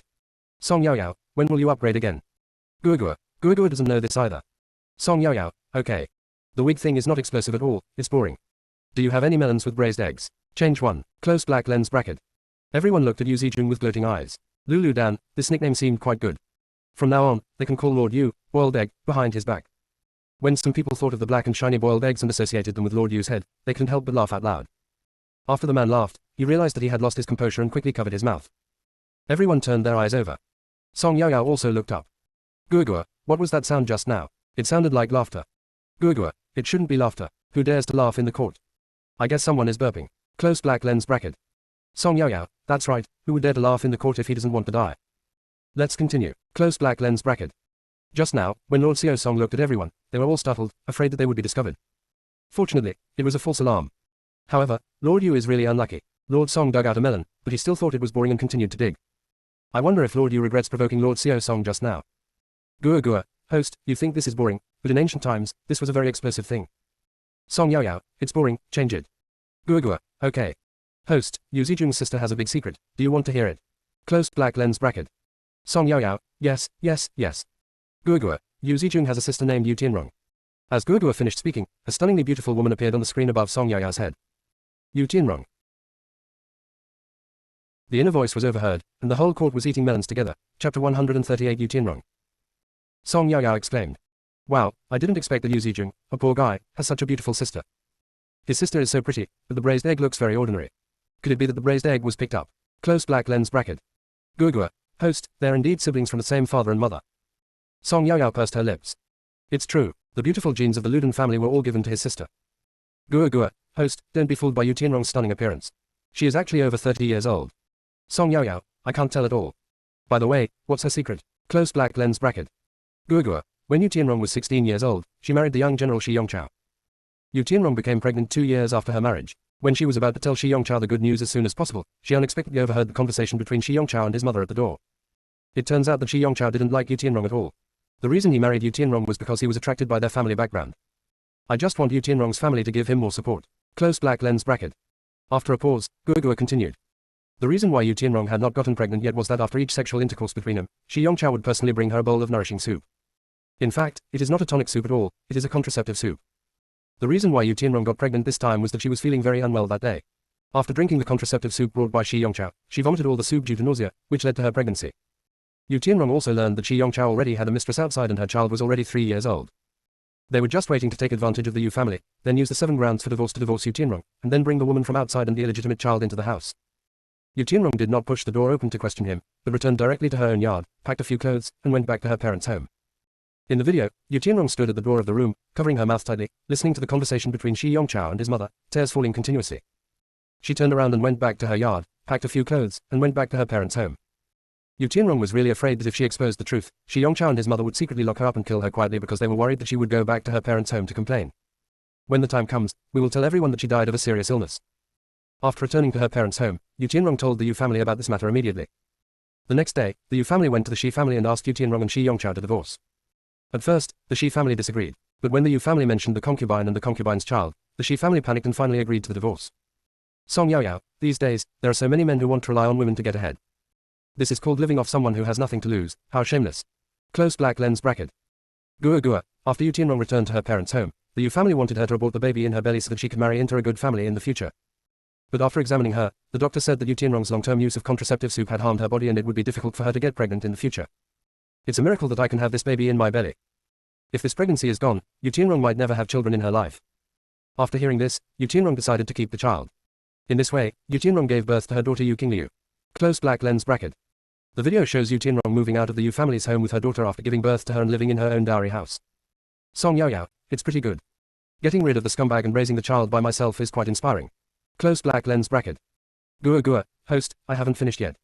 Because Yu Tianrong was very beautiful, even after her divorce, there were still people who came to propose to her. But Yu Tianrong never thought about getting married again. However, after that, Yu Tianrong had several lovers, and they only talk about love and sex, nothing else. Close black lens bracket. In the video, Yu Tianrong's several lovers are all handsome and good looking. Song Yao Yao, is Yu Tianrong upset? So open-minded. The main point is, there are thousands of men in the world, if this one doesn't work, let's change it. As long as we have money and good looks, we can get any kind of man we want. The days surrounded by handsome men seem so carefree. Why hang yourself on a crooked tree? Close black lens bracket. Gua gua, host, you only dare to say this in your heart. Do you dare to say it in front of your parents? Close black lens bracket. Song Yao Yao, I'm not stupid, I don't want to get beaten. You were talking about Yu Tianrong, why are you talking about me? Let's continue talking about Yu Tianrong. Close black lens bracket. Gua gua, okay. A big thing happened a few months ago. Close black lens bracket. Song Yao Yao said anxiously. What's the big deal? Tell me now. Gua gua, 4 months ago, Yu Tianrong's daughter Yu Qingliu came of age. The Yu family found a man for Yu Qingliu. The man's name was Chan Yaikong, and he was the legitimate son of a minor official. After Chan Yaikong's mother died, his father immediately married a second wife. After the second wife came into the family, she was very afraid of Chan Yaikong and often tried to trip him up. However, Chan Yaikong was raised under the name of his grandmother, so even if the stepwife wanted to scheme, she had to take the old lady into consideration. Close black lens bracket. In the video, Chan Yaikong escaped his stepmother's schemes several times. If he hadn't had the old lady's protection, I don't know if he would have grown up. Song Yao Yao, and then. Gua gua, Yu Qingliu admired Chan Yaikong's talent and they got engaged. As a result, one day, when Yu Qingliu went to her mother's yard to pay her respects early in the morning, she saw her fiancé Chan Yaikong walking out of her mother's room. Close black lens bracket. In the video, Chan Yaikong had kiss marks on his neck and just walked out of Yu Tianrong's room. Yu Qingliu looked at the scene in disbelief. She pushed Chan Yaikong in front of her away and broke into Yu Tianrong's room. What caught my eye were the clothes scattered all over the floor, and Yu Tianrong, who was still sleeping soundly and covered in marks. Yu Qingliu's world was about to fall. Her fiancé and her mother last night. Chan Yaikong followed in and stood beside the bed, fearing that Yu Qingliu would hurt Yu Tianrong on the bed.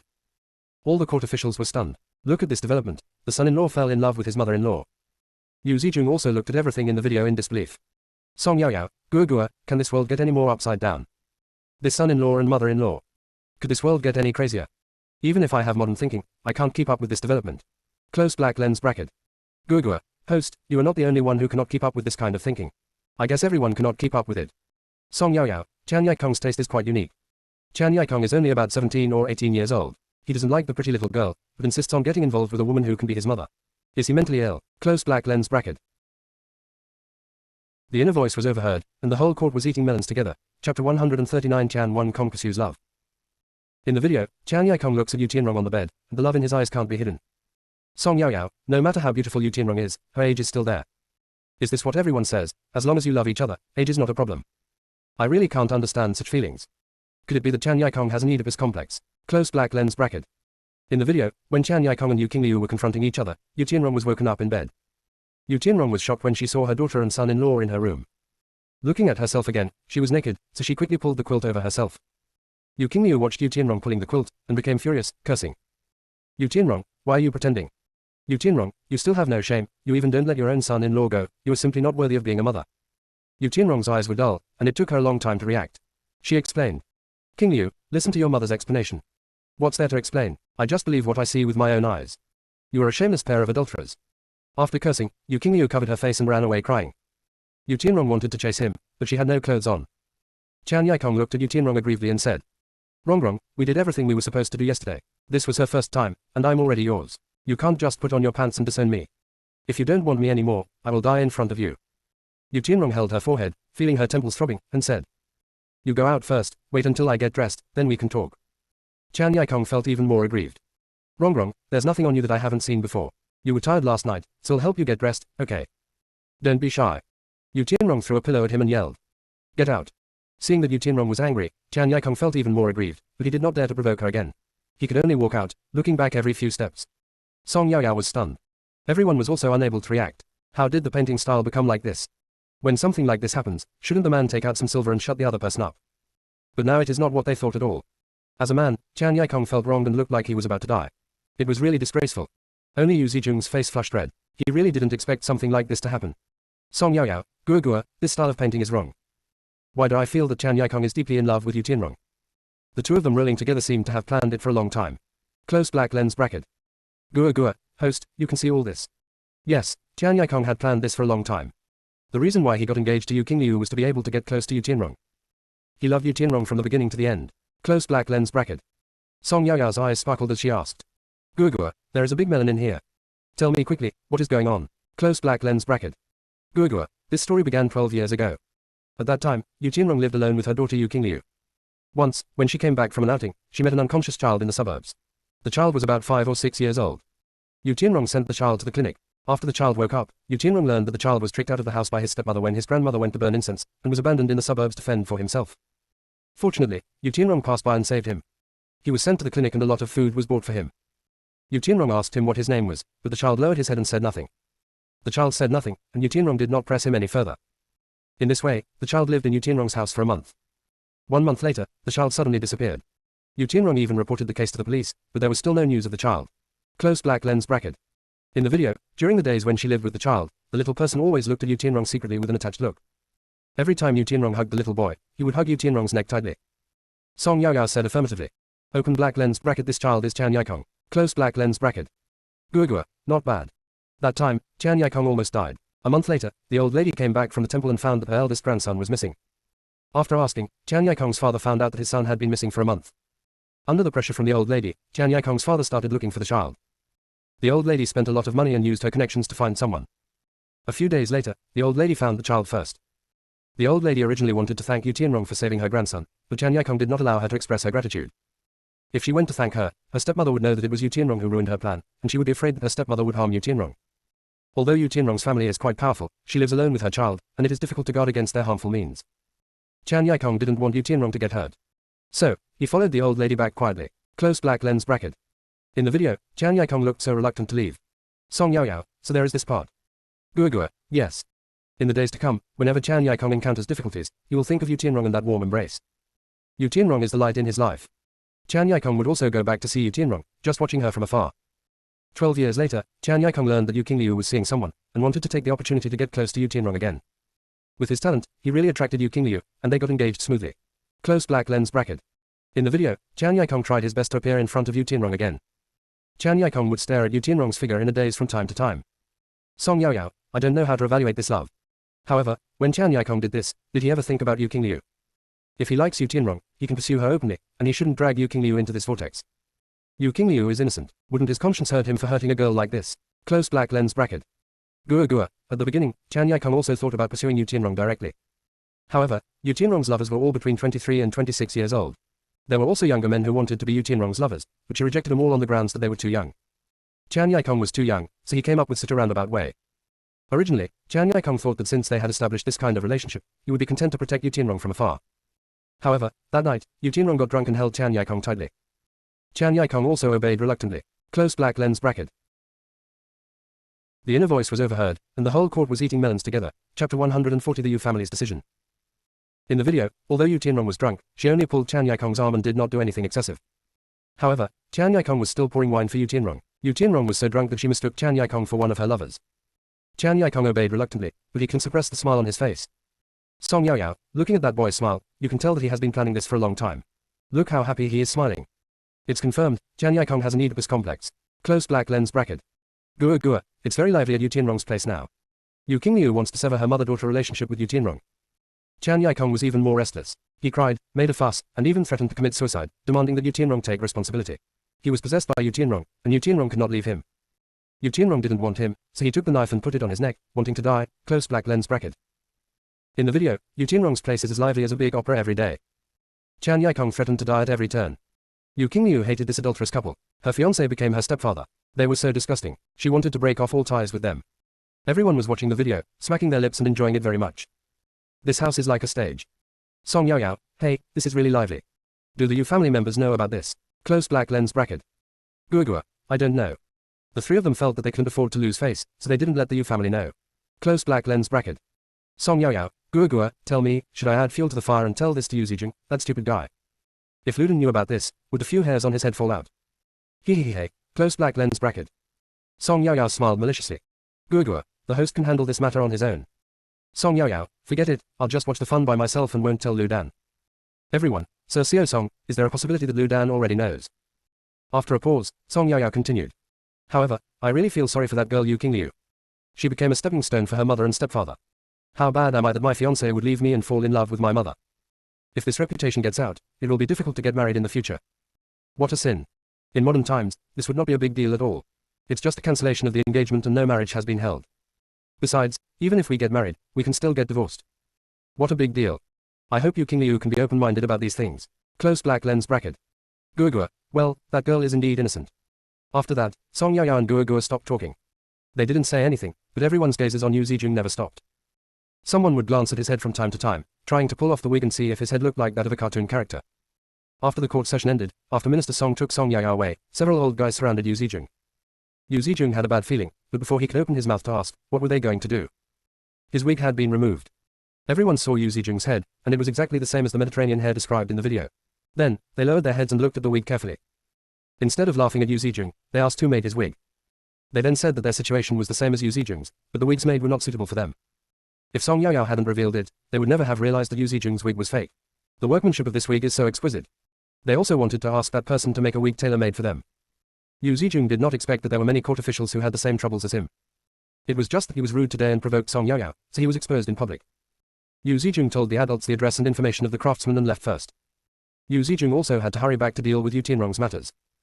It is such a misfortune for our family that such a scandal has occurred. On this side, Song Yaoyao returned home, changed her clothes, and went to see Song Qinghui first. When Song Yaoyao arrived there, the servant was holding a storybook and reading stories from Journey to the West to Song Qinghui. Song Qinghui saw Song Yaoyao and said, Yaoyao is back. Well, what are you doing? I'm reading a story. This book has become very popular recently, and you have to pre-order it in advance to buy it. Song Yaoyao nodded. It is certain that Journey to the West will be a hit, and there is no need to elaborate on how classic this story is. The most important thing is that fire means Song Yaoyao's wallet will become fatter and fatter. Song Yaoyao is happy. After checking Song Qinghui's wound, Song Yaoyao went to the dining room. 3 days passed in a blink of an eye. During the morning court session that day, the emperor told everyone that the king of Miao would arrive in half a month. The king of Miaojiang came this time just for Kang Pei's matter. Asked the Ministry of Rights to prepare for the reception. A few days passed in the blink of an eye, and finally the day off arrived. Song Yaoyao stayed at home obediently these days. Except for attending the morning court, she didn't go anywhere. She was really suffocated. After Song Yaoyao's repeated requests, Mrs. Song agreed to let her go out.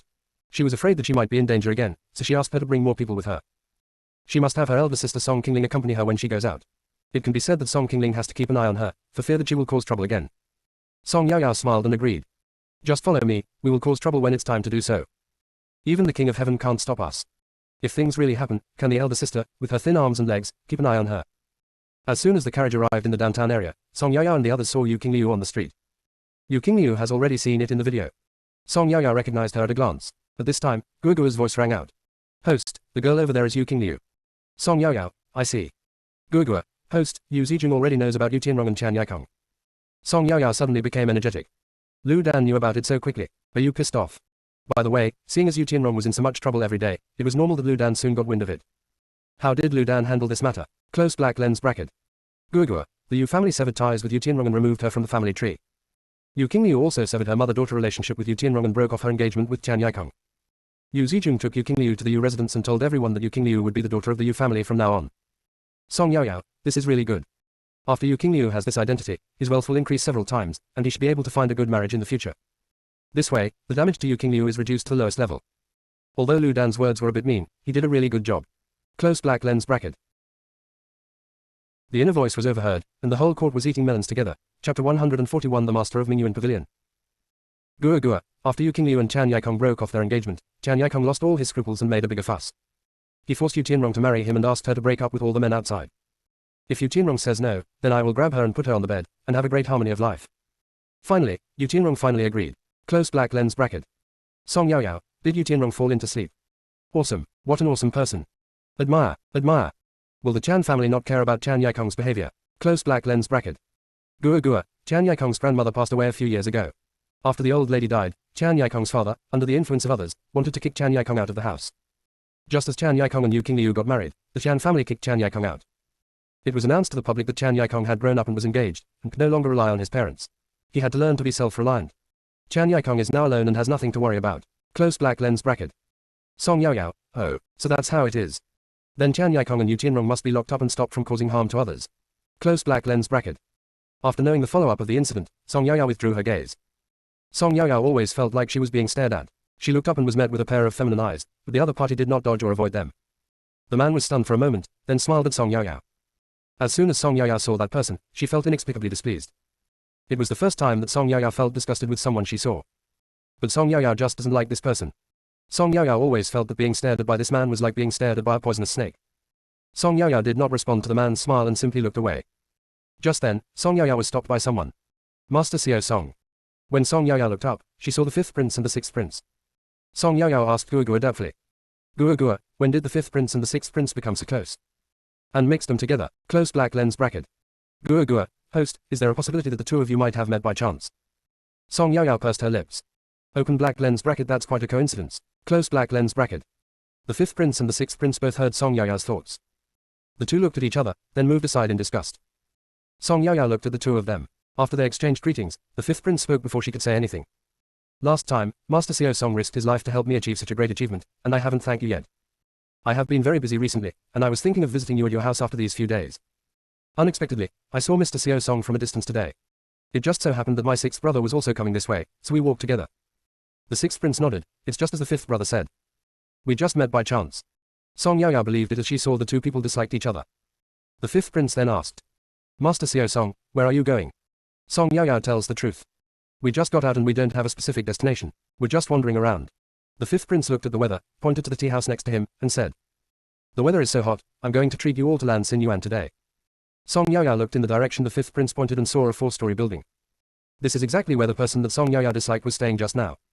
The fifth prince continued. Among the tea houses in the capital, the storyteller at Jingmijia is very famous. If you want to have tea and snacks, you should go to Langxin. The pastry chef here used to make pastries for my father in the palace, and his craftsmanship is superb.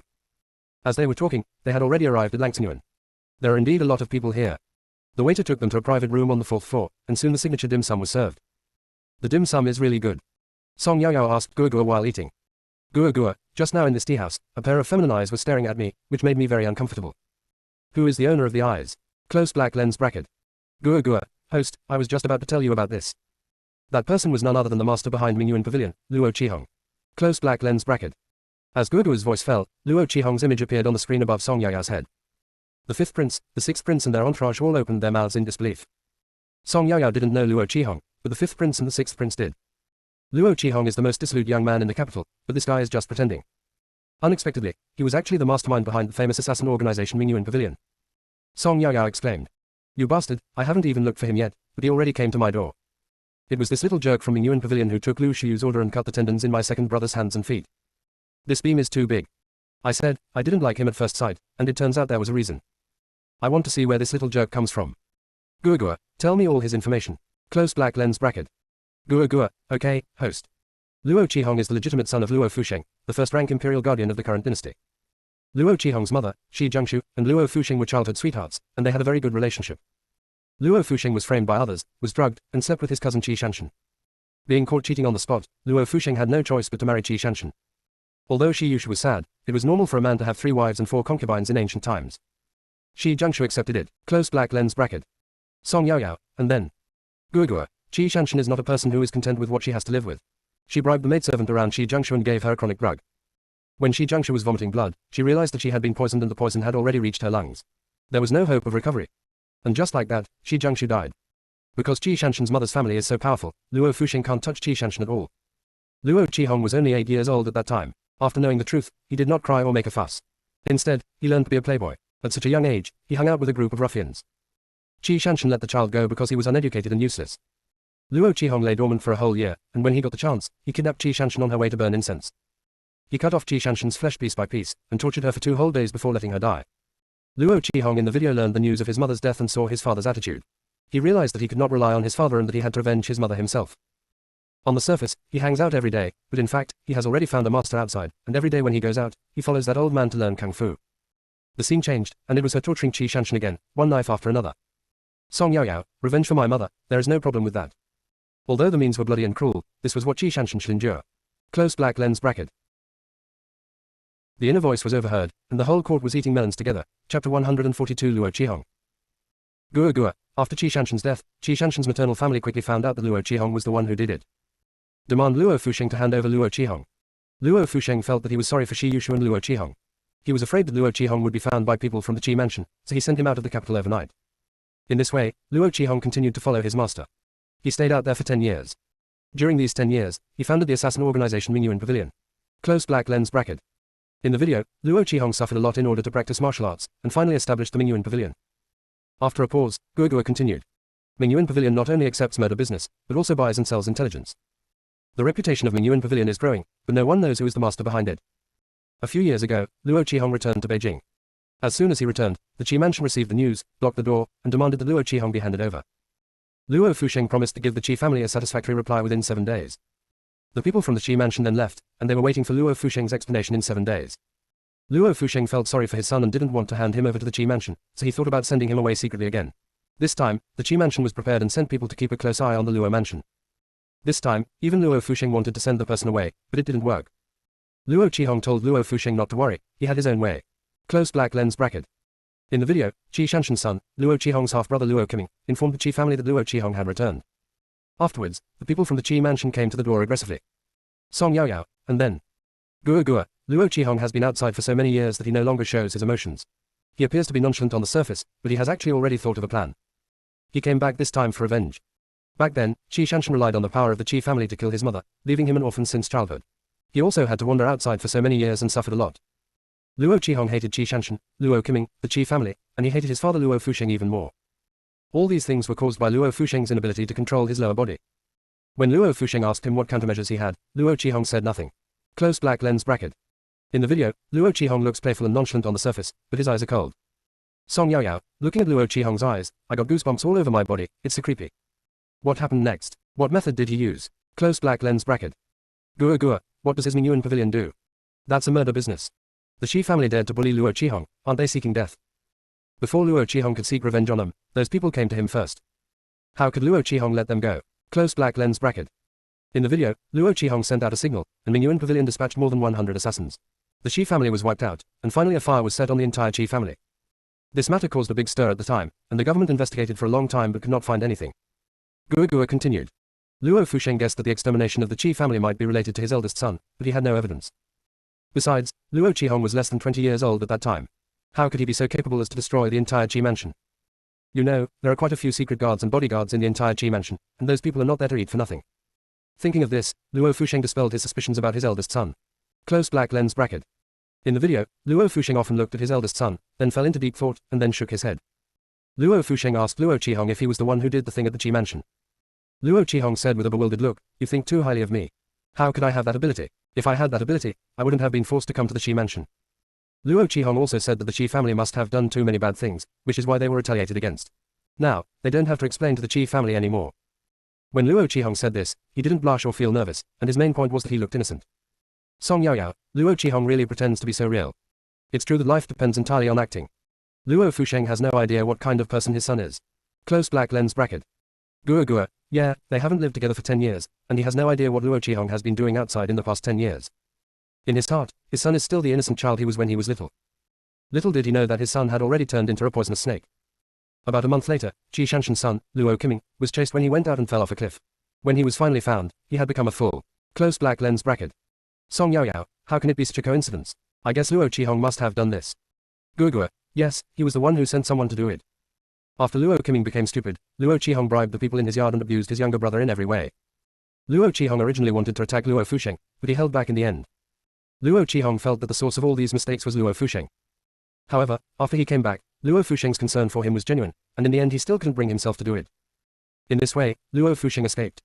Without any obstacles, Luo Qihong stayed in the capital, pretending to be the same as before he left, hanging out with those playboys every day, and became a famous playboy leader in the capital. He used the protective color of a playboy to deceive everyone. Close black lens bracket. Song Yaoyao, indeed, everyone was fooled. Although his past was not easy, it was wrong for him to accept the order and attack my second brother. I am a person who can distinguish between gratitude and resentment. Now that I know who did it, we can settle the score. Close black lens bracket. Guogua, host, what are you going to do? Song Yaoyao, of course it's revenge. What else can I do? If you don't take revenge, you are not a gentleman. Close black lens bracket. Guogua, yes, host, Guogua supports you. Host, when are we going to deal with him? Close black lens bracket. Song Yaoyao, soon. After hearing about Luo Qihong's past, the 5th prince and the 6th prince both became wary of this man. They have a lot of manpower under their command, but they dare not act rashly against the Mingyuan Pavilion. I don't know where Lord Xiao Song gets the confidence to confront Mingyuan Pavilion. Just relying on Minister Song's guards and the secret guards sent by the Emperor to protect Lord Song. But then they both thought, Kai Mingcan had sent so many people to assassinate Lord Xiao Song before, but they all failed. Maybe Lord Xiao Song really had some way to save his life. With something on her mind, Song Yaoyao stayed here for a while and wanted to go back home. Revenge still requires some preparation, and Song Yaoyao needs to go back and prepare well. After Song Yaoyao and the others left Langsanyuan, a lot of onlookers came out of the tea house. The inner voice was overheard, and the whole court was eating melons together. Chapter 143 Going to Shaojiang Pavilion. Today, they saw Lord Song and the 2 princes from afar, and they wanted to eat some melons with them, so they followed them into Langsang Garden and asked for a private room next to Song Yaoyao and the others. They didn't expect to get to eat such a big bite of melon today. The melon I eat today might kill someone. Now that they know Luo Qihong is the master behind Mingyuan Pavilion, will they be silenced? So, as soon as Song Yaoyao left, they also quickly left this place of trouble. After a while, the 5th prince and the 6th prince were also ready to leave Langsanyuan. When the 2 of them went downstairs, they met Luo Qihong and a group of playboys. The 5th prince and his companions looked at Luo Qihong, and he still looked nonchalant. It seems that they cannot hear what Lord Xiao Song is thinking. Otherwise, I probably wouldn't be able to continue pretending. Luo Qihong and his group of playboys, upon seeing the 5th prince and the 6th prince, stepped forward and bowed to them. The 5th prince and the 6th prince nodded and left. Here, Song Yaoyao returned to the mansion and began to sort out her poisons. After making preparations, Song Yaoyao asked Guogua. Guogua, do you know the address of Mingyuan Pavilion? Guogua, I know. The largest brothel in the capital, Shaojiang Pavilion, is also Luo Qihong's property. Shaojiang Pavilion is a place for collecting intelligence. Underneath it is the Mingyuan Pavilion, and the entrance is in the backyard. Everything is clearly marked in the video. You will understand everything after watching the video. Close black lens bracket. Song Yaoyao, okay. Song Yaoyao watched the video carefully and memorized all the locations in it. Song Yaoyao started to worry again. She is a girl and that place is a brothel, how can she get there? In this matter, I can only ask my elder brother Song Qingyu for help. In the evening, when Song Yaoyao went to find Song Qingyu was still reading a book. Song Yaoyao looked at her eldest brother, feeling a little scared, and called Guogua again. Guogua, if I tell my elder brother that I want him to take me to a brothel, will he just take me to my mother? When Song Qingyu heard her sister's thoughts, she couldn't help but frown. Although Yaoyao is usually not very serious, she also knows her limits. The request made this time is particularly excessive. I wonder if there is any hidden secret. Song Qingyu decided to listen again. If Yaoyao couldn't explain the whole thing, he would definitely tell his mother about it and make her teach her a lesson. But this time, Guogua's voice rang out. Host, you go there for serious business, not to hang out. Explain the whole story to your elder brother, and he will definitely take you there. Close black lens bracket. Song Yaoyao, okay, I'll try. Afterwards, Song Yaoyao asked to go to Shaojiang Pavilion and told Song Qingyu the reason. Song Qingyu was about to refuse. They would definitely avenge their second brother, but they couldn't let their sister go to such a dangerous place. Before Song Qingyu could speak, Song Yaoyao's inner voice rang out. Brother, you don't want to take me with you, right? Why haven't you said anything for such a long time? If he doesn't take me, then I'll find a way to go by myself. I will definitely avenge my second brother and kill them all without leaving a single one alive. Close black lens bracket. Song Qingyu sighed and finally agreed. If he didn't take Yaoyao with him and let the girl slip away by herself, with no one to protect her, who knows what might happen. If he takes it with him, he can provide some protection. Song Qingyu ordered someone to send a set of men's clothes for Song Yaoyao to change into. In this way, Song Qingyu and Song Yaoyao went to Shaojiang Pavilion. At this point, Song Yaoyao was overwhelmed with excitement. As soon as you enter, you will see a big stage. The dancers on the stage are dancing enchantingly in light gauze clothes. Song Yaoyao, Guogua, I feel like I've returned to the modern era and I'm visiting a nightclub. This little waist is twisting really vigorously. Close black lens bracket. Guogua, host, please be serious. Have you forgotten why you came here? Song Yaoyao, I didn't forget. But this doesn't stop me from looking at beauties. Close black lens bracket. Guogua, host, don't forget, the land of gentleness is the tomb of heroes. Song Yaoyao, I didn't do anything. I can't even look at it. Close black lens bracket. Guogua, I didn't say you can't take a look, I was just reminding you. Song Yaoyao, I know. Don't worry, I won't forget it. Ever since the divorce, the 6th prince would come to Shaojiang Pavilion to drink every now and then. When he was drinking alone, he heard the voice of Lord Xiao Song. The 6th prince thought he was hallucinating. How could there be Lord Xiao Song's voice here? But after listening for a long time, the 6th prince was sure that he had not heard wrong. He opened the door of the private room, stood on the corridor on the 3rd floor, looked towards the hall downstairs, and saw Song Yaoyao dressed as a man in front of the stage. The 6th prince was still wondering, Lord Xiao Song, why are you here? Looking more closely, he saw Song Qingyu next to Song Yaoyao. The sixth prince rubbed his eyes vigorously. Yes, it was indeed Song Qingyu and little Lord Song. The brother took his sister to a brothel. Did their father, Minister Song, know about it? The sixth prince whispered a few words to the guard, and the guard left. Soon the guard came to Song Qingyu. Just like that, Song Qingyu and Song Yaoyao were invited to the third floor. When Song Yaoyao went upstairs, she saw a monk holding a girl in each hand. Song Yaoyao, Gua Gua, that one down there is a monk, right? I can even see the scars on his head. Closed black lens bracket. Gua Gua, host, you are not mistaken, that is indeed a monk. Song Yaoyao, oh shit.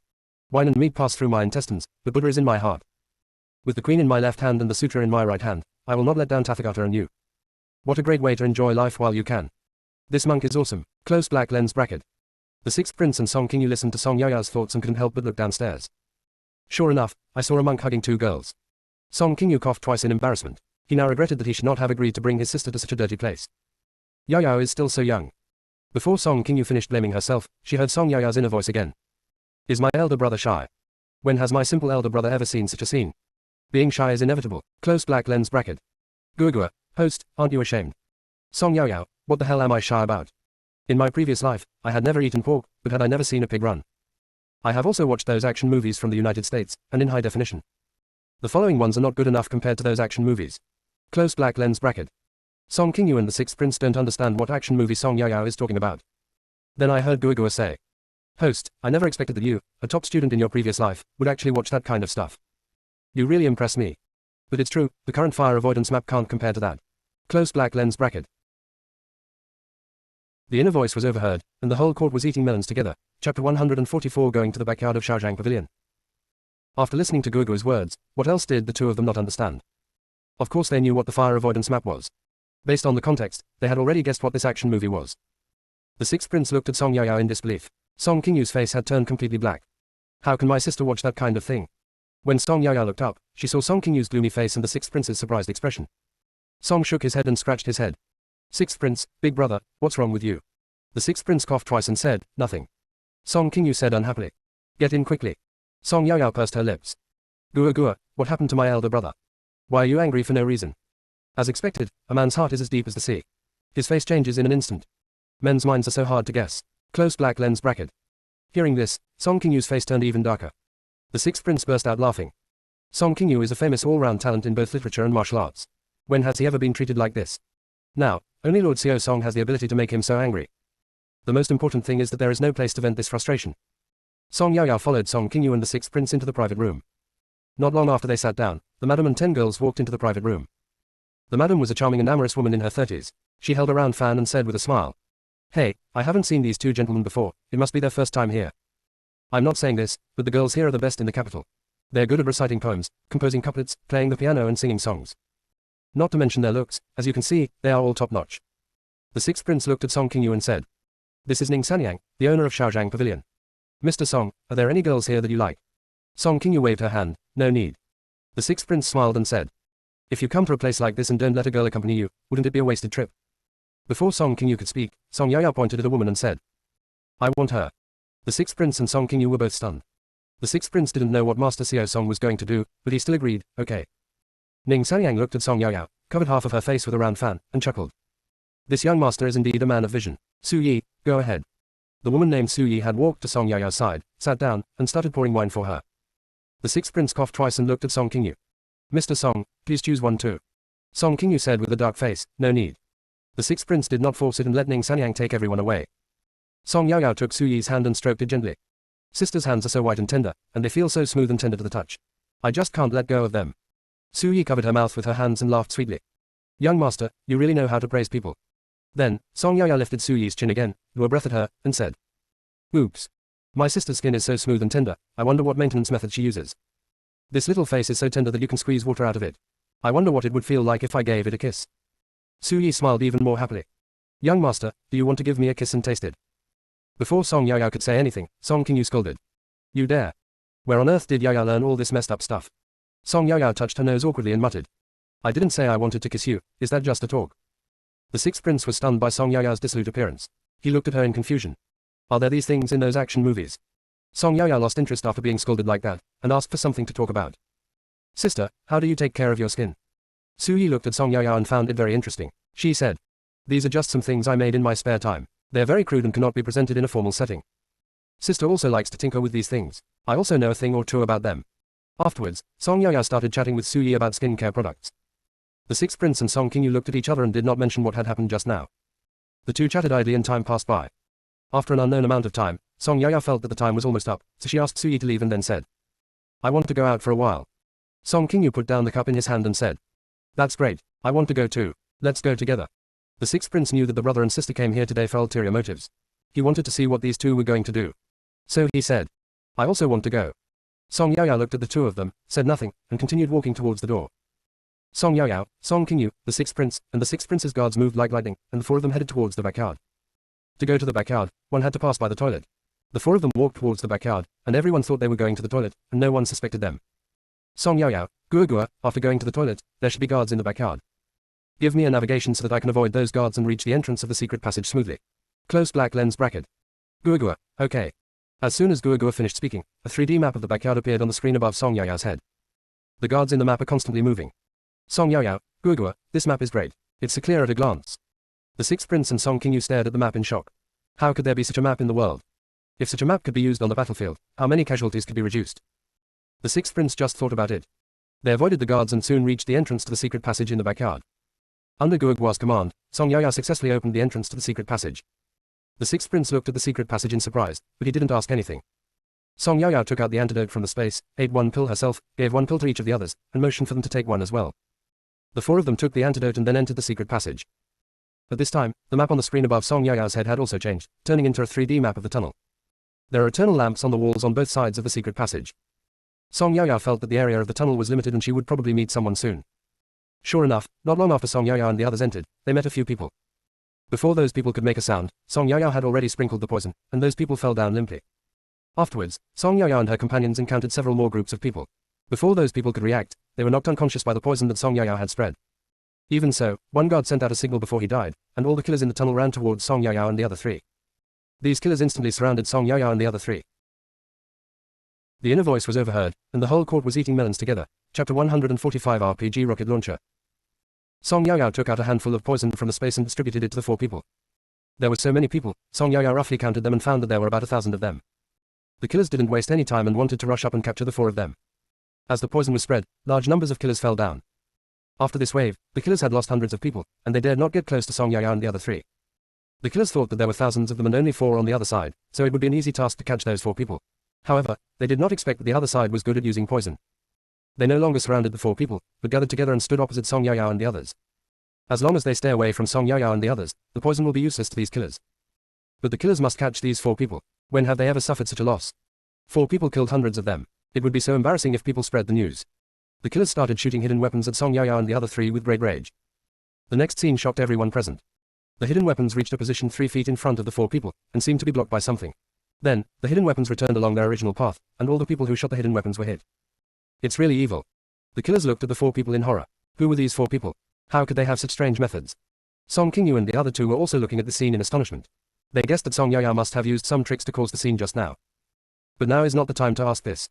Although the killers were horrified, they were not sure which of the 4 people had done it. After half a day of fighting, the killers discovered that Song Yao was the weakest among the 4. They wanted to capture Song Yao to threaten the other 3. The killers stopped firing hidden weapons. Instead, they used the lasso rope, swung it in the air a few times, and then lassoed it towards Song Yao. Song Yao, fuck, these bastards, are they trying to lasso me and catch me like they do a horse? These are some wicked, smoking things. Damn you, close black lens bracket. Of course, the lasso rope did not come over. When it was about to reach Song Yao, it was blocked by the system's barrier. Song Yao was really angry this time and took out a pistol from the space. Song Yao's mind moved, and the pistol turned into an RPG rocket launcher. Song Yao carried the rocket launcher on her shoulders and smiled grimly. Grandsons, you actually want to trap your aunt like an animal. Today, I will let you know what kind of existence you have provoked. As soon as the words were spoken, the rocket launcher was fired. There was a loud bang and a huge explosion was heard from the opposite side. The ground has collapsed. There were still some killers who were not completely dead, and the rocket launcher in Song Yao's hand had turned into a submachine gun. She raised her gun again, aiming at those who were not dead yet. After a while, all the killers here were killed by Song Yao. At this time, Guogua's voice rang out. Host, with such a big commotion, Shaozhang Pavilion is in chaos. Leave here quickly. Someone will probably be here soon. Song Yao, I haven't been to the warehouse here yet. I haven't made any money from the dead yet. Guogua, host, it's already this time. Why are you still thinking about those things? You really value money over life. Close black lens bracket. Song Yao, got it. The sixth prince and his two companions looked at Song Yaoyao. They had not yet recovered from what had just happened. Song Yaoyao yelled, "Why don't you leave now? Are you waiting to be caught?" The sixth prince and his two companions finally reacted. Song Qingyu grabbed Song Yaoyao by the collar, and they jumped out from the collapsed ground and quickly walked towards the Shaojiang pavilion in front. Shaojiang pavilion was in chaos. Some people ran out of the brothel directly, while others went towards the place where the explosion occurred. It was obvious that they were there to watch the excitement. Song Yaoyao saw from afar Luo Qihong, Ning Sanyang and a group of people running towards the backyard. Song Yaoyao's eyes moved. "Guogua, we didn't have time to rob the warehouse of Mingyuan Pavilion. Where is the warehouse of Shaojiang Pavilion? Let's go there while there is chaos." Song Qingyu and the sixth prince were speechless after hearing Song Yaoyao's thoughts. She had just killed thousands of people, yet she was still so careless as to think about robbing. I only heard Guogua say, "Host, your trick of taking advantage of troubled waters is really good." Wait. Song Qingyu and the other two were speechless. Guogua was also a person who liked to stir up trouble. Sure enough, what kind of master you have, what kind of system you will have. Both of them are afraid that the world will not be in chaos. A moment later, a 3D map of the entire Shaojiang pavilion appeared on the screen above Song Yaoyao's head, with the function of each room marked. Song Yaoyao, Guogua, you are so thoughtful. It is easier to find after marking it. Let's go now. Close black lens bracket. Song Yaoyao turned to Song Qingyu and the others, blinked, moved closer to them, and said, "Brother, Prince, are you short of money? Do you want to follow me to experience a free shopping experience?" Before the two of them spoke, Song Yaoyao continued to speak. "I know you're as short of money as I am, so let's not talk about anything else and just go now." Before Song Qingyu and the sixth prince agreed, Song Yaoyao had already headed straight for the warehouse. Song Qingyu and the sixth prince looked at each other, neither of them said a word, and followed Song Yaoyao. Even if the entire Shaojiang pavilion was in chaos, there were still people guarding the warehouse. Song Yaoyao took out the poison and sprinkled it out. The six masters here fell down as soon as they noticed someone approaching. Song Yaoyao took out a pistol, and with a thought, the pistol turned into a silencer, and she shot at the padlock. The padlock fell to the ground, and the door of the warehouse was pushed open, revealing boxes of all sizes piled inside. Song Yaoyao opened a few boxes and looked around. There were gold, silver, jade, antiques, calligraphy and paintings. She became excited all of a sudden. "Guogua, we're rich, we're rich. Guogua, there are indeed a lot of good things here." The sixth prince said, "Let's take some and leave here quickly before anyone notices." The sixth prince had no idea that Song Yaoyao had a space. He only saw that Song Yaoyao's weapon could change, and he didn't see anything else. Song Yaoyao didn't say much. The four of them each took some things and left. After leaving, Song Yaoyao found a reason, came back, and took away everything in the warehouse. Afterwards, Song Yaoyao went to Luo Qihong's room in Shaojiang Pavilion. Sure enough, every piece of decoration in this room is priceless. Collect, collect, collect. There are a lot of good things in Ning Sanyang's room. Receive, receive, receive. Wherever Song Yaoyao went, she put away any valuables she saw into the space. The inner voice was overheard, and the whole court was eating melons together. Chapter 146. People don't just look at the surface. After searching for things, Song Qingyu found Song Yaoyao and blamed her. "Where have you been? I've been looking for you for a long time. Let's go back home." Song Yaoyao grabbed Song Qingyu. "Brother, you finally came out. Let's go to the backyard and see what's going on. Look at that place, with 3 floors upon 3 floors, it's so lively. I want to see it, too." Song Qingyu held his throbbing forehead and refused. "It's already this late, and you're still thinking about watching the fun. Go back home." The sixth prince is also a person who likes to watch the fun and no matter how big the event. "Mr. Song, it's rare to see such a lively scene. Let's go and see it together." Song Yaoyao pulled Song Qingyu's arm. "Brother, go and take a look." Song Qingyu grabbed Song Yaoyao by the collar and said to the sixth prince. "No, it's already very late, Your Majesty, we will go back first." Before the sixth prince could respond, Song Qingyu had already carried Song Yaoyao out of Shaojiang Pavilion. The sixth prince originally wanted to go to the backyard to watch the fun, but after seeing the Song brothers and sisters leave, he lost interest and said to Lightning beside him, "We're going back home too." On the way back, Lightning made a gesture of carrying a rocket launcher and asked, "Your Majesty, is that Master Xiao Song's weapon? What kind of weapon is that can change into different shapes? It's too powerful." The sixth prince seemed to be thinking. "I don't know, this is my first time seeing it too. Never heard of it, never seen it before. But, regarding today's matter, keep your mouth shut. If any word leaks out, just wait for the girl's revenge. That girl holds a grudge very well. With a weapon like that, we are no match for her." "Yes." Here, Song Yaoyao was held by the collar of Song Qingyu all the way and returned to the mansion using light skills. Song Yaoyao changed her clothes and prepared to wash up and go to bed, but unexpectedly, Baitao said that the eldest young master was here. "Didn't we just separate? Why is big brother here again?" While Song Yaoyao was still confused, Song Qingyu had already walked in. Song Qingyu had already changed her clothes. After coming in, she sat at the table, poured herself a cup of tea, and started drinking it. Song Yaoyao's heart was beating fast. Guogua, what happened to my elder brother? Didn't we just meet? Why are you looking for me again?" Close black lens bracket. Guogua, who knows? Just ask and you will know. Song Yaoyao, oh. Song Yaoyao instantly put on a smiling face and asked in a flattering manner. "Brother, didn't we just meet? Big brother, do you miss your lovely sister Yaoyao so soon?" Song Qingyu put down the teacup, looked at Song Yaoyao, and said, "Stand still, don't be so frivolous." "Oh." Let me ask you, what's the matter with your weapon? Where did you get it from? Has anyone else seen it? 3 soul-searching questions. Song Yaoyao also looked serious. She did not mention the source of the weapon, but only said, Dad and his guards have seen it, and the people sent by the Emperor have also seen it. I think the Emperor probably knows it too. Since both Father and the Emperor knew about it, Song Qingyu did not ask any more questions and only instructed. That thing is too powerful. You should be more cautious when using it. Understood. Then you should rest early. I will leave first. After Song Qingyu left, Song Yaoyao patted her chest. Open black lens bracket scared me. Close black lens bracket. Gua, your elder brother cares about you. You have such a transformable weapon, which is already very explosive in modern times, let alone in ancient times. Close black lens bracket.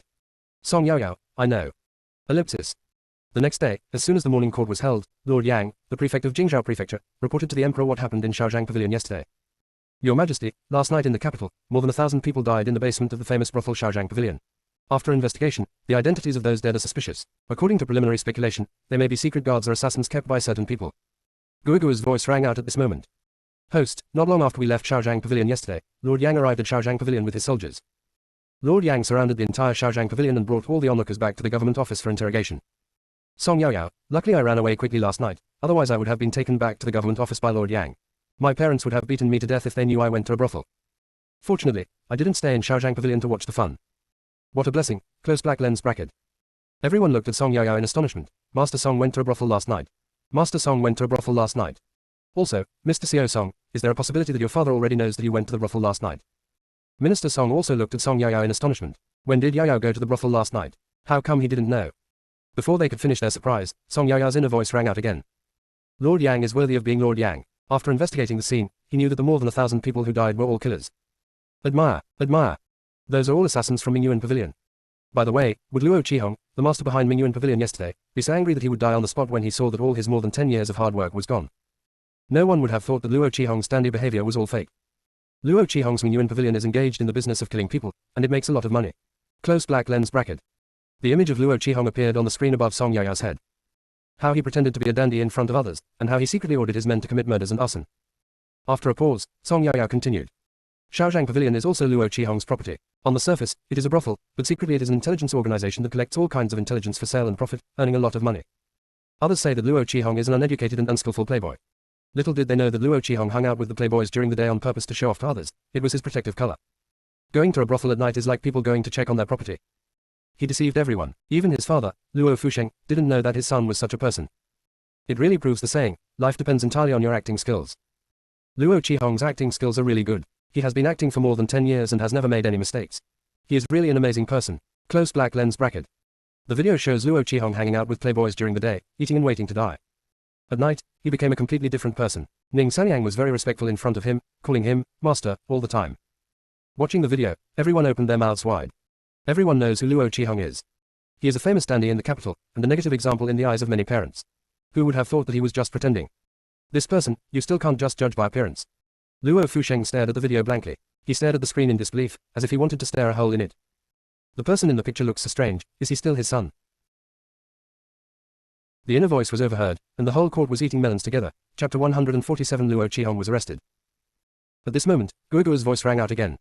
In the past few years, there have been several unsolved cases that have not been solved to this day, and some of them were the work of Mingyuan Pavilion. Previously, the Emperor sent Lord Fu Chanxing to investigate the salt tax case in Jiangnan. The officials in Jiangnan got the news in advance, and they paid money to ask people from Mingyuan Pavilion to take action. Lord Fu was assassinated halfway before he arrived in Jiangnan. Afterwards, the Jiangnan officialdom asked Mingyuan Pavilion to take action several times and killed many officials sent by the Emperor. In Mingyuan Pavilion, money is the only thing that matters, not people. As long as the money is enough, they will burn, kill, rob and abuse without any principles or bottom line. The elderly, children and women will not be spared. Maybe one day, someone wants to buy Luo Fusheng's life, and they will still do it. Close black lens bracket. The video was full of scenes of murder and arson in Mingyuan Pavilion. It was too brutal and bloody. Song Yaoyao, yes, there is such a killer organization around us. Just thinking about it makes me feel a chill down my spine. The destruction of Mingyuan Pavilion this time is also a great blessing. Close black lens bracket. Gua, host, the power of Mingyuan Pavilion is very large. Only the headquarters in Beijing was destroyed, and the other branches still exist. Also, when Lord Yang rushed there yesterday, Luo Qihong took advantage of the chaos and escaped using his lightness skills. Now, he is still sleeping in Luo Mansion. But now, if the Emperor sends people to Luo Mansion to capture him, he should be able to catch him. However, the prerequisite is that the Emperor must send a master from the palace. Luo Qihong's martial arts skills are extremely high, and ordinary guards are no match for him. Close black lens bracket. Song Yaoyao, well, after the court session, I will tell my father about this and make sure the emperor catches him. He must not be allowed to escape. If we let him go to the branch, the consequences will be disastrous. When this guy goes crazy, who knows what he will do? Who made him attack my second brother? Even if he is not the principal offender, he is still an accomplice, and accomplices are equally unforgivable. Close black lens bracket. Guogua, well, Luo Qihong is unforgivable.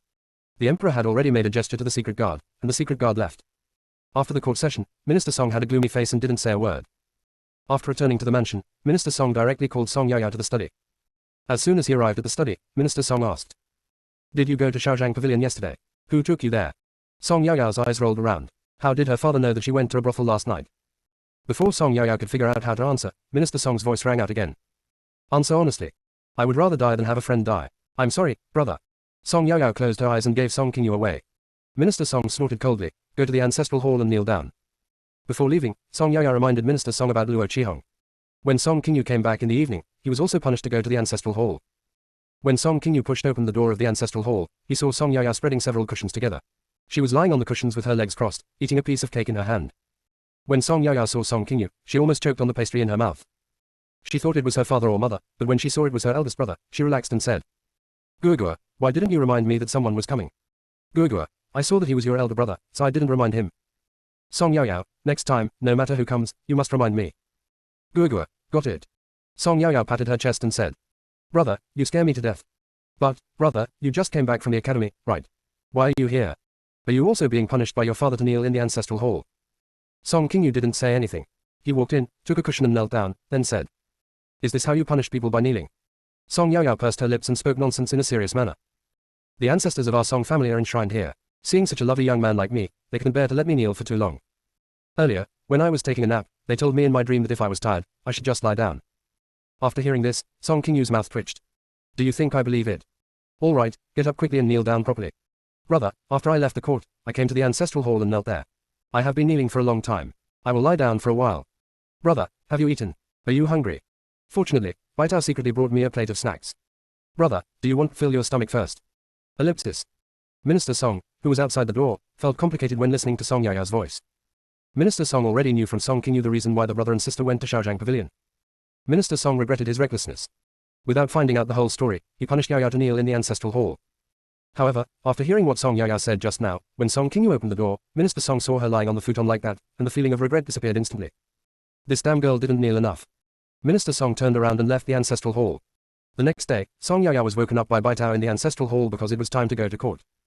Seeing her elder brother kneeling upright, Song Yaoyao pursed her lips, patted his shoulder, and said in a tone of someone who had experienced it, "Brother, being too honest is not a good thing." After saying that, Song Yaoyao straightened her wrinkled clothes, walked out of the ancestral hall, and went back to the yard to change into official uniform. When he arrived at the court and saw Luo Fusheng, Guogua's voice rang out. "Host, yesterday, the emperor sent many masters from the palace to capture Luo Qihong. No one expected that Luo Qihong's martial arts skills were so high. Several people they sent were injured before they finally captured the man. The moment Luo Qihong was subdued, their tendons in his hands and feet were cut for fear that he would escape. Now, Luo Qihong has become a useless person and has been thrown into the heavenly prison." Close black lens bracket. Song Yaoyao, really? It's so good that heaven will reincarnate, who will God spare? At that time, they cut the tendons in my second brother's hands and feet. Luo Qihong never thought that this day would come for him. You deserve it. Why is Luo Fusheng staring at me? I didn't provoke him. Crazy. If you are sick, go get treatment. Close black lens bracket. When Luo Fusheng heard what Song Yaoyao said, he quickly looked away. He has remembered this grudge. We still have a long way to go. Song Yaoyao doesn't know that she has made a new enemy. Song Yaoyao, Luo Qihong, the accomplice who attacked my second brother, is completely finished. Only the main culprit Lu Shuyu is left. Guogua, Lu Shuyu is now unable to get out of bed due to being beaten by her mother, and is still recovering in the mansion. Song Yaoyao, we will find a chance to deal with Lu Shuyu after he leaves the house. No rush. When Song Yaoyao looked up, she saw the War King, so she asked Guogua. Guogua, why did the King of War come to court today? Guogua, the War King didn't know from where that his wife was the eldest daughter of Yujian Villa. Some time ago, I asked the Emperor for leave to pursue my wife. Close black lens bracket. The inner voice was overheard, and the whole court was eating melons together. Chapter 148, the War King proposes to marry Bai Yinyan. As soon as everyone entered the hall, they heard the conversation between Song Yaoyao and Guogua. It felt like there was something big going on. They never expected that one day they would be able to eat the War King's melon. Come on, tell me what's going on here. We are all waiting. Song Yaoyao, really? He really went after his wife? Did he bring Bai Yinyan back? Did you get beaten by your father-in-law Bai Zhanpeng? Close black lens bracket. Following Song Yaoyao's soul-searching question, the screen above her head split into two, revealing the images of Bai Yinyan and Zhan Wang. The gloating in Song Yaoyao's tone could not be hidden, and everyone became more convinced that there was something big going on. Guogua did not let everyone down and said, "Host, you don't know that the War King's visit to Yujin Villa this time was truly impressive." Song Yaoyao, what's wrong? Guogua, the War King's visit to Yujian Villa this time was simply shameless to the extreme. When the King of War went, he took all his belongings with him. When we arrived at the gate of Yujian Villa, we were stopped by someone. King Zan asked to see Bai Zhanpeng, but he was not seen at all. Bai Zhanpeng issued a ban on telling Bai Yinyan about the King of War's proposal to marry him at Yujian Villa. King Zan had already guessed Bai Zhanpeng's attitude, but he was not discouraged and was prepared for a long-term courtship. The War King was also a shameless person. He set up a tent directly in front of the gate of Yujian Villa and shamelessly blocked the door. Close black lens bracket. In the video, King Zan knelt at the door of someone's villa, expressing his sincerity in seeking marriage. The noise was so loud that even if the servants didn't say anything, Bai Yinyan would still know about it. The King of War knelt for several days in a row and finally fainted while kneeling.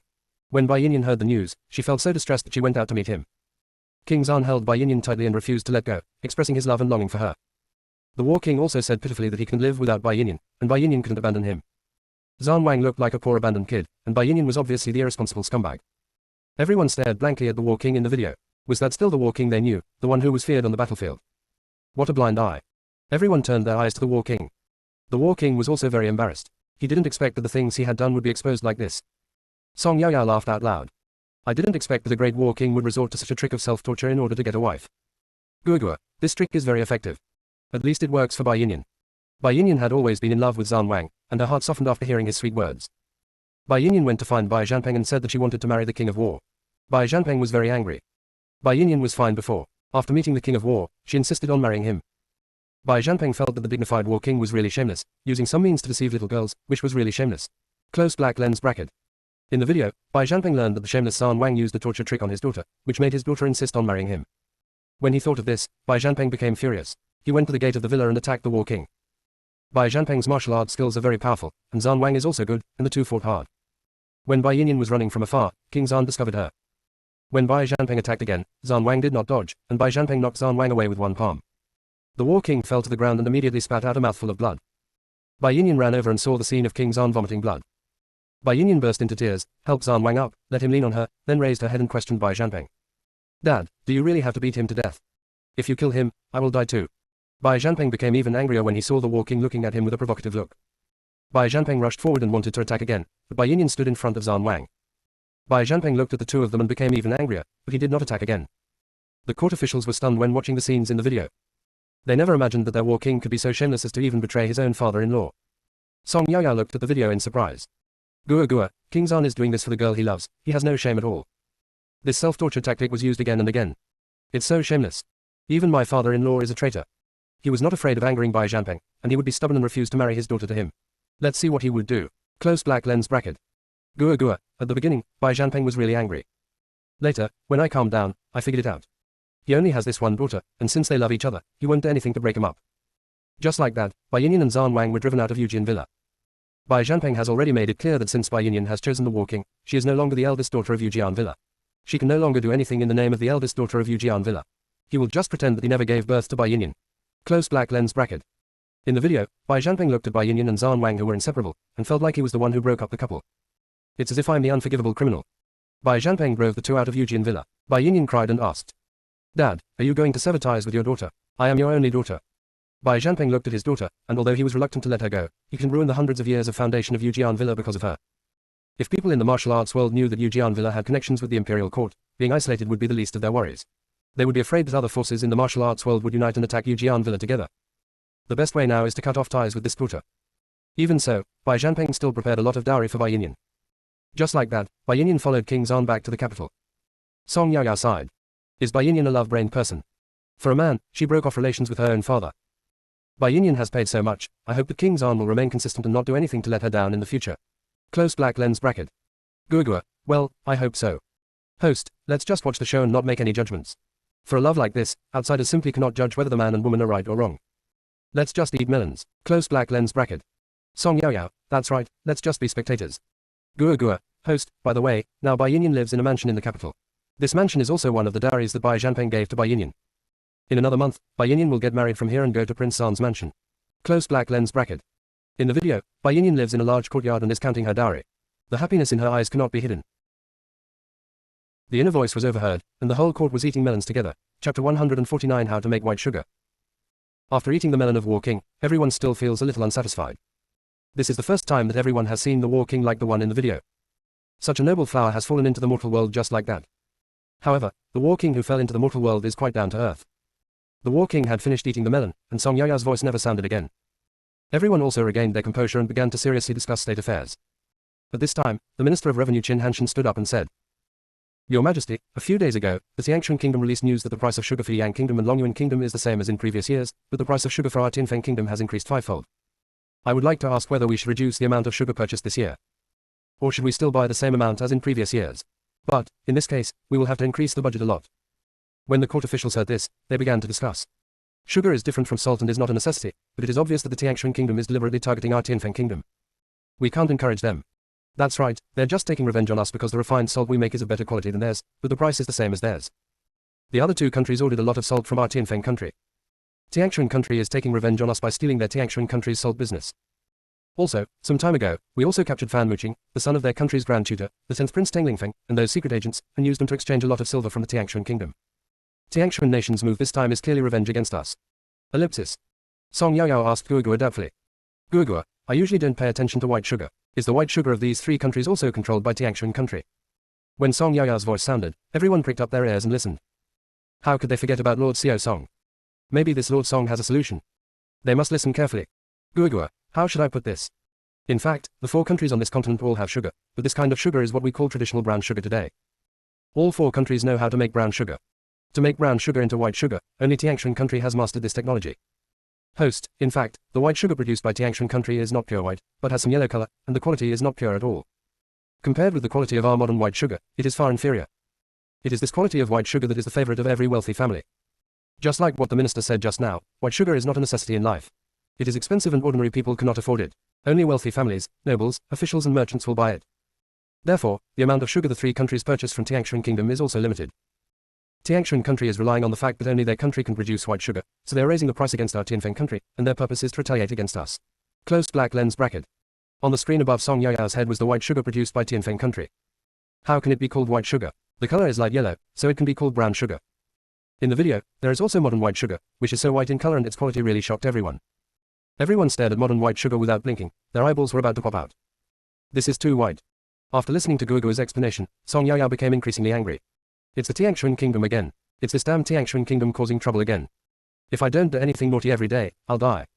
In this case, don't blame me. By the way, Guogua, besides making salt and sugar, does Tiangshan Kingdom have any other technologies that the other three kingdoms don't have? This time, we will simply block all the roads to Tiangshan country. Save yourself from making trouble every day one. With their half-baked skills, they think they're so awesome and act like they're worth 2.5 million. Oh, how shameful. This time, I will make sure they can't even jump up. Close black lens bracket. Guogua, host, Tiangshan country's unique technology is salt and sugar production. Other than these, there is no other technology that can be shown off. This time, we can't let Tiangshan Kingdom off the hook. It's so annoying to see them making trouble. Host, what should we do next? Close black lens bracket. Song Yaoyao, what else can I do? Of course it's him. Others may not have the technology to make white sugar, but we do. The white sugar we make with the technology we have is snow white. It is real white sugar. Can the yellow thing be called white sugar? That's obviously a defective product. Close black lens bracket. When everyone heard Lady Xiao Song say that she had a method to make white sugar, and that the sugar she made was snow white, they all became excited. They believe in Lord Xiao Song. The techniques that Lord Xiao Song had used in the previous times had never disappointed them. In this way, their Tianfeng Kingdom will no longer have to look at the opinions of the Tiangshan Kingdom. Guogua, yes, that is a defective product. Those are the people on this continent. They have never seen real white sugar, so they pursue the inferior products. Who would still want the yellow stuff after seeing the white sugar we make? Close black lens bracket. Song Yaoyao, Guogua, organize the method of making white sugar. After we return home from court, we will print it out and give it to my father, who will then give it to the emperor. We just want to piss off those bastards from Tiangshan country. Isn't the price of sugar going to increase in Tiangshan country? Of course, even if the price goes up 10, 20, or even 50 times, we just won't buy it. We don't want to be the sucker. At that time, we will sell the white sugar we produce to the other two countries. Our white sugar is of high quality, pure in color, and highly sweet. We must seize Tiangshan country's white sugar business and make them so pissed off. Well, it's decided. Close black lens bracket. Listening to Song Yaoyao's bold words, everyone could already imagine how they would look like, holding their heads high and feeling proud in front of the officials of Tianfeng country. The court officials pretended to be discussing sugar. After a long while, the emperor finally said, I know about this. I need to think about it again. Everyone understood, but Song Yaoyao was a little anxious. Your Majesty, please do not get carried away and agree to the unreasonable demands of the Tiangshan Kingdom. We are rich, but we are not suckers. We can't be so wasteful. Your Majesty, you must wait. After I leave the court and sort out all the things, I will ask my father to send you the method of making white sugar immediately. You must wait. Close black lens bracket. Gurgua. Host, don't worry, we'll get back to the mansion and do this right away, we'll definitely be in time. Everyone was moved when they heard Lord Seo Song's thoughts. They didn't expect that Lord Seo Song was so patriotic that he would be so nervous in order to prevent Tianfeng country from suffering any loss. The inner voice was overheard, and the whole court was eating melons together. Chapter 150, follow Big Brother to the poetry meeting. They really wanted to say, Lord Seo Song, don't be anxious, the Emperor is waiting for your method of making sugar. Take your time. No one dares to say this. After the court session, Song Yaoyao urged the coachman to drive the carriage faster.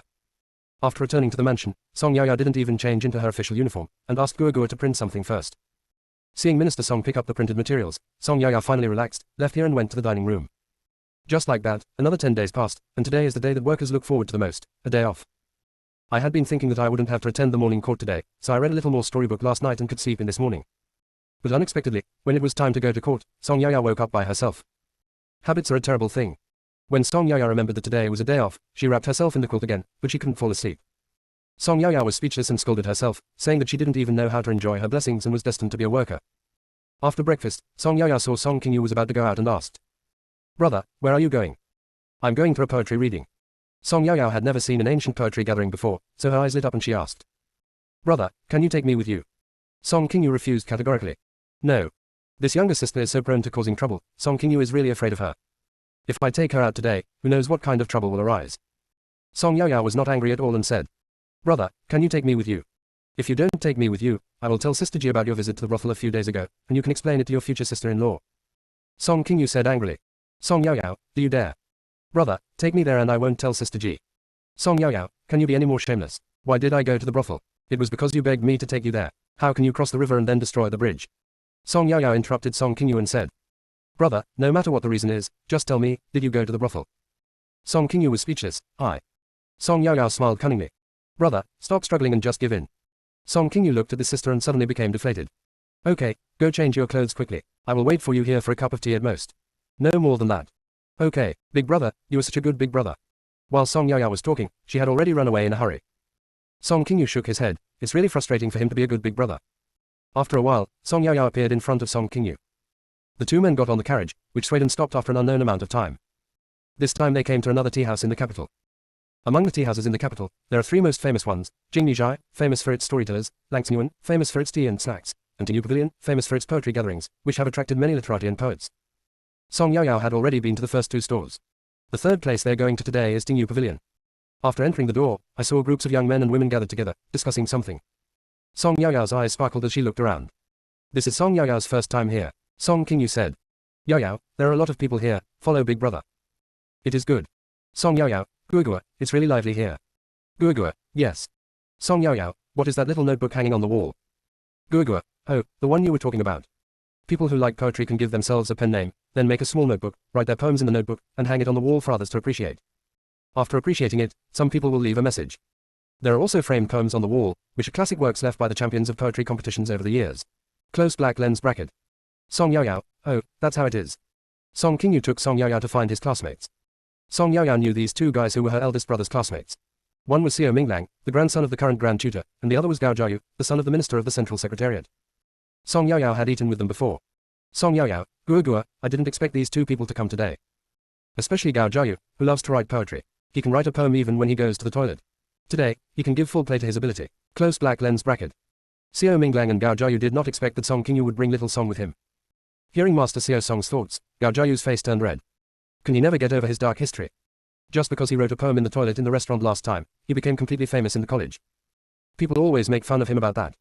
He was so ashamed and angry that he almost died. I didn't expect to meet Mr. Xiao Song today and he brought up that matter again. That thing can't be overcome. Whenever Gao Jiayu thought of what happened that day, he wanted to slap himself twice. Just go to the toilet, why write poetry? Look at what you can do. Song Yaoyao didn't know what Gao Jiayu was thinking, so she asked. Brother, there are so many people here. Are there so many people here every day? Song Qingyu explained. Although there are a lot of people here every day, today's crowd should be the largest. Because today is the 7th poetry competition held by Tinyu Pavilion. Song Yaoyao, I see. Guoguo's voice rang out. Host, are you participating?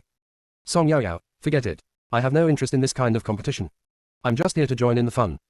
Besides, I am okay with other things, but reciting poems and writing couplets is really not my strong point. Close black lens bracket. Gua gua, now that you have come to ancient times, just give it a try. Besides, this poetry gathering is not just a poetry competition. Close black lens bracket. Song Yao Yao, what do you mean?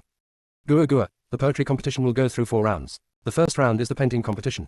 Only those who obtain a place in the piano competition will be eligible to participate in the second round of the piano competition. Similarly, only those who obtain a place in the piano competition can participate in the third round of the mathematics competition, and finally the poetry competition. The first place winner of the poetry competition is the champion of this poetry gathering. Close black lens bracket. Song Yao Yao, I thought it was just a poetry competition, but I didn't expect there would be 4 competitions. Gua gua, host, don't you want to try? Song Yao Yao, forget it. I won't join in the fun. Before Song Yao Yao finished her question, Gua gua interrupted her. Host, I saw Lu Shuyu. Song Yao Yao suddenly became alert and asked. Open black lens bracket, where is he? Close black lens bracket. Gua gua, on our right, across 5 tables, the one drinking tea is him. Song Yao Yao looked where Gua gua said, and sure enough, she saw Lu Shuyu.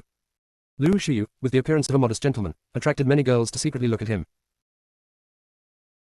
The inner voice was overheard, and the whole court was eating melons together. Chapter 151 Revenge on Lu Shuyu 1. Song Yao Yao's murderous words rang out. This bastard pretends to be a human being. This beast in human form finally decided to go out today. I've been waiting for him to go out for too long. It seems like this guy is here today to win the championship in the poetry competition. Doesn't he care most about the outcome of the game? Gua gua, I take back what I said just now. I want to participate in this poetry competition. Close black lens bracket. After hearing what Song Yao Yao said, Song Qingyu looked at Lu Shuyu unkindly. Lu Shuyu was indeed sitting there, with a guard standing next to him. Song Qingyu understood Song Yao Yao's temper. Yao Yao didn't even let Luo Qihong, the accomplice, go. What's more, the main culprit is Lu Shuyu. Song Qingyu also wanted to see what Yao Yao would do next. He just had to protect his sister's safety. Lu Shuyu felt that there was an unfriendly gaze staring at him, but when he looked over, he found nothing. He had been recuperating at home for some time, but he also heard the news of the demise of Mingyuan Pavilion and that its master Luo Qihong had been captured. He never imagined that the master behind Mingyuan Pavilion was the playboy Luo Qihong, whom he despised the most. He always felt that the person who attacked Mingyuan Pavilion was not that simple. He has been having a bad feeling lately. Lu Shuyu was finally able to get out of bed. He got the news that today was the day of the 7th poetry competition held by Tingyu Pavilion, so he came. Teachers from various colleges and great scholars would come to the poetry gatherings held in Tingyu Pavilion. If he could win first place in the poetry competition, it would be of great help to his career. He must come to this poetry reading. Over here, on the 2nd floor of the tea house, a young man appeared. Upon closer inspection, wasn't this the 4th prince Chen Yucheng? Could it be that Tingyu Pavilion is the 4th prince's property? As soon as the 4th prince appeared, the entire tea house fell silent instantly. Everyone bowed. Greetings, 4th prince. The 4th prince raised his hand. No need to bow, everyone. After everyone stood up again, the 4th prince said again. Welcome all the talented men and women to my Tingyu Pavilion. Participate in the 7th poetry reading held by Tingyu Pavilion. The competition is divided into 4 rounds: painting, piano skills, mathematics, and poetry. Everyone already knows the rules, so I won't say much. Now, let me introduce today's review. The first one is the current Grand Tutor, Mr. Seo. The second person is Dean Liu, the President of the Royal Academy. The third person is Dean Cao, the President of Qingshan Academy. The fourth is Dean Zhang, the Dean of Ningxian Academy. Song Yao Yao, wow, this is quite a big event. They are all big guys. Gua gua, is my level enough? Close black lens bracket. Gua gua, host, please remove the word, ma. You must believe in yourself. You can definitely do it. Besides, aren't we going to teach Lu Shuyu a lesson? You can't back down first. Close black lens bracket. When Lu Shuyu was mentioned, Song Yao Yao felt like she was okay again. Song Yao Yao was already thinking in her mind about how to deal with the first round of painting. Song Yao Yao cannot compare with the ancients in Chinese painting, but she can paint a unique style of modern painting. In her previous life, Song Yao Yao liked comics. Because she liked them so much, she spent money to learn how to draw them, and she was quite good at it. But in this case, comics are clearly inappropriate. Then the only thing she could do was sketching. Speaking of sketching, it was by chance that she fell in love with sketching. That was in their previous life. The unit they were in received an order from their superiors to capture a criminal gang. The leader of that criminal gang was very cunning and had never taken a photo. There was no other way and the team could only request an expert to come. Based on the description of the criminal leader, the expert drew a sketch of the criminal leader. With this sketch, they quickly caught the criminal leader and captured his accomplices. Since then, Song Yao Yao has become particularly interested in sketching. Later, I even went to learn this painting technique. It can be considered a small achievement. Song Yao Yao has studied for several years and can now draw portraits based on other people's descriptions. Ellipsis. When Song Yao Yao came to her senses, the painting competition was about to begin. Song Yao Yao walked to a table, looked at the writing brush, and said to the servant waiting beside her. Please, little brother, go get me a charcoal pencil. The attendant said nothing and told someone to get it. After a while, the charcoal pencils were delivered. Song Yao Yao rolled up her sleeves and prepared to paint. Who should I draw? Song Yao Yao looked at Song Qingyu who had already started painting next to her and said, okay, I'll just paint my elder brother. Song Yao Yao looked at Song Qingyu's profile and started painting. The painting was required to be completed within half an hour. There were more than 200 people participating in the painting competition alone. The fourth prince and several judges shuttled among the contestants. Those who can participate in the competition are all knowledgeable. Looking at everyone's paintings, several judges nodded their heads. When they arrived at Song Yaya's place, they all stood aside looking at the painting method that they had never seen before. They could see that Song Yaya was painting a portrait, but now it was just an outline, so they couldn't tell who the painting was about. The few people did not disturb Song Yaya. They turned around and left to watch other contestants. After they had looked at the paintings of all the contestants and returned to look at Song Yaya's painting, they were all stunned. Song Qingyu's appearance already appeared clearly on the paper. Judges, look at Song Yaya's painting and then look at Song Qingyu next to it, they're exactly the same. Song Yaya is still constantly perfecting the details. With Song Yaya's continuous improvement, Song Qingyu's character traits were also completely drawn on paper. Several judges stood beside Song Yaya and never left. Several judges opened their mouths wide and stared at Song Yaya painting. The contestants next to them looked at the expressions of the judges and became curious.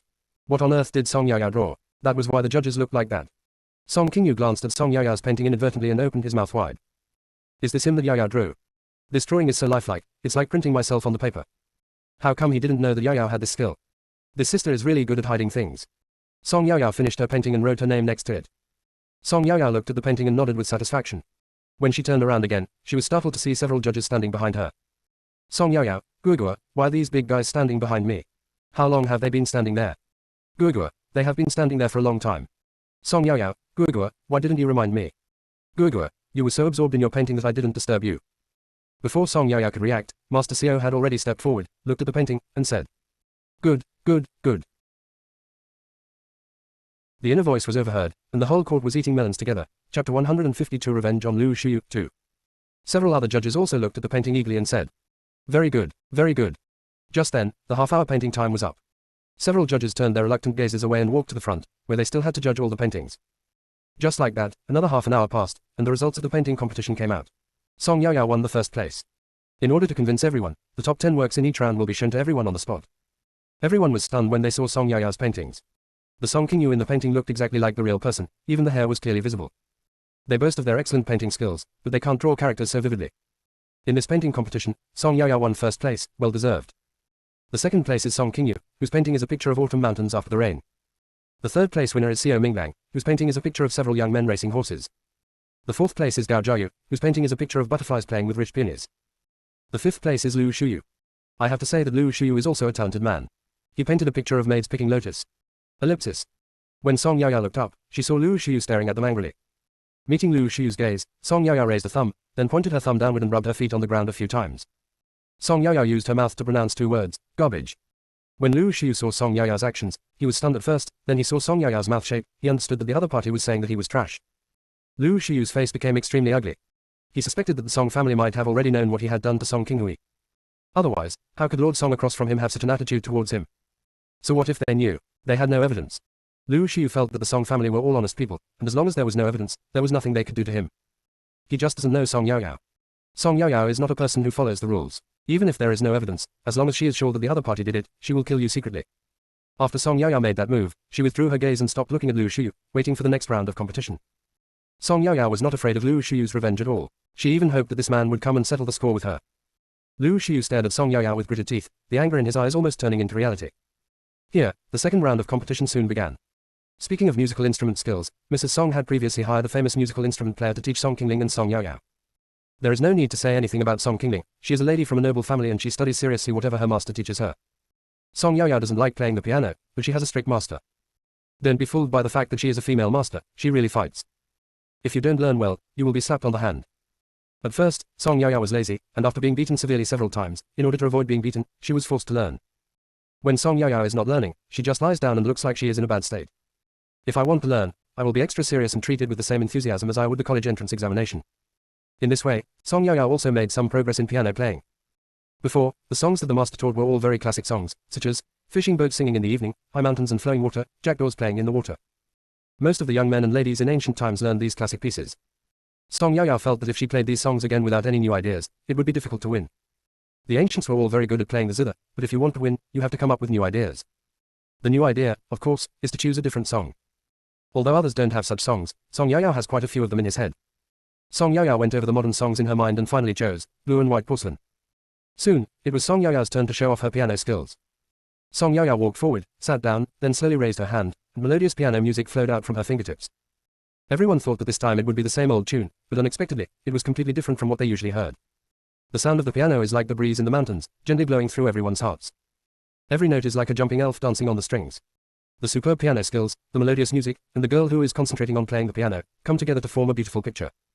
Many people present couldn't help but close their eyes. They felt as if they were in a dreamlike world. Their whole state of mind was different, and seemed peaceful and harmonious. The melodious sound of the piano makes people feel relaxed and happy, as if all the worries are thrown away.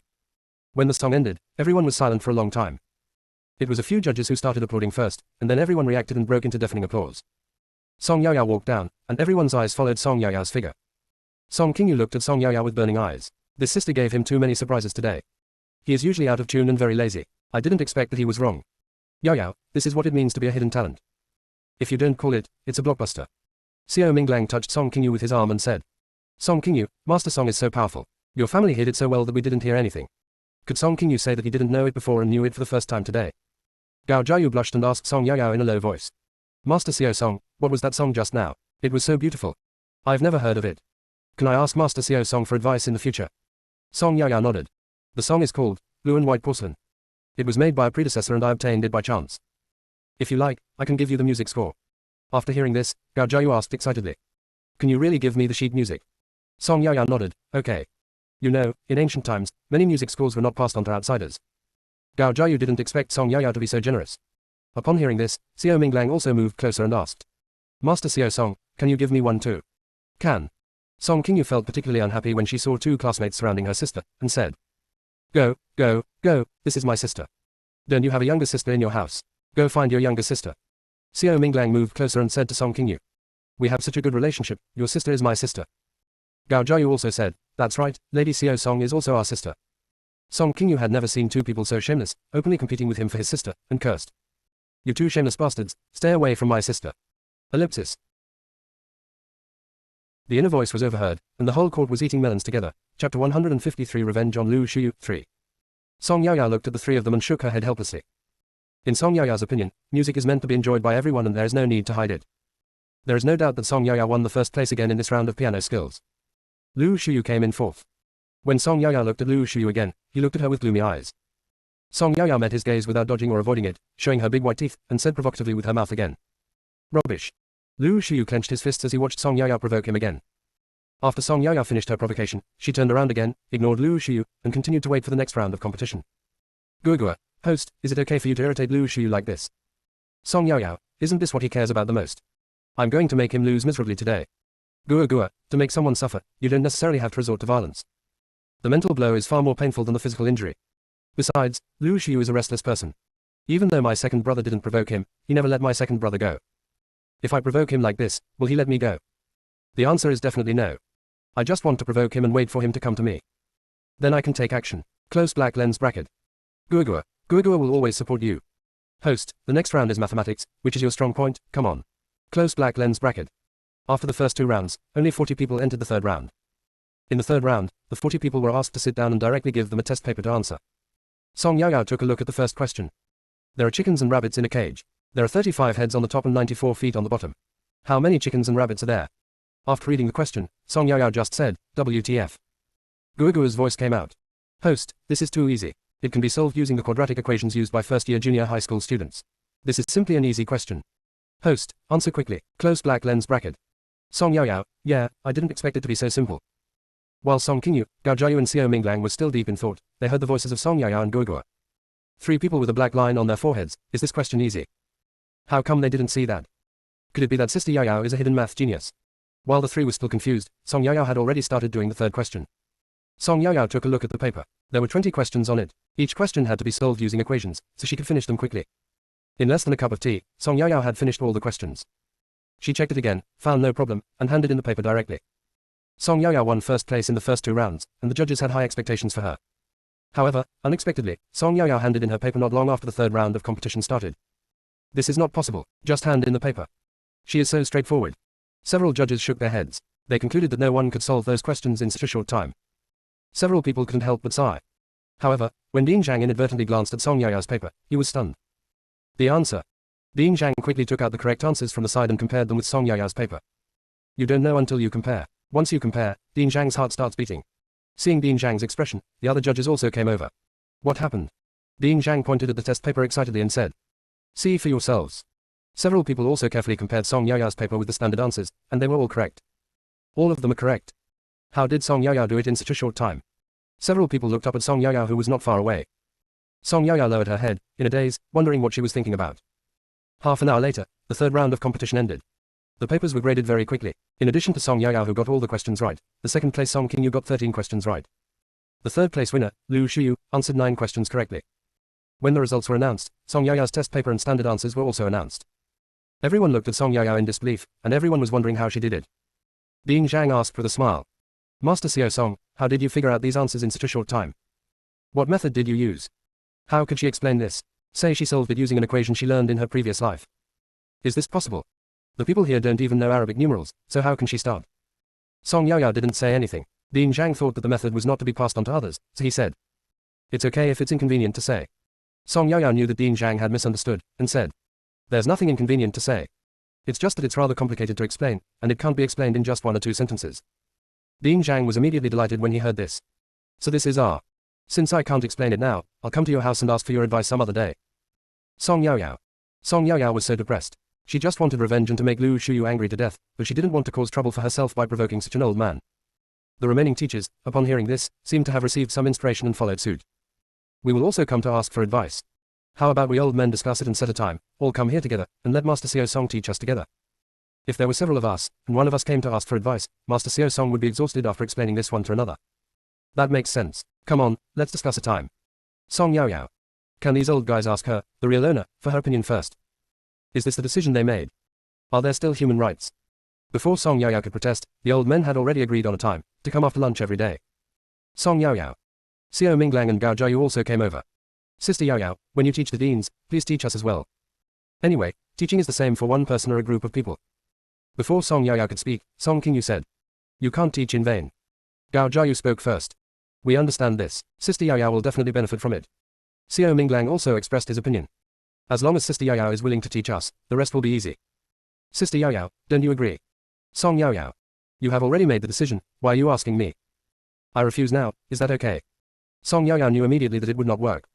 Just looking at the eager looks in those old men's eyes, Song Yaoyao can say no. She sighed and nodded, agreeing. She just came to attend a poetry reading, so why did she get herself into so much trouble? Song Yaoyao sighed again. She went back to make a teaching plan and quickly taught them so that she could continue to play badly. The inner voice was overheard, and the whole court was eating melons together. Chapter 154 Revenge on Lu Shuyu 4. This time, Lu Shuyu looked at Song Yaoyao in disbelief. These 20 math problems are not easy. How did that girl get them all right? This girl wins first place in every round. Are there really such talented people in this world?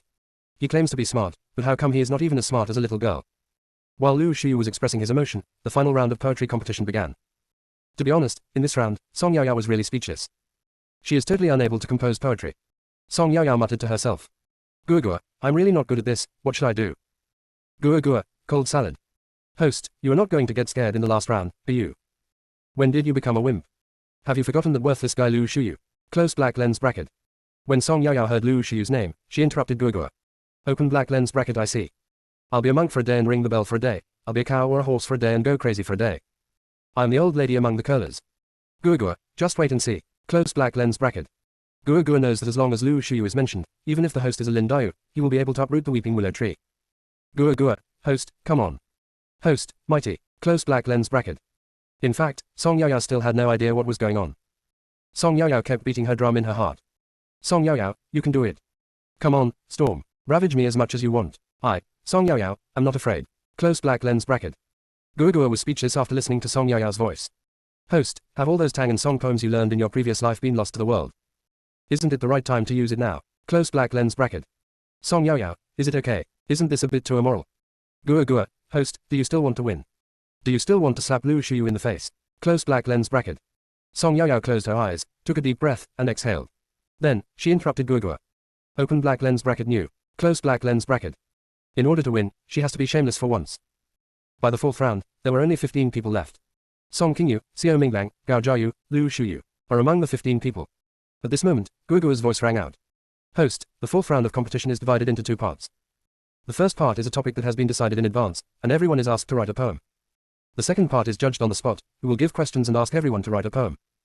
The reason for doing this is to prevent someone from knowing the topic in advance, asking someone to write a poem in advance, and then memorizing it. Close black lens bracket. Song Yao, you are very thoughtful. You have thought of all this.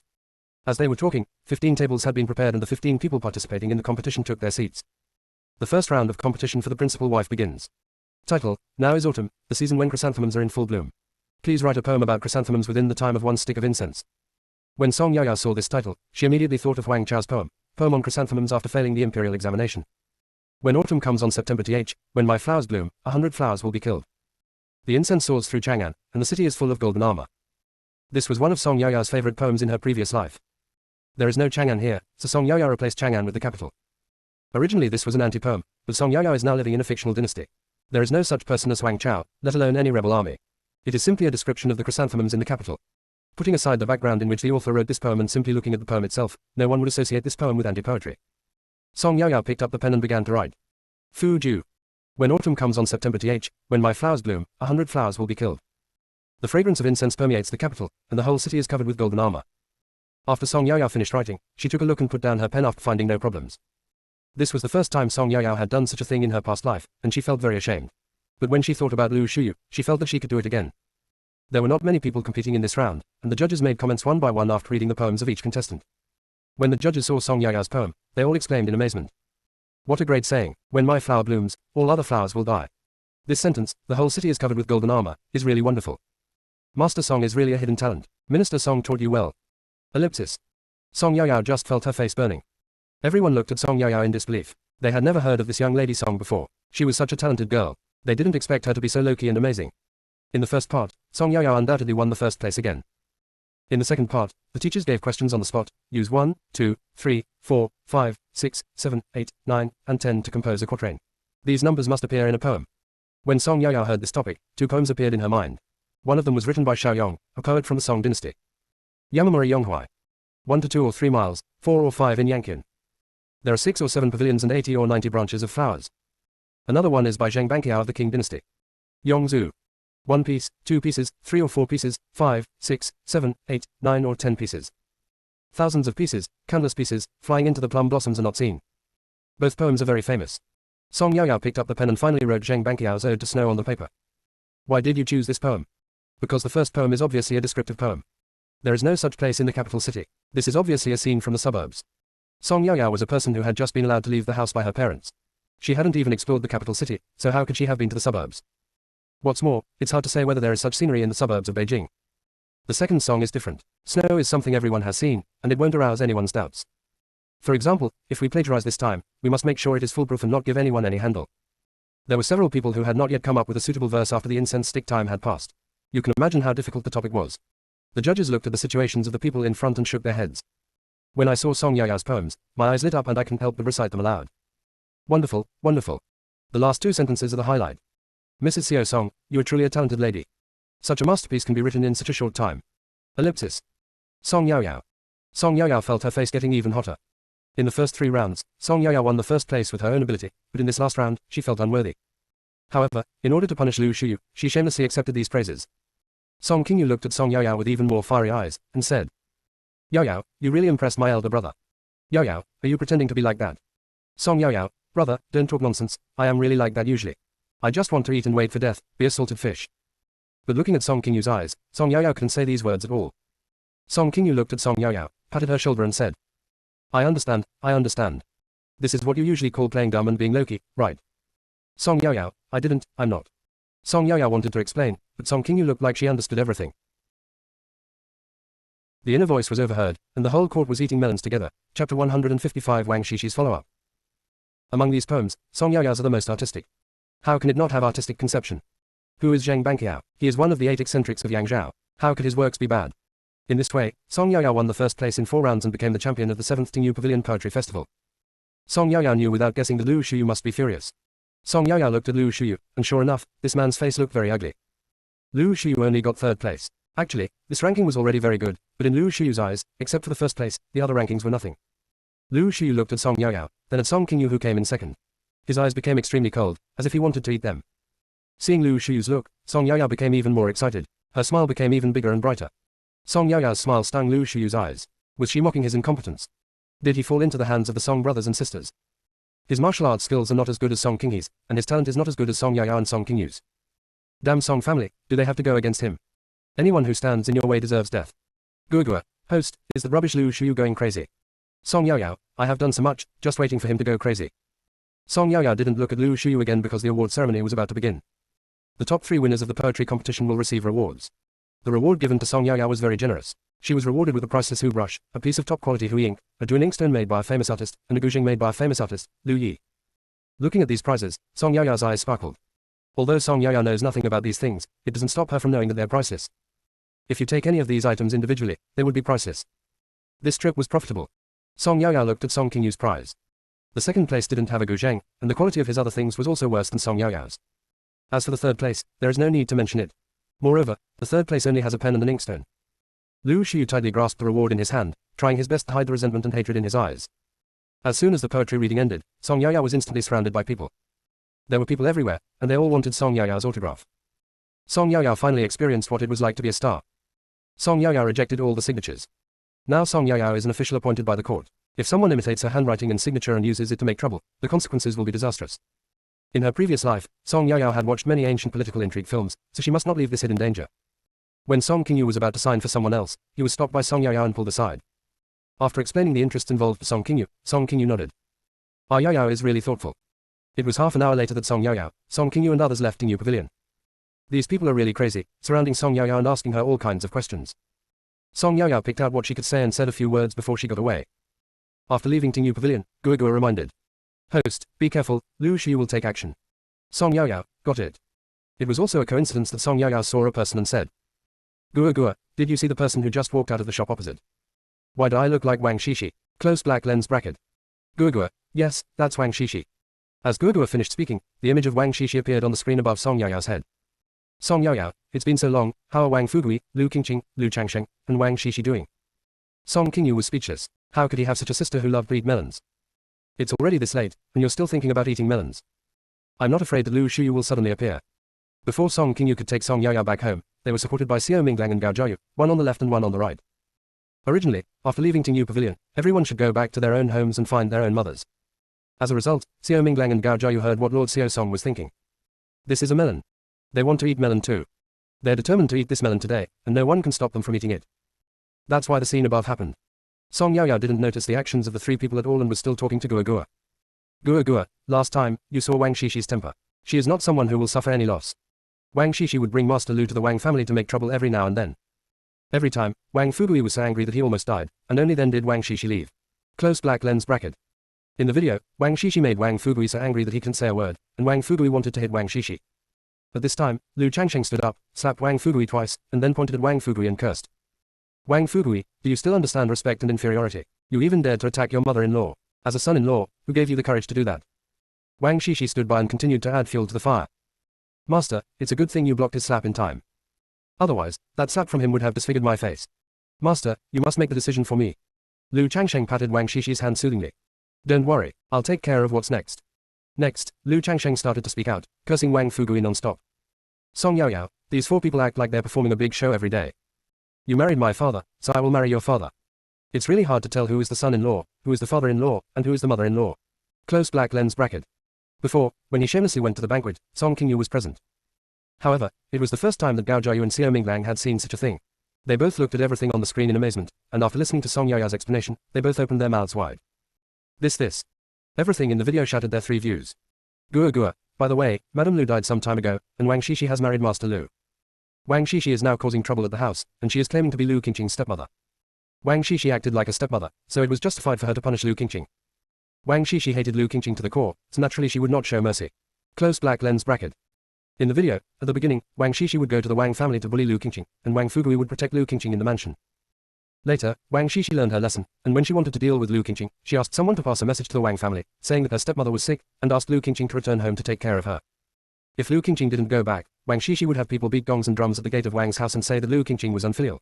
Her mother was sick and she was asked to go back to take care of her, but she refused. She was an ungrateful person. There was no other way, Wang Fugui could only accompany Lu Qingqing back to her parents' home. The inner voice was overheard, and the whole court was eating melons together. Chapter 156 Lu Shuyu comes to visit. When they arrived at Lu's house, they left Wang Fugui in the front hall on the pretext that outsiders were not allowed to enter the back house, and had Lu Qingqing taken to the back house. In the backyard, it was Wang Shixi's world, and she could torture Lu Qingqing however she wanted. Song Yaoyao couldn't help but give a thumbs up. This Wang Xixi is really a talent, I admire her. Guogua, it's so refreshing to watch. Song Yaoyao, did Lu Qingqing ever think about pretending to be a stepmother and making trouble for Wang Xixi? Guogua, Lu Qingqing's character is that of a delicate little white flower. It is because of this that she won the love of Wang Fugui. If she were to end up like Wang Xixi, her personality would collapse, Wang Fugui would probably dislike her, and her fate would be miserable. Lu Qingqing's biggest supporter now is Wang Fugui, and she absolutely cannot lose this supporter. Therefore, no matter how much trouble Wang Xixi makes, Lu Qingqing will not act like a stepmother and torment Wang Xixi. The more trouble Wang Xixi makes, the more pitiful Lu Qingqing becomes, and the more Wang Fugui will pity her. Close black lens bracket.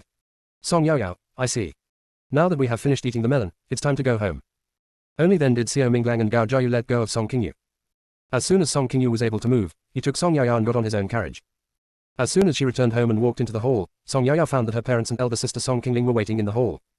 Song Yaoyao smiled awkwardly and said, Dad, Mom, Big Sister, you are all here. What day is it today? Why are you all getting together? Are you waiting for Big Brother? Big Brother is right behind us and will be here soon. Nothing else, I'll go back to my yard first. After Song Yaoyao said these words, she wanted to run to her own yard. Minister Song roared. Song Yaoyao, stop right there. Why are you running? What are you feeling guilty about? Song Yaoyao was startled when she heard the roar. She turned around slowly, stiffened her neck and said, Where did I run to? I didn't do anything, why should I feel guilty? Minister Song put down the teacup, walked up to Song Yaoyao, looked her up and down, and said, There is a talented girl in our Song mansion, and I, as her father, just found out about it today. Song Yaoyao, you are really great. Okay, Song Yaoyao knew it was this. She usually likes to play dumb and keep a low profile, but she didn't expect to be caught red-handed this time. This old man is a yin-yang person. He speaks in a sour tone. What is he trying to say? Song Yaoyao touched her nose awkwardly and said, That's just a blind cat meeting a dead mouse, just a coincidence, just a coincidence. Minister Song snorted coldly and said, Song Yaoyao, do you believe what you said? This afternoon, several of us ministers were discussing matters in the emperor's study. Eunuch Wang went out for a while, and when he came back, he whispered a few words to the emperor. Then, the emperor praised me and said, Minister Song, you have really raised a good daughter who won the first place in the Tingyu Pavilion poetry competition. At that time, I thought it was your elder sister who went to the poetry gathering. I even told the emperor that you were too kind and King Ling just happened to win first place. The emperor looked at me strangely. After a long time, the emperor said, Minister Song, you still don't understand your daughter. The emperor said nothing after that, and my colleagues looked at me strangely. Ellipsis. I felt strange at the time. Why would the emperor say that? When I got home, I asked the servant to ask around, and I found out that it was my inconspicuous little girl who won the first place. Song Yaoyao, you really gave me a big surprise. Song Yaoyao was even more embarrassed and laughed dryly twice. Hey hey. Minister Song looked at Song Yaoyao and became even angrier. Song Yaoyao, stand still and stop smiling. Song Yaoyao quickly put away her smile and stood upright. Minister Song continued to output. Song Yaoyao, can you be more reliable? You like to play the pig and eat the tiger, I have no objection, but we're your relatives, and you even hide it from us, you are really good. Today, your father has embarrassed me in front of the emperor. Minister Song was about to get angry when Song Yaoyao saw a servant walk in with the prizes for today's poetry gathering. Song Yaoyao grabbed the brush and put it into Minister Song's hand. Dad, don't be angry, this is for you. Song Yaoyao, am I that kind of person? Don't think that you can get away with this by taking these things. Song Yaoyao quickly grabbed the inkstone and inkstone next to her and stuffed them over to Minister Song. Dad, I'll give it all to you, all to you. Before Minister Song could react, Song Yaoyao had already run away holding Lu Yi. I only heard Minister Song shouting from behind. Song Yaoyao, come back here. You haven't explained clearly yet, how many things have you hidden from us? After hearing this, Song Yaoyao ran faster. In a blink of an eye, Song Yaoyao had already disappeared. Minister Song looked at the thing in his hand and examined it carefully. After seeing the thing clearly, he said distressedly. Oh, how can you treat such a precious thing so rudely? It's really. When Song Qingyu came in, she didn't see Song Yaoyao, but only saw Minister Song looking at the prizes and fiddling with them with great care. Seeing Song Qingyu, Mrs. Song said, Qingyu, did you take Yaoyao to Tingyu Pavilion to attend the poetry gathering today? What happened? Song Qingyu then told him everything that happened today. If Lu Xiu hadn't been there, Yaoyao probably wouldn't have attended the poetry gathering. Yaoyao is really a blockbuster. Minister Song snorted coldly. Humph, she even kept it a secret from us. This girl is really good at pretending. Can't you pretend? Everyone present agreed with this. Song Qingyu remembered another thing and said, Mom, tomorrow the deans of several academies and several of my classmates will come to ask Yaoyao for advice. Please prepare in advance. Understood. Here, Song Yaoyao ran back to her yard, walked to the bed, kicked off her shoes, and fell asleep. Today, I have used up too many brain cells, so I must take good care of my brain. Ellipsis. In a daze, Song Yaoyao fell asleep. It was not until dinner time that Song Yaoyao was called up. During dinner, Minister Song asked Song Yaoyao, Yaoyao, have you thought about how to explain those things to the deans tomorrow? Song Yaoyao had already forgotten about this matter. After thinking about it, she said, I'll go back to my room and write a plan, and then I'll teach according to the plan. Minister Song nodded. It's good that you know this. The deans are all great scholars of our time. You must be careful. Got it, Dad. In the evening, Song Yaya returned to her room and began to write the teaching plan. I don't know how long it was before I heard the sound of fighting outside. Guoguo's excited voice rang out. Host, Lu Shiyu is here. After hearing this, Song Yaya also became excited and said as she walked outside. I finally got this idiot Lu Shiyu. As Song Yaya opened the door and walked out, the secret guard who was protecting Song Yaya heard Song Yaya's thoughts. Why didn't they hear any fear in Lord Xiao Song's eyes, but instead seemed to be slightly excited? Guoguo's voice rang out again. Host, after the destruction of Mingyuan Pavilion, Lu Shiyu bribed another assassin organization, which is called Zuying Pavilion. Lu Shiyu must have been mad at you during the day, so he followed you here tonight. Close black lens bracket. Song Yao, really? That's great. Close black lens bracket. The inner voice was overheard, and the whole court was eating melons together. Chapter 157, Lu Shiyu was destroyed. Guoguo, those fighting in front are all assassins from the Blood Shadow Pavilion. The one standing on the left at the end is Lu Shiyu. Song Yao looked in the direction Guoguo said, and saw Lu Shiyu dressed as a killer, who was also looking at Song Yao. Meeting Lu Shiyu's gaze, Song Yao gave a wicked smile. Guoguo, host, check him out, check him out. Song Yao, Guoguo, just wait and see. Song Yao took out a pistol from the space, and with a thought, the pistol turned into a sniper rifle. The muzzle of the gun was pointed at Lu Shiyu's knee. With a bang, Lu Shiyu's left leg fell directly to the ground. Song Yao continued to shoot at Lu Shiyu's right knee. Lu Shiyu knelt directly on the ground. Song Yao felt that Lu Shiyu finally had no way to escape, so she started to deal with the killers. Song Yao's mind moved again, and the sniper rifle in her hand turned into a submachine gun, and she began to shoot at the killers. With the addition of Song Yao, all the killers who came were silent in a short while. Apart from his own people, the only one still alive on the field was Lu Shiyu. Song Yao handed the corpse powder to the secret guards, who took it and went to clean up the scene. They had done this job many times before and were very familiar with it. Song Yao walked up to Lu Shiyu, ignored his resentful look, and tore off his face mask.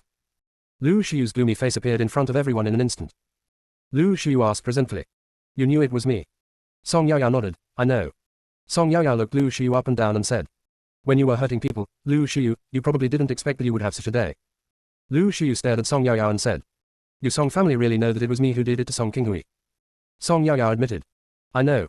I originally wanted to take revenge on you, but you, this bastard, got beaten by your mother and had to lie in bed for half a month without being able to get out of bed. Why weren't you beaten to death by your cruel mother? When you finally get out of bed, you go to a poetry reading and start to find a sense of existence. Tell me, why is your life so miserable? Even your own mother doesn't like you and beats you like a dead dog at any time. If I were you, I would just run into a wall and die. Song Yao knows how to poke people's pain points. Lu Shiyu's eyes turned red with anger. You. Song Yao didn't let him go yet and continued. Lu Shiyu, you were probably picked up by your mother, right? What kind of mother would beat her own child to death? I guess you are just a puppet used by Xiang to consolidate her own position and the position of the Marquis mansion. TSK, you live even less freely than the stray dogs on the street. How sad. Lu Shiyu's eyes were bloodshot, and he glared at Song Yao angrily. Just shut up, what do you know? Song Yao said disdainfully. Yes, you are right. Your mother hits you because she loves you. As the saying goes, beating is love and scolding is care. Look how much your mother loves you. She almost beat you to the point of paralysis. Lu Shiyu became even angrier and yelled. Shut up, you don't understand. Song Yao clicked her tongue. I don't understand why a mother could be so cruel to her own son. I don't understand either. You were raised by your mother, so why would you want to destroy someone who is better than you? You're a fucking pervert. Such a perverted idea, how can a normal person like me understand it? Lu Shiyu yelled hysterically. Shut up. Song Yao scratched her ears and cursed. What are you yelling for? The loudness of your voice is not the only thing that matters. You are going to make my ears go deaf. Well, this mouth is really noisy, so noisy. Song Yao squatted down, pinched Lu Shiyu's chin, and forced him to open his mouth. Song Yao took out a dagger from the space and directly cut off Lu Shiyu's tongue. Then, he threw Lu Shiyu to the ground. What bad luck. Song Yao continued. Don't blame me, blame yourself. You are too arrogant. You dare to assassinate the other party without even knowing the other party's situation. You are so stupid. These are all retributions for your own sins, you cannot blame others. While Song Yao was speaking, she had already started cutting the tendons in Lu Shiyu's hands and feet. At this time, Lu Shiyu had fainted from the pain. Song Yao looked at the half-dead man on the ground with disdain and said to the secret guard. Throw Lu Shiyu to Ning Marquis's mansion. Yes. The secret guard carried Lu Shiyu away. Song Yao did not take Lu Shiyu's life directly. To make someone suffer, you don't have to kill him. Wouldn't it be more satisfying to make him live a life worse than death? Tonight, Song Yao not only retaliated by cutting Lu Shiyu's tendons in his hands and feet, but also cut his tongue. The reason for cutting the tongue was mainly because Lu Shiyu saw Song Yao's weapon today and wanted to prevent him from going out and talking nonsense. Here, the secret guards had a good harvest today, and found more than 10,000 taels of silver notes from the killer. As usual, everyone divided the banknotes. Here, Lu Shiyu was thrown back to the Ning Marquis mansion and was soon discovered. Bai Xiangxiang finally got anxious. Every time she asked someone to beat Lu Xiu, it was only superficial injuries. This time is different. The Ning Marquisate is not qualified to invite an imperial physician. Bai Xiangxiang could only immediately send someone to invite a famous doctor from the capital. After Bai Xiangxiang learned about Lu Xiu's situation from the doctor, she immediately reported it to the authorities and threatened to make the perpetrators pay with blood. The next morning, as soon as the court started, Lord Yang, the prefect of Jingzhou, reported the matter of Lu Xiu to the emperor. Guoguo's voice rang out. This Bai Xiangxiang is really shameless. She doesn't even know why her own son was crippled, but she has already threatened to make the person who did it pay with blood. How can she have the nerve to say this? Close black lens bracket. After hearing this, the ministers knew that the matter was not simple, and they all pricked up their ears, ready to continue listening. Song Yaoyao, that's right, Lu Xiu is a pervert. He hired someone to kill someone and then went to the scene to watch. He failed to kill the person and was crippled instead. He deserved it. Could it be that Lu Xiu hired someone to kill someone, and he doesn't allow others to fight back? Close black lens bracket. Everyone, did Lu Xiu hire someone to kill someone? Who did he kill? The other person was so amazing that he was not killed, but the culprit was crippled instead. While everyone was still confused, Guoguo's voice continued to ring out.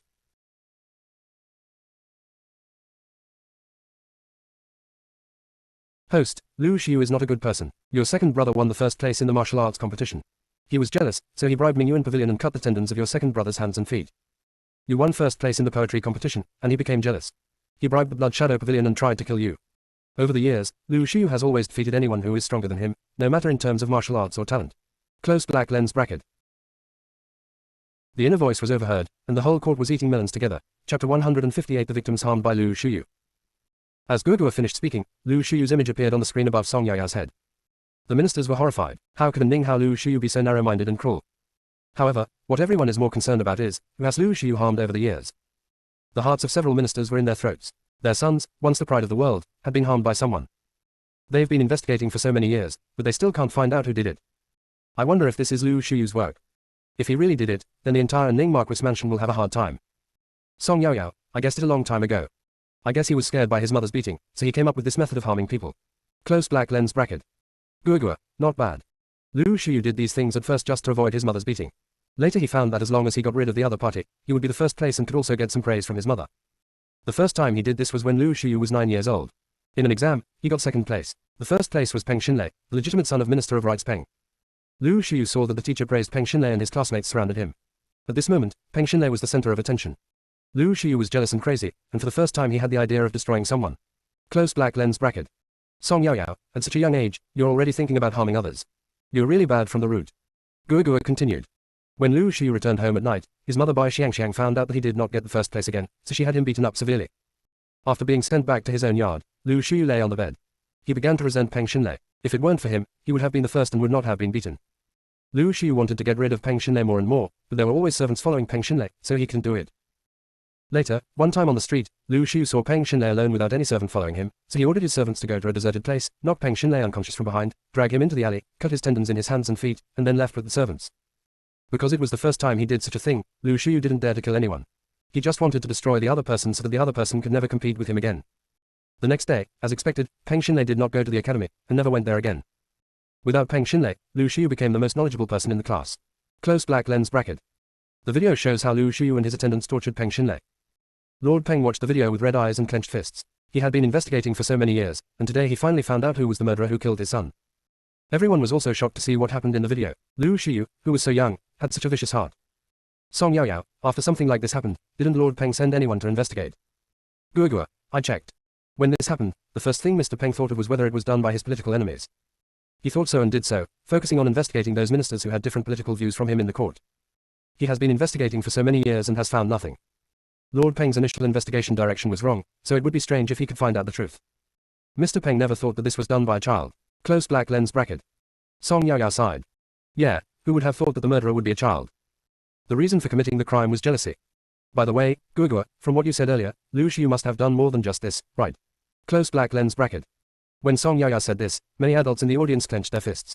Their sons became disabled. Could it be that Lu Xiu did it? Guoguo, well, this guy has never stopped since he first harmed Peng Xinlei. As for whoever is better than him in talent and martial arts, he will find a way to get rid of that person. Cheng Yue, the second son of the imperial counselor, Ning Xiu, the youngest son of the Ministry of Works, Shi Huicheng, the illegitimate son of the imperial censor Shi Daren, close black lens bracket. Guoguo said the names of more than a dozen people in one breath. The faces of the ministers who were named all looked extremely ugly. They clenched their fists tightly, suppressing the anger in their hearts. They really didn't expect that their son, the child of heaven's pride, would be harmed by this bastard. They didn't even think of it as a child from the beginning. The video showed how Liu Shiyu tortured those talented people. At the beginning, Liu Shiyu was just a child, and those gifted children were also children. The means of cruelty was that Liu Shiyu asked his personal attendants or servants to do it. How could a child resist an adult and was just brutally murdered? As they grow older, the chosen ones are always surrounded by bodyguards or secret guards, and the ordinary servants and attendants around Liu Shiyu are no longer able to commit crimes. Liu Shiyu hired killers to harm people. Before Mingyuan Pavilion was destroyed, he hired killers from Mingyuan Pavilion to do those things. Liu Shiyu is a VIP user of Mingyuan Pavilion. The method of torture was the same. Each time, he would cut the tendons of the hands and feet of those chosen ones, but would not take their lives. Liu Shiyu just likes to watch those once proud children fall into the dust. Every time he saw the painful and desperate expressions, Liu Shiyu became excited. Song Yaoyao, Guogua, I said that Liu Shiyu is a pervert. Look at the video, he smiles so pervertedly. I got goosebumps. Close black lens bracket. Guogua, this person has been mentally twisted for a long time. Now he has ended up like this, and he deserves it. Close black lens bracket. Song Yaoyao, yes, he deserves it. Aren't those honors what Liu Shiyu and his mother care about the most? Do they care whether they can keep their position as Marquis? It would be best for the emperor to demote them completely, leaving them with nothing, including no titles, only then would he feel relieved. It's a pity that the emperor and the ministers don't know about these things. Guogua, we have to find a way to make these things public. Close black lens bracket. Guogua, okay, no matter what the host does, Guogua will support you. Song Yaoyao, I still need to think carefully about how to do this. After that, Song Yaoyao's voice was never heard again. After a long wait, the court session finally ended. The emperor specifically asked many people to stay in the imperial study, including Minister Song. Minister Song asked Song Yaoyao to return home first, as he estimated that it would not be so fast. Song Yaoyao nodded, and walked towards the palace gate while whispering to Guogua. Is there something that cannot be said in the court? Why do you have to call someone to the imperial study in private? Guogua, maybe it's some major military secret. Song Yaoyao, that's right, those confidential matters must be discussed in secret. The inner voice was overheard, and the whole court was eating melons together. Chapter 159 Song Yaoyao's teaching. If Song Yaoyao looked carefully, she would find that those who were called to the imperial study were basically the victims who had been harmed by Liu Shiyu. Song Yaoyao returned home, and it was a long time before Minister Song came back. After lunch, just as Song Yaoyao was about to take a break, someone came to the door. The people who came were none other than Dean Zhang and his party. Song Yaoyao thought it was just Dean Zhang and his group, but when she arrived at the front hall, she found that there were more than 30 people coming in. In addition to Dean Zhang and his party, there were also several ministers in the court, and some people Song Yaoyao didn't even know. Song Yaoyao was shocked. Dean Zhang and his colleagues felt a little embarrassed. They had agreed to only have a few people, but they didn't expect so many people to come all of a sudden. After the introduction, I found out that those people Song Yaoyao didn't know were either the sons of these deans or their favorite students. Song Yaoyao was too tired to complain. This is such a terrible nepotism. Song Yaoyao really wanted to quit her job. Dean Zhang and the others looked at Song Yaoyao's changing expressions and quickly took out the gifts they had brought. We don't know what Master Xiao Song likes, so we brought some gifts. I hope Master Xiao Song won't dislike them. Song Yaoyao. Is this a gift thing? This is clearly a matter of being upset, okay. Guogua gloated over the misfortune. Host, you can drive one sheep or a flock of sheep. Just obey. Close black lens bracket. Song Yaoyao, Guogua, shut up and get out. Guogua, alright, I will withdraw now. I will watch the host struggle carefully. Song Yaoyao wondered why Guogua was so naughty and she really wanted to hit him. Minister Song was also present. He touched Song Yaoyao's arm and reminded her. Yaoyao, everyone is waiting for you. Song Yaoyao reacted and said. Got it, Dad. There aren't enough tables and stools. Dad, please ask someone to bring some more. Dad has already asked someone to move it. It will be here soon. After everything was ready, Song Yaoyao walked to the front and looked down. Wow, including Minister Song, Song Qingyu, and Song Qingling, there were 40 people in total. In modern times, it is definitely the configuration of a class. Okay, now that you've agreed, let's start the class. Song Yaoyao wrote down 10 Arabic numerals, 0, 1, 2, 3, on the blackboard that had been prepared in advance. Everyone looked at this strange-looking thing and was very curious. What on earth was it? Amid the confusion of the crowd, Song Yaoyao began to explain. This is the first time in Song Yaoyao's 2 lifetimes that she has been engaged in teaching and educating people. Gotta say it feels pretty good. It would be even better if I could teach while lying down. Song Yaoyao just thought about it. Every half an hour, they would take a break for a cup of tea, and then they would continue to explain. Throughout the afternoon, Song Yaoyao started with the simplest Arabic numerals, then moved on to addition and subtraction, and by the end, she had already talked about linear equations with one variable. Because everyone has a certain foundation in mathematics, after explaining the basics, you can go straight to the application questions. Guogua also helped Song Yaoyao find the application questions for her teaching. Finally, when it was night and everyone had left, Song Yaoyao felt a burning pain in her throat. This is because I talk too much, my throat is starting to protest. Mrs. Song prepared some throat-nourishing medicine and brought it to Song Yaoyao. After taking the medicine and eating dinner, Song Yaoyao fell asleep. Today was the most tiring day since she traveled to this world. Even when I destroyed the Nether Abyss Pavilion, I wasn't this tired. At the morning court the next day, the emperor announced Lu Shuyu's crimes and issued an edict that Lu Shuyu would be executed by slow slicing 7 days later, and his title of Marquis of Ning would be revoked. All 9 members of the Lu family would not be allowed to take the imperial examinations within 30 years. Song Yaoyao listened in astonishment as eunuch Wang stood there reading the imperial edict. What shocked Song Yaoyao was not the content of the imperial edict, but how the emperor found out about Lu Shuyu's crime so quickly. Song Yaoyao, Gua, tell me, how did the emperor find out about Lu Shuyu's crime so quickly? I haven't taken any action yet, and haven't made Lu Shuyu's crimes public. Closed black lens bracket. Gua, host, isn't this good? We don't even need to take action, the evildoers have already received the punishment they deserve. Song Yaoyao, it's good, but it was a little unexpected. It felt quite sudden. Gua, since Bai Xiangxiang has reported the case to the authorities, Jingzhou Prefecture has taken over the case and will definitely investigate it. It is reasonable to find out these things. Closed black lens bracket. Song Yaoyao, that's right. After the court session ended, Song Yaoyao and the others hurried back home. I went home and took some throat-protecting medicine and got ready as I had to continue teaching today. What the Song family didn't expect was that there were 15 more people coming to their door today. There are 55 people here. They appear everywhere. Now that they have come to our door, we cannot just kick them out. Song Yaoyao looked at her father with a headache and whispered. Dad, if this continues, there won't be hundreds of people coming to the mansion, right? Minister Song looked at the people who came and said to Song Yaoyao. That's all for today, we won't add any more people in the future.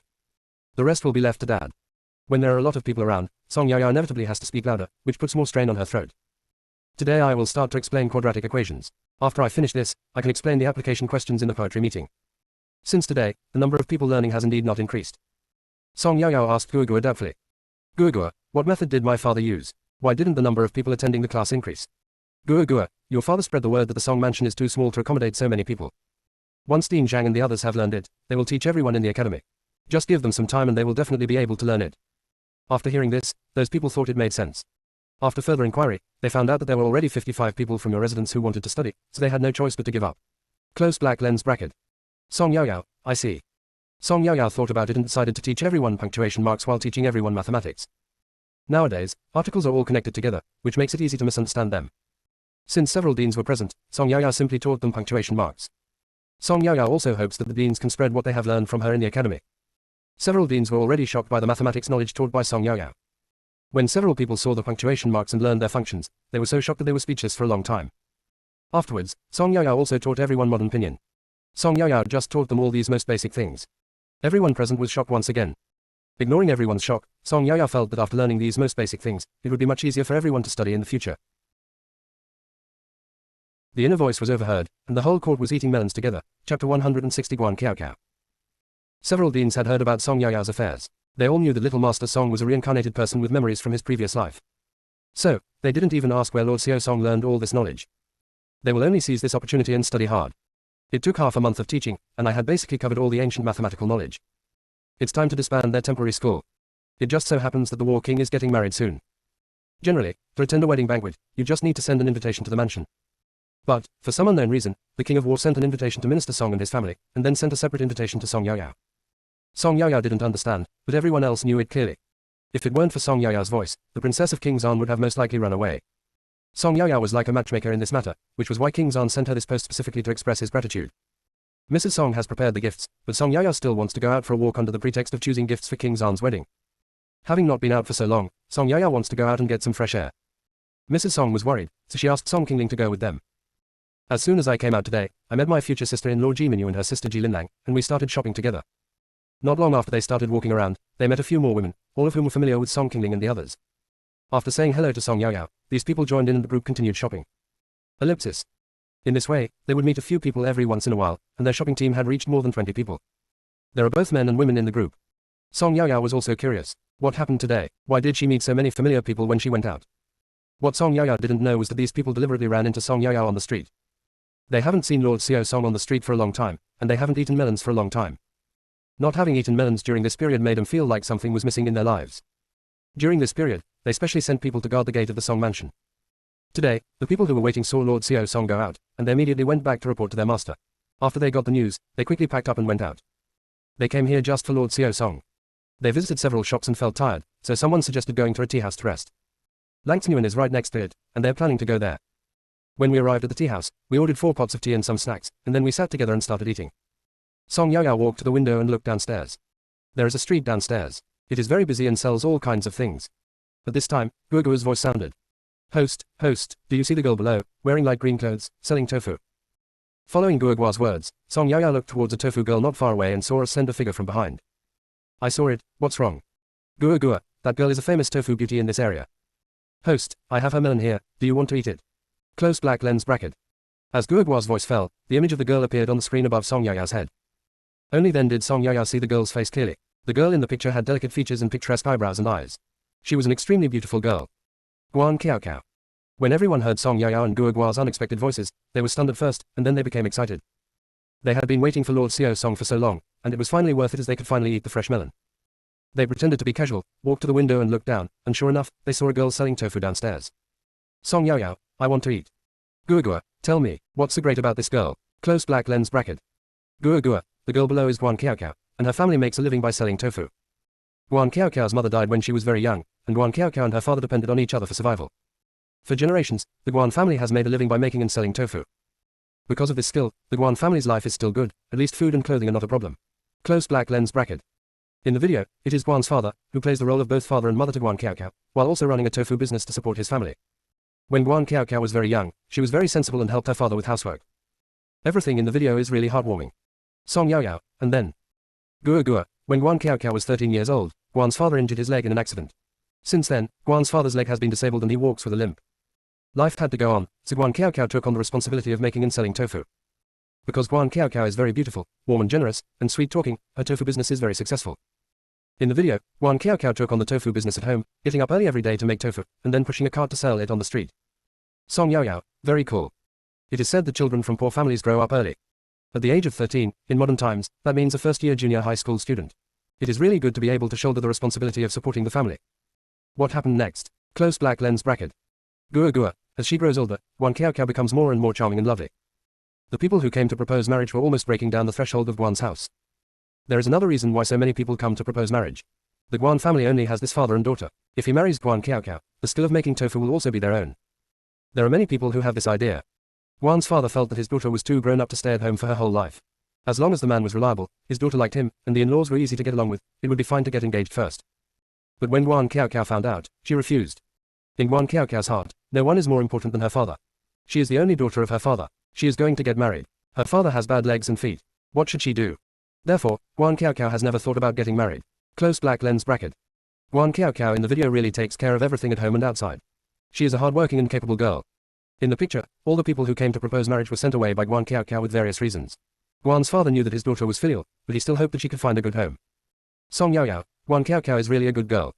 Whoever can marry her will be very lucky. Guogua, has she met someone she can entrust her life to? Close black lens bracket. Guogua's voice rang out again. Host, please listen to me slowly. Now that Guan Kiao has reached the age of marriage, her father is also worried about her future. Guan Kiao herself, however, was not in a hurry at all. Close black lens bracket. The inner voice